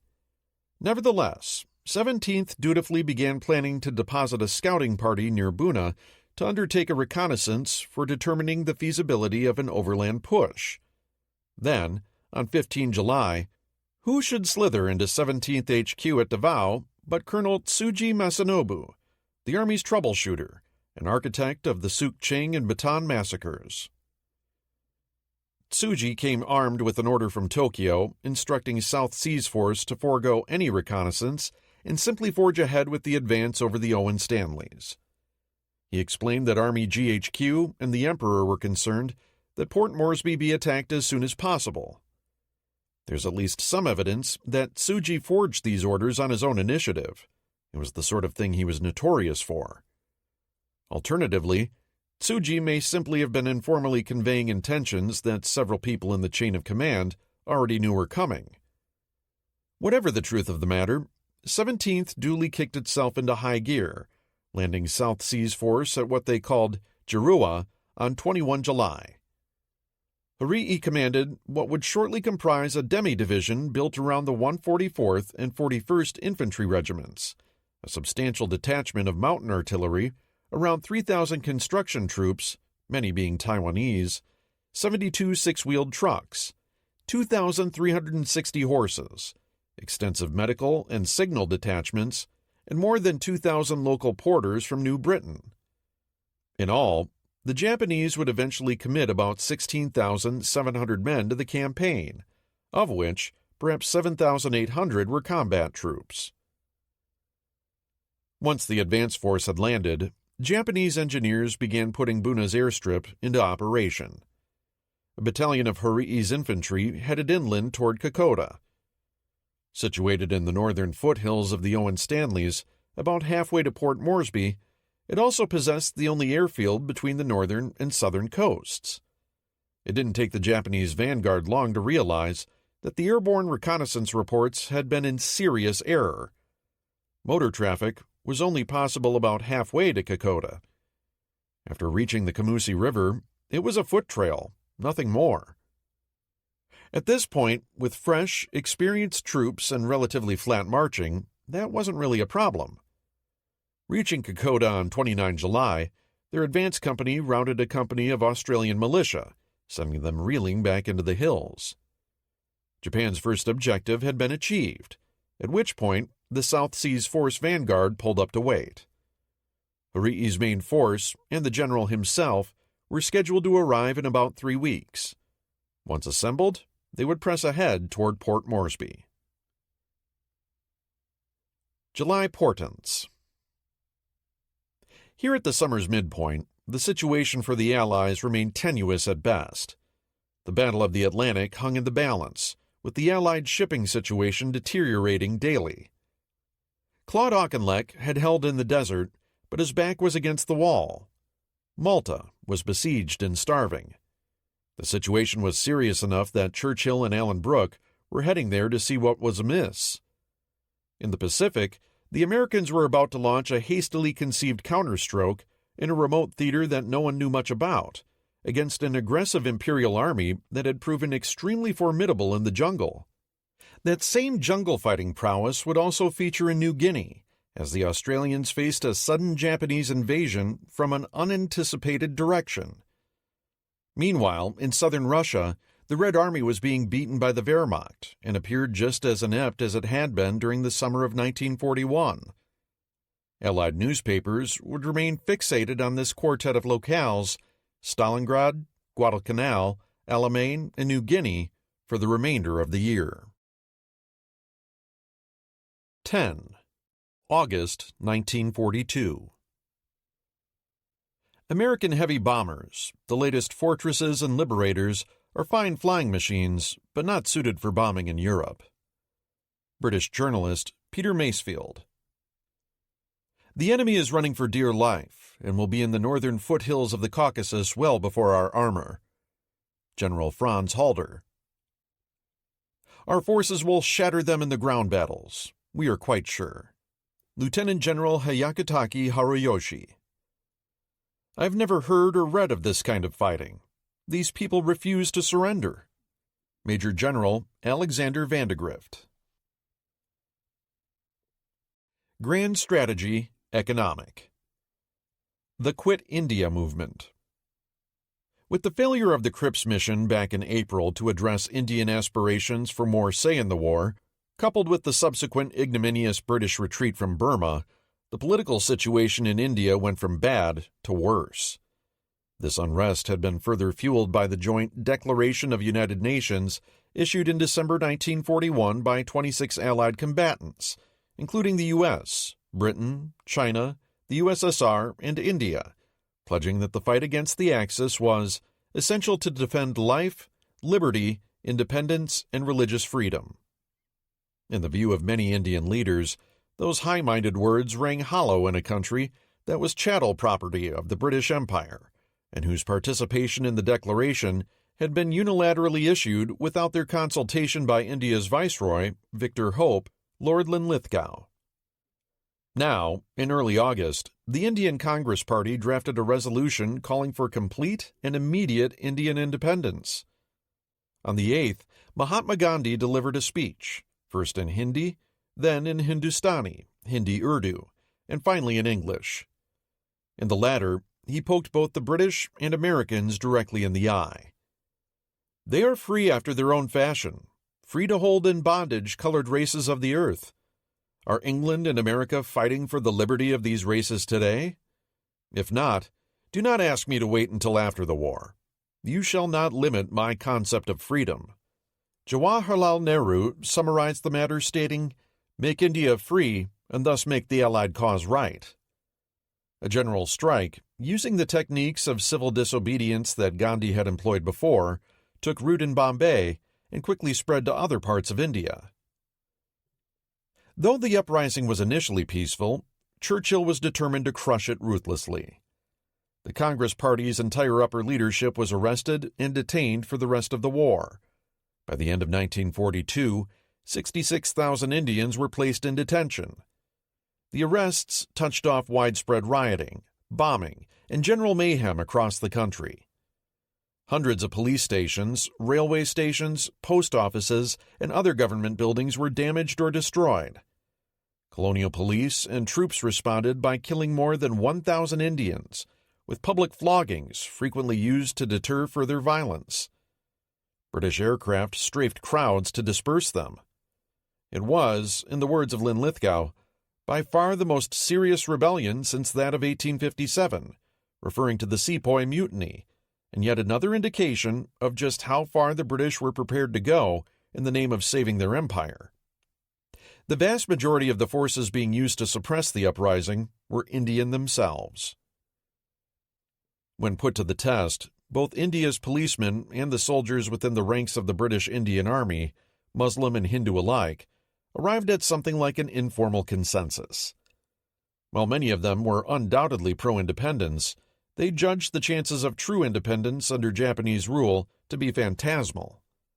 Furthermore, with the Japanese now figuratively at the gates, going over to the independence movement ran the risk of India devolving into chaos and would do more harm than good. In the end, the Indian Army, despite deploying newly raised formations for internal security, with junior officers to boot, was fairly formidable, and its morale and training inclined it toward a near-term pro-establishment solution. British rule in India was upheld, for now. Yet many Indians, particularly in the military, suspected that Britain sat atop a powder keg, and that its presence in India after the end of the war could not long be sustained, no matter what Churchill and Linlithgow might have to say on the matter. American war production planning. Sobering reality. In April's chapter, I related how the feasibility debate between the War Production Board and the U.S. Army regarding America's war production had gotten underway, initially producing sharp disagreement. As a result, economist Simon Kuznets, the head of the WPB's statistical division, had been ordered to conduct a thorough, line-by-line review of the U.S. military's production plan. This he had done, working endless, sweaty days through a typical D.C. summer with his small staff. On 12 August, he handed in his 140-page analysis to his boss, Robert Nathan. It reconfirmed the conclusions he had already reached in March. The U.S. economy, enormous as it was, manifestly could not expand quickly enough to give the military everything it wanted, as quickly as it wanted. Serious shortages of raw materials, machine tools, and labor were brewing, the latter mostly because the labor needed wasn't currently located in the new centers of war production, such as California. Although a gigantic mass migration was already underway, it couldn't happen overnight, meaning the planes, ships, and munitions on the military's shopping list simply weren't going to get built. Kuznets estimated that 1942 production would fall $15 billion short of goal, a full 25% lower than desired, and that 1943's spending estimate of $90 billion was at least 30% too aggressive. Spending $44 billion on arms in 1942 and another $75 billion in 1943 was the most that even America's outsized economy could manage. In Nathan's view, the twin implications from Kuznets' assignment were obvious. First, production goals had to be immediately cut back to avert serious dislocation among the various programs. If this didn't happen, the military's long-term production objectives might no longer be feasible. Put another way, without a realignment of priorities, the invasion of Europe might not be possible at all in the foreseeable future. Second, the only solution to the production problem was the creation of a strategic planning body, one that contained a substantial element of civilian control that would create well-formulated and properly screened and tested military procurement goals. Nathan and Kuznets took this notion to Donald Nelson, the WPB's chairman. Nelson agreed with their findings and started circulating copies of Kuznets' study within the various agencies involved in war production, as well as the military. The copies forwarded to Harry Hopkins and the Navy elicited nary a murmur. The one that landed on Lieutenant General Brehon Somervell's desk prompted an explosion. The head of the Army's Service of Supplies reacted with scathing derision, labeling Kuznets' analysis an inchoate mass of words that should be carefully hidden from the eyes of thoughtful men. Somervell's position was that any looming shortfalls should be overcome by greater effort on the part of suppliers. Any relaxation of production targets would be counterproductive by decreasing the pressure on American industry to perform. Somervell would have been right at home in the Third Reich in at least this one respect. In his world, industrial production was apparently a function of national willpower and whip-cracking, and had little or nothing to do with the availability of labor, raw materials, or capital inputs. To Nathan, Somervell's obstinacy only confirmed the rigidities of the military mind. Somervell had been handed a document prepared by the leading global authority when it came to national income statistics, but the general obviously wasn't capable of grasping the material. All Somervell knew was that he didn't like the answer it was giving him, and his answer was a classic bureaucratic warfare 101 response: shoot the messenger. Stung to anger, Nathan and Kuznets drafted a reply to Somervell that made no attempt to smooth feathers, instead accusing the general of having an ostrich-like attitude when goals are established that are above probability of achievement. After demolishing Somervell's refutation point by point, they concluded that it would be most unwise to bar these problems, which have been given careful consideration by the staff and members of the Planning Committee, from people who have responsibility for the success of the war effort and the welfare of this country. The stage was now set for a bureaucratic showdown in October. Everything for the front. The Soviet domestic economy. As I've discussed in previous chapters, the notion that As went the Eastern Front, so went the outcome of the war as a whole, has lost useful proportions. The war was much greater than that, and even if the Eastern Front was the largest theater in terms of deployed combatants and overall mortality, many other events beyond Soviet borders fed into the equation of eventual Allied victory. Put another way, there remains a tremendous difference between being first among equals and being the only front that mattered. From a military standpoint, the bloody outcome of the Moscow counteroffensive demonstrated that the Red Army at the turn of the year was still insufficiently professional to counterattack against the Wehrmacht without paying ruinous costs. While the Red Army might ultimately have been able to beat the Germans using the same meat grinder approach they deployed outside Moscow, unless their performance improved, it was unlikely that they would have advanced as quickly as they ultimately did later in the war. The Red Army did end up improving throughout 1942, but as I described its remaking in April, the underlying reasons for that improvement had less to do with either morale or sheer numbers than it did with multiple reorganizations of the force structure, changing the Army's weapons mix, doctrine, logistics, and other technical factors. The outcome of those reforms was uneven, by no means guaranteed, and unlikely to manifest itself on some predetermined timeline. Beyond Soviet military reformation lies a second and perhaps equally important factor pertaining to the Soviet Union's survival. David Stahill alludes to this in his summarization of the larger implications of Barbarossa's failure when he states that while Germany was still capable of launching offensives and achieving successes, none of this could change the fundamental disparity between Soviet staying power and German offensive strength.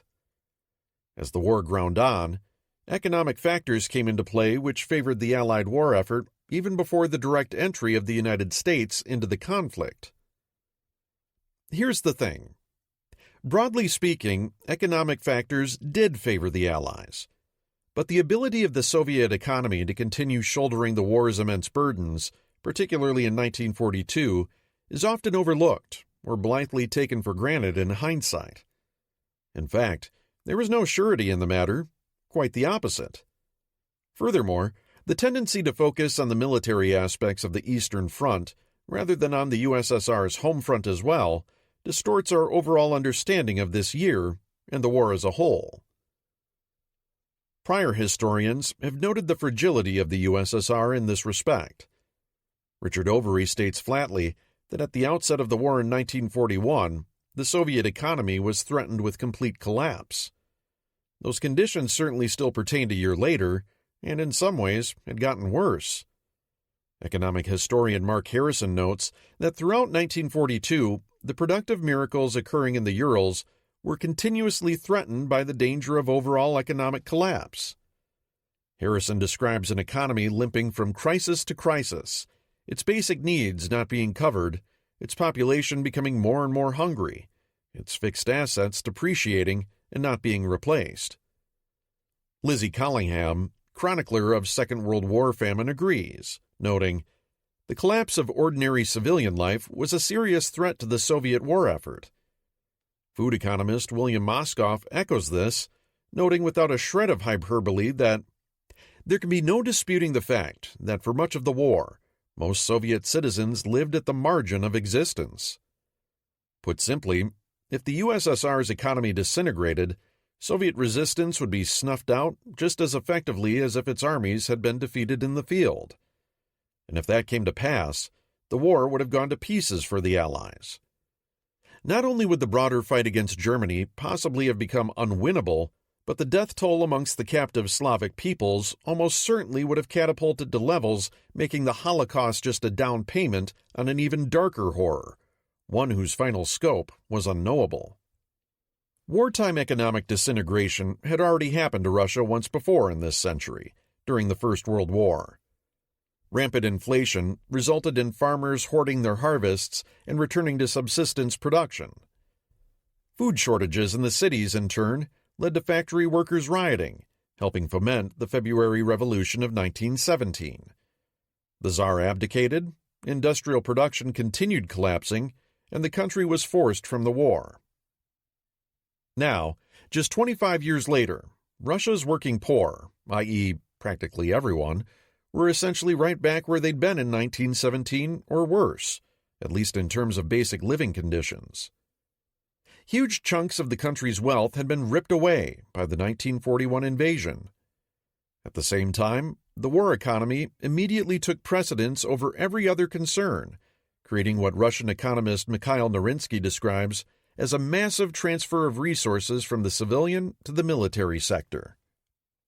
While defense spending soared, the output of civilian industries plummeted to just 43% of its 1937 value. Household consumption was now 40% below its already wretched pre-war levels. In a country already infamous for deprivation, decreases in household consumption weren't just some sort of academic abstraction. They meant scarcer shelter and clothing, much less food in people's stomachs, and widespread hardship. Indeed, looked at through this lens, the Siege of Leningrad was little more than an extreme example of what happens when you lowered basic civilian intake beyond a certain threshold, namely, a lot of emaciated corpses lying in the streets. Even in supposedly safe areas, things weren't markedly better, as an examination of Chelyabinsk and the Tankograd factory there demonstrates. When the German invaders struck, the USSR had managed, as we've seen, to migrate the core of its Western heavy industry all the way back to the Ural Mountains. That compulsory diaspora had not only uprooted plant and equipment, it also uprooted vast numbers of workers and sent them east along with their families. As many as 25 million refugees fled the Wehrmacht by train, truck, and in many cases on foot, on journeys often lasting months and with little enough to eat along the way. In Chelyabinsk Oblast alone, 427,000 refugees had basically been dumped on railway sidings by the spring of 1942, a scene replicated at any number of other industrial towns across the Urals. The refugees all needed food, clothing, and shelter, and they found little of any of it in the utterly overwhelmed frontier city. Because of its growing industries, Chelyabinsk's population had already exploded from 67,000 in 1928 to 312,000 in 1938. Thus, even before the mass influx brought about by Barbarossa, Chelyabinsk housing had fallen badly behind its growing population. After Barbarossa, things spiraled from bad to calamitous. National construction output, which encompassed housing, was now just 31% of its 1937 value. Living conditions rapidly began hearkening back to the Dark Ages. Many workers were sleeping in earthen dugouts with walls made of sticks. The luckier refugees lived in schoolrooms or the basements, corridors, and bathrooms of shoddily built apartment complexes. The Russian term uplatnenia, cramming in, was the order of the day. Conditions in the factories themselves were unbelievably harsh. Shifts were long, 11 to 12 hours a day, on mostly empty stomachs, with no days off and no overtime paid. The work was often dangerous. Nodding off at a lathe or drill press was a quick way to lose a hand or arm. Shoes and clothing were scarce. The clothing industry produced just half as much as it had pre-war, and most of that was going to the military. The sight of an unshod, underage urchin, dressed in rags, manning a machine tool while standing on an upturned wooden crate was hardly uncommon. Describing the condition of the female workers at one factory, Andrei Sakharov, the physicist and later dissident, wrote, "They sat at the deafening machines hour after hour, in huge, dimly lit rooms, hunched over and perched cross-legged on their stools to keep their wooden shoes off the cold floor, which was flooded with water and lubricants. Their faces were hidden by kerchiefs, but when I caught a glimpse of them, I could see that they were lifeless, drained by fatigue." Despite draconian rules regarding absenteeism, workers were often late or missing, out sick, unable to handle the constant strain, or simply exhausted from lack of food and sleep. Tankograd's records indicate that it lost more than 500,000 workdays during the first 6 months of 1942 alone. 3/4 of these were due to illness, which was unsurprising. Hungry people have weaker immune systems. Coupled with poor sanitation and miserable living conditions, the results were as predictable as gravity. On any given day during the war, between 6 to 11% of Tankograd's workforce was sick. Typhus became commonplace, and the USSR had the unenviable distinction of being the only European nation during the war to suffer from outbreaks of scurvy. Even beyond the mass starvation going on in besieged Leningrad, there can be little doubt that the combined impacts of disease and malnutrition carried off millions of Soviet citizens all across the country's interior during the first years of the war. Soviet records confirm that non-combat civilian mortality rates spiked in 1942, increasing by a third. And while they decreased later in the war, it was only because by then, many of the USSR's most vulnerable had already perished. In the countryside, on the collective farms, things were equally grim.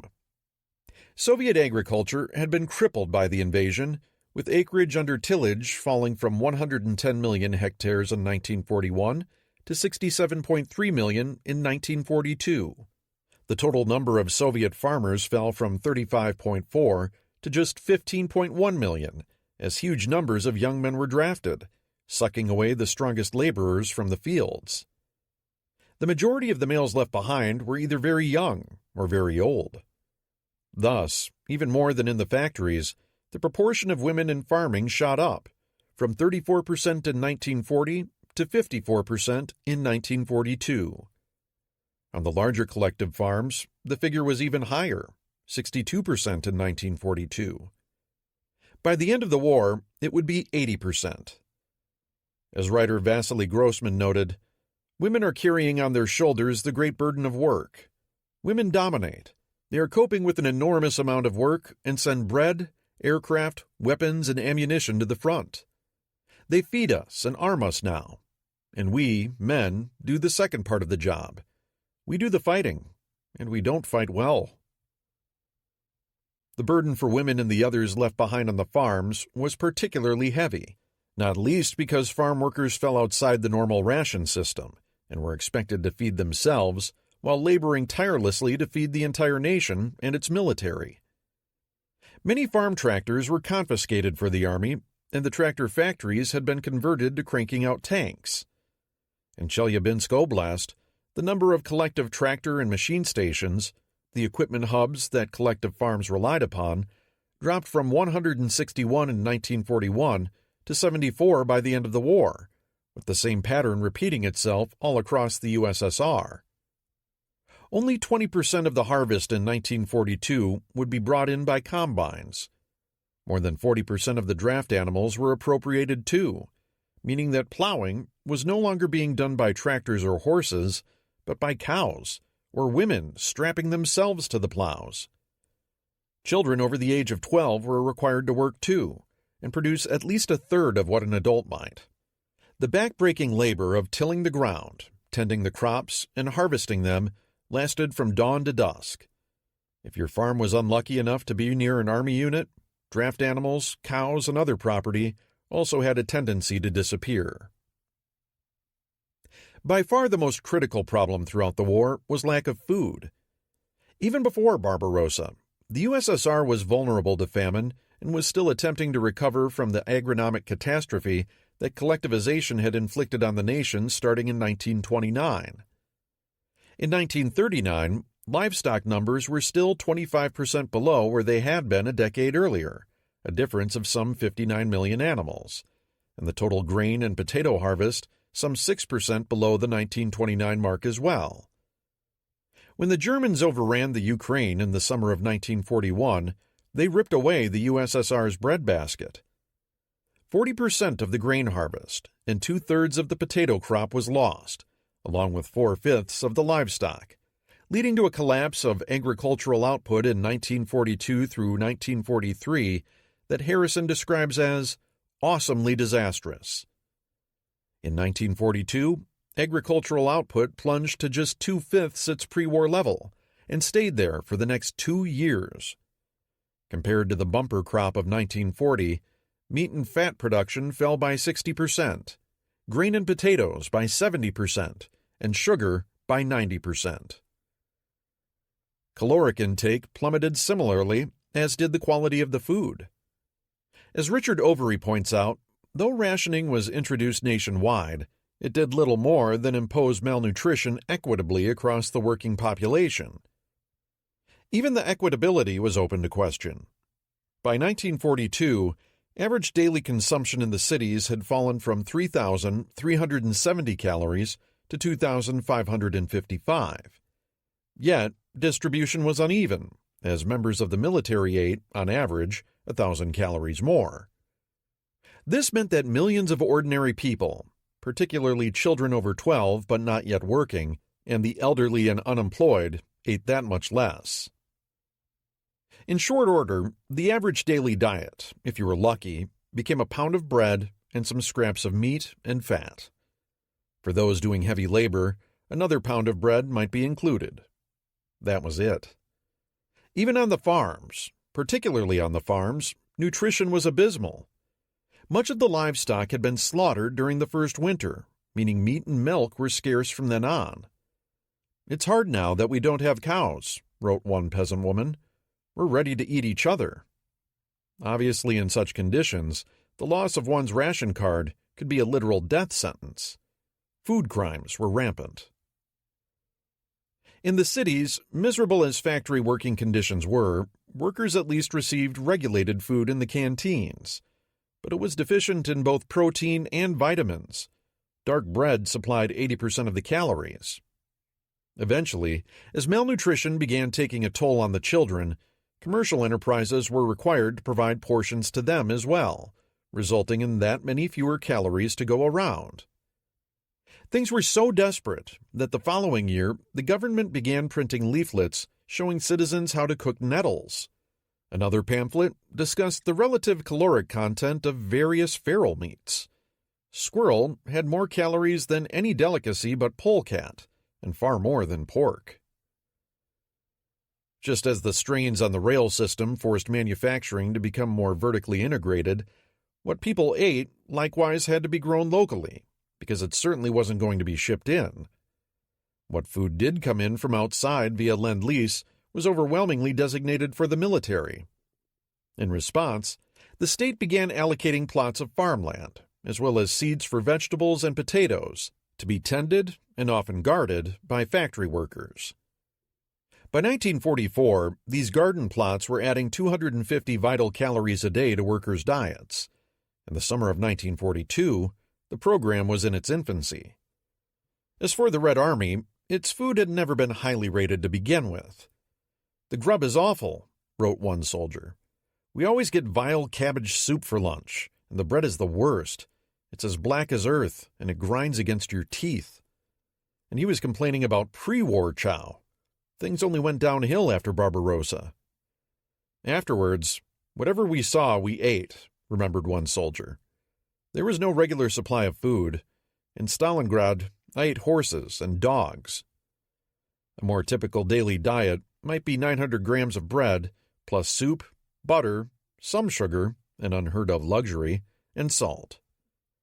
Meager as this was, soldiers, and frontline soldiers in particular, invariably ate much better than civilians, as the Kremlin was focused on keeping the Red Army in the field and fighting. There is circumstantial evidence that the Russian rat population began following Red Army units around because they ate better in combat zones than in civilian towns. Given the widespread privations, a vibrant black market sprang up to supplement what people's ration cards could provide. Food prices skyrocketed. In 1942, market prices rose an average of 854% from the year before. They would double again by 1943, a nearly 19-fold increase from 1941. By then, many families were spending up to 85% of their income on food. "We have had to sell a lot of our things," one soldier's wife wrote her husband, "because everything has become very expensive. We spend 20 rubles a day on a half a liter of milk for our infant son. If we took that milk away from him, we'd be condemning him to complete emaciation." The American expatriate Margaret Wetland noted that the average person would barter anything for food. People had developed the most absolute indifference to things. Only life was important. Dresses could go, furs could go, watches could go, shoes could go. At the same time, bootleg liquor, semagon, became the basis for an entire underground economy, relying on grains and potatoes pilfered from the farms. This, in turn, led to more misappropriation and outright theft of what little food there was. The daily lives of the Soviet people were little more than an endless gray misery. Locked in a struggle for basic subsistence, they were exhausted, hungry, overworked, constantly sick, and dressed in tatters. Only China's peasantry could claim to have suffered more. By comparison, the sacrifices made on the American and British home fronts, even at the height of the Blitz, were so trivial as to be almost unworthy of mention. The Japanese would eventually endure similar levels of civilian privation for about 6 months at the end of the war. At that point, the fear of popular unrest stemming from the unfolding domestic crisis would be a key component in the emperor's ultimate decision to surrender. Yet the Soviet Union shouldered this awful burden for a relentless 1,418 days, while still making an enormous contribution toward ultimate victory over Germany. Seen in this light, Stalin's Order Number 227 in July takes on new meaning. Most commentators view it in strictly military terms, a frightful directive intended to stiffen the Red Army's backbone. Yet the evidence suggests it was much more than that. Order Number 227 was also a huge red flag signaling the accelerating fragility of the Soviet home front. In his text, Stalin explicitly frames the dangers facing the USSR in economic terms, mentioning words such as territory, population, metal, plants, factories, and so on multiple times. At the top of the list was bread, which outnumbered the use of soldiers, battalions, or even panic mongers. Stalin wasn't being exactly subtle here, because in the midst of this second summer of calamity, with millions already dead and millions more clearly to come, it was perfectly reasonable to ask, where was the point of Russian civil collapse? At what juncture would the Soviet people simply throw in the towel and Stalin be damned? Soviet citizenry didn't need weapons or a revolution to bring down Stalin. All they needed was apathy or starvation. If the USSR's workers stopped going to the factories for any appreciable length of time, as they had in 1917, it would be all over. The flow of munitions to the front would falter, the Red Army would collapse, and the Wehrmacht would kick the doors in and destroy the USSR. This absolutely could have happened in 1942. In the German-occupied zones, many citizens had already reached this point, finding collaboration the only way to stay alive. Meanwhile, the masses remaining under Stalin's control currently wore the required masks of compliance and patriotism. Yet those faces hid individual deliberations that had to be taking place. Would Stalin's regime survive? Could the Red Army defeat the German invader? Might life under the Germans maybe mean the return of a family farm that had been collectivized? Might it not be better to steal, or dodge the draft, or collaborate? Harrison summarizes this as a contest between two types of citizens: mice, who serve the state, and rats, who serve themselves. Both ways of life bring rewards, as criminals are well aware. In a well-ordered society, the risks of punishment generally outweigh the rewards of being a rat, and during wartime, being a rat is riskier still, with increasing state control over its citizens. But rat rewards increase too as consumer goods become scarcer and opportunism more tempting. If too many mice turn into rats, the output of the state begins falling. Eventually, coercion fails. Output spirals down, mice get fewer rewards, and more of them jump ship. At some convergence point, collapse becomes inevitable. Production stops, the rats overwhelm the mice, and the state falls apart. These risks are amplified in poorer states, which offer smaller returns to the mice to begin with. And the USSR's citizenry in 1942, by almost anybody's standards, was dirt poor, starving, and practically homeless. Many of the mice were already playing a hybrid game. Someone in the countryside might be working hard on a state farm, yet secretly tilling a small plot of potatoes to sell on the black market.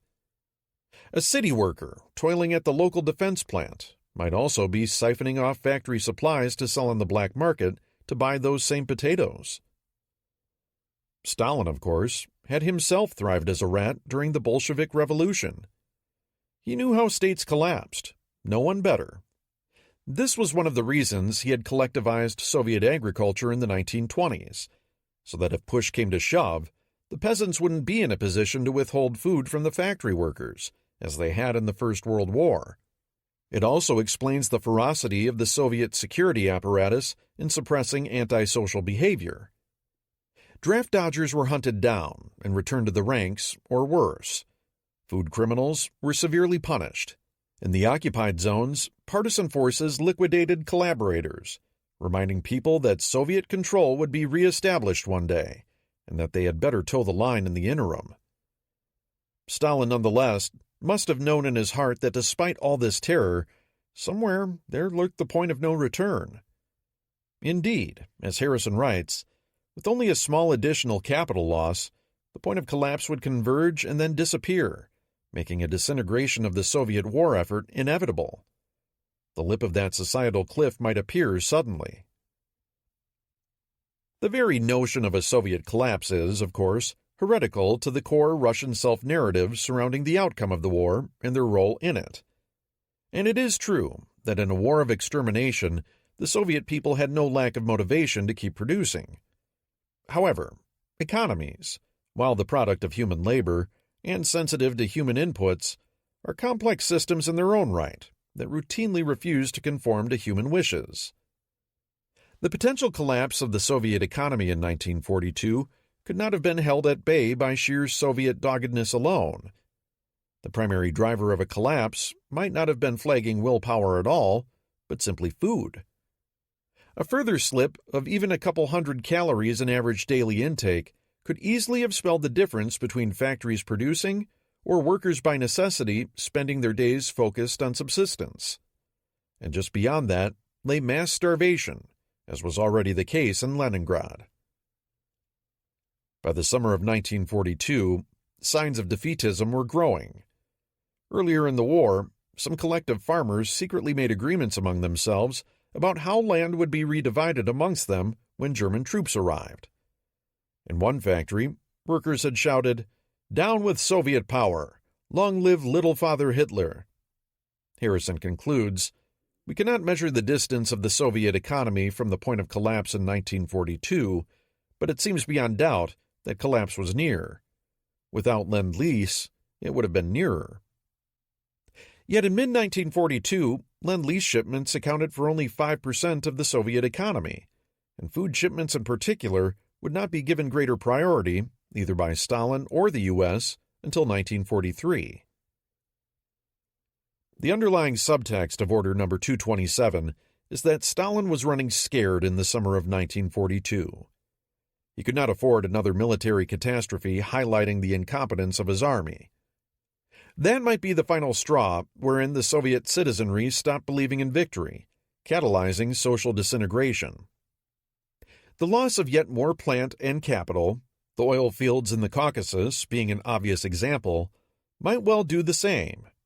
Indeed, a successful Unternehmen Blau would likely foist both these disasters on an already badly overburdened Soviet state. By now, the USSR was understandably getting a little tired of calamities. All Stalin could do at this point was pray for a signal military victory, while strictly controlling the flow of information to the population and goading SMERSH and the NKVD into applying the maximum amount of repression possible. This they did. The year 1942 would see a spike in political executions, the most since the Great Terror of 1936-8. This, too, is an important clue to the true state of things. Stalin didn't oppress for fun. He did it as a reflexive reaction to perceived internal dangers, with the extent and severity of repression directly correlated with his fear. Though the population of the Gulag was falling as minor criminals were deemed worthy of being sent to the front, more than 1 million people were still there in 1942. The threat of deportation, torture, or execution for crimes against the state was never far away. Yet, repression had its limits, even in the USSR. As Russian economist Lydia Pozdieva acknowledges, for all the harshness of the Stalinist era, strictly totalitarian means would never have been sufficient to keep the Soviet population fighting. Instead, what was needed was more food and good news from the front to keep the population believing in final victory. Because if they ever stopped believing in that, anything could happen. Stalin knew it. Viewed together, the parlous state of the economy, the non-military implications of Order Number 227, and the jump in the numbers of extrajudicial killings all point to the same conclusion. Things were now on a knife's edge in the USSR. Battle of the Atlantic. Dönitz diversifies. Given the sharp drop in productivity in the Caribbean and Gulf of Mexico in July, it was an open question as to whether U-boat operations in American waters continued making sense. Karl Dönitz was not ready to give up quite yet, though, recognizing the value of keeping the Allies busy in many places, and thereby slowing their shipping throughput. At the same time, he now had enough boats on hand that he could afford to hedge his bets by attacking in new locations. As such, he aimed campaigns into several theaters, hoping to continue spreading Allied defenses while keeping the pressure on American ASW forces closer to home. The first areas Dönitz focused on in August were off the coast of West Africa and the South Atlantic. U-boats were not unknown there, but they hadn't been a consistent threat either. Dönitz decided to send a total of 19 submarines into these waters, organized into 2 separate hunting groups along with 7 boats operating independently. Supported by several U-tankers, they found rich pickings in what was still a comparative ASW backwater.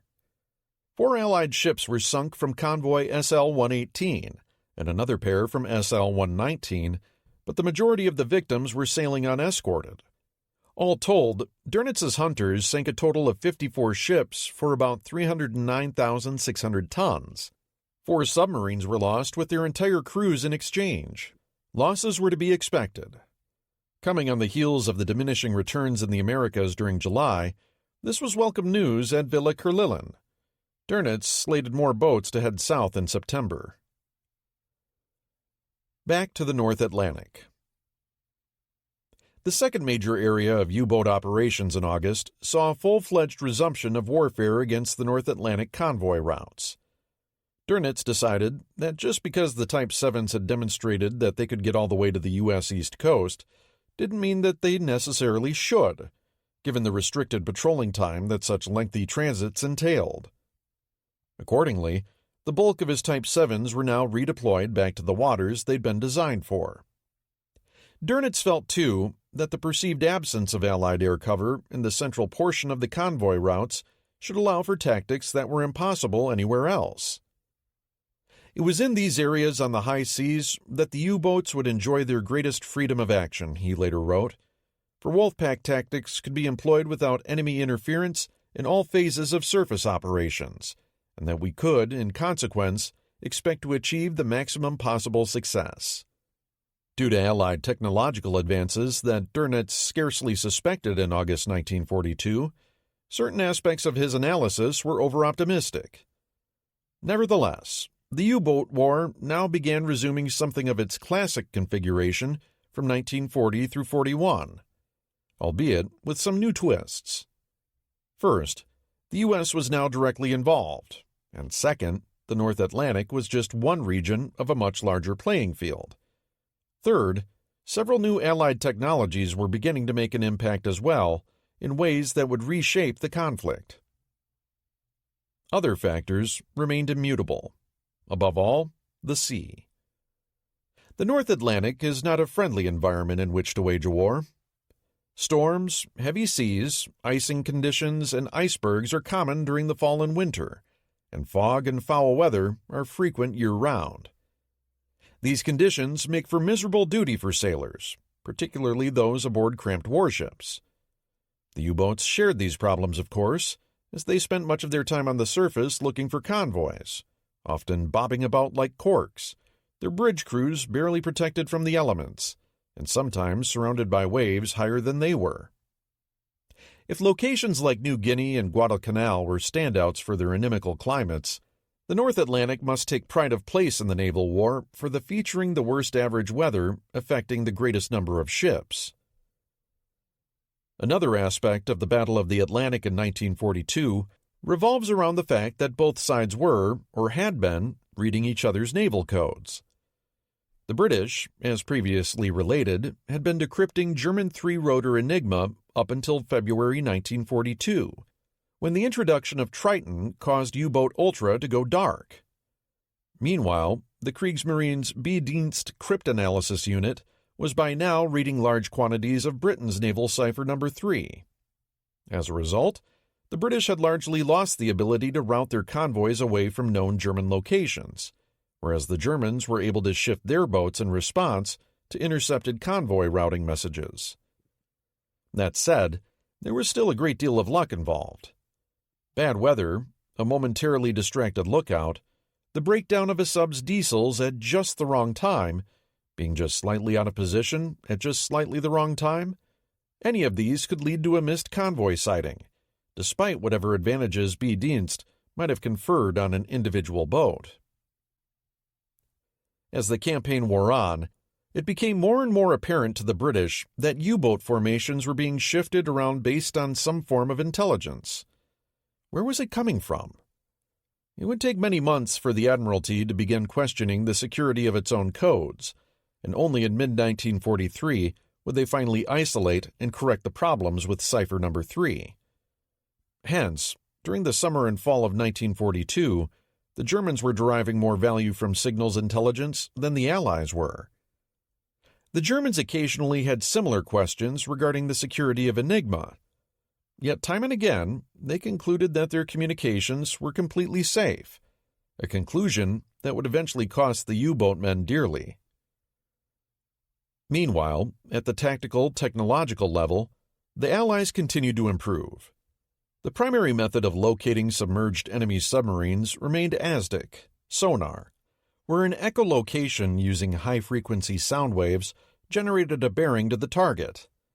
The Royal Navy had placed great faith in this technology at the outbreak, only to be disappointed by the technology's limitations, chiefly short range, about 2,500 yards, and inability to determine the depth of the target. Several improvements were in the works that would make sonar easier to use and more sophisticated in its signal processing. None of them would reach the front in 1942. Despite that, the Allies did have two new trump cards in the game, increasing numbers of both centimetric radar and high-frequency direction finding, known as HFDF or HFDUF. Radar, of course, was hardly a secret technology. The Germans had large land and naval sets of their own that used the then-standard wavelengths of around a meter or more. However, the British invention of the cavity magnetron in 1940, coupled with American manufacturing power, had changed the game. By 1942, the Allies were making dramatic progress in creating smaller, more powerful radar sets using radio frequencies in the 10-centimeter range. Shorter radar frequencies provided both longer range and better accuracy. Soon, the Allies were mounting radar in even the most diminutive ships like corvettes and subchasers, as well as, crucially, patrol aircraft. Darkness now provided less and less safety for Axis submarines, as radar-equipped Allied warships and planes could often detect them well before the U-boat could see their enemies in return. Even crude radar sets had already proven useful at sea. The advent of centrometric sets with the planned position indicator, PPI, which shows an intuitive 360-degree radar map with the ship at the center, had an almost magical effect on naval warfighting because they restored the efficacy of gunfire. Ever since cannon had first gone to sea in the Middle Ages, combat had centered on finding a target, aiming a cannon at it, and firing.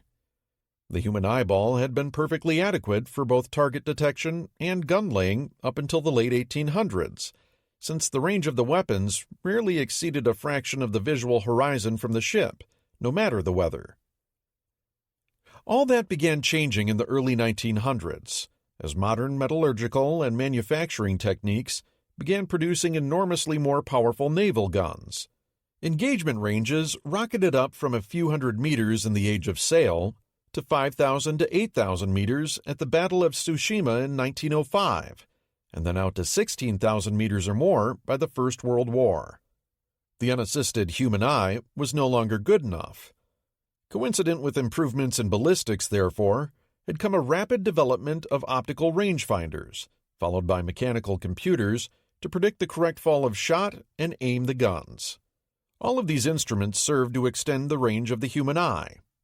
However, no matter how sophisticated optical equipment became, it was still affected by weather, spray, and smoke, to say nothing of simple darkness.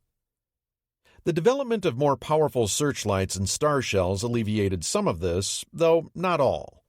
Even late as 1940, when night came down, everybody was basically back in the 1800s again, except that everybody's warships were packing infinitely more destructive weaponry. Radar transformed two fundamental portions of the combat equation. The first was target detection.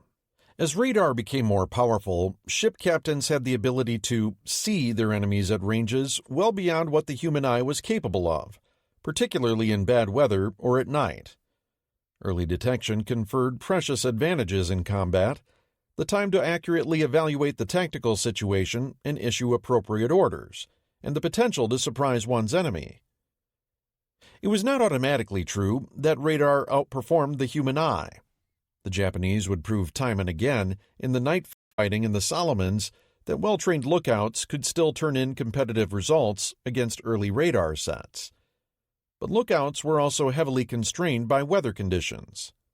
In any sort of inclement weather, radar was usually superior. And as radar's wavelength decreased and power increased, it simply became no contest. Radar always won.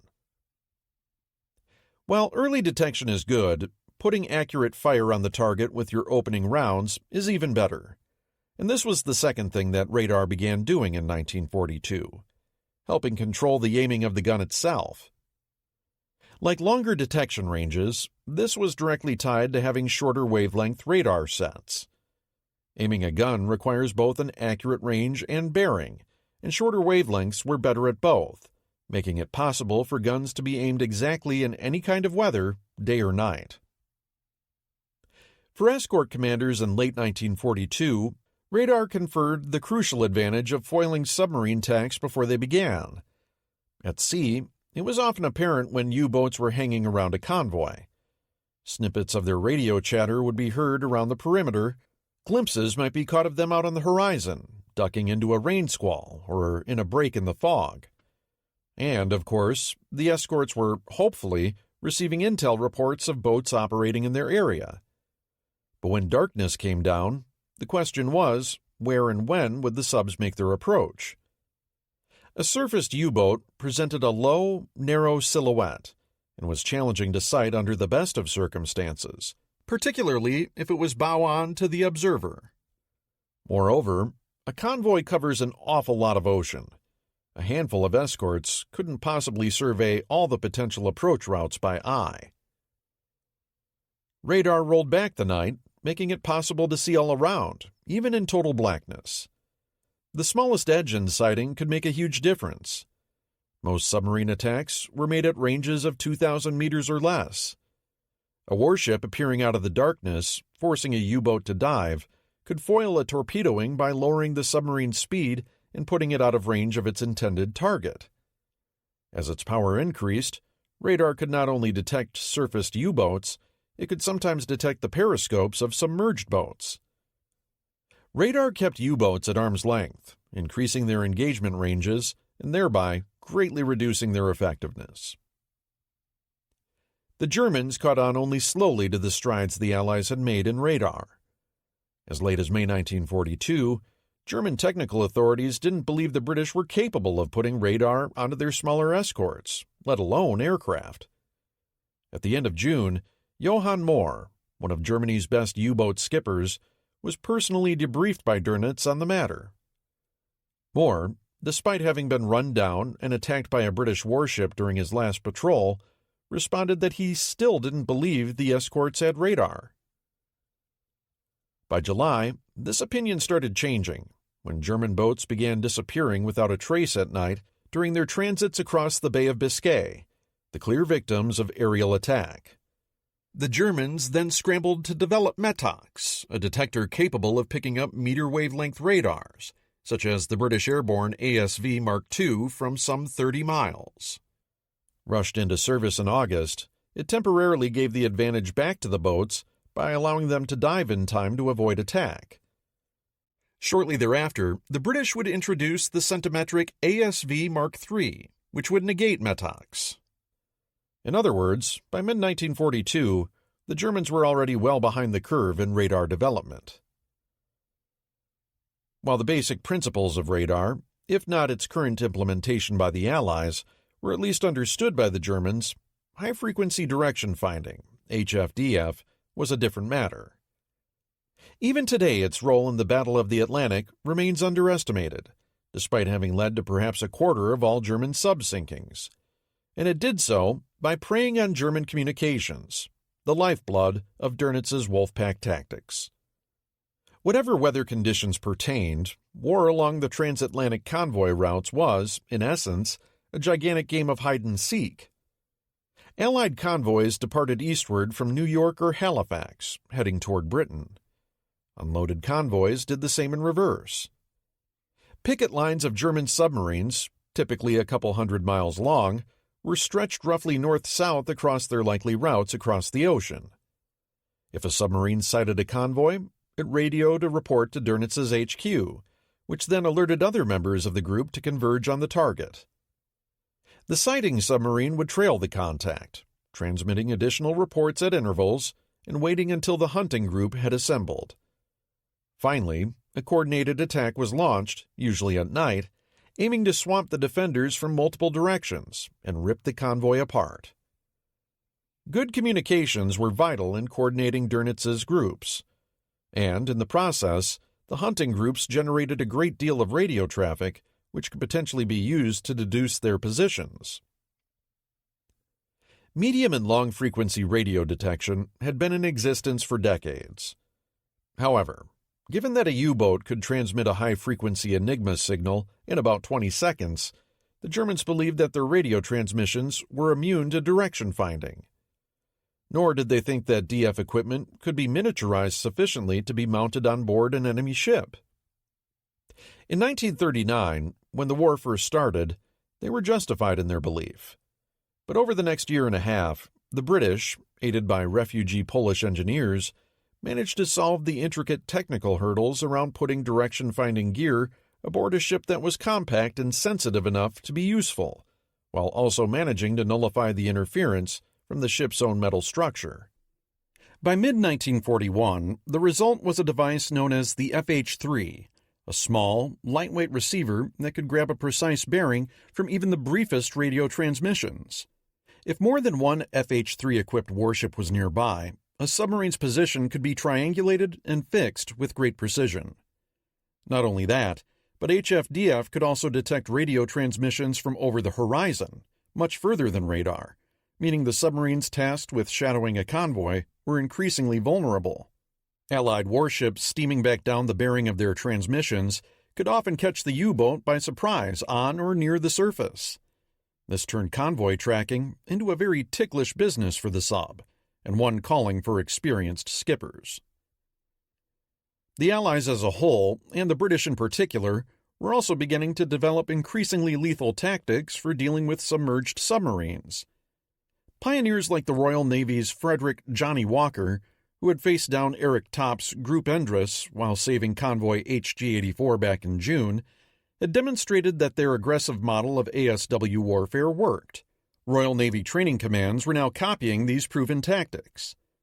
The new approach wasn't just to drive U-boats away from the convoy and prevent an attack. It was to hold them down, hunt them remorselessly, and kill them. With more escorts coming into the fleet, convoys were starting to be protected by larger escort groups, as well as independent support groups. Whereas close escorts typically could not linger over a submerged contact for long, with larger escort groups detaching a ship or two for a prolonged hunt was becoming more feasible. If direct attacks didn't kill the boat outright, lack of air and battery power would eventually force it to surface, where it could be finished off by gunfire or ramming. It was not unheard of for these pursuits to last a day or more. The results were increasingly going against the sub. In addition to the tacticians, operational researchers in all three Allied navies were beginning to apply mathematical methods to the problem of convoy protection. One result was that convoys were getting bigger. Careful analysis had revealed that increasing the size of the convoy allowed more efficient protection, requiring fewer escorts per cargo vessel. Simply put, doubling the area of a convoy, and hence the number of ships, only increased its perimeter by 40%, and this was the primary factor governing the number of escorts needed. Though the notion of putting more eggs into one basket seemed dangerously counterintuitive, it actually worked, allowing escorts more flexibility to do what they were supposed to do: kill submarines. In sum, the convoy was finally becoming what it was always meant to be: a magnet to attract submarines and lead them to their deaths. The outcome of the Battle of the Atlantic, however, was still far from clear-cut because the U-boat force was larger and more terrifying than ever before. The pit problem. Dönitz understood that resuming large-scale convoy warfare in the North Atlantic would necessarily extract higher casualties from his force. The Germans, though, had their own cards to play in this fight, the most significant being the Mid-Atlantic Air Gap, more poetically known as the Black Pit. This 600-mile-wide stretch of stormy water southeast of Greenland was becoming notorious because Allied aircraft found it difficult to even reach that far, let alone patrol effectively there. The weather was often awful, and cloud cover, fog, icebergs, and high winds were endemic. Unsurprisingly, this is where U-boat groups preferred patrolling, and where they often launched their most devastating attacks. The standard speed for a slow convoy was 5 to 7 knots, meaning it took 4 days or more to make it through the pit. A lot could happen in 4 days, and none of it good. Only one aircraft currently had the range to patrol into the pit: the Very Long-Range VLR B-24 Liberator. The problem was, there weren't nearly enough of them in the Allied inventory right now, 10 in total, and more wouldn't be coming for months. Ernest King's role in providing sufficient VLR Liberators to cover the pit is another area where he has received a great deal of criticism. One prominent British naval historian noted that while RAF Bomber Command and the U.S. Army Air Forces certainly had a role in the scarcity of this particular aircraft, it can hardly be doubted that King bore the major responsibility. This is badly misplaced, on at least 4 counts. First, the vast majority of new Liberators were being sent not to the U.S. Navy, but to the U.S. Army Air Forces. As such, the gentleman to speak to regarding getting one's hands on B-24s was Hap Arnold, and more broadly, the U.S. War Production Board, not Ernest King. Second, powerful voices inside the U.S., including Harry Hopkins, were mimicking RAF Bomber Command's fixation on bombing Germany and urging that B-24s be used solely for that purpose, and not aerial patrolling. A third critique notes that when King did finally receive VLRs late in 1942, he declined sending them first to Iceland, instead basing them in Morocco, to guard the convoy routes across the central Atlantic to North Africa, in support of operations there. However, this was entirely consistent with King's prioritizing troop convoys ahead of cargo ships. For his part, Churchill interceded directly with FDR to have 2 B-24 squadrons, not yet equipped as VLR, sent temporarily to the UK. Yet, once they were there, they were employed not against the Black Pit, but to support RAF Coastal Command's operations in the Bay of Biscay, which were seen as more offensively oriented than providing passive protection for Atlantic convoys.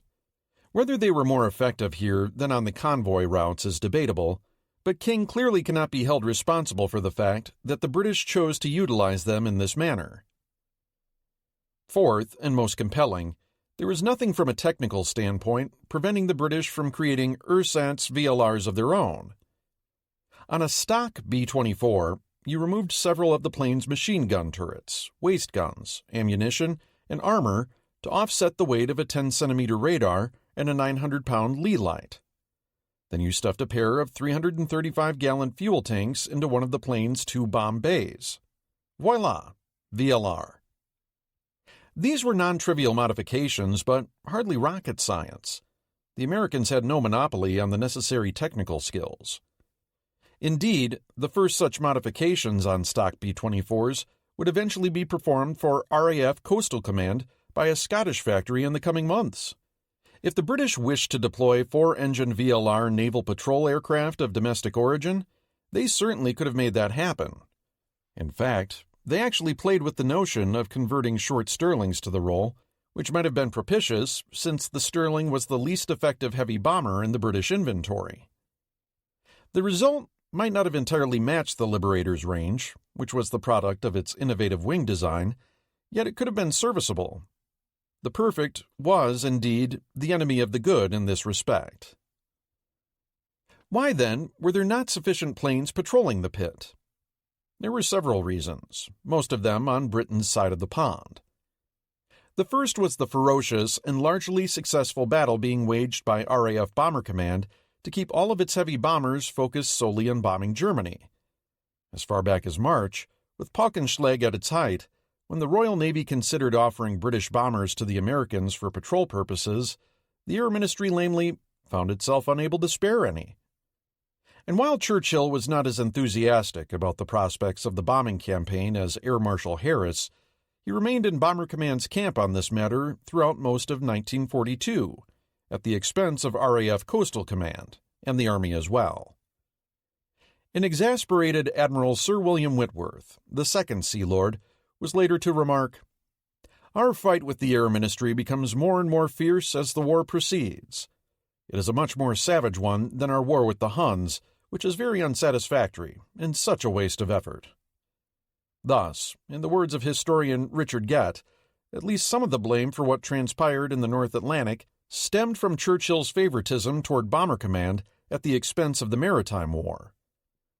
Confused priorities on the part of the British Admiralty and RAF Coastal Command, over which it had operational control, regarding how and where to use its aircraft, also played a key role.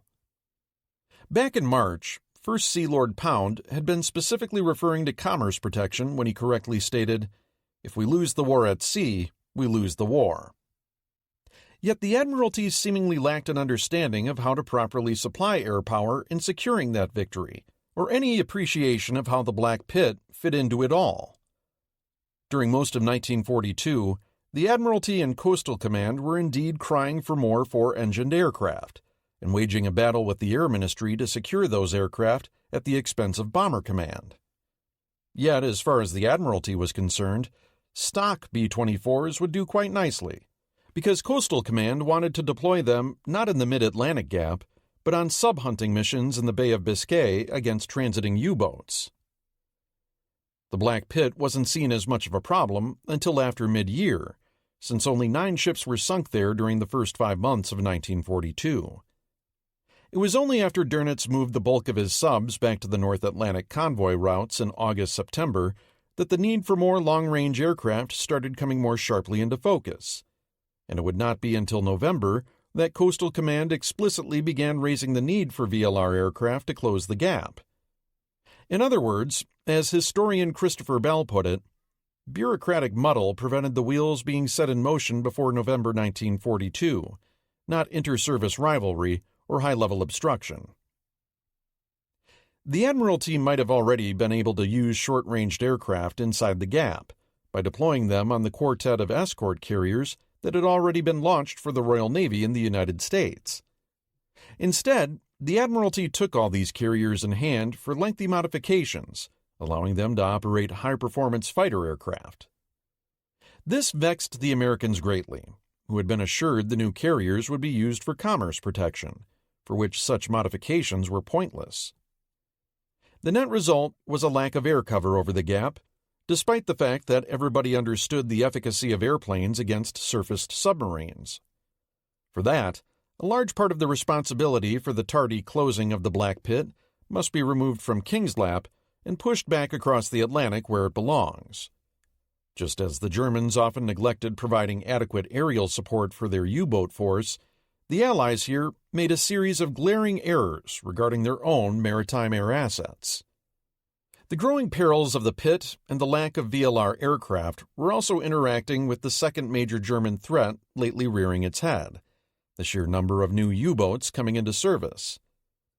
Despite its losses, as of 1 September, the U-Bootwaffe was up to 162 operational craft. Of these, 124 were deployed in the Atlantic, 15 in the Mediterranean, and 23 in the Arctic. This was a substantial increase from when Dönitz had opened hostilities against the U.S. East Coast in January with just a handful of boats. With more new submarines training up, by the end of the year, Dönitz would have almost 200 operational boats total, with over 150 in the Atlantic. Those numbers are somewhat deceptive, in that at least a third of those operational boats were under refit at any given time, and of the remainder, a fair percentage were in transit to or from their patrol areas. Of the Atlantic boats, an average of 30 to 40 were on station at any given time. But the numbers were definitely growing. The Allies had a truly daunting task ahead of them.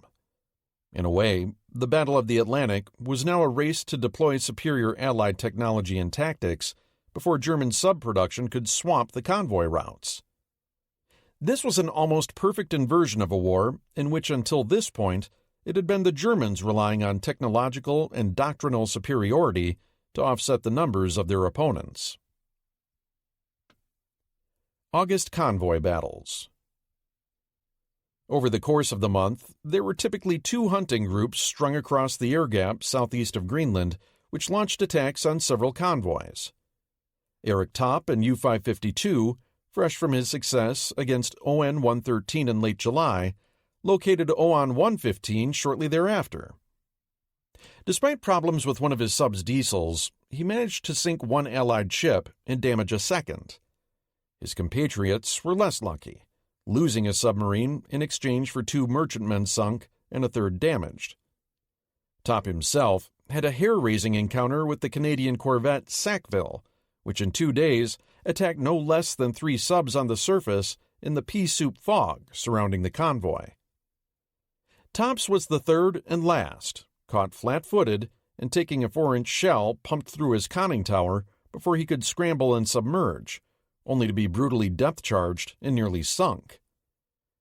Given up for dead at home, Topp managed to limp his bombed-out boat back to Lorient, much to the relief of friends and family. This would be his last patrol. By now, the most highly decorated submarine skipper since Otto Kretschmer, he took a flotilla command ashore and would not sail again. For his part, Sackville's commander, Lieutenant Commander Alan Easton, got a medal pinned on his chest for his gallant performance. Later in August, SC-94 and its under-equipped Canadian escort group were attacked by a 16-strong pack of relatively green U-boats. Where it had been the norm for packs to come in on the surface at night, this group boldly attacked during broad daylight, while submerged on the afternoon of 8 August. The result was a chaotic scene of exploding ships, panic, and some outright cowardice among the terrified merchant crewmen. 3 undamaged cargo vessels were simply abandoned, although 2 were eventually reboarded. A U-boat was sunk that evening, and the submarines were held at bay for the next 2 days, helped by a recently arrived pair of Polish and British destroyers. Another daylight assault on the 10th extracted 4 more merchantmen. Altogether, by the time SC-94 staggered underneath British air cover on the 11th, 11 merchantmen had been sunk for the loss of 2 U-boats. Several more boats had been forced to abort with battle damage. This whole affair demonstrated yet again that the Canadians, though eager and in this case tactically proficient, were hampered by their older equipment. In fact, since the Canadians were using older meter-length radars, German anti-radar detectors, METOCs, could be used not only to avoid Canadian corvettes, but also use it to home in on their radar transmissions, and thereby also the convoys they guarded. Meanwhile, at Western Approach's command in the UK, as slow convoy merchantmen kept sinking, so did the Royal Navy's opinion of the RCN. One American officer who visited later in the fall recalled hearing nothing but disparaging remarks about the Canadians. When I pointed out the expansion in their navy and that they had always seemed to be giving their best efforts and were quite keen, the British usually said that one of their main objections was that they would not take advice or would not benefit from British experience. In truth, had the American officer been out of earshot, his British hosts might have been saying much the same about the USN. Yet especially in the case of the under-equipped Canadians, British advice and expertise meant little without frontline kit with which to implement it. A few days after SC-94's ordeal, a different group of U-boats encountered SC-95, guarded by Paul Heineman's escort Group A-3.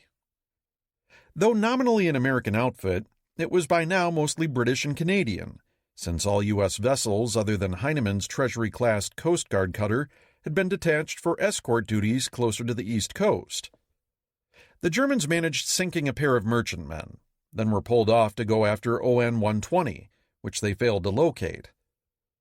The final convoy attacked in August, ONS-122, was guarded by Escort Group B-6, which was crewed predominantly by well-trained, well-equipped Norwegians. The 4 Norwegian corvettes and a British destroyer put up a pugnacious defense. Though the convoy lost 4 ships on the 25th, Group B-6 managed to damage no fewer than 8 U-boats over the next few days, 2 of them seriously enough to send back to France. Several factors were coalescing to make the North Atlantic routes more costly to attack. The German skippers were less experienced, and it showed.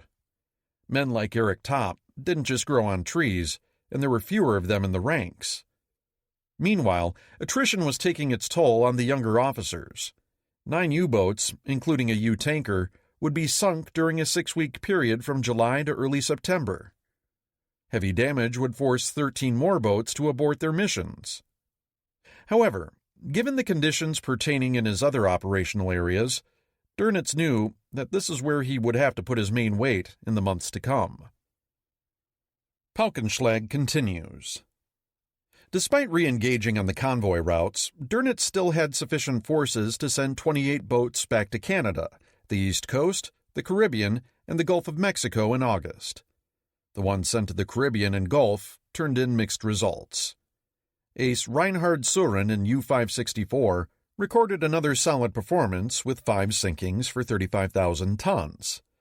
Adolf Cornelius Piening in U-155 likewise did himself proud with 10 ships for 44,000 tons. However, convoys were now more the rule than the exception in the Caribbean. Dönitz's men attacked several of them, extracting ships here and there. Convoy TAW-15, though, was responsible for the capture of the notable ace Otto Eitz in U-94. Detected in the dark by a radar-equipped Catalina patrol plane, Eitz was depth-bombed, blown to the surface, and then rammed no fewer than 3 times by RCN Lieutenant Commander Clarence King's corvette, Oakville. After Eitz's crew began abandoning ship, a pair of Canadians boarded the sinking sub with pistols drawn to look for documents and Enigma machines, but had to retreat as the sub foundered. Fished from the water along with half his crew and the Canadian pistoliers, Eitz would spend the rest of the war in an American POW camp. The other skippers sent to the Caribbean and the Gulf ran into similar problems: closely escorted convoys and stronger air patrols. Eitz was the only Type 7 in American waters assigned to do torpedo work. Both the others were given mine-laying tasks and accomplished little. Meanwhile, the bulk of the Type 9 boats in the area were likewise stymied by increasingly strong defenses. Even adding in Suren and Piening's results, in aggregate they sank only 23 ships for about 130,000 tons. This represented 3.3 ships and 18,500 tons per patrol, closely matching the previous month's disappointing statistics for the same area. Dönitz thereafter threw in the towel on the Caribbean and Gulf of Mexico. Initial results there back in May had bordered on the fantastic, but resistance had coalesced much more quickly than off the East Coast. The Caribbean convoys were now no longer worth attacking. The Gulf waters were just too shallow and confined, and air patrolling too constant. Given the diminishing number of independently sailing Allied ships there, it was clear that pickings were likely to remain slim. That, coupled with the extreme logistical difficulties of sending boats all the way to places like Panama, was making the Caribbean more of a pain than it was worth. Dönitz would continue sending boats to the gates of the Caribbean, Trinidad, Guyana, and even the coastal waters off Brazil. But he wouldn't be pressing his luck inside these waters anymore. Likewise, he would dispatch more boats to Canadian waters next month. Overall, however, the end of the U-boat terror off America's coasts was finally coming into view. The raid on Dieppe. Meanwhile, aside from U-boat activity in the wider Atlantic, there had been momentous happenings right in the English Channel. In July, as noted, the Americans had lost the debate over whether a cross-channel invasion would happen this year. Yet well before that, as early as April of the year, the British had been contemplating what would be required should a cross-channel operation prove necessary. A crucial component of any such operation would be seizing a port at the outset, so that Allied logistics could be quickly established. As such, it made sense both to probe German defenses along the French coast and also begin testing the landing techniques and equipment that might be used in the future. To that end, a large raid at divisional scale seemed in order. This also fit with Churchill's general desire for commando raids against the French coast to keep the Germans off balance and French morale high. Lord Louis Mountbatten's Combined Arms HQ had already launched a spectacular raid on the dry docks in Saint-Nazaire back in March. This time, the target would be a small French harbor, which would be seized by a sudden direct frontal assault, backed by heavy air support and armor put directly on the beach. The town would be held, while the harbor and a nearby airfield were smashed, whereupon the force would withdraw. The site selected for what was then known as Operation Rudder was the unassuming beachside town of Dieppe, on the coast of Normandy. Poor weather had led to Rudder's cancellation. By the middle of July, with Tobruk gone and the Soviets angry about PQ-17's demise, Churchill had authorized its resurrection under the rather optimistic name of Jubilee. On the night of 19 August, a mixed assault team of 6,083 Canadians from the 2nd Division, along with elite Royal Army commandos, was hauled across the channel to make the attack. Surprise was crucial, and up until the morning of the operation, the Germans had no idea anything was afoot, although they were on a routine higher alert posture because of favorable tidal conditions. As the raiding force was nearing its disembarkation point, it was sighted by a German coastal convoy, leading to a noisy engagement just offshore, which did not, however, give the game entirely away, as many German units simply treated it as a routine coastal fracas. However, the eastern landing forces were badly scattered, mostly unsuccessful as a result, with both 3 Commando and the Royal Canadian Regiment being roughly handled and generally failing their objectives. The landings on the western flank of Dieppe came off reasonably well, but again, mostly came up short in their objectives. The rocky headlands on either side of the main beach at Dieppe were still in German hands. When the main assault approached, a half an hour after the flank landings, the German garrison could not help but be alerted. The landing craft were taken under withering fire well offshore, and many were lost. The Canadians that did make it to the beach were disgorged straight into hell, with a seawall, barbed wire, and obstacles to their front, and heavily protected machine gun bunkers at the headlands on either end of the beach. These did great execution among the soldiers huddling helplessly against the wall. The tanks landed late, and after the initial impetus of the assault had already been spent. Only a few handfuls of troops and a dozen or so tanks managed to briefly make it into the town proper. Naval fire support was minimal, because none of the British warships carried a gun larger than 4 inches. Dudley Pound was hesitant to expose anything larger to being dive-bombed in the channel. Likewise, Mountbatten's planners had declined having the RAF hit the town beforehand, because night bombing would be inaccurate, would alert the Germans, and might clog the beach with debris, making disembarking tanks difficult. RAF fighter bombers did fly support during the landings, but their effect was minimal.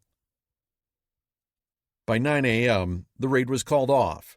Yet, it took until 11 a.m. for the landing craft to make it back in, under murderous fire, to re-embark those few men that could still be saved. Only about 400 made it off the main beach, many of them injured. The total casualty roll came to 3,600 soldiers killed, wounded, missing, or captured, 60% of the force. To this were added a destroyer and 33 landing craft destroyed and 550 naval casualties. Just for good measure, the RAF suffered its single worst day of the entire war, with 106 aircraft shot down while trying vainly to impose air superiority over the beaches, while the Germans lost only 41 in return. Jubilee had been a fiasco. Mountbatten would spend the rest of his life spin-doctoring the outcome, asserting that the lessons learned at Dieppe, the priceless secret of victory, saved countless lives on the beaches at Normandy 2 years later. Churchill echoed this line, calling Dieppe costly but not unfruitful and a mine of experience. Even at the time, though, there were skeptics. Admiral Sir Bertram Ramsay, who knew a thing or two about amphibious operations, having pulled off the BEF off Dunkirk's beaches, witheringly opined that Dieppe was a tragedy, and the cause may be attributed to the fact that it was planned by inexperienced enthusiasts. The Germans agreed. Despite the shock the operation had given them, they were underwhelmed with Allied firepower that had proven not nearly sufficient to keep the defenders down during the landings. Given that, per the Canadian histories, the Germans found it incomprehensible that it should be believed that a single Canadian division should be able to overrun a German infantry regiment reinforced with artillery. Modern opinion has been no less acerbic. Andrew Roberts denounces Mountbatten's rationalizations as tripe, unless the lesson of not attacking a well-defended town without proper intelligence and a preliminary aerial and naval bombardment is a priceless secret, rather than the kind of assumption a lance corporal might have made. After Dieppe, Allied planners began getting more serious about the need for heavy fire support for landings, delivered by ships, aircraft, specially equipped landing craft, and the assault forces themselves. One American who took particular note of the evils associated with narrow beaches, lack of armor, and limited firepower was Brigadier General Lucien Truscott. He'd been the primary U.S. observer during the operation, watching the unfolding calamity from the deck of HMS Fernie. Later recalling he returned to Portsmouth a sadder and wiser man, Truscott would shortly be headed back stateside for a promotion and a new assignment, commander of the 9th Infantry Division's 60th Infantry Regiment. His next mission? Storming ashore in Morocco as part of Operation Torch. Air War Europe. Air Operations. August saw Arthur Harris spreading his hand and hitting 9 cities with attacks. But after the heavy losses of the previous 3 months, his overall sortie count lurched down sharply, from nearly 5,000 in June to just over half that, 2,640, for August. Osnabrück and Mainz suffered a pair of raids apiece, 331 and 292 aircraft respectively, with moderate destruction to the former city, but fairly heavy damage to Mainz, burning out 135 acres, smashing the main railway station, and killing around 200 people. Duisburg, 216, and Dusseldorf, 131, in the Ruhr, were attacked yet again, to little effect, although the small city of Neuss just west across the Rhine from Dusseldorf had a cookie land smack in its square, heavily damaging the town hall, police station, telegraph office, and hospital. A quintet of increasingly costly operations closed out the month. Flensburg, 118 aircraft, Frankfurt, 226, Kassel, 306, and finally both Nuremberg, 159, and Saarbrücken, 113 on the same night, 28-29 August. Flensburg, on the Baltic coast, should theoretically have been an easy target, but errant winds shoved the force to the north, and most of their bombs landed in Denmark. Frankfurt was cloudy on the night of the 24th-25th, and most of the bombs fell in open country, although some fires were started in the city. The most spectacular incident was the crash of a 4-engine bomber on top of a metalworks, whereupon its bomb load exploded. For its part, the Castlereagh force had good visibility conditions, tallying serious damage to the city with 144 buildings destroyed, 300-odd damaged, and 43 soldiers and civilians killed. All 3 Henschel aircraft factories in town were hit, along with, sadly, the hospital. The final twin raid against Nuremberg and Saarbrücken saw moderate damage to the former, but very little to the latter. Nuremberg's Nazi Kongresshalle, along with the wooden Kraft durch Freude, Strength Through Joy colony, were both burned to ashes, and 137 people killed. The real story here was the losses. Frankfurt had seen 7% of the attacking force shot down, Kassel 6.9%, and Nuremberg a murderous 14.5%, including a third of the 41 Wellington sent out.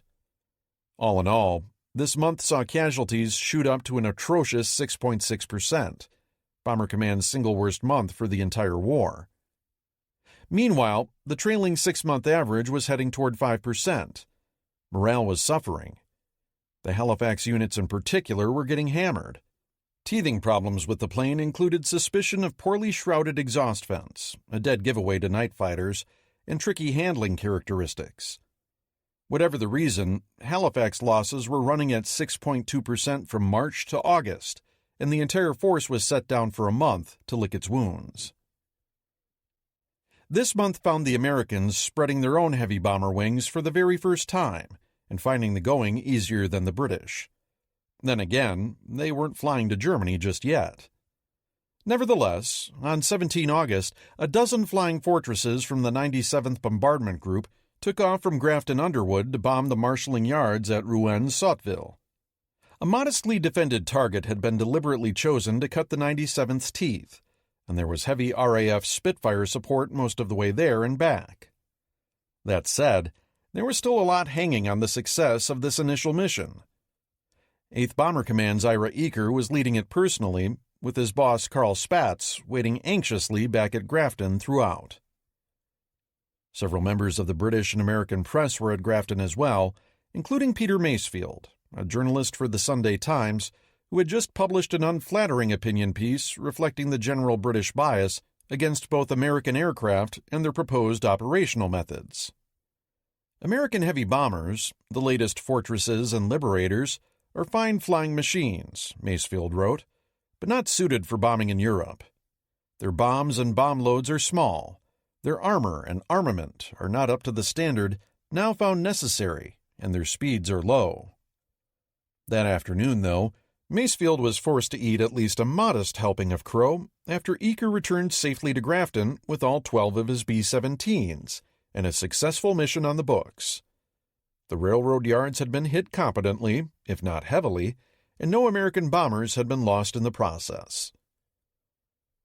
By the end of the month, 8th Bomber Command had flown 8 total missions comprising 114 sorties to targets in France and the Netherlands. Each raid usually amounted to a dozen B-17s, escorted by several dozen Spitfires from 8th Fighter Command's lead unit, the 31st Fighter Group. Several bombers had been damaged and 2 men killed, but thus far, not a single fortress had gone down. On 27 August, Eaker let Spatz know that thus far, bombing accuracy had been good. It seemed possible to get 90% of the bombs within a mile, 40% within 500 yards, 25% within 250 yards, and 10% on the money.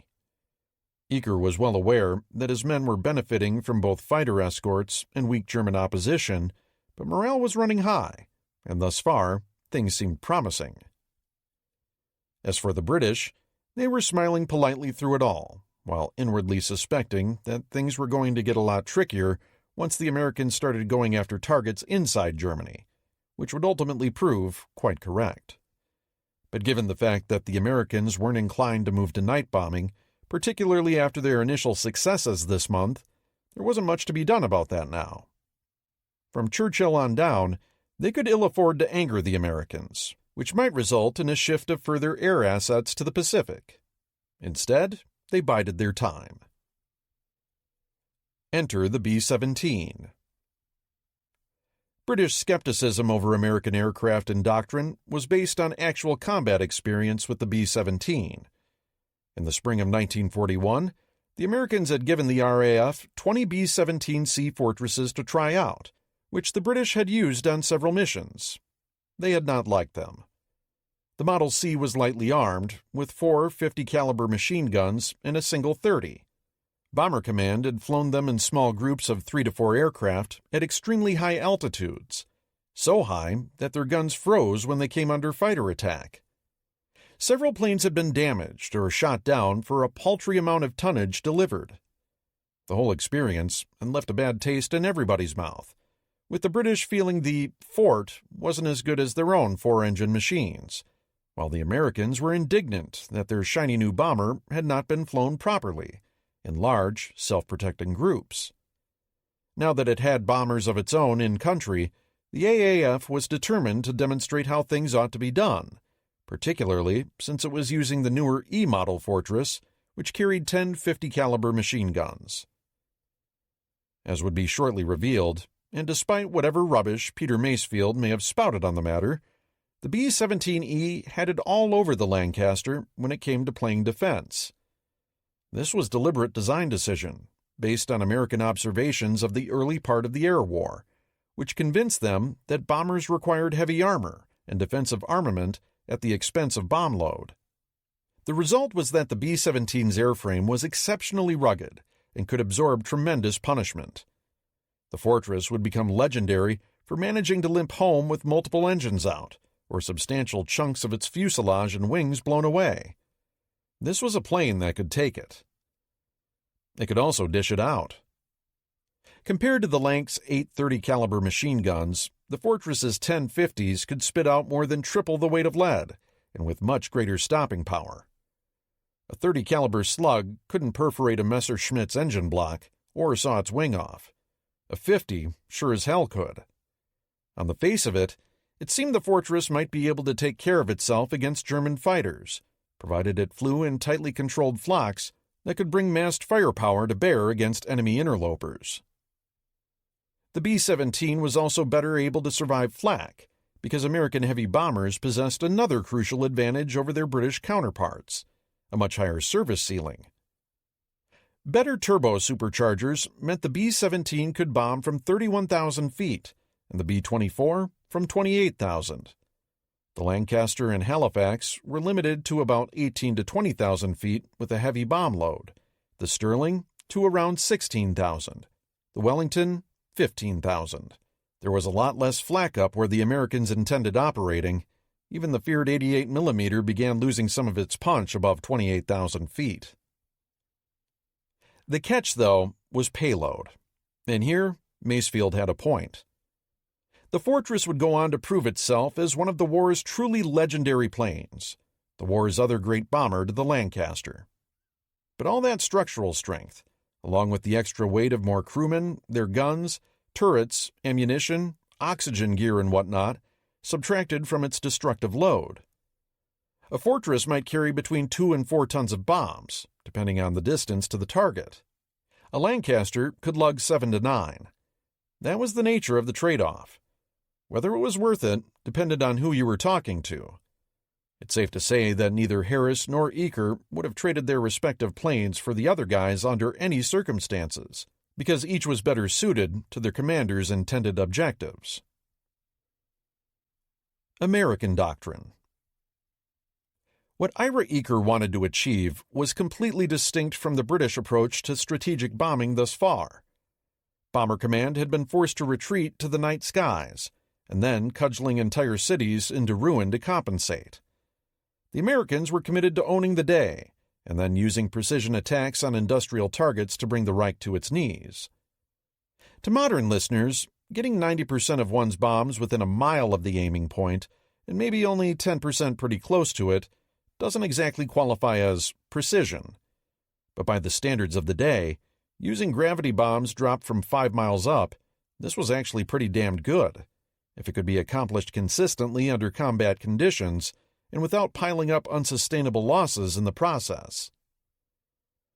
By 1942, The American fetish for accuracy and their aversion to steamroller mass attacks a la Harris had been baked into AAF doctrine for the better part of a decade. As historian Conrad Crane notes, the American approach was the result of a conglomeration of moral, legal, cultural, technical, strategic, and tactical reasons. In other words, the immorality of deliberately targeting civilians was just one factor among many, and probably not the most important. Primarily, the Americans felt that aerial bombardment of specific industrial objectives constituted the most effective and economical way to wage war. Efficiency, not morality, was the key word here. If the factory in the middle of a town made weapons, and you had the accuracy to hit it, it would take far fewer attacking planes and bombs to destroy the factory alone, rather than being obliged to knock down the entire town to achieve the same outcome. Sorties that burned down militarily useless things like hospitals, bakeries, and kindergartens were simply wasted effort, better used to target other industrial targets in a different town. With respect to civilian casualties, whether they were to be avoided on the one hand or welcomed on the other, with an eye to breaking German morale, American opinion was mixed. As Tammy Davis Biddle points out, there was no single, coherent attitude among American airmen about bombing for psychological effect. Some were lured by its promise, some perceived it as inefficient, and others perceived it as both inefficient and ethically troubling. At the start of its campaign here in 1942, 8th Air Force was resolutely against morale attacks. Carl Spaatz would remain a consistent opponent of indiscriminately killing civilians, and a commander who was, as Conrad Crane put it, genuinely troubled over the moral questions raised by aerial bombardment. His subordinate Eaker felt similarly. Their opinion, while not universal, seemed to represent the majority, with Crane pointing out that an impartial observer must conclude that in general, most American airmen did the best they could to win the war without consistent application of a doctrine that favored military and industrial targeting over terror bombing. Their intent was to spare non-combatants while reducing enemy means to resist, and they succeeded better than many historians are willing to concede. That said, the American conviction that precision attacks would work was based more on faith than any empirical evidence to date, and in fact ran counter to the British experience. Two flies were already beginning to appear in the ointment. The first was the European climate. Eaker had come over in February and had not been in country a month before he began requesting weather officers be sent over at once to begin the study of this beastly weather. Welcome to England. The sky was seemingly always overcast, and the climate in northern Europe not much better, meaning that at least a quarter of the time operations were off the table. AAF crews would need time to get used to these new flying conditions, which were unlike anything they had encountered in the States. The weather was also affecting the usability of a gizmo on which the Americans were pinning a lot of their hopes, the Norden bomb sight. Touted for its ability to drop a bomb in a pickle barrel, the sight was so top secret, the Americans would not even transfer it to the British. As it turned out, hitting a pickle barrel required being able to actually see the barrel, and much of the time in Europe, you couldn't. As the Americans were soon to discover, the weather was an implacable force that set its thumb on the operational scales throughout the war, not only cutting the number of missions being flown, but making the goal of even 1942-style precision in many cases unobtainable. The second problem was fighter protection. Eaker and Spaatz both knew that their first missions over France had benefited enormously from Spitfires tagging along for much of the way. It was an open question what would happen deeper inside Germany without escorts. The bombing faithful were optimistic, because being optimistic about bombers was something they'd been taught for years. Writing in 1933, Major General Oscar Westover, Hap Arnold's predeceased predecessor and an early bombing prophet, had contributed his own ode to the bomber will always get through when he had written, "Bombardment aviation has defensive firepower of such quantity and effectiveness as to warrant the belief that with its modern speeds it may be capable of effectively accomplishing its assigned mission without support." Westover had been confident that no known agency can frustrate the accomplishment of a bombardment mission. That's pretty much where things still stood in 1942.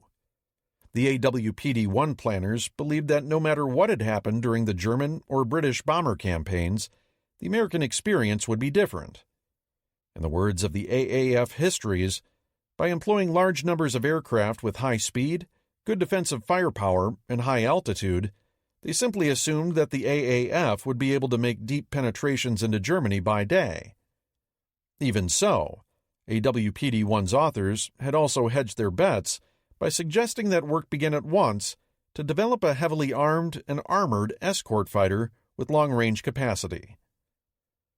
Why this proposal wasn't already aggressively being pushed ahead is a bit of a mystery.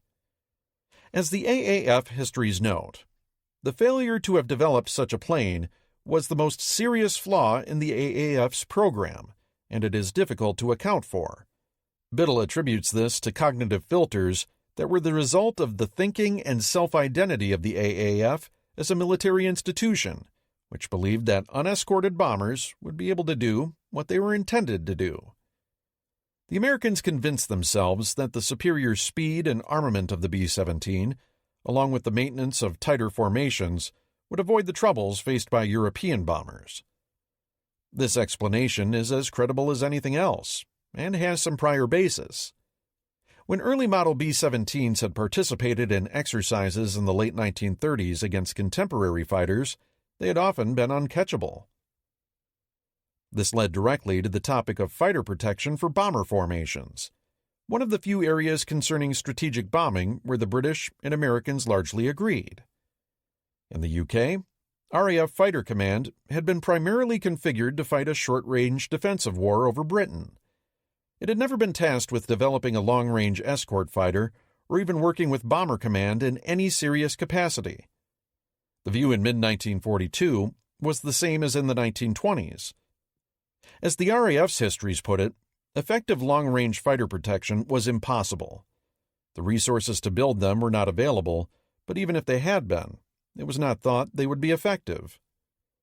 Air Chief Marshal Portal was still of the opinion that short-range interceptors would always be superior to long-range escorts, and that the latter were fit for regular employment only in areas where they will not be opposed by enemy short-range fighters. Having moved almost entirely to night bombing, the matter now seemed even less important to the RAF. These views were mirrored in the AAF, though the Americans were at least experimenting on that front.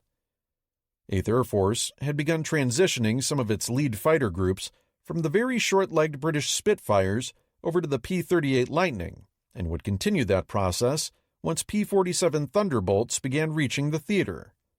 Both American fighters had better range, the P-38 in particular, but both were also suffering teething problems. The P-38 had a tendency to lose control in steep dives, which often proved fatal to its pilots, which wouldn't be ironed out until late 1943. Compared to the sleek Spitfire, the Jug, as the P-47 was known, looked a beast, and many pilots were initially skeptical of its chances against something like a BF-109 or FW-190.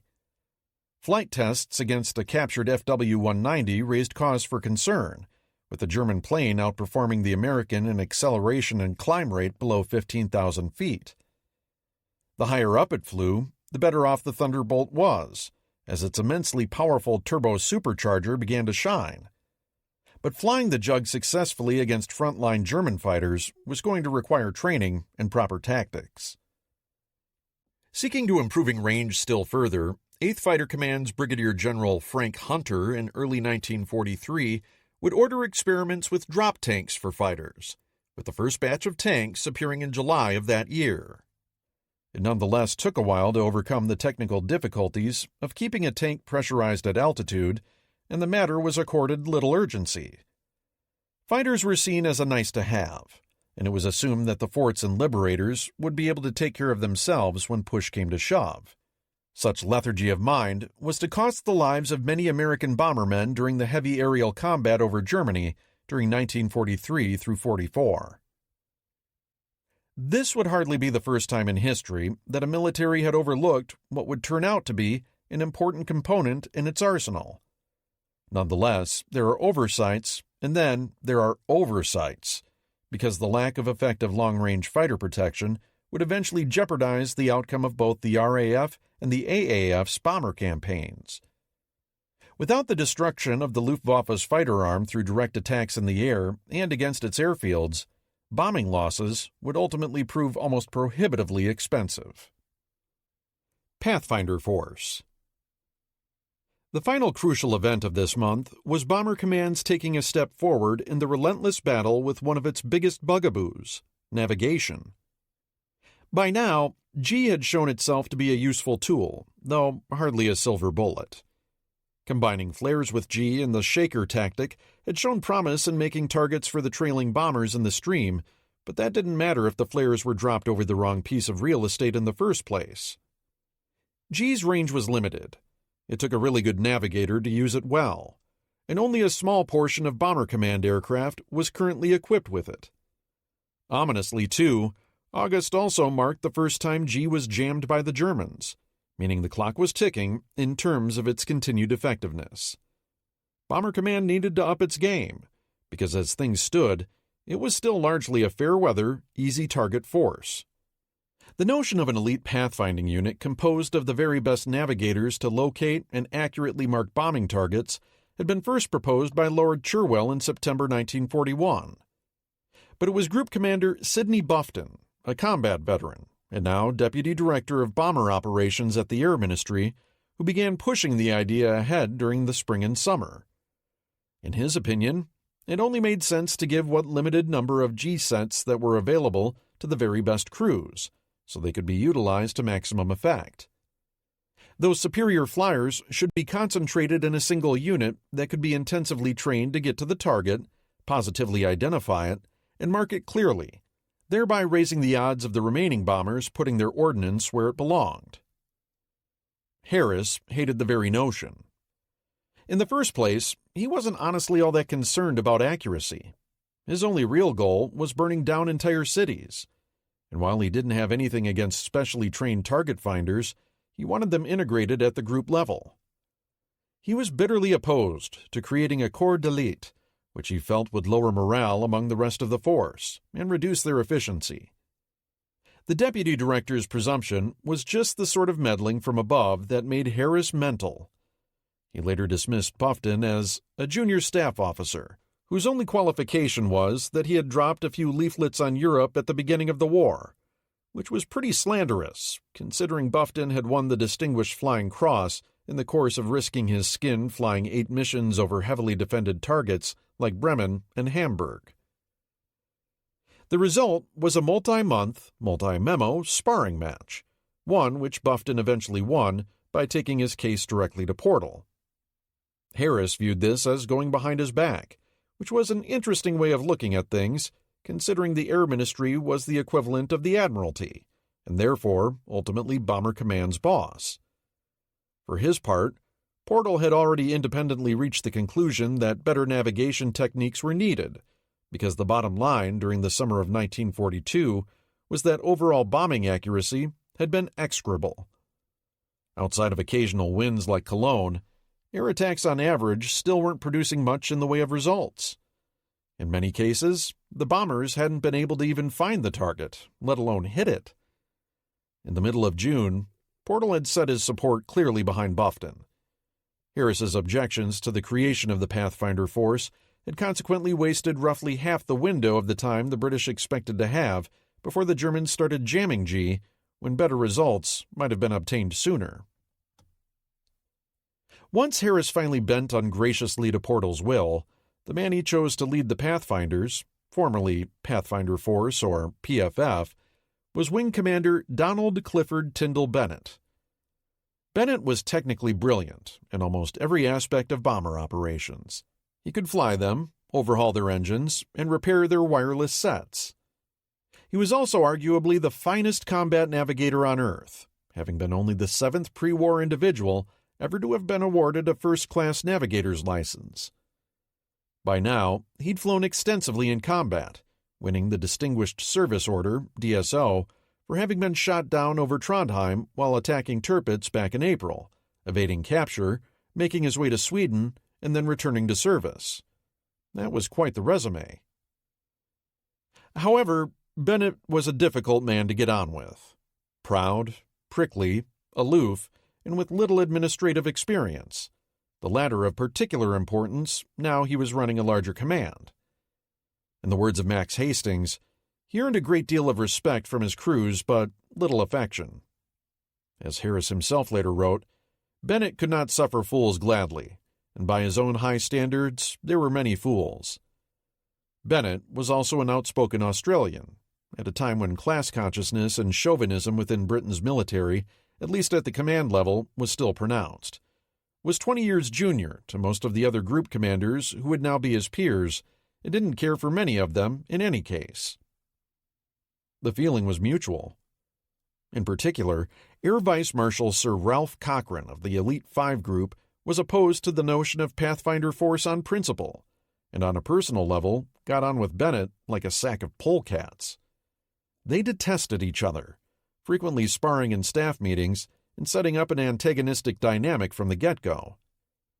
Consequently, whereas 4 and 6 Group willingly sent their best navigators over to Bennett's new force, 5 Group and others were reluctant, meaning the crews in Pathfinder Force overall were not always as elite as one might have wished. Likewise, once in the air, some of the other group navigators took it as a point of pride to try and compete with and outdo the Pathfinders, rather than be guided by them. Bennett's difficult temperament and insistence on receiving the best kit, such as the coveted new Mosquito light bomber, didn't make matters any easier, especially when he didn't get the sort of preferential treatment he felt was warranted. The net result was that it would take until 1943 before the Pathfinders began having a significant impact on Bomber Command's aggregate accuracy. Concentration of bombing, though, started improving right off the bat. The bombs may not have been on target, and there were some embarrassing early incidents when the Pathfinders were completely spoofed, leading to an entire raid's worth of bombs being largely dumped on decoys or farmland. But at least they were starting to cluster more closely around the targeting flares. This was progress, but again, much slower than anyone would have wished. Mediterranean Theater. The end for the Auk. On the morning of 3 August, like some enormous buzzard, a B-24 Liberator began circling Cairo West Airfield. Black-painted to avoid German night fighters and piloted by a mixed American-Canadian crew, the VIP transport flared for a landing, plopped down on its enormous balloon tires, and taxied to the apron. As it came to a halt, the waiting delegation, the British ambassador and his wife, the minister resident for the Mideast, and Air Marshal Tedder, could see the moniker Commando rakishly emblazoned across its nose. Down the ladder at the plane's rear clambered a plump figure dressed in a Royal Air Force uniform. Winston Churchill had arrived in Egypt. Curiously, Auchinleck did not greet the Prime Minister that day, either at the airfield or in Cairo, despite his right-hand man, Brigadier General Eric Dorman Smith, urging his superior to receive Churchill with all the ceremony he could muster. Only the following morning did the Auk fly into Cairo, joining South Africa's Prime Minister, Field Marshal Jan Smuts, newly arrived himself, and General Wavell, who had flown over from India. The remainder of the day was spent discussing global strategy, as Brooke and Churchill informed their top generals of July's agreement with the Americans to launch Operation Torch. There was no question that if the landings came off successfully, the fate of the Axis would be sealed in North Africa. Rommel would be caught between hammer and anvil. Torch, though, was still 3 months away. Right now, the strategic situation in the Middle East was still looking perilous. Despite Auchinleck's victory at Alamein, with Soviet defenses collapsing in southern Russia, the Mediterranean theater's northern flank was vulnerable. Should the Germans make it across the Caucasus, which seemed only too likely at the moment, they could be into Persia with relative ease. From there, Iraq's oil fields would be directly threatened, something Auchinleck had been cognizant of. Having just suffered through a rout in the Pacific, and with the Japanese now poised on India's border, British forces were stretched to the limit. Guarding Iraq against a German threat would require at least an armored and 4 to 6 infantry divisions. Yet in all of Syria, Persia, and Iraq, There were only portions of 2 divisions and almost no air power. It was therefore imperative that Rommel be defeated, and quickly, so forces could be freed up and sent north if an emergency arose. The following day, 5 August, Churchill came out to the field to meet Eighth Army's leaders. Even before Churchill left London, Auchinleck had reported that, with his forces exhausted by the fighting at Alamein, no new offensive could occur before mid-September. This news was not greeted with joy by the Prime Minister then, and he was no more joyful to hear it repeated now. The morning situation briefing was a disaster, punctuated by an impatient PM pressing again for what he wanted: Rommel defeated immediately, whether the means realistically existed or not. Dorman Smith recalled his pudgy fingers stabbing at the map as he threw in imaginary divisions here and there. By the end, receiving satisfaction from neither Auchinleck nor Dorman Smith, the Prime Minister left the tent briefly to stand alone in the sand, his backs to both men. Dorman Smith recalled, the chill was now icy. Churchill then visibly suffered through a rather Spartan military breakfast at Auchinleck's fly-ridden HQ, by which time the exoticism of desert warfare was doubtless wearing rather thin. After a brief inspection of the troops, it was off to RAF headquarters, where Arthur Tedder and Arthur Coningham laid on a singularly superior midday spread, catered in from Shepherd's Hotel. Anyone with the slightest gift for public relations could see the way the wind was starting to blow. Had Auchinleck been reading the papers, he might have noted that Churchill's remarks to the House of Commons the month prior had managed the oratorical feat of simultaneously supporting and censuring the Aux's decision not to take over direct command of Eighth Army before Gazala. Indeed, it seems clear that well before Commando had even touched down in Egypt, the Prime Minister had already made his mind up. The only question was the details. The following morning, the Prime Minister ambushed Brooke with a new scheme for splitting the Middle East in twain. The existing Middle East Command would be confined to Egypt and North Africa and focused on Eighth Army's fight against Rommel. A new Persia and Iraq Command would oversee the currently weak 10th Army and guard the oil fields against a possible German incursion. Auchinleck was to be shunted there. Churchill then offered Auchinleck's current job as CNC Middle East to Brooke. He later admitted to his diary that his heart inwardly leapt at the chance. But Brooke quickly demurred, feeling that he could do more good in London and not wanting Auchinleck to feel he had come out to Egypt to work myself into his shoes. Churchill then picked General Harold Alexander instead. Auchinleck wasn't informed of Churchill's decision until the 8th, and even then, neither Churchill nor Brooke delivered the news personally. Instead, they sent Colonel Ian Jacob on the errand, which left him feeling as if I were just going to murder an unsuspecting friend. After several days' consideration, Auchinleck declined to be shuffled into his allotted billet. He disagreed with the splitting of Middle East Command in the first place, rightly noting that Iraq would be totally dependent on Cairo HQ for troops, which could not possibly be forthcoming. He also had, as he admitted later, a certain amount of pride in not wishing to accept a command inferior to what he'd had before. With that, Auchinleck's Mideast tenure was over. He would be unemployed for more than a year before taking over as CNC of the Indian Army in 1943. He would never see combat again. Auchinleck was the first casualty of what became known as the Cairo Purge. Middle East COS Lieutenant General Corbett and 8th Army's Deputy COS Eric Dorman Smith were also sacked, and 30 Corps Major General William Ramsden would last less than a month longer. Auchinleck was a gifted officer who had prevailed over Rommel during both Crusader and First Alamein, the latter victory being absolutely vital to preserving Britain's position in the Mideast. There's no question, too, that Auchinleck was on the right track when it came to adapting 8th Army's doctrine toward a modern combined arms style. Yet, he also arguably failed at 3 things, the first being his inability to pick strong subordinates or create clear lines of command. Neil Ritchie's ineptitude during Rommel's reconquest of Cyrenaica, and particularly at Gazala, had doomed his boss as well. Second, Auchinleck was not a great leader. he often had a difficult time making his own intentions clear to his staff or his subordinate commanders, and getting them to all pull in the same direction. By August, 8th Army was a mess. The dynamics between Auchinleck, his main advisor Dorman Smith, and his combat leaders was toxic. These were complicated by the chumminess of the old-school officers versus what they viewed as outsiders from the Indian Army in Ulster.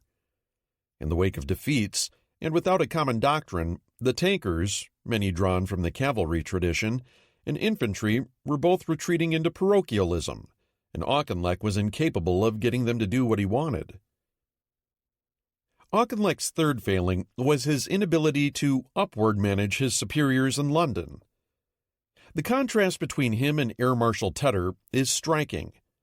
On several occasions, Churchill had contemplated putting Tedder's head on the chopping block. Indeed, during July, the insurgents in Parliament had made it clear that they felt that the RAF had much to answer for in the desert defeats.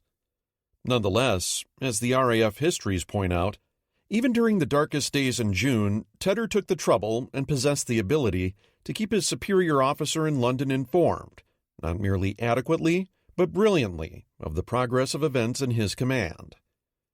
Auchinleck had no gift for politics, PR, or promoting what he was selling, either to his boss Brooke, nor to an impatient and politically vulnerable prime minister. Auchinleck's successor had these qualities in spades. Monty takes over. With Auchinleck unceremoniously disposed of, Churchill and Brooke needed a new leader for 8th Army. Churchill's first choice, Lieutenant General William Gott, died when his plane was shot down as he flew back from the front to take up his new command. The day before, Auchinleck was informed he was being sacked. 8th Army's command was then handed to the man Brooke preferred all along, Lieutenant General Bernard Law Montgomery. For American military history fans of a certain age, raised on a diet of the movie Patton, detesting Monty as a pompous, finicky martinet remains an article of faith. And honestly, why would I wish to flout such a proud, long-standing tradition? For Montgomery's personality was indeed problematic, the unloved conjunction of a largely absent preacher and a teenage mother who beat her 9 children, dominating every aspect of their lives with a puritanical zeal. Young Bernard, in turn, dispensed beatings to schoolmates, once setting a fellow cadet's clothes on fire and burning him so severely that he nearly got himself drummed out of Sandhurst. After graduation, Monty matriculated into sociopathy, incapable of comprehending the feelings of others, and unsure why one ought to try. Blessed with an ego on par with MacArthur's, he demonstrated an admirable even-handedness, treating allies and enemies, superiors and subordinates, with insufferable condescension all alike. Brooke was one of the rare few for which he demonstrated any respect, an adroit stance to take regarding one's patron. And yet, Montgomery had several things going for him. He was shrewd, energetic, an efficient trainer of soldiers, and, also like MacArthur, a tremendous PR man. He used these powers both for good, by rapidly infusing his army with his own self-confidence, and evil, by attacking Auchinleck's reputation with contemptible unscrupulousness, as John Keegan put it. Most of all, Montgomery was simply lucky, taking over 8th Army immediately after it had beaten off Rommel's most dangerous assault, and, as Keegan noted, at a time when everything was turning in its favor, and in circumstances which related fairly closely to his previous experience and expertise. Monty inherited an ideal defensive position, whose southern flank could not be turned. Meanwhile, burgeoning American aid, faltering Axis logistics, and the ascendance of the RAF were all conspiring to tilt the balance of power in the eastern Mediterranean toward Britain. Montgomery would skillfully capitalize on all these dynamics while cheerfully claiming sole credit for the turnaround in 8th Army's fortunes. While not possessing the most convivial personality, Monty had an immediate positive impact on his new command. His drive and confidence were infectious. Gathering his headquarters together shortly after taking over, he delivered what was, in essence, a sermon. In clipped, declarative monosyllables, he told his officers that he was determined to create a fresh outlook for 8th Army. The bad old days were over, one staff member recalled, and nothing but good was in store for us. Love him or hate him, if Monty did nothing else, getting Eighth Army to believe in itself was a tremendous contribution to British fortunes in this war. Eighth Army's new leader made it clear from the get-go that defeating Rommel was the central object of everything they did. Only victory was acceptable. Any belly-aching over orders one did not agree with was to stop at once. Orders were no longer a matter for discussion. They were to be carried out.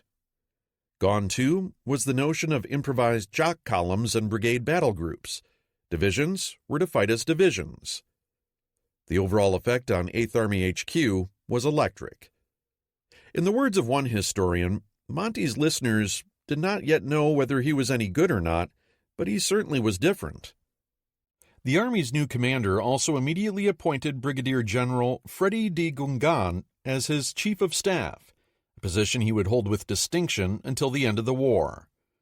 De Gungan was put in charge of the details, leaving Montgomery free to focus on touring, training, inspecting, and raising his army's morale. To this task, he turned with commendable single-mindedness. Having thus swept in and cleaned the Middle Eastern house, Churchill shortly thereafter took his whirlwind presence elsewhere. On the 10th, he clambered back aboard Commando and lifted off for the second major task of the month, visiting Joseph Stalin. Operation Pedestal. Despite the house cleaning in Cairo, Malta was still starving. With the Luftwaffe having shifted its emphasis to North Africa, the daily bombing attacks had been toned down a bit.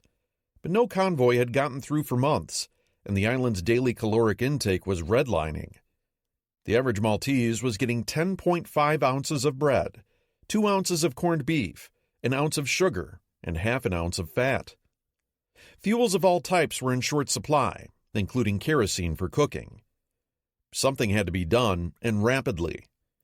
However, as one historian of the Malta battle has noted, the need to provide escorts for an Arctic convoy in July meant that no escorts were available in the Mediterranean until almost the last possible moment before Malta's food supplies would be exhausted. At this point in the war, the Royal Navy was so overstretched that it could only do one major operation at a time. PQ-17's disastrous July demise, losing 24 of 36 merchantmen, canceled any immediate plans for another Arctic convoy to Russia. Likewise, the American victory at Midway meant that the British could breathe a little easier in the Pacific and need not dispatch new forces to Somerville's Eastern Fleet. Thus, the twin effects of a disaster and a seminal victory created favorable circumstances for a Mediterranean convoy in August. The result was that the next Malta expedition would be given an unprecedented level of support, because this truly would be a do-or-die effort. If help didn't get through in August, Malta was doomed. The convoy itself comprised 14 ships. 13 were speedy cargo vessels, each loaded with a cross-section of cargo, so that the loss of any one would not mean the loss of all of one item. Necessarily, though, this meant that many of them were carrying explosives and drummed aviation fuel. The final member was the big, fast tanker SS Ohio. She'd been unwillingly commandeered from Texaco, remanned with a British crew, and was now carrying 11,500 tons of fuel oil, diesel, and kerosene. The merchantmen would be escorted by no fewer than 47 warships and auxiliaries, including 3 aircraft carriers, the modern Victorious and Indomitable and the Old Eagle, and 2 battleships, Rodney and Nelson. Admiral Neville Seifert, the overall commander, hoisted his flag in the latter. This was the first time the Royal Navy had ever operated 3 carriers together, and they'd spent the previous 3 weeks trying to work out how to coordinate their fighter coverage. 7 cruisers and 24 destroyers were also included, as well as a separate oiler group and its escorts. The old carrier Furious and another octet of destroyers would be tagging along long enough for her to send 38 Spitfires into Malta. In total, then, there were 3 warships and auxiliaries for every merchantman in the convoy, the definition of an all-out effort. As with previous efforts, the heavy units and their escorts, Force Z, would only be going to the halfway point, off the northern tip of Tunisia. After that, the convoy's escort of 4 light cruisers and 12 destroyers, Force X, under Rear Admiral Harold Burrow, would be sent through the Skirky Bank and onto Malta. The Skirky's narrow waters, infested by mines, motor torpedo boats, and worst of all, Axis aircraft, represented the most dangerous part of the journey by far. The Axis were aware of the growing concentration of merchantmen in Gibraltar and made plans to interdict the operation. In Sicily, Flieger Corps 2 prepared to accommodate reinforcements from Flieger Corps 10 in the eastern Mediterranean.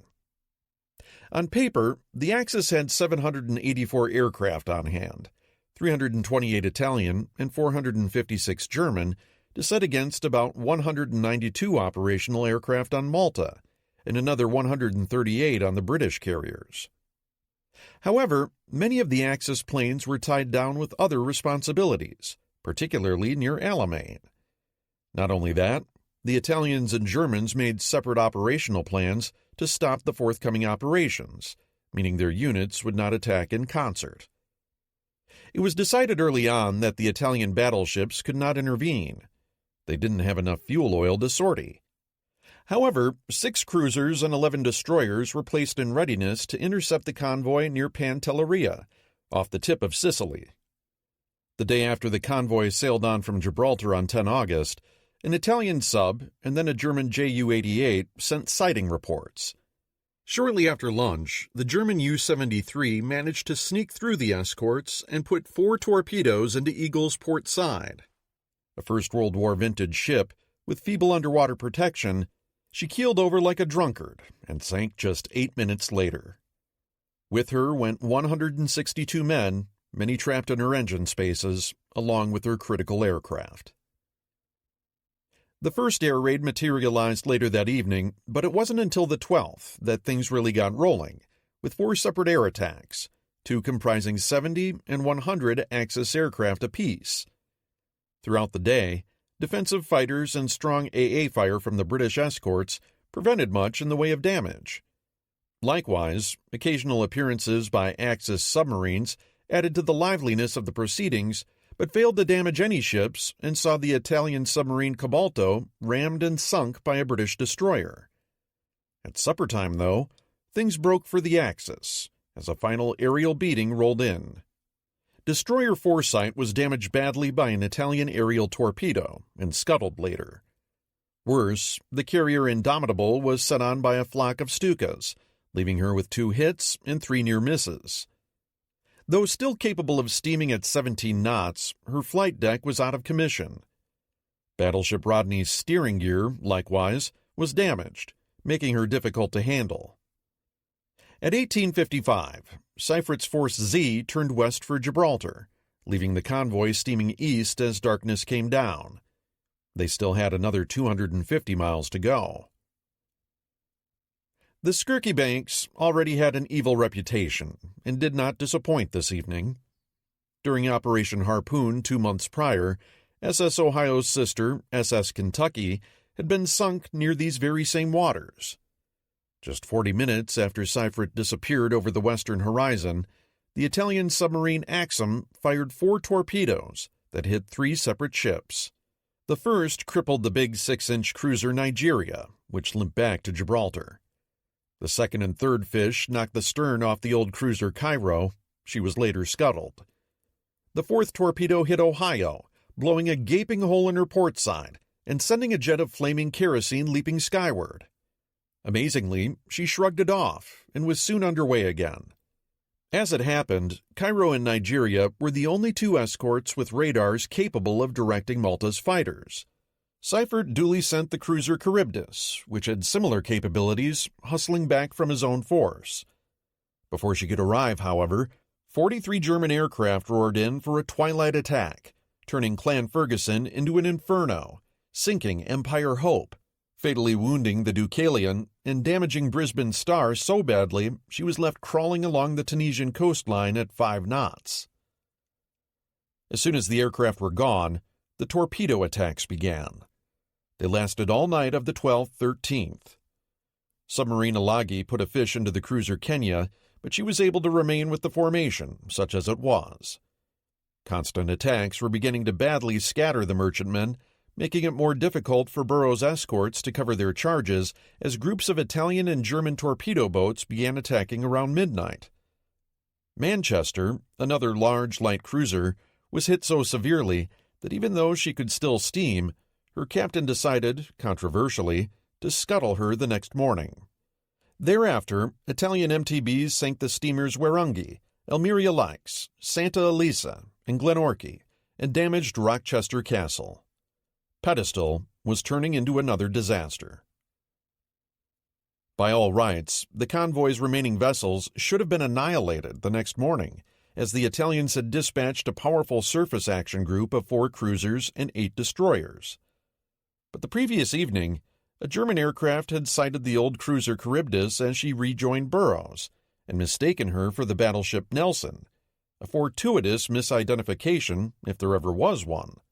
In the meantime, Malta's own aircraft had sighted the oncoming Italian flotilla, and used spurious radio transmissions to spoof them into thinking that they would shortly be attacked by a large force of liberators. After coming around and heading north again, the Italian force was attacked the following morning by the submarine Unbroken, leaving the cruisers Attendolo and Bolzano heavily damaged and forcing their retreat. Despite this reprieve, nothing could prevent further air attacks on the morning of the 13th. The steamer Weimarana was hit in her avgas stores by a pair of Ju-88s, exploding so spectacularly that it destroyed one of the attacking aircraft as well. Dorset was knocked dead in the water. She would later sink, and Rochester Castle was damaged again. The hard-pressed Ohio was near-missed repeatedly, and then had Astuka crash on her. She went dead in the water. The first 3 surviving merchantmen made Malta that evening: Port Chalmers, Melbourne Star, and the badly damaged Rochester Castle. The next day, Brisbane Star limped in, having briefly been detained in Tunisia by the Vichy authorities. 45 miles to the west of Malta, tantalizingly close, but so far away, Ohio lay motionless on the blue bosom of the Mediterranean. She was far too valuable to lose, and the British expended every effort to save her. Fortunately, the former pride of Texaco proved extraordinarily tough and would not deign to sink. Repeated hits and near misses by aerial bombs during the 14th left her decks nearly awash and her keel in the process of buckling. With destroyers Penn and Ledbury literally lashed to either side to keep her under way, she made Malta's Grand Harbor on the morning of the 15th.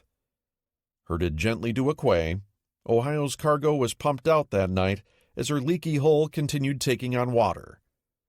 As the last of her oil came off, her keel snapped, and Ohio burbled the remaining few feet down to the Grand Harbor's bottom in 2 pieces, with her decks now fully awash. She would never sail again. 5 ships had made it in. Malta was saved, at least for the moment. But if this was victory, Britain couldn't afford many more like it. In July, PQ-17's loss of 24 out of 36 merchantmen, 66%, had rightly been called a first-rate disaster. Pedestal's tally was arguably worse. The British had lost 9 of 14 cargo ships, 64%, along with a carrier, 2 cruisers, and a destroyer, plus serious damage to another carrier, a battleship, and 2 cruisers. About 425 British sailors and merchant mariners had died. Viewed this way, historian Vincent O'Hara notes that Pedestal rightly deserves to be called the largest aero-naval victory won by Axis forces during the Mediterranean War. O'Hara further points out that while Germany's contribution was substantial, the majority of the forces involved were Italian, and they inflicted the bulk of the damage. But if PQ-17 and Pedestal were both disasters, there was a difference in context.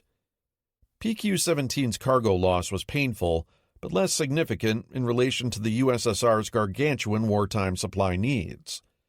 On the other hand, 47,000 tons of supplies and oil delivered to tiny Malta was like the last-minute appearance of an oasis to a man struggling through the desert, a treasure beyond price.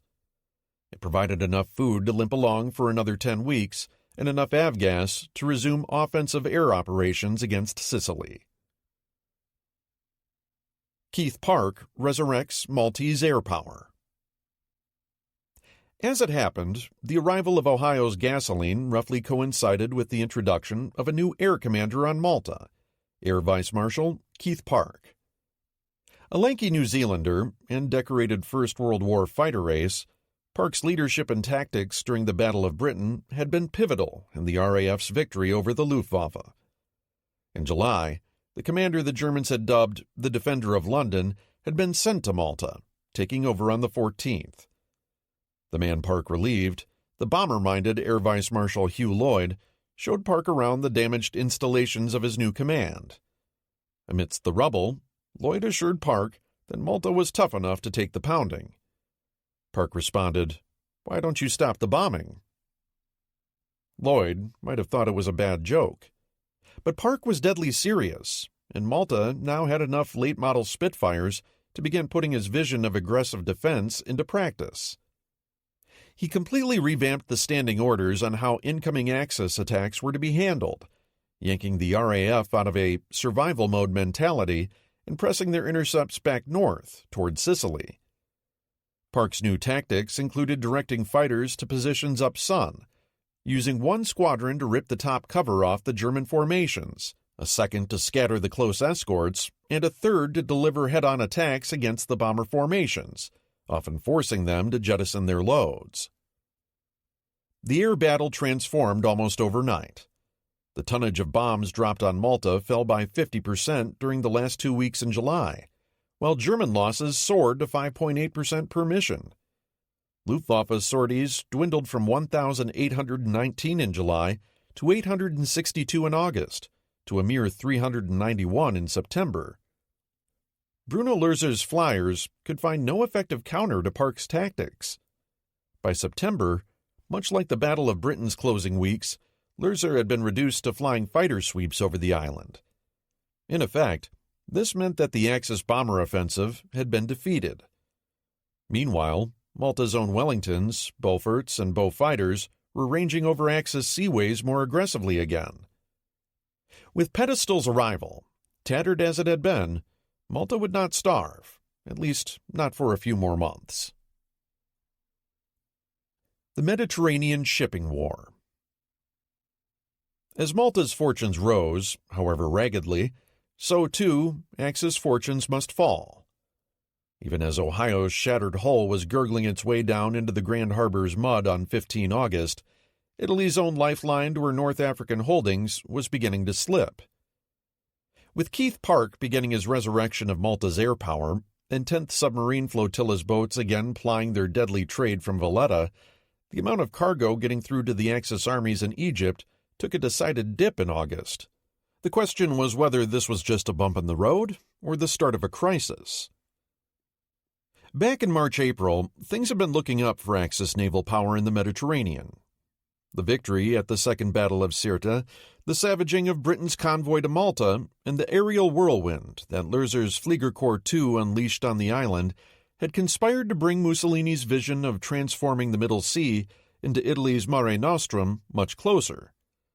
With British air power on the island practically exterminated and the 10th Submarine Flotilla forced to flee back to Beirut, the sea lanes from Naples to Tripoli had enjoyed months of comparative freedom. Axis shipments to Libya, which had been limping along at about 60,000 tons a month, soared in April to 150,000 tons, followed by 93,000 in May. For the first time in a long while, Rommel was getting something approaching the 100,000 tons a month he needed. June, though, had seen a dip, as the Luftwaffe had been pulled into action near Gazala, leaving Malta a bit freer. And though the absolute Axis tonnages shipped for the remainder of the year never slipped below 77,000 tons, it still wasn't enough. Cargo loss rates, which had been hovering below 10%, rose to nearly 22% in June, quieted down in July, then rose to 33% in August. In that month, a disastrous 50,562 gross registered tonnage, GRT, of Axis cargo ships were lost. Simply put, With hindsight, it would be seen that August marked the month that the Italian merchant marine began facing the same sort of cataclysm that would overwhelm Japan's merchant marine in 1944. Starting the war with just 786 merchant vessels over 500 tons, Italy immediately lost 237, captured because they were outside the Mediterranean at the outbreak of war. Adding in about 50 German ships gave the Axis just over 600 vessels in the Middle Sea, comprising 2.1 million tons. Italian shipbuilding added somewhere between 300,000 to 469,000 tons to this total, roughly 100 ships, for the entire course of the war. This anemic output was mainly due to lack of resources, including steel for hulls. By way of comparison, by the time the Americans were fully mobilized in 1943, they would be sending 300,000 tons of merchant ships down the ways every 8 days. By the end of the war, Italy would lose an additional 460 merchant ships, amounting to 1.7 million tons, about 12 ships a month lost, with others being damaged and unrepairable due to shortages, or unable to steam due to lack of fuel.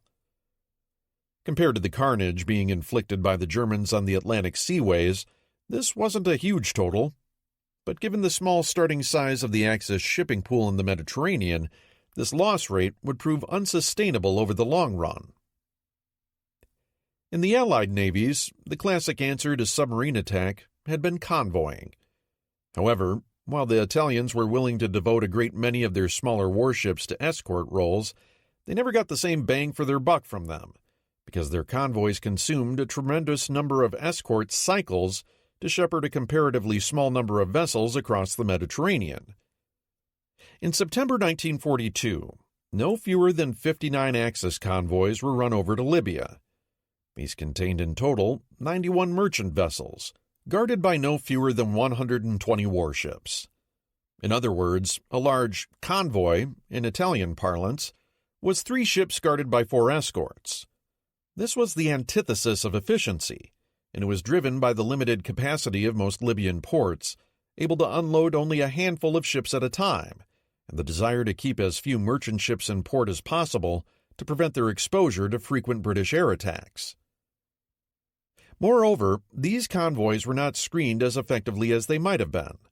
Much like the Japanese, the Regia Marina had been doctrinally oriented more toward offensive matters between the wars. In the words of the Italian histories, predictions on the use of submarines in a future war had led our Navy to study and prepare with greater care and resources the offensive capabilities of our own submarines, rather than defenses against opposing ones. To the Regia Marina, this orientation seemed to be the correct one, because in the first months of the war, the activity of enemy submarines in the Mediterranean was not significant. When that threat did materialize, though, it thrust the Italian Navy into playing catch-up. This was difficult, as they were now at least 2 years behind the technological 8-ball. Italian escorts often lacked effective radar and sonar, leaving them in some cases having to supplement their own technologies with German equipment. Nor did they have much in the way of ASW aircraft, fighter cover, or cooperation from the Regia Aeronautica. As a result, the Italian Navy got fewer kills against British submarines than might have been expected, at least to start. As the war progressed, though, and their technique improved, they made the Royal Navy pay an increasingly heavy toll. Axis shipping was also hindered by organizational problems. Getting supplies to Libya was the province of the Italians, yet they and the Germans ran separate supply organizations and struggled to coordinate their efforts. The Italians allotted tonnage on their vessels for German supplies, but it never amounted to more than about a third of the total, which, by head count, made sense, but by logistical needs, did not. This was a direct result of Italian insistence on employing a large number of pure infantry formations in the North African campaign, or rather, their inability to deploy many mechanized formations, whose military utility did not match the quantities of supply they consumed. As the campaign continued and available shipping bottoms declined through attrition, large dumps of cargo piled up at Italian ports and were never even loaded for shipment. The final factor was ultra, whose impact is unclear because, just as on land, good intelligence did not always translate smoothly into battlefield effectiveness. According to the German histories, British systems for disseminating intelligence still had many defects, and evaluation presented problems. In the naval war, even if an enemy's convoy's route was known, a submarine or group of aircraft still had to be able to reach it, sight it, attack it, and then hope that their weapons ran straight and true. With aircraft, there was the additional complication that Italian convoys had to be sighted in advance by a reconnaissance plane to make it appear that any subsequent attacks weren't the result of having broken Italian codes, but rather the result of honest means. Despite all this, the British post-war intelligence histories, unsurprisingly, rated Ultra as something of a magic bullet, claiming that it played at least some role in all but one of the 48 Axis sinkings from 2 June to 6 November, by which time mastery in North Africa had been decided. The German histories are more conservative, judging that Ultra was responsible for perhaps 42% of the total tonnage destroyed. At the other end of the spectrum, and perhaps equally predictably, some Italian scholars rated the impact of Ultra as of limited influence, and Ultra-related shipping losses as being relatively small in themselves. The truth was probably somewhere in the middle, wherever that was. One reason for post-war Italian skepticism is that, unknown to the British, the Italian Navy had made important inroads into their naval ciphers. Over the course of the war, the Italians decrypted more than 36,000 British naval messages of all sorts, while Bletchley Park broke about 42,000 Italian-related signals. Thus, in the same way that both sides in the Atlantic Convoy War had broken each other's codes, Naval Enigma and Cipher Number 3 respectively, the Italians and British were doing the same in the Mediterranean. The difference being, according to historian Enrico Cernuschi, that the Italians were using that information defensively in much the same way the British had in the Atlantic, i.e., redirecting convoys, alerting defenses, or allowing the dispatch of reinforcements to the convoy. Additionally, the Italian Navy had recognized as early as July 1941 the strong likelihood that Germany's older model Enigma machines had been penetrated by the British, and were quietly discarding their commercial Enigma models as a result, while the Regia Aeronautica continued using theirs to their cost. Thus, the Italian Navy alone of the Axis militaries were aware that Enigma was not as secure as the Germans made it out to be. Because of all this, the actual impact of British Ultra must remain in question. Despite their weaknesses, the Italians managed to land 84% of the cargo entrusted to them during 1942. They took heavy losses in doing so, with 7,164 Italian merchant sailors losing their lives, from a pool of about 25,000 registered mariners. This nearly 29% fatality rate handily exceeded even that of the British Merchant Marine, 18.3%, and dwarfs the U.S. Merchant Marine, 3.9%. Italian sailors never shirked their duties, even as their risks began increasing tremendously. They paid in blood. However, that bravery ultimately availed Italy nothing. As the official German history noted, it never proved possible in 1942 to effect a thoroughgoing increase in supplies and reinforce the Panzer Army as Rommel had so often requested, for the simple reason that by the summer, the Axis partners had drained their resources, primarily because of the war on the Eastern Front. The Italians themselves could never safeguard, let alone conquer the Mediterranean without the help of their German ally. Without victory in Russia, though, the Germans could never free up what was needed to achieve victory on other fronts they considered peripheral. This governed the ultimate outcome of the struggle for the Mediterranean. Axis logistics. What, then, was the impact of the shipping war on Axis logistics in late summer 1942, as Egypt hung in the balance? Much of the lore regarding the two remaining battles at Alamein this month and next revolves around the parlous state of Axis logistics, supposedly driven by Italian shipping failures, which in turn limited the mobility of Rommel's Panzer Army.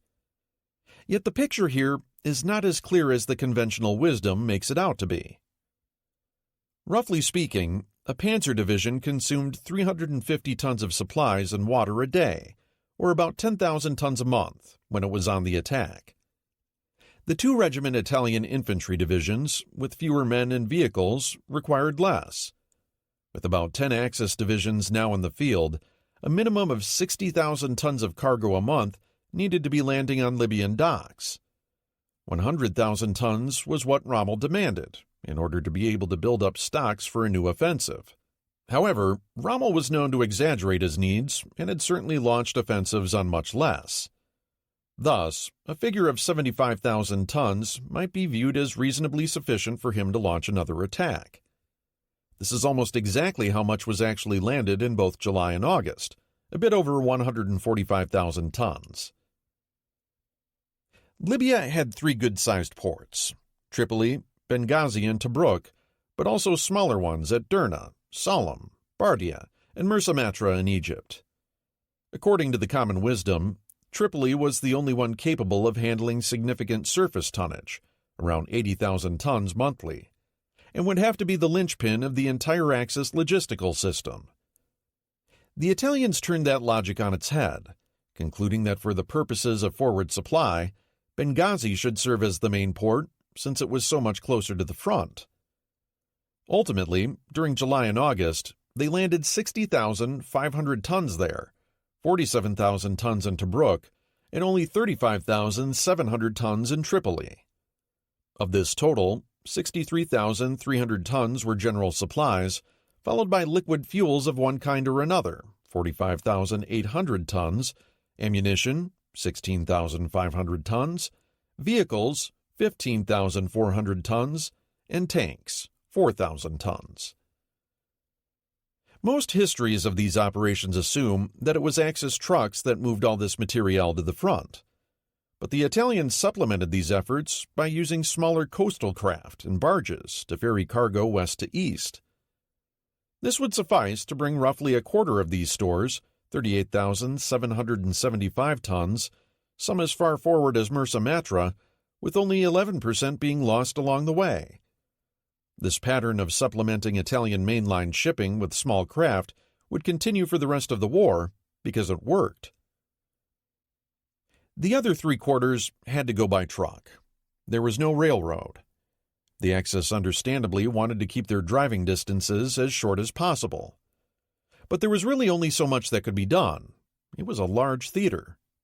Moving materiel from Tripoli to El Alamein was the equivalent of docking a ship in New York and then driving the cargo to Kansas City. Even Benghazi was 600 miles from Alamein along the coastal highway. By August, the German army had about 4,100 trucks in operation along the Via Balbia, about 1,500 fewer than their nominal establishment, even with the 2,000 British lorries they had captured at Tobruk. The Italians had an unknown, though probably smaller, number of their own. To these were added 3,600 Axis vehicles of all types landed by the Italians during this 2-month period. The trucks alone were logging 3.3 million kilometers a month just to bring up 12,000 tons of supplies to depots at Mersa Matra, and were burning maybe 10,500 tons of fuel in the process. Moreover, a truck could only make 3 or 4 of these journeys before it was worn out and in need of an overhaul. Herein lay the rub.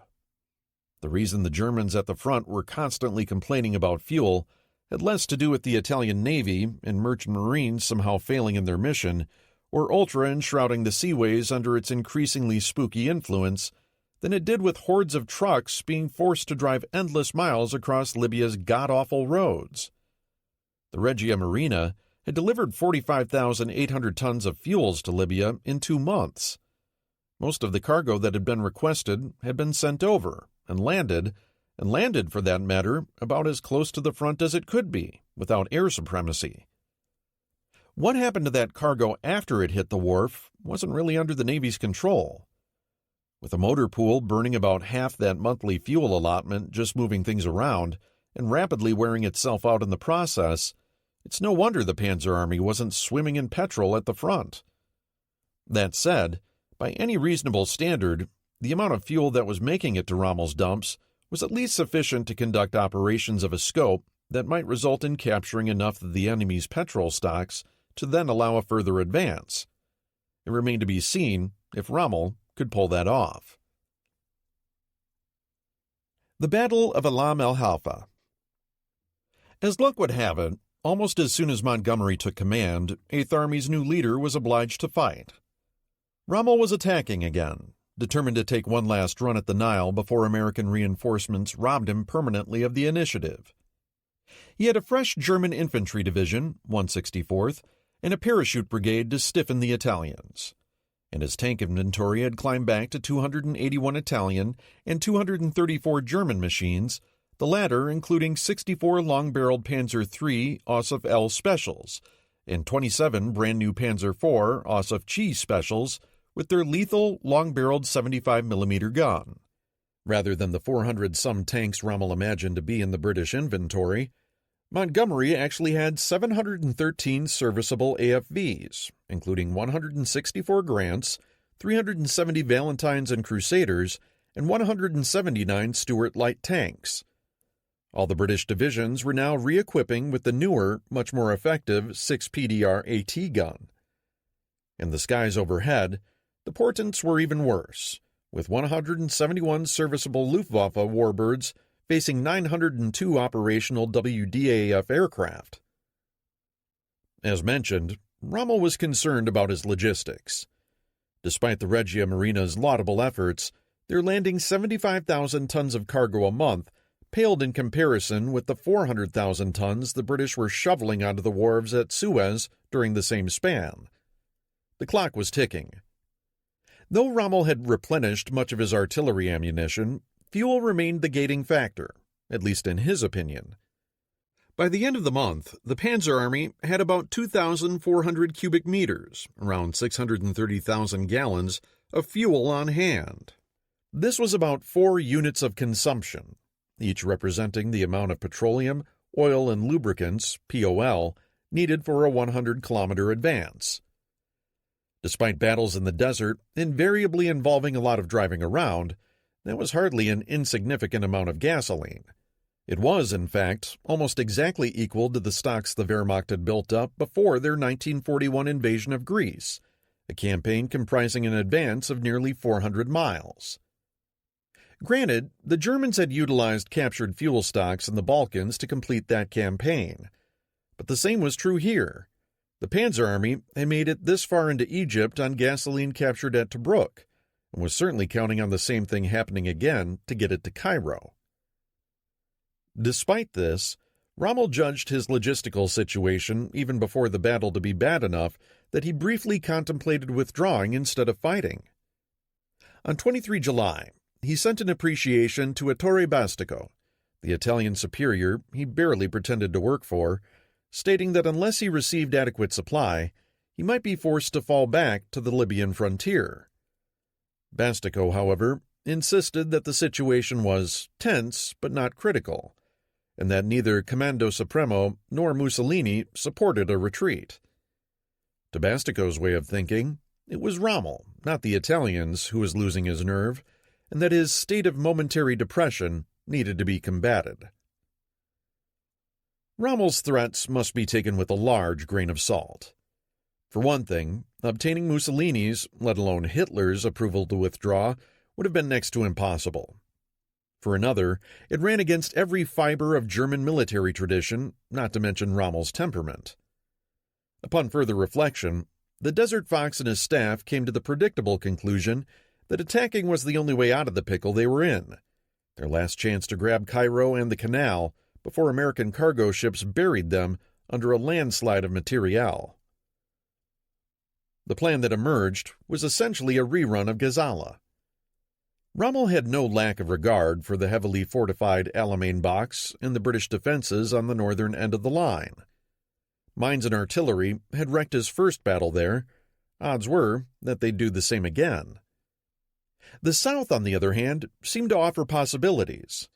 The Qattara Depression precluded a wide outflanking sweep, and the Africa Corps didn't have enough gas to attempt anything that ambitious anyway. Rommel was counting on reconnaissance reports that described the southern British minefields as weak. If he could punch through them quickly enough, he might be into the British rear before Montgomery knew what was happening. As always, speed and timing were everything. Just after nightfall, German and Italian infantry would launch holding attacks against the northern part of the line, while mobile formations quickly traversed the southern minefields, pushed forward 40 to 50 kilometers, refueled, and drove around the southern end of the dominating Alam Halfa Ridge, before turning north to the coast road. The bulk of 8th Army would be trapped and destroyed before it had a chance to react. Then, assuming supplies of gas were forthcoming, 15th Panzer and 90th Light would dash for Suez via Cairo, while 21st Panzer would grab Alexandria. Against an opponent as powerful as 8th Army, this was, putting it mildly, an optimistic operational plan. Doubly so, given Rommel's parlous logistics. Indeed, just prior to the battle, the Luftwaffe had to loan 1,000 tons of petrol to the Panzer Army, with Kesselring urging Rommel forward by guaranteeing he'd fly more gas in. As one historian noted, not only was Rommel gambling on repeating another Gazala, but he was relying on the mere promise of fuel to complete his advance to the Delta. Rommel's staff was well aware of the slim odds, one of them remarking later, "As a matter of sober military appreciation, the general staff of the Panzer Army did not believe that we could break through to the Nile." But as Robert Satino points out, the entire hyper-aggressive German approach to mobile warfare had evolved over the centuries precisely to short-circuit such rational calculation. In action, there was at least the chance of victory. The alternative felt like building sandcastles while the tide was coming in. Montgomery had problems of his own. He had only just taken over an army still recovering from its July travails. His reorganization and training plans were nowhere near being implemented. Yet Monty started off his tenure with another lucky find. In one of Auchinleck's last acts as commander of 8th Army, he and his top aides, Dorman Smith, Ramsden, and the recently killed Gott, had anticipated the need to fight a defensive battle on the southern portion of the line. Gott had then duly cranked out detailed plans to do just that, with Alam Halfa Ridge figuring prominently. The scheme was fairly simple. 7th Armored Division would cover the southern section of the line and fall back when pressed. 2nd New Zealand would act like a hinge in its positions near Deir el-Shein, allowing 7th Armored to slide past to the east. Strung out behind the New Zealanders, 10th Armored and 44th Infantry Divisions would cover the length of the Alam Halfa Ridge, preventing any northward movement to the sea. Much like the latter stages of Gazala, the British position would come to resemble the Greek letter kappa, with the middle bar being Alam Halfa's stony spine. This time, though, the bent configuration would be intentional, rather than a result of Rommel's handiwork. Historian Niall Barr notes that every single element of Auchinleck's plan was later followed by 8th Army under Montgomery's leadership. Montgomery's much-vaunted master plan for his Battle of Alamein actually originated with Auchinleck and his corps commanders. Yet, as the composer Igor Stravinsky sagely pointed out, lesser artists borrow, great artists steal. Montgomery shamelessly anointed Auchinleck's plan as his own, had de Guingand rework it into a set-piece style more appropriate for 8th Army in its current state, and sallied forth to claim the laurels of victory with it. Which would have been fine, had not Monty also been busily denigrating the Auk in the process. On the night of 30 August, gray shadows began slipping forward through the moonlight. The Africa Corps was on the hunt for a final time. Unbeknownst to the Desert Fox, though, the British were well aware of his designs. Ultra had revealed as early as the 17th that an Axis assault was coming, and that fuel difficulties would compromise Rommel's ability to maneuver. The WDAF had notched down its activities during much of August to recover its strength, but now lay coiled like a spring on its Egyptian airfields. Patrols from 7th Armored had the minefields, which had been thickened, under constant observation, ready to call in pre-registered fire from their own divisional guns and those of the 2nd New Zealand to the north. When 90th Light Division's engineers began edging their way into the minefields to clear them, the sky suddenly lit up with dozens of flares. British guns erupted, German guns answered, and the battle was on. From the get-go, nothing went right for Rommel. Under heavy fire, it took German sappers hours to clear routes through minefields that were thicker than had been hoped. 21st Panzer wasn't clear of them until 5 a.m., whereupon British albacores promptly appeared to drop more flares. Groups of Wellingtons then roared in, pouncing on the packed German formations below. Generals Walter Nering, DAK's commander, and Ulrich Kleemann, 90th Light's commander, were both wounded by bombs. 21st Panzer's gifted commander, General George von Bismarck, was killed by mortar fire while leading from the front. By dawn, it was already clear to Rommel that his designs had failed. Panzer Army was supposed to have been 30 to 40 miles into the enemy defenses by the time the sun rose, but had gained barely 10, and was only now in a position to begin driving forward. The British were fighting resolutely, not falling back until strongly pressed. To Rommel, it was clear, as he later wrote, that all possibility of taking the enemy by surprise, an essential condition for the success of the operation, had now disappeared. But what to do? He briefly considered calling the whole thing off.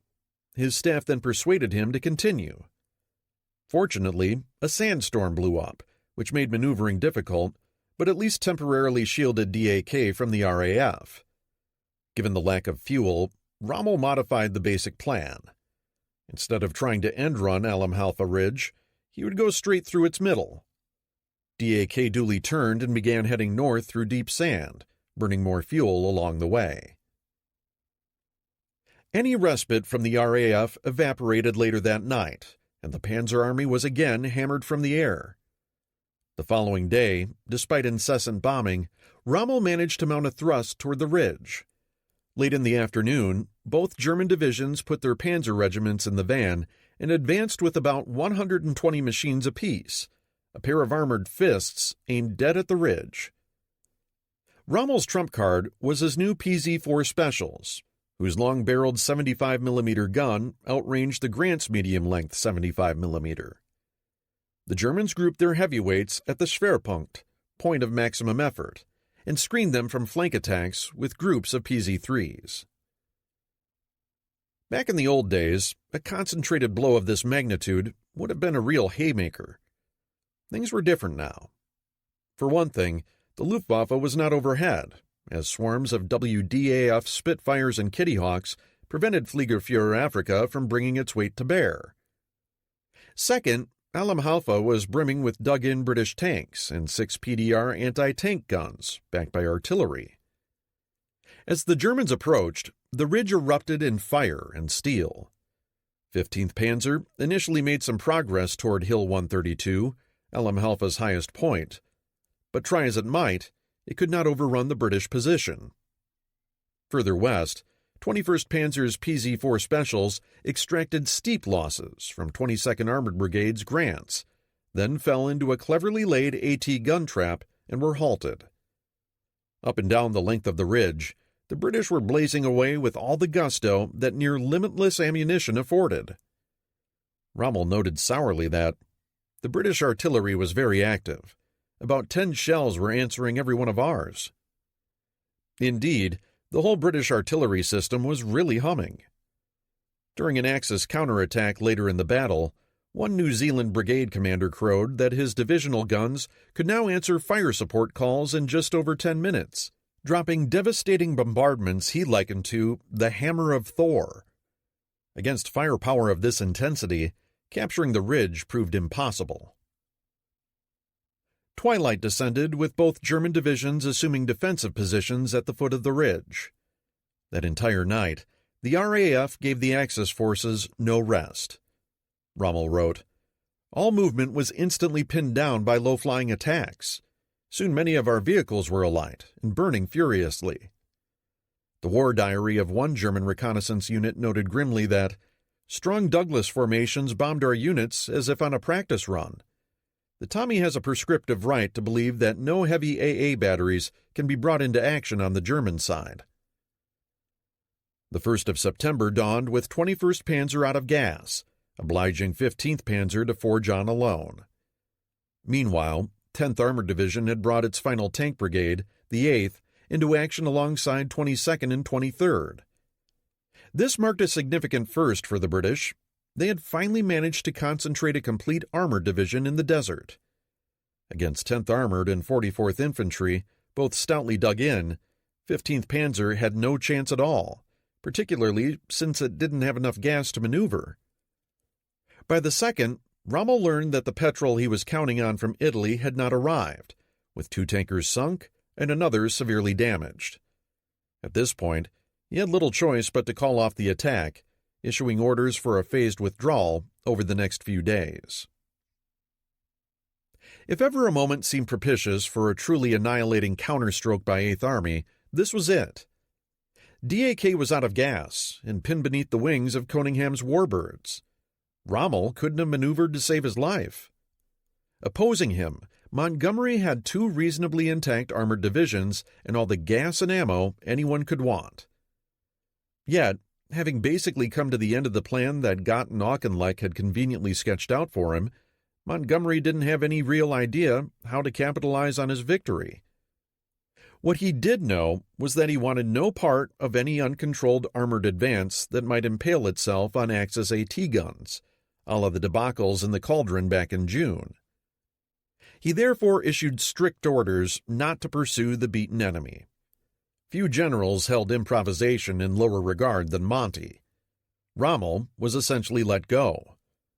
By 5 September, he was back on his starting line, having run, in the sarcastic words of the Axis troops, the 6-day race. Here again, Monty remained lucky. Had Rommel retreated all the way to Libya, people in London would have been asking awkward questions about why 8th Army's new commander allowed the Desert Fox to escape when his army was teetering on the brink of destruction.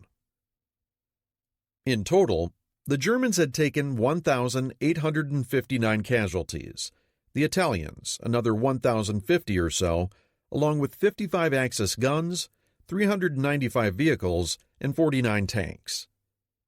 For their part, the British had suffered 1,750 casualties, 67 tanks, and 15 AT guns. They had also lost 68 aircraft to set against 41 Axis machines.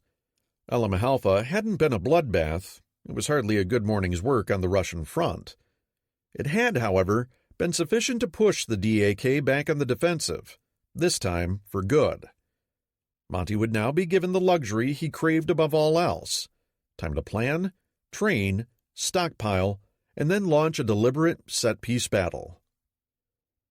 As for Rommel, he was left licking his wounds and cursing the factors that robbed him of victory.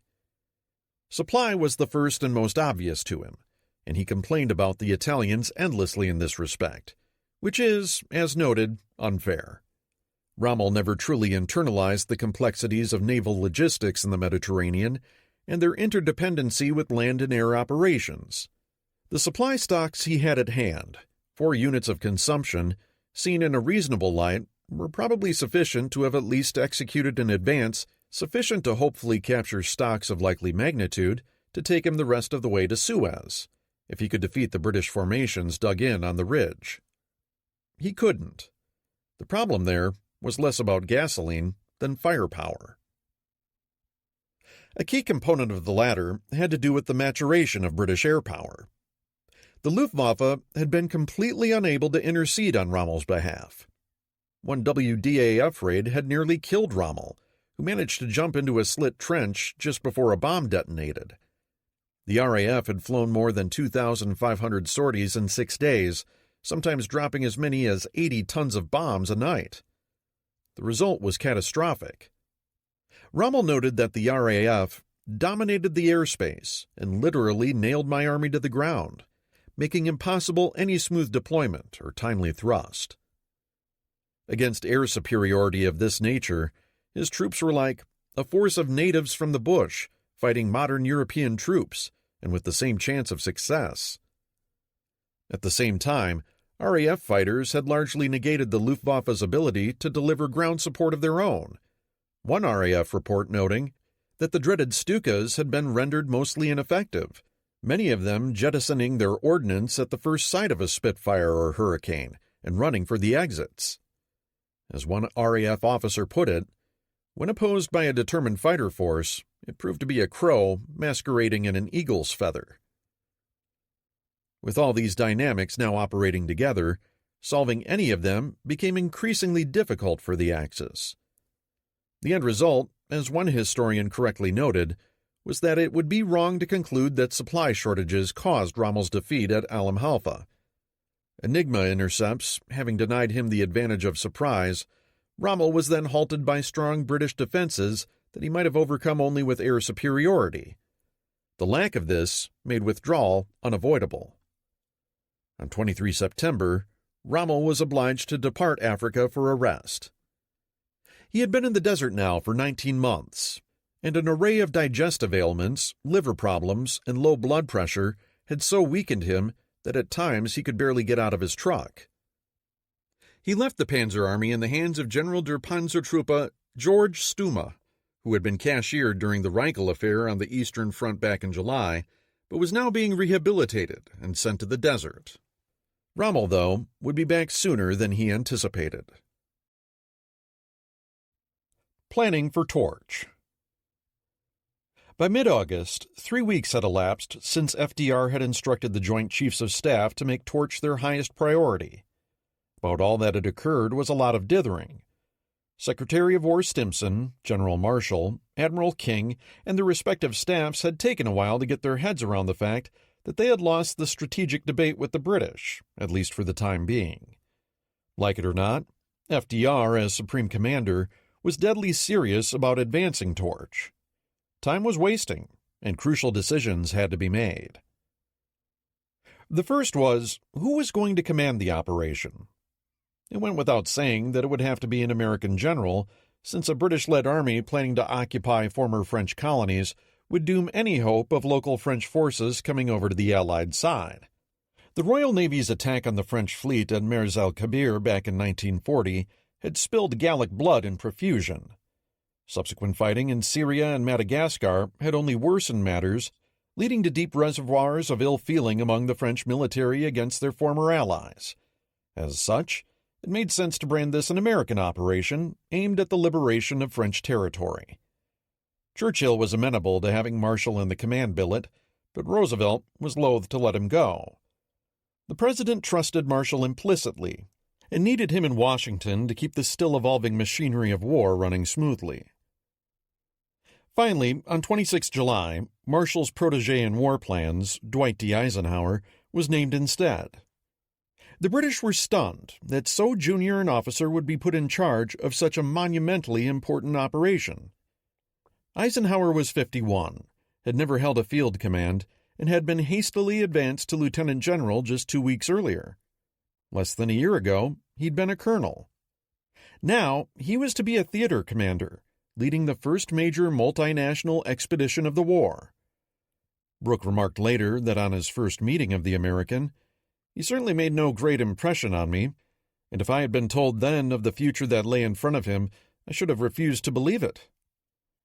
Despite this, Eisenhower would soon begin displaying the political instincts that characterized his most valuable contribution to the Allied cause, getting British and American staff officers working together harmoniously.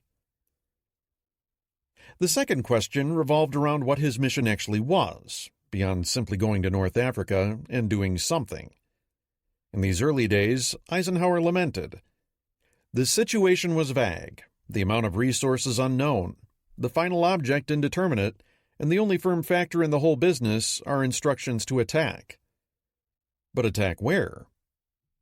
To these questions, his staff in London began turning in August, knowing well they would have to present a coherent plan to both the American and British chiefs and get it approved as rapidly as possible. The sheer size of the theater was daunting. Morocco, Algeria, and Tunisia comprised more than 1 million square miles of real estate. Guarding it were an estimated 120,000 French soldiers, 55,000 in Morocco, 50,000 in Algeria, and 15,000 in Tunisia. They had modest equipment, some light field artillery, perhaps 400 obsolete tanks and armored cars, and small numbers of anti-aircraft guns. There were between 155 and 170 combat aircraft, but another couple hundred were expected to be flown in from the mainland. All in all, this was not an impressive combat force, but it couldn't be discounted either. Other perils loomed near at hand. German U-boats were an obvious menace, as well as Axis air power once inside the Mediterranean. The Italian Navy was formidable in its own right. Likewise, it was possible that the Germans might yet persuade Spanish dictator Francisco Franco to allow German aircraft to operate out of Spain, or might capture Gibraltar outright, thereby closing the vital entrance to the Mediterranean. The political situation in the French colonies was more than a little complex. French military and civil servants had all sworn personal oaths of allegiance to Marshal Henri Pétain, Vichy's leader and the hero of the First World War. Just how strong these loyalties truly ran, though, particularly in the hinterlands of North Africa, was unknown. Also unknown were French attitudes toward an Allied invasion. Would the French fight? Or would they seize the opportunity to join the Allied cause and strike back at the Nazi regime that had humiliated France? As the Allies would soon discover, French sympathies spanned the gamut.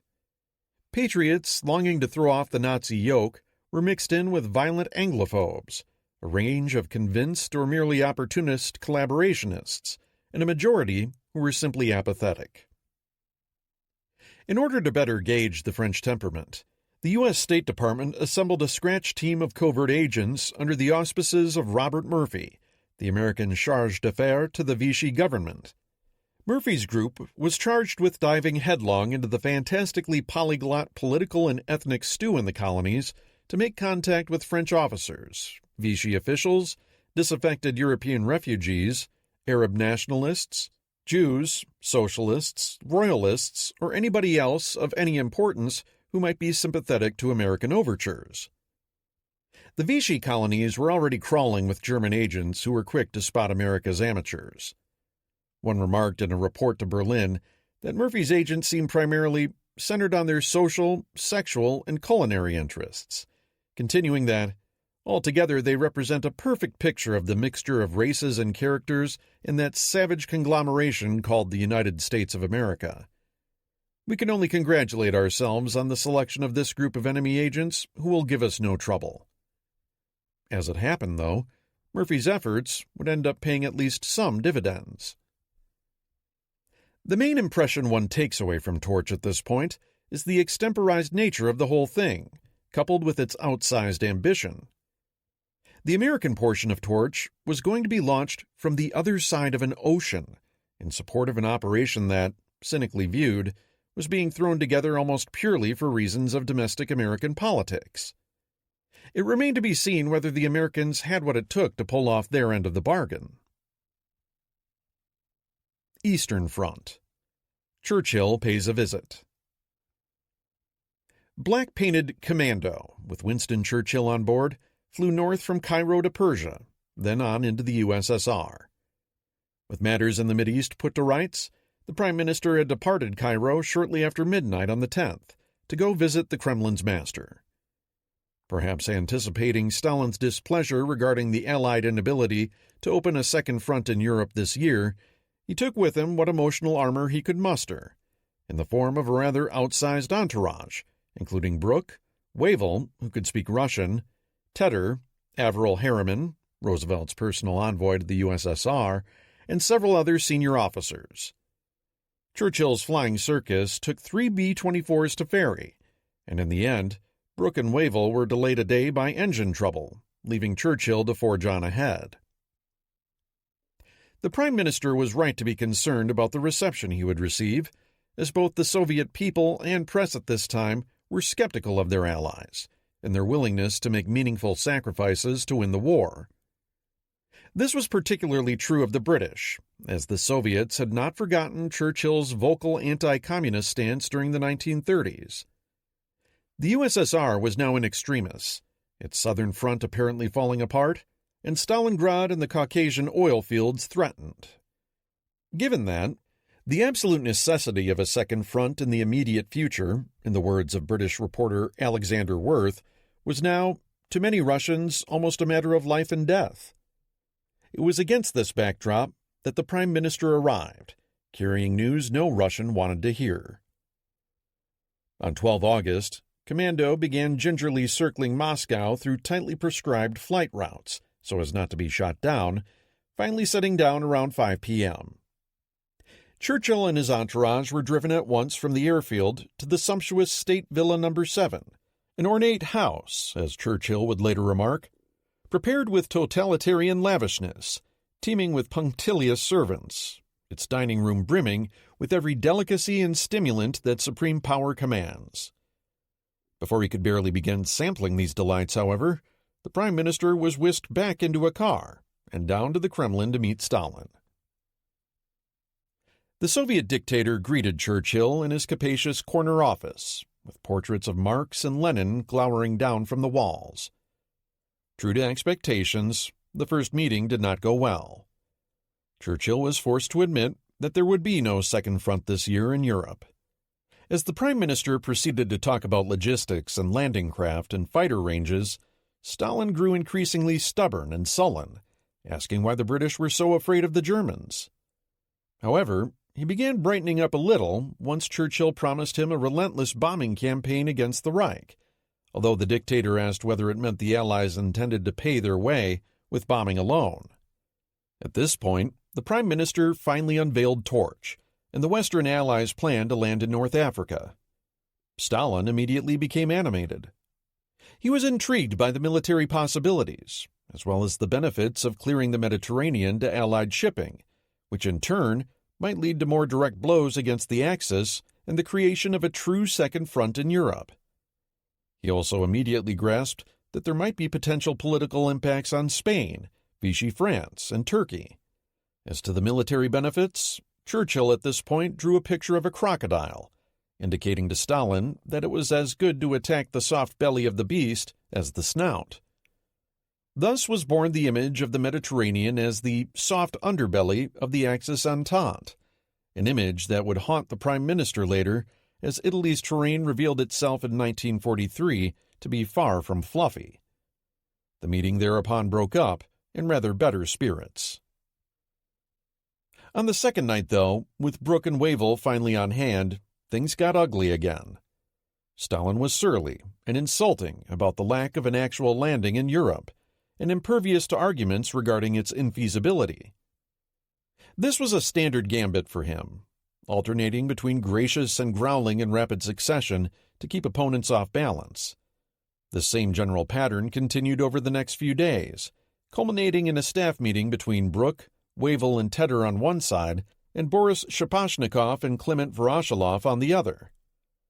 In the conversation that followed, the difficulties in moving, landing, and supplying large numbers of troops over substantial bodies of water were utterly lost on the Soviets, Voroshilov in particular.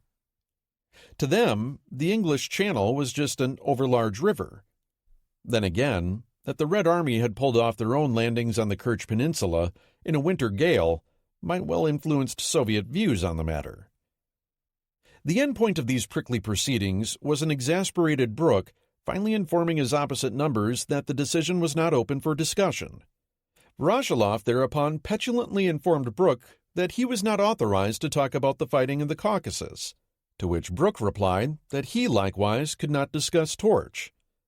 This was, honestly, about par for the course when it came to frank and open communications with the Soviets. Thus ended the material matters of the conference, which, though marked by moments of contrived camaraderie, typically during the late-night banquets where rivers of vodka flowed freely, had been scarred by frustration and mutual suspicion. Nevertheless, Churchill had found it useful to establish a relationship with Stalin and his top men. On the whole, he wrote to Roosevelt, I am definitely encouraged by my visit to Moscow. I am sure that the disappointing news I brought could not have been imparted except by me personally without leading to a really serious drifting apart. Now, he was certain Stalin is entirely convinced of the great advantages of Torch. The Prime Minister may well have been engaging in some artistic license on this latter point. Many of his American allies, like Stalin, were less than entirely convinced of Torch's merits, but the Soviets had little choice in the matter. In any case, after drinking with Stalin in his private quarters until 02:30 on 16 August and crafting the final press release for the conference, at dawn, Churchill clambered back into commando and started for home. He fell at once into an exhausted sleep, not regaining consciousness until they were approaching the Caucasus. Stopping momentarily in Tehran, then Cairo, where he visited Montgomery and his new command, he finally arrived back in London on the 24th. He had traveled 15,650 miles in 3 weeks, with 84 hours spent in the air, conducting numerous high-stakes meetings, conferences, and late-night state dinners throughout. No mean feat for a man just a few months shy of his 68th birthday. Had he known it, Churchill's mission was not viewed with much favor by the Soviet man on the street. The Prime Minister hadn't made himself available for any public relations events during his visit, remaining cloistered in the Kremlin throughout. The joint communiqué issued afterward offered few hard details and contained no hard confirmation of a second front, nor, of course, could it contain any mention of torch. By early October, in the depths of the bitterest fighting in Stalingrad, the Soviet press would be back to full anti-British mode, with Pravda running sarcastic cartoons depicting bloated British blimp generals with names like General What's the Hurry and General Why Take Risks, facing off against American counterparts with names like General Guts and General Decision. Churchill would be furious, but the Soviets, in their hour of greatest need, were understandably rather prickly. Combat in the North. Before turning to the momentous events unfolding in the south of Russia, it is worth noting that all was not quiet elsewhere along the front during the summer of 1942. Indeed, a steady drumbeat of combat echoed up and down the line, from Leningrad to Voronezh. With the Red Army on the ropes in the south, and the newly bifurcated gray tides of Unternehmen Blau flowing separately toward the Caucasus Mountains and Stalingrad, the Stavka was trying to keep up the pressure. Its overriding goal was keeping the Wehrmacht busy in many places and preventing further German reserves from being transferred further south. In the far north, August saw an army raised from the dead. Trapped in its swampy pocket after punching into 18th Army back at the beginning of the winter counteroffensive, the Soviet Second Shock Army had finally been liquidated there back in early June. The pleas of generals like Kirill Meretskov to withdraw the beleaguered unit had fallen on deaf ears at the Stavka. Once the thaw began, with no orders to break out, its fate had effectively been decided. With Second Shock's annihilation, the Germans had conclusively secured both the Rollbahn to Chidovo and the southern portion of 18th Army's line, at least for the time being. And yet, hardly had Second Shock Army breathed its last than it had been resurrected on the Red Army's roster, rebuilt completely from scratch, and designated for participation in another attempt at lifting the siege of Leningrad. Lieutenant General Leonid Govorov, an artillery expert, had taken over command of Leningrad's defenses. Although Govorov was not blind to the possibility of the Germans launching an outright assault on the city, he was also unaware that Field Marshal Erich von Manstein's 11th Army had recently begun transferring from the Crimea and was now being arrayed opposite the city's southern sector. Manstein had come north with a plan already in hand, Nordlicht, Northern Light, to capture the USSR's second city. On August 23rd, his freshly detrained forces would attack, drive north, and link up with the Finns. They would then closely invest the city and destroy it with heavy and super-heavy artillery, along with the Luftwaffe. It would be the world's greatest fireworks, as the Führer put it. It was hoped that no house-to-house fighting would be needed, which was unrealistic, and Army Group North's Field Marshal George Kukler knew it. Once captured, Leningrad was to be leveled to the ground. The proposed utter destruction of an ancient European city and the genocidal annihilation of its million or so inhabitants apparently bothered neither Franz Halder, Alfred Jodl, nor the two field marshals in the slightest. In fact, Manstein opined to Kukler that it might be more efficacious to completely cut the city off and starve everyone to death instead of bombarding it.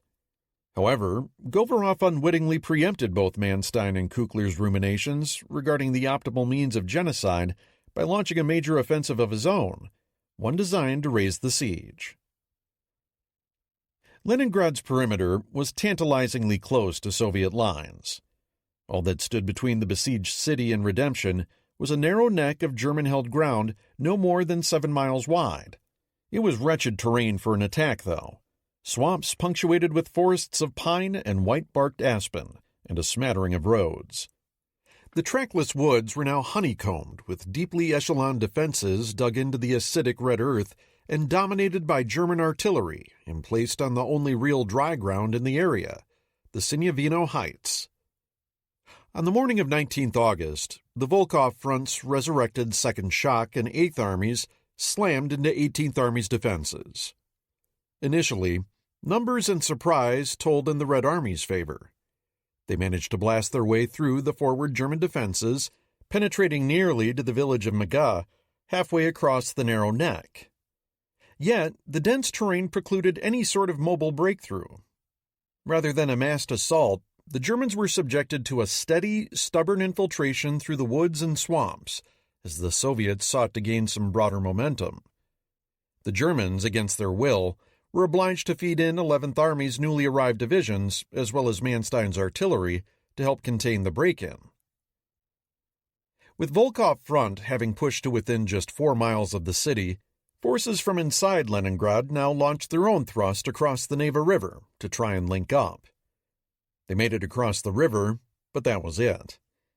German artillery shredded the bridgehead, hurling back the attack. Meanwhile, German reserves fought 8th Army and 2nd Shock to a standstill outside Maga, and hung on against repeated lunges toward the Sinyavino Heights as well. By early September, the whole Soviet offensive had ground to a halt, with the usual stupendous casualties that came with such things. Second Shock was hemmed into a tiny enclave, no more than 10 square miles in all. "The whole earth is trembling under the bomb bursts," wrote one Red Army captain in his diary. "All round is hell, nothing but corpses of men and horses, an infernal stench." On 10 September, the Germans did what they usually tried doing in such situations, launching a dual pincer attack from the shoulders of the tiny break-in to try and cut it off. And, as also usually happened, they succeeded. By 22 September, 8th Army and the new 2nd Shock found themselves in exactly the same position as its ill-fated predecessors 6 months earlier, hemmed into a swamp and being shot at from all sides. To this day, the red earth around Maga vomits up a steady tribute of bones, rusted military equipment, and unexploded munitions, mute testament to the ferocity of the fighting there. When the pocket was finally eliminated, the Soviets had suffered another 114,000 casualties, including 40,000 dead. The Germans had taken 26,000 casualties of their own and burned through a lot of artillery ammunition. Any thought Manstein might have had of launching Nordlicht was off the table. Leningrad would live, if it could be called living. In the city itself, the siege was about to grind into its second year. The first terrible winter had inflicted an unspeakable toll, with Leningrad's population falling from 2.3 million in December 1941 to just 1.1 million in April 1942. Discounting the 440,000 citizens who had been evacuated across Lake Ladoga when it was frozen, that meant that roughly 600,000 had perished during the snowy months. Other estimates are more than 1 million. Many had lain where they fell for months, in their apartments or out in the streets, unburied. Thousands of corpses were found in snowdrifts during the spring cleanup. Every animal in the city, crows, gulls, pigeons, then pet cats and dogs, and finally rats, had been eaten. People had eaten wallpaper paste, dandelions, and any wild grasses that seemed edible. At one point, the official ration for troops was 500 grams of bread a day, the children a quarter of that, somewhere between 466 to 1,087 calories, well short of what was needed to stave off starvation. Ration cards were being stolen and forged, of course. That was to be expected. During the first winter, people were murdered for them. Cannibalism had not been unheard of either, nor reports of children disappearing. By summer, things were a little better, but only just. On 7 August, an emaciated handful of surviving musicians from Leningrad's radio orchestra, together with whatever fill-ins could be scraped together from the general populace, staged the city's premiere of Dmitri Shostakovich's newly completed Symphony No. 7. The composer had named it Leningrad, in honor of its beleaguered citizenry. To the accompaniment of a Soviet artillery bombardment designed to keep the Germans from shelling the concert hall, the Soviets broadcast it by loudspeaker toward the Nazi lines. The performance was hardly an artistic triumph. Many of the fill-in musicians were amateurs, and all were starving. But the message was sent. Inside the concert hall, the final ovation lasted an hour, as Leningrad's inhabitants cheered their defiance at their besiegers. Defiance was one thing. Whether the city could actually survive a second winter as bad as the first was unknowable. However, with the failure of Volkov Front's offensive, they'd just have to do their best. The eastern shore of Lake Ladoga and the supply line to Mother Russia might as well have been on a different continent. Combat in the center. 300 miles south, in the center of the line opposite Moscow, there was heavy fighting as well. Both sides still had massive forces arrayed against each other, and Ninth Army's positions around Rzhev and Vyazma were only about 100 miles from the Kremlin. On the German side, as important as Blau was, it utilized fewer divisions, 65 at the start, than the 77 still found in Army Group Center. For their part, the Soviets, convinced since the spring that this sector would be the summer's locus of combat, had deployed an impressive array of formations, echeloned in depth in front of the nation's capital. The Germans encouraged them, launching a misinformation campaign called Kremlin, before the opening of Blau to deceive the Soviets into thinking that Moscow would be their main target. Having watched with alarm as the main German offensive developed southward, Stalin was determined to use these forces to some effect. Accordingly, the Stavka initiated not one, but 3 separate assaults in the area during the month of August, some of which lasted into early September. The first was aimed at the Rzhev salient. This misshapen position, a relic of the chaotic winter fighting, was held by the German Ninth Army, temporarily commanded by General Heinrich Gottfried von Wiedinghoff in the convalescent absence of General Walter Model. Ninth Army's protrusion was large, much too close to Moscow for Stalin's liking, and contained roughly a third of Army Group Center's divisions. The Germans had been digging in there since the winter counteroffensive, and the entire area was now festooned with bunkers, wire, mines, trenches, and every sort of defensive nastiness.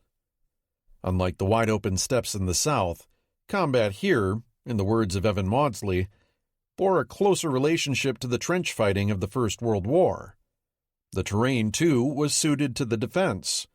Scattered farmland and scrub, but with wide swaths of swampy forests, marshes, and small lakes. Nevertheless, the Stavka cut orders in mid-July, instructing Georgy Zhukov to unleash western and Kalinin fronts against the northeastern corner of the salient. The Soviet 30th Army launched the initial assault on the morning of 30 July, ripping a hole in German defenses directly in front of the river town of Rzhev. By desperate efforts, the Germans managed to halt the Soviet advance just a few miles short of the city center, but it was impossible to push them back. 4 days later, once the Soviets were certain the Germans had committed their local reserves, 31st and 20th Armies hit the Germans some 40 kilometers further southeast in the scrublands outside Gorodish. This was a much heavier assault, blowing a 30 kilometers wide hole right through the hapless 161st Infantry Division. Zhukov thereupon committed 6th Tank, 8th Tank, and 2nd Guards Cavalry Corps into the gap, which promptly steamrolled the remnants of the 161st and advanced some 25 kilometers into the interior of the German defenses. The Rzhev salient was Hitler's last remaining potential launchpad for operations aimed at Moscow, and the Führer quickly dispatched 1st,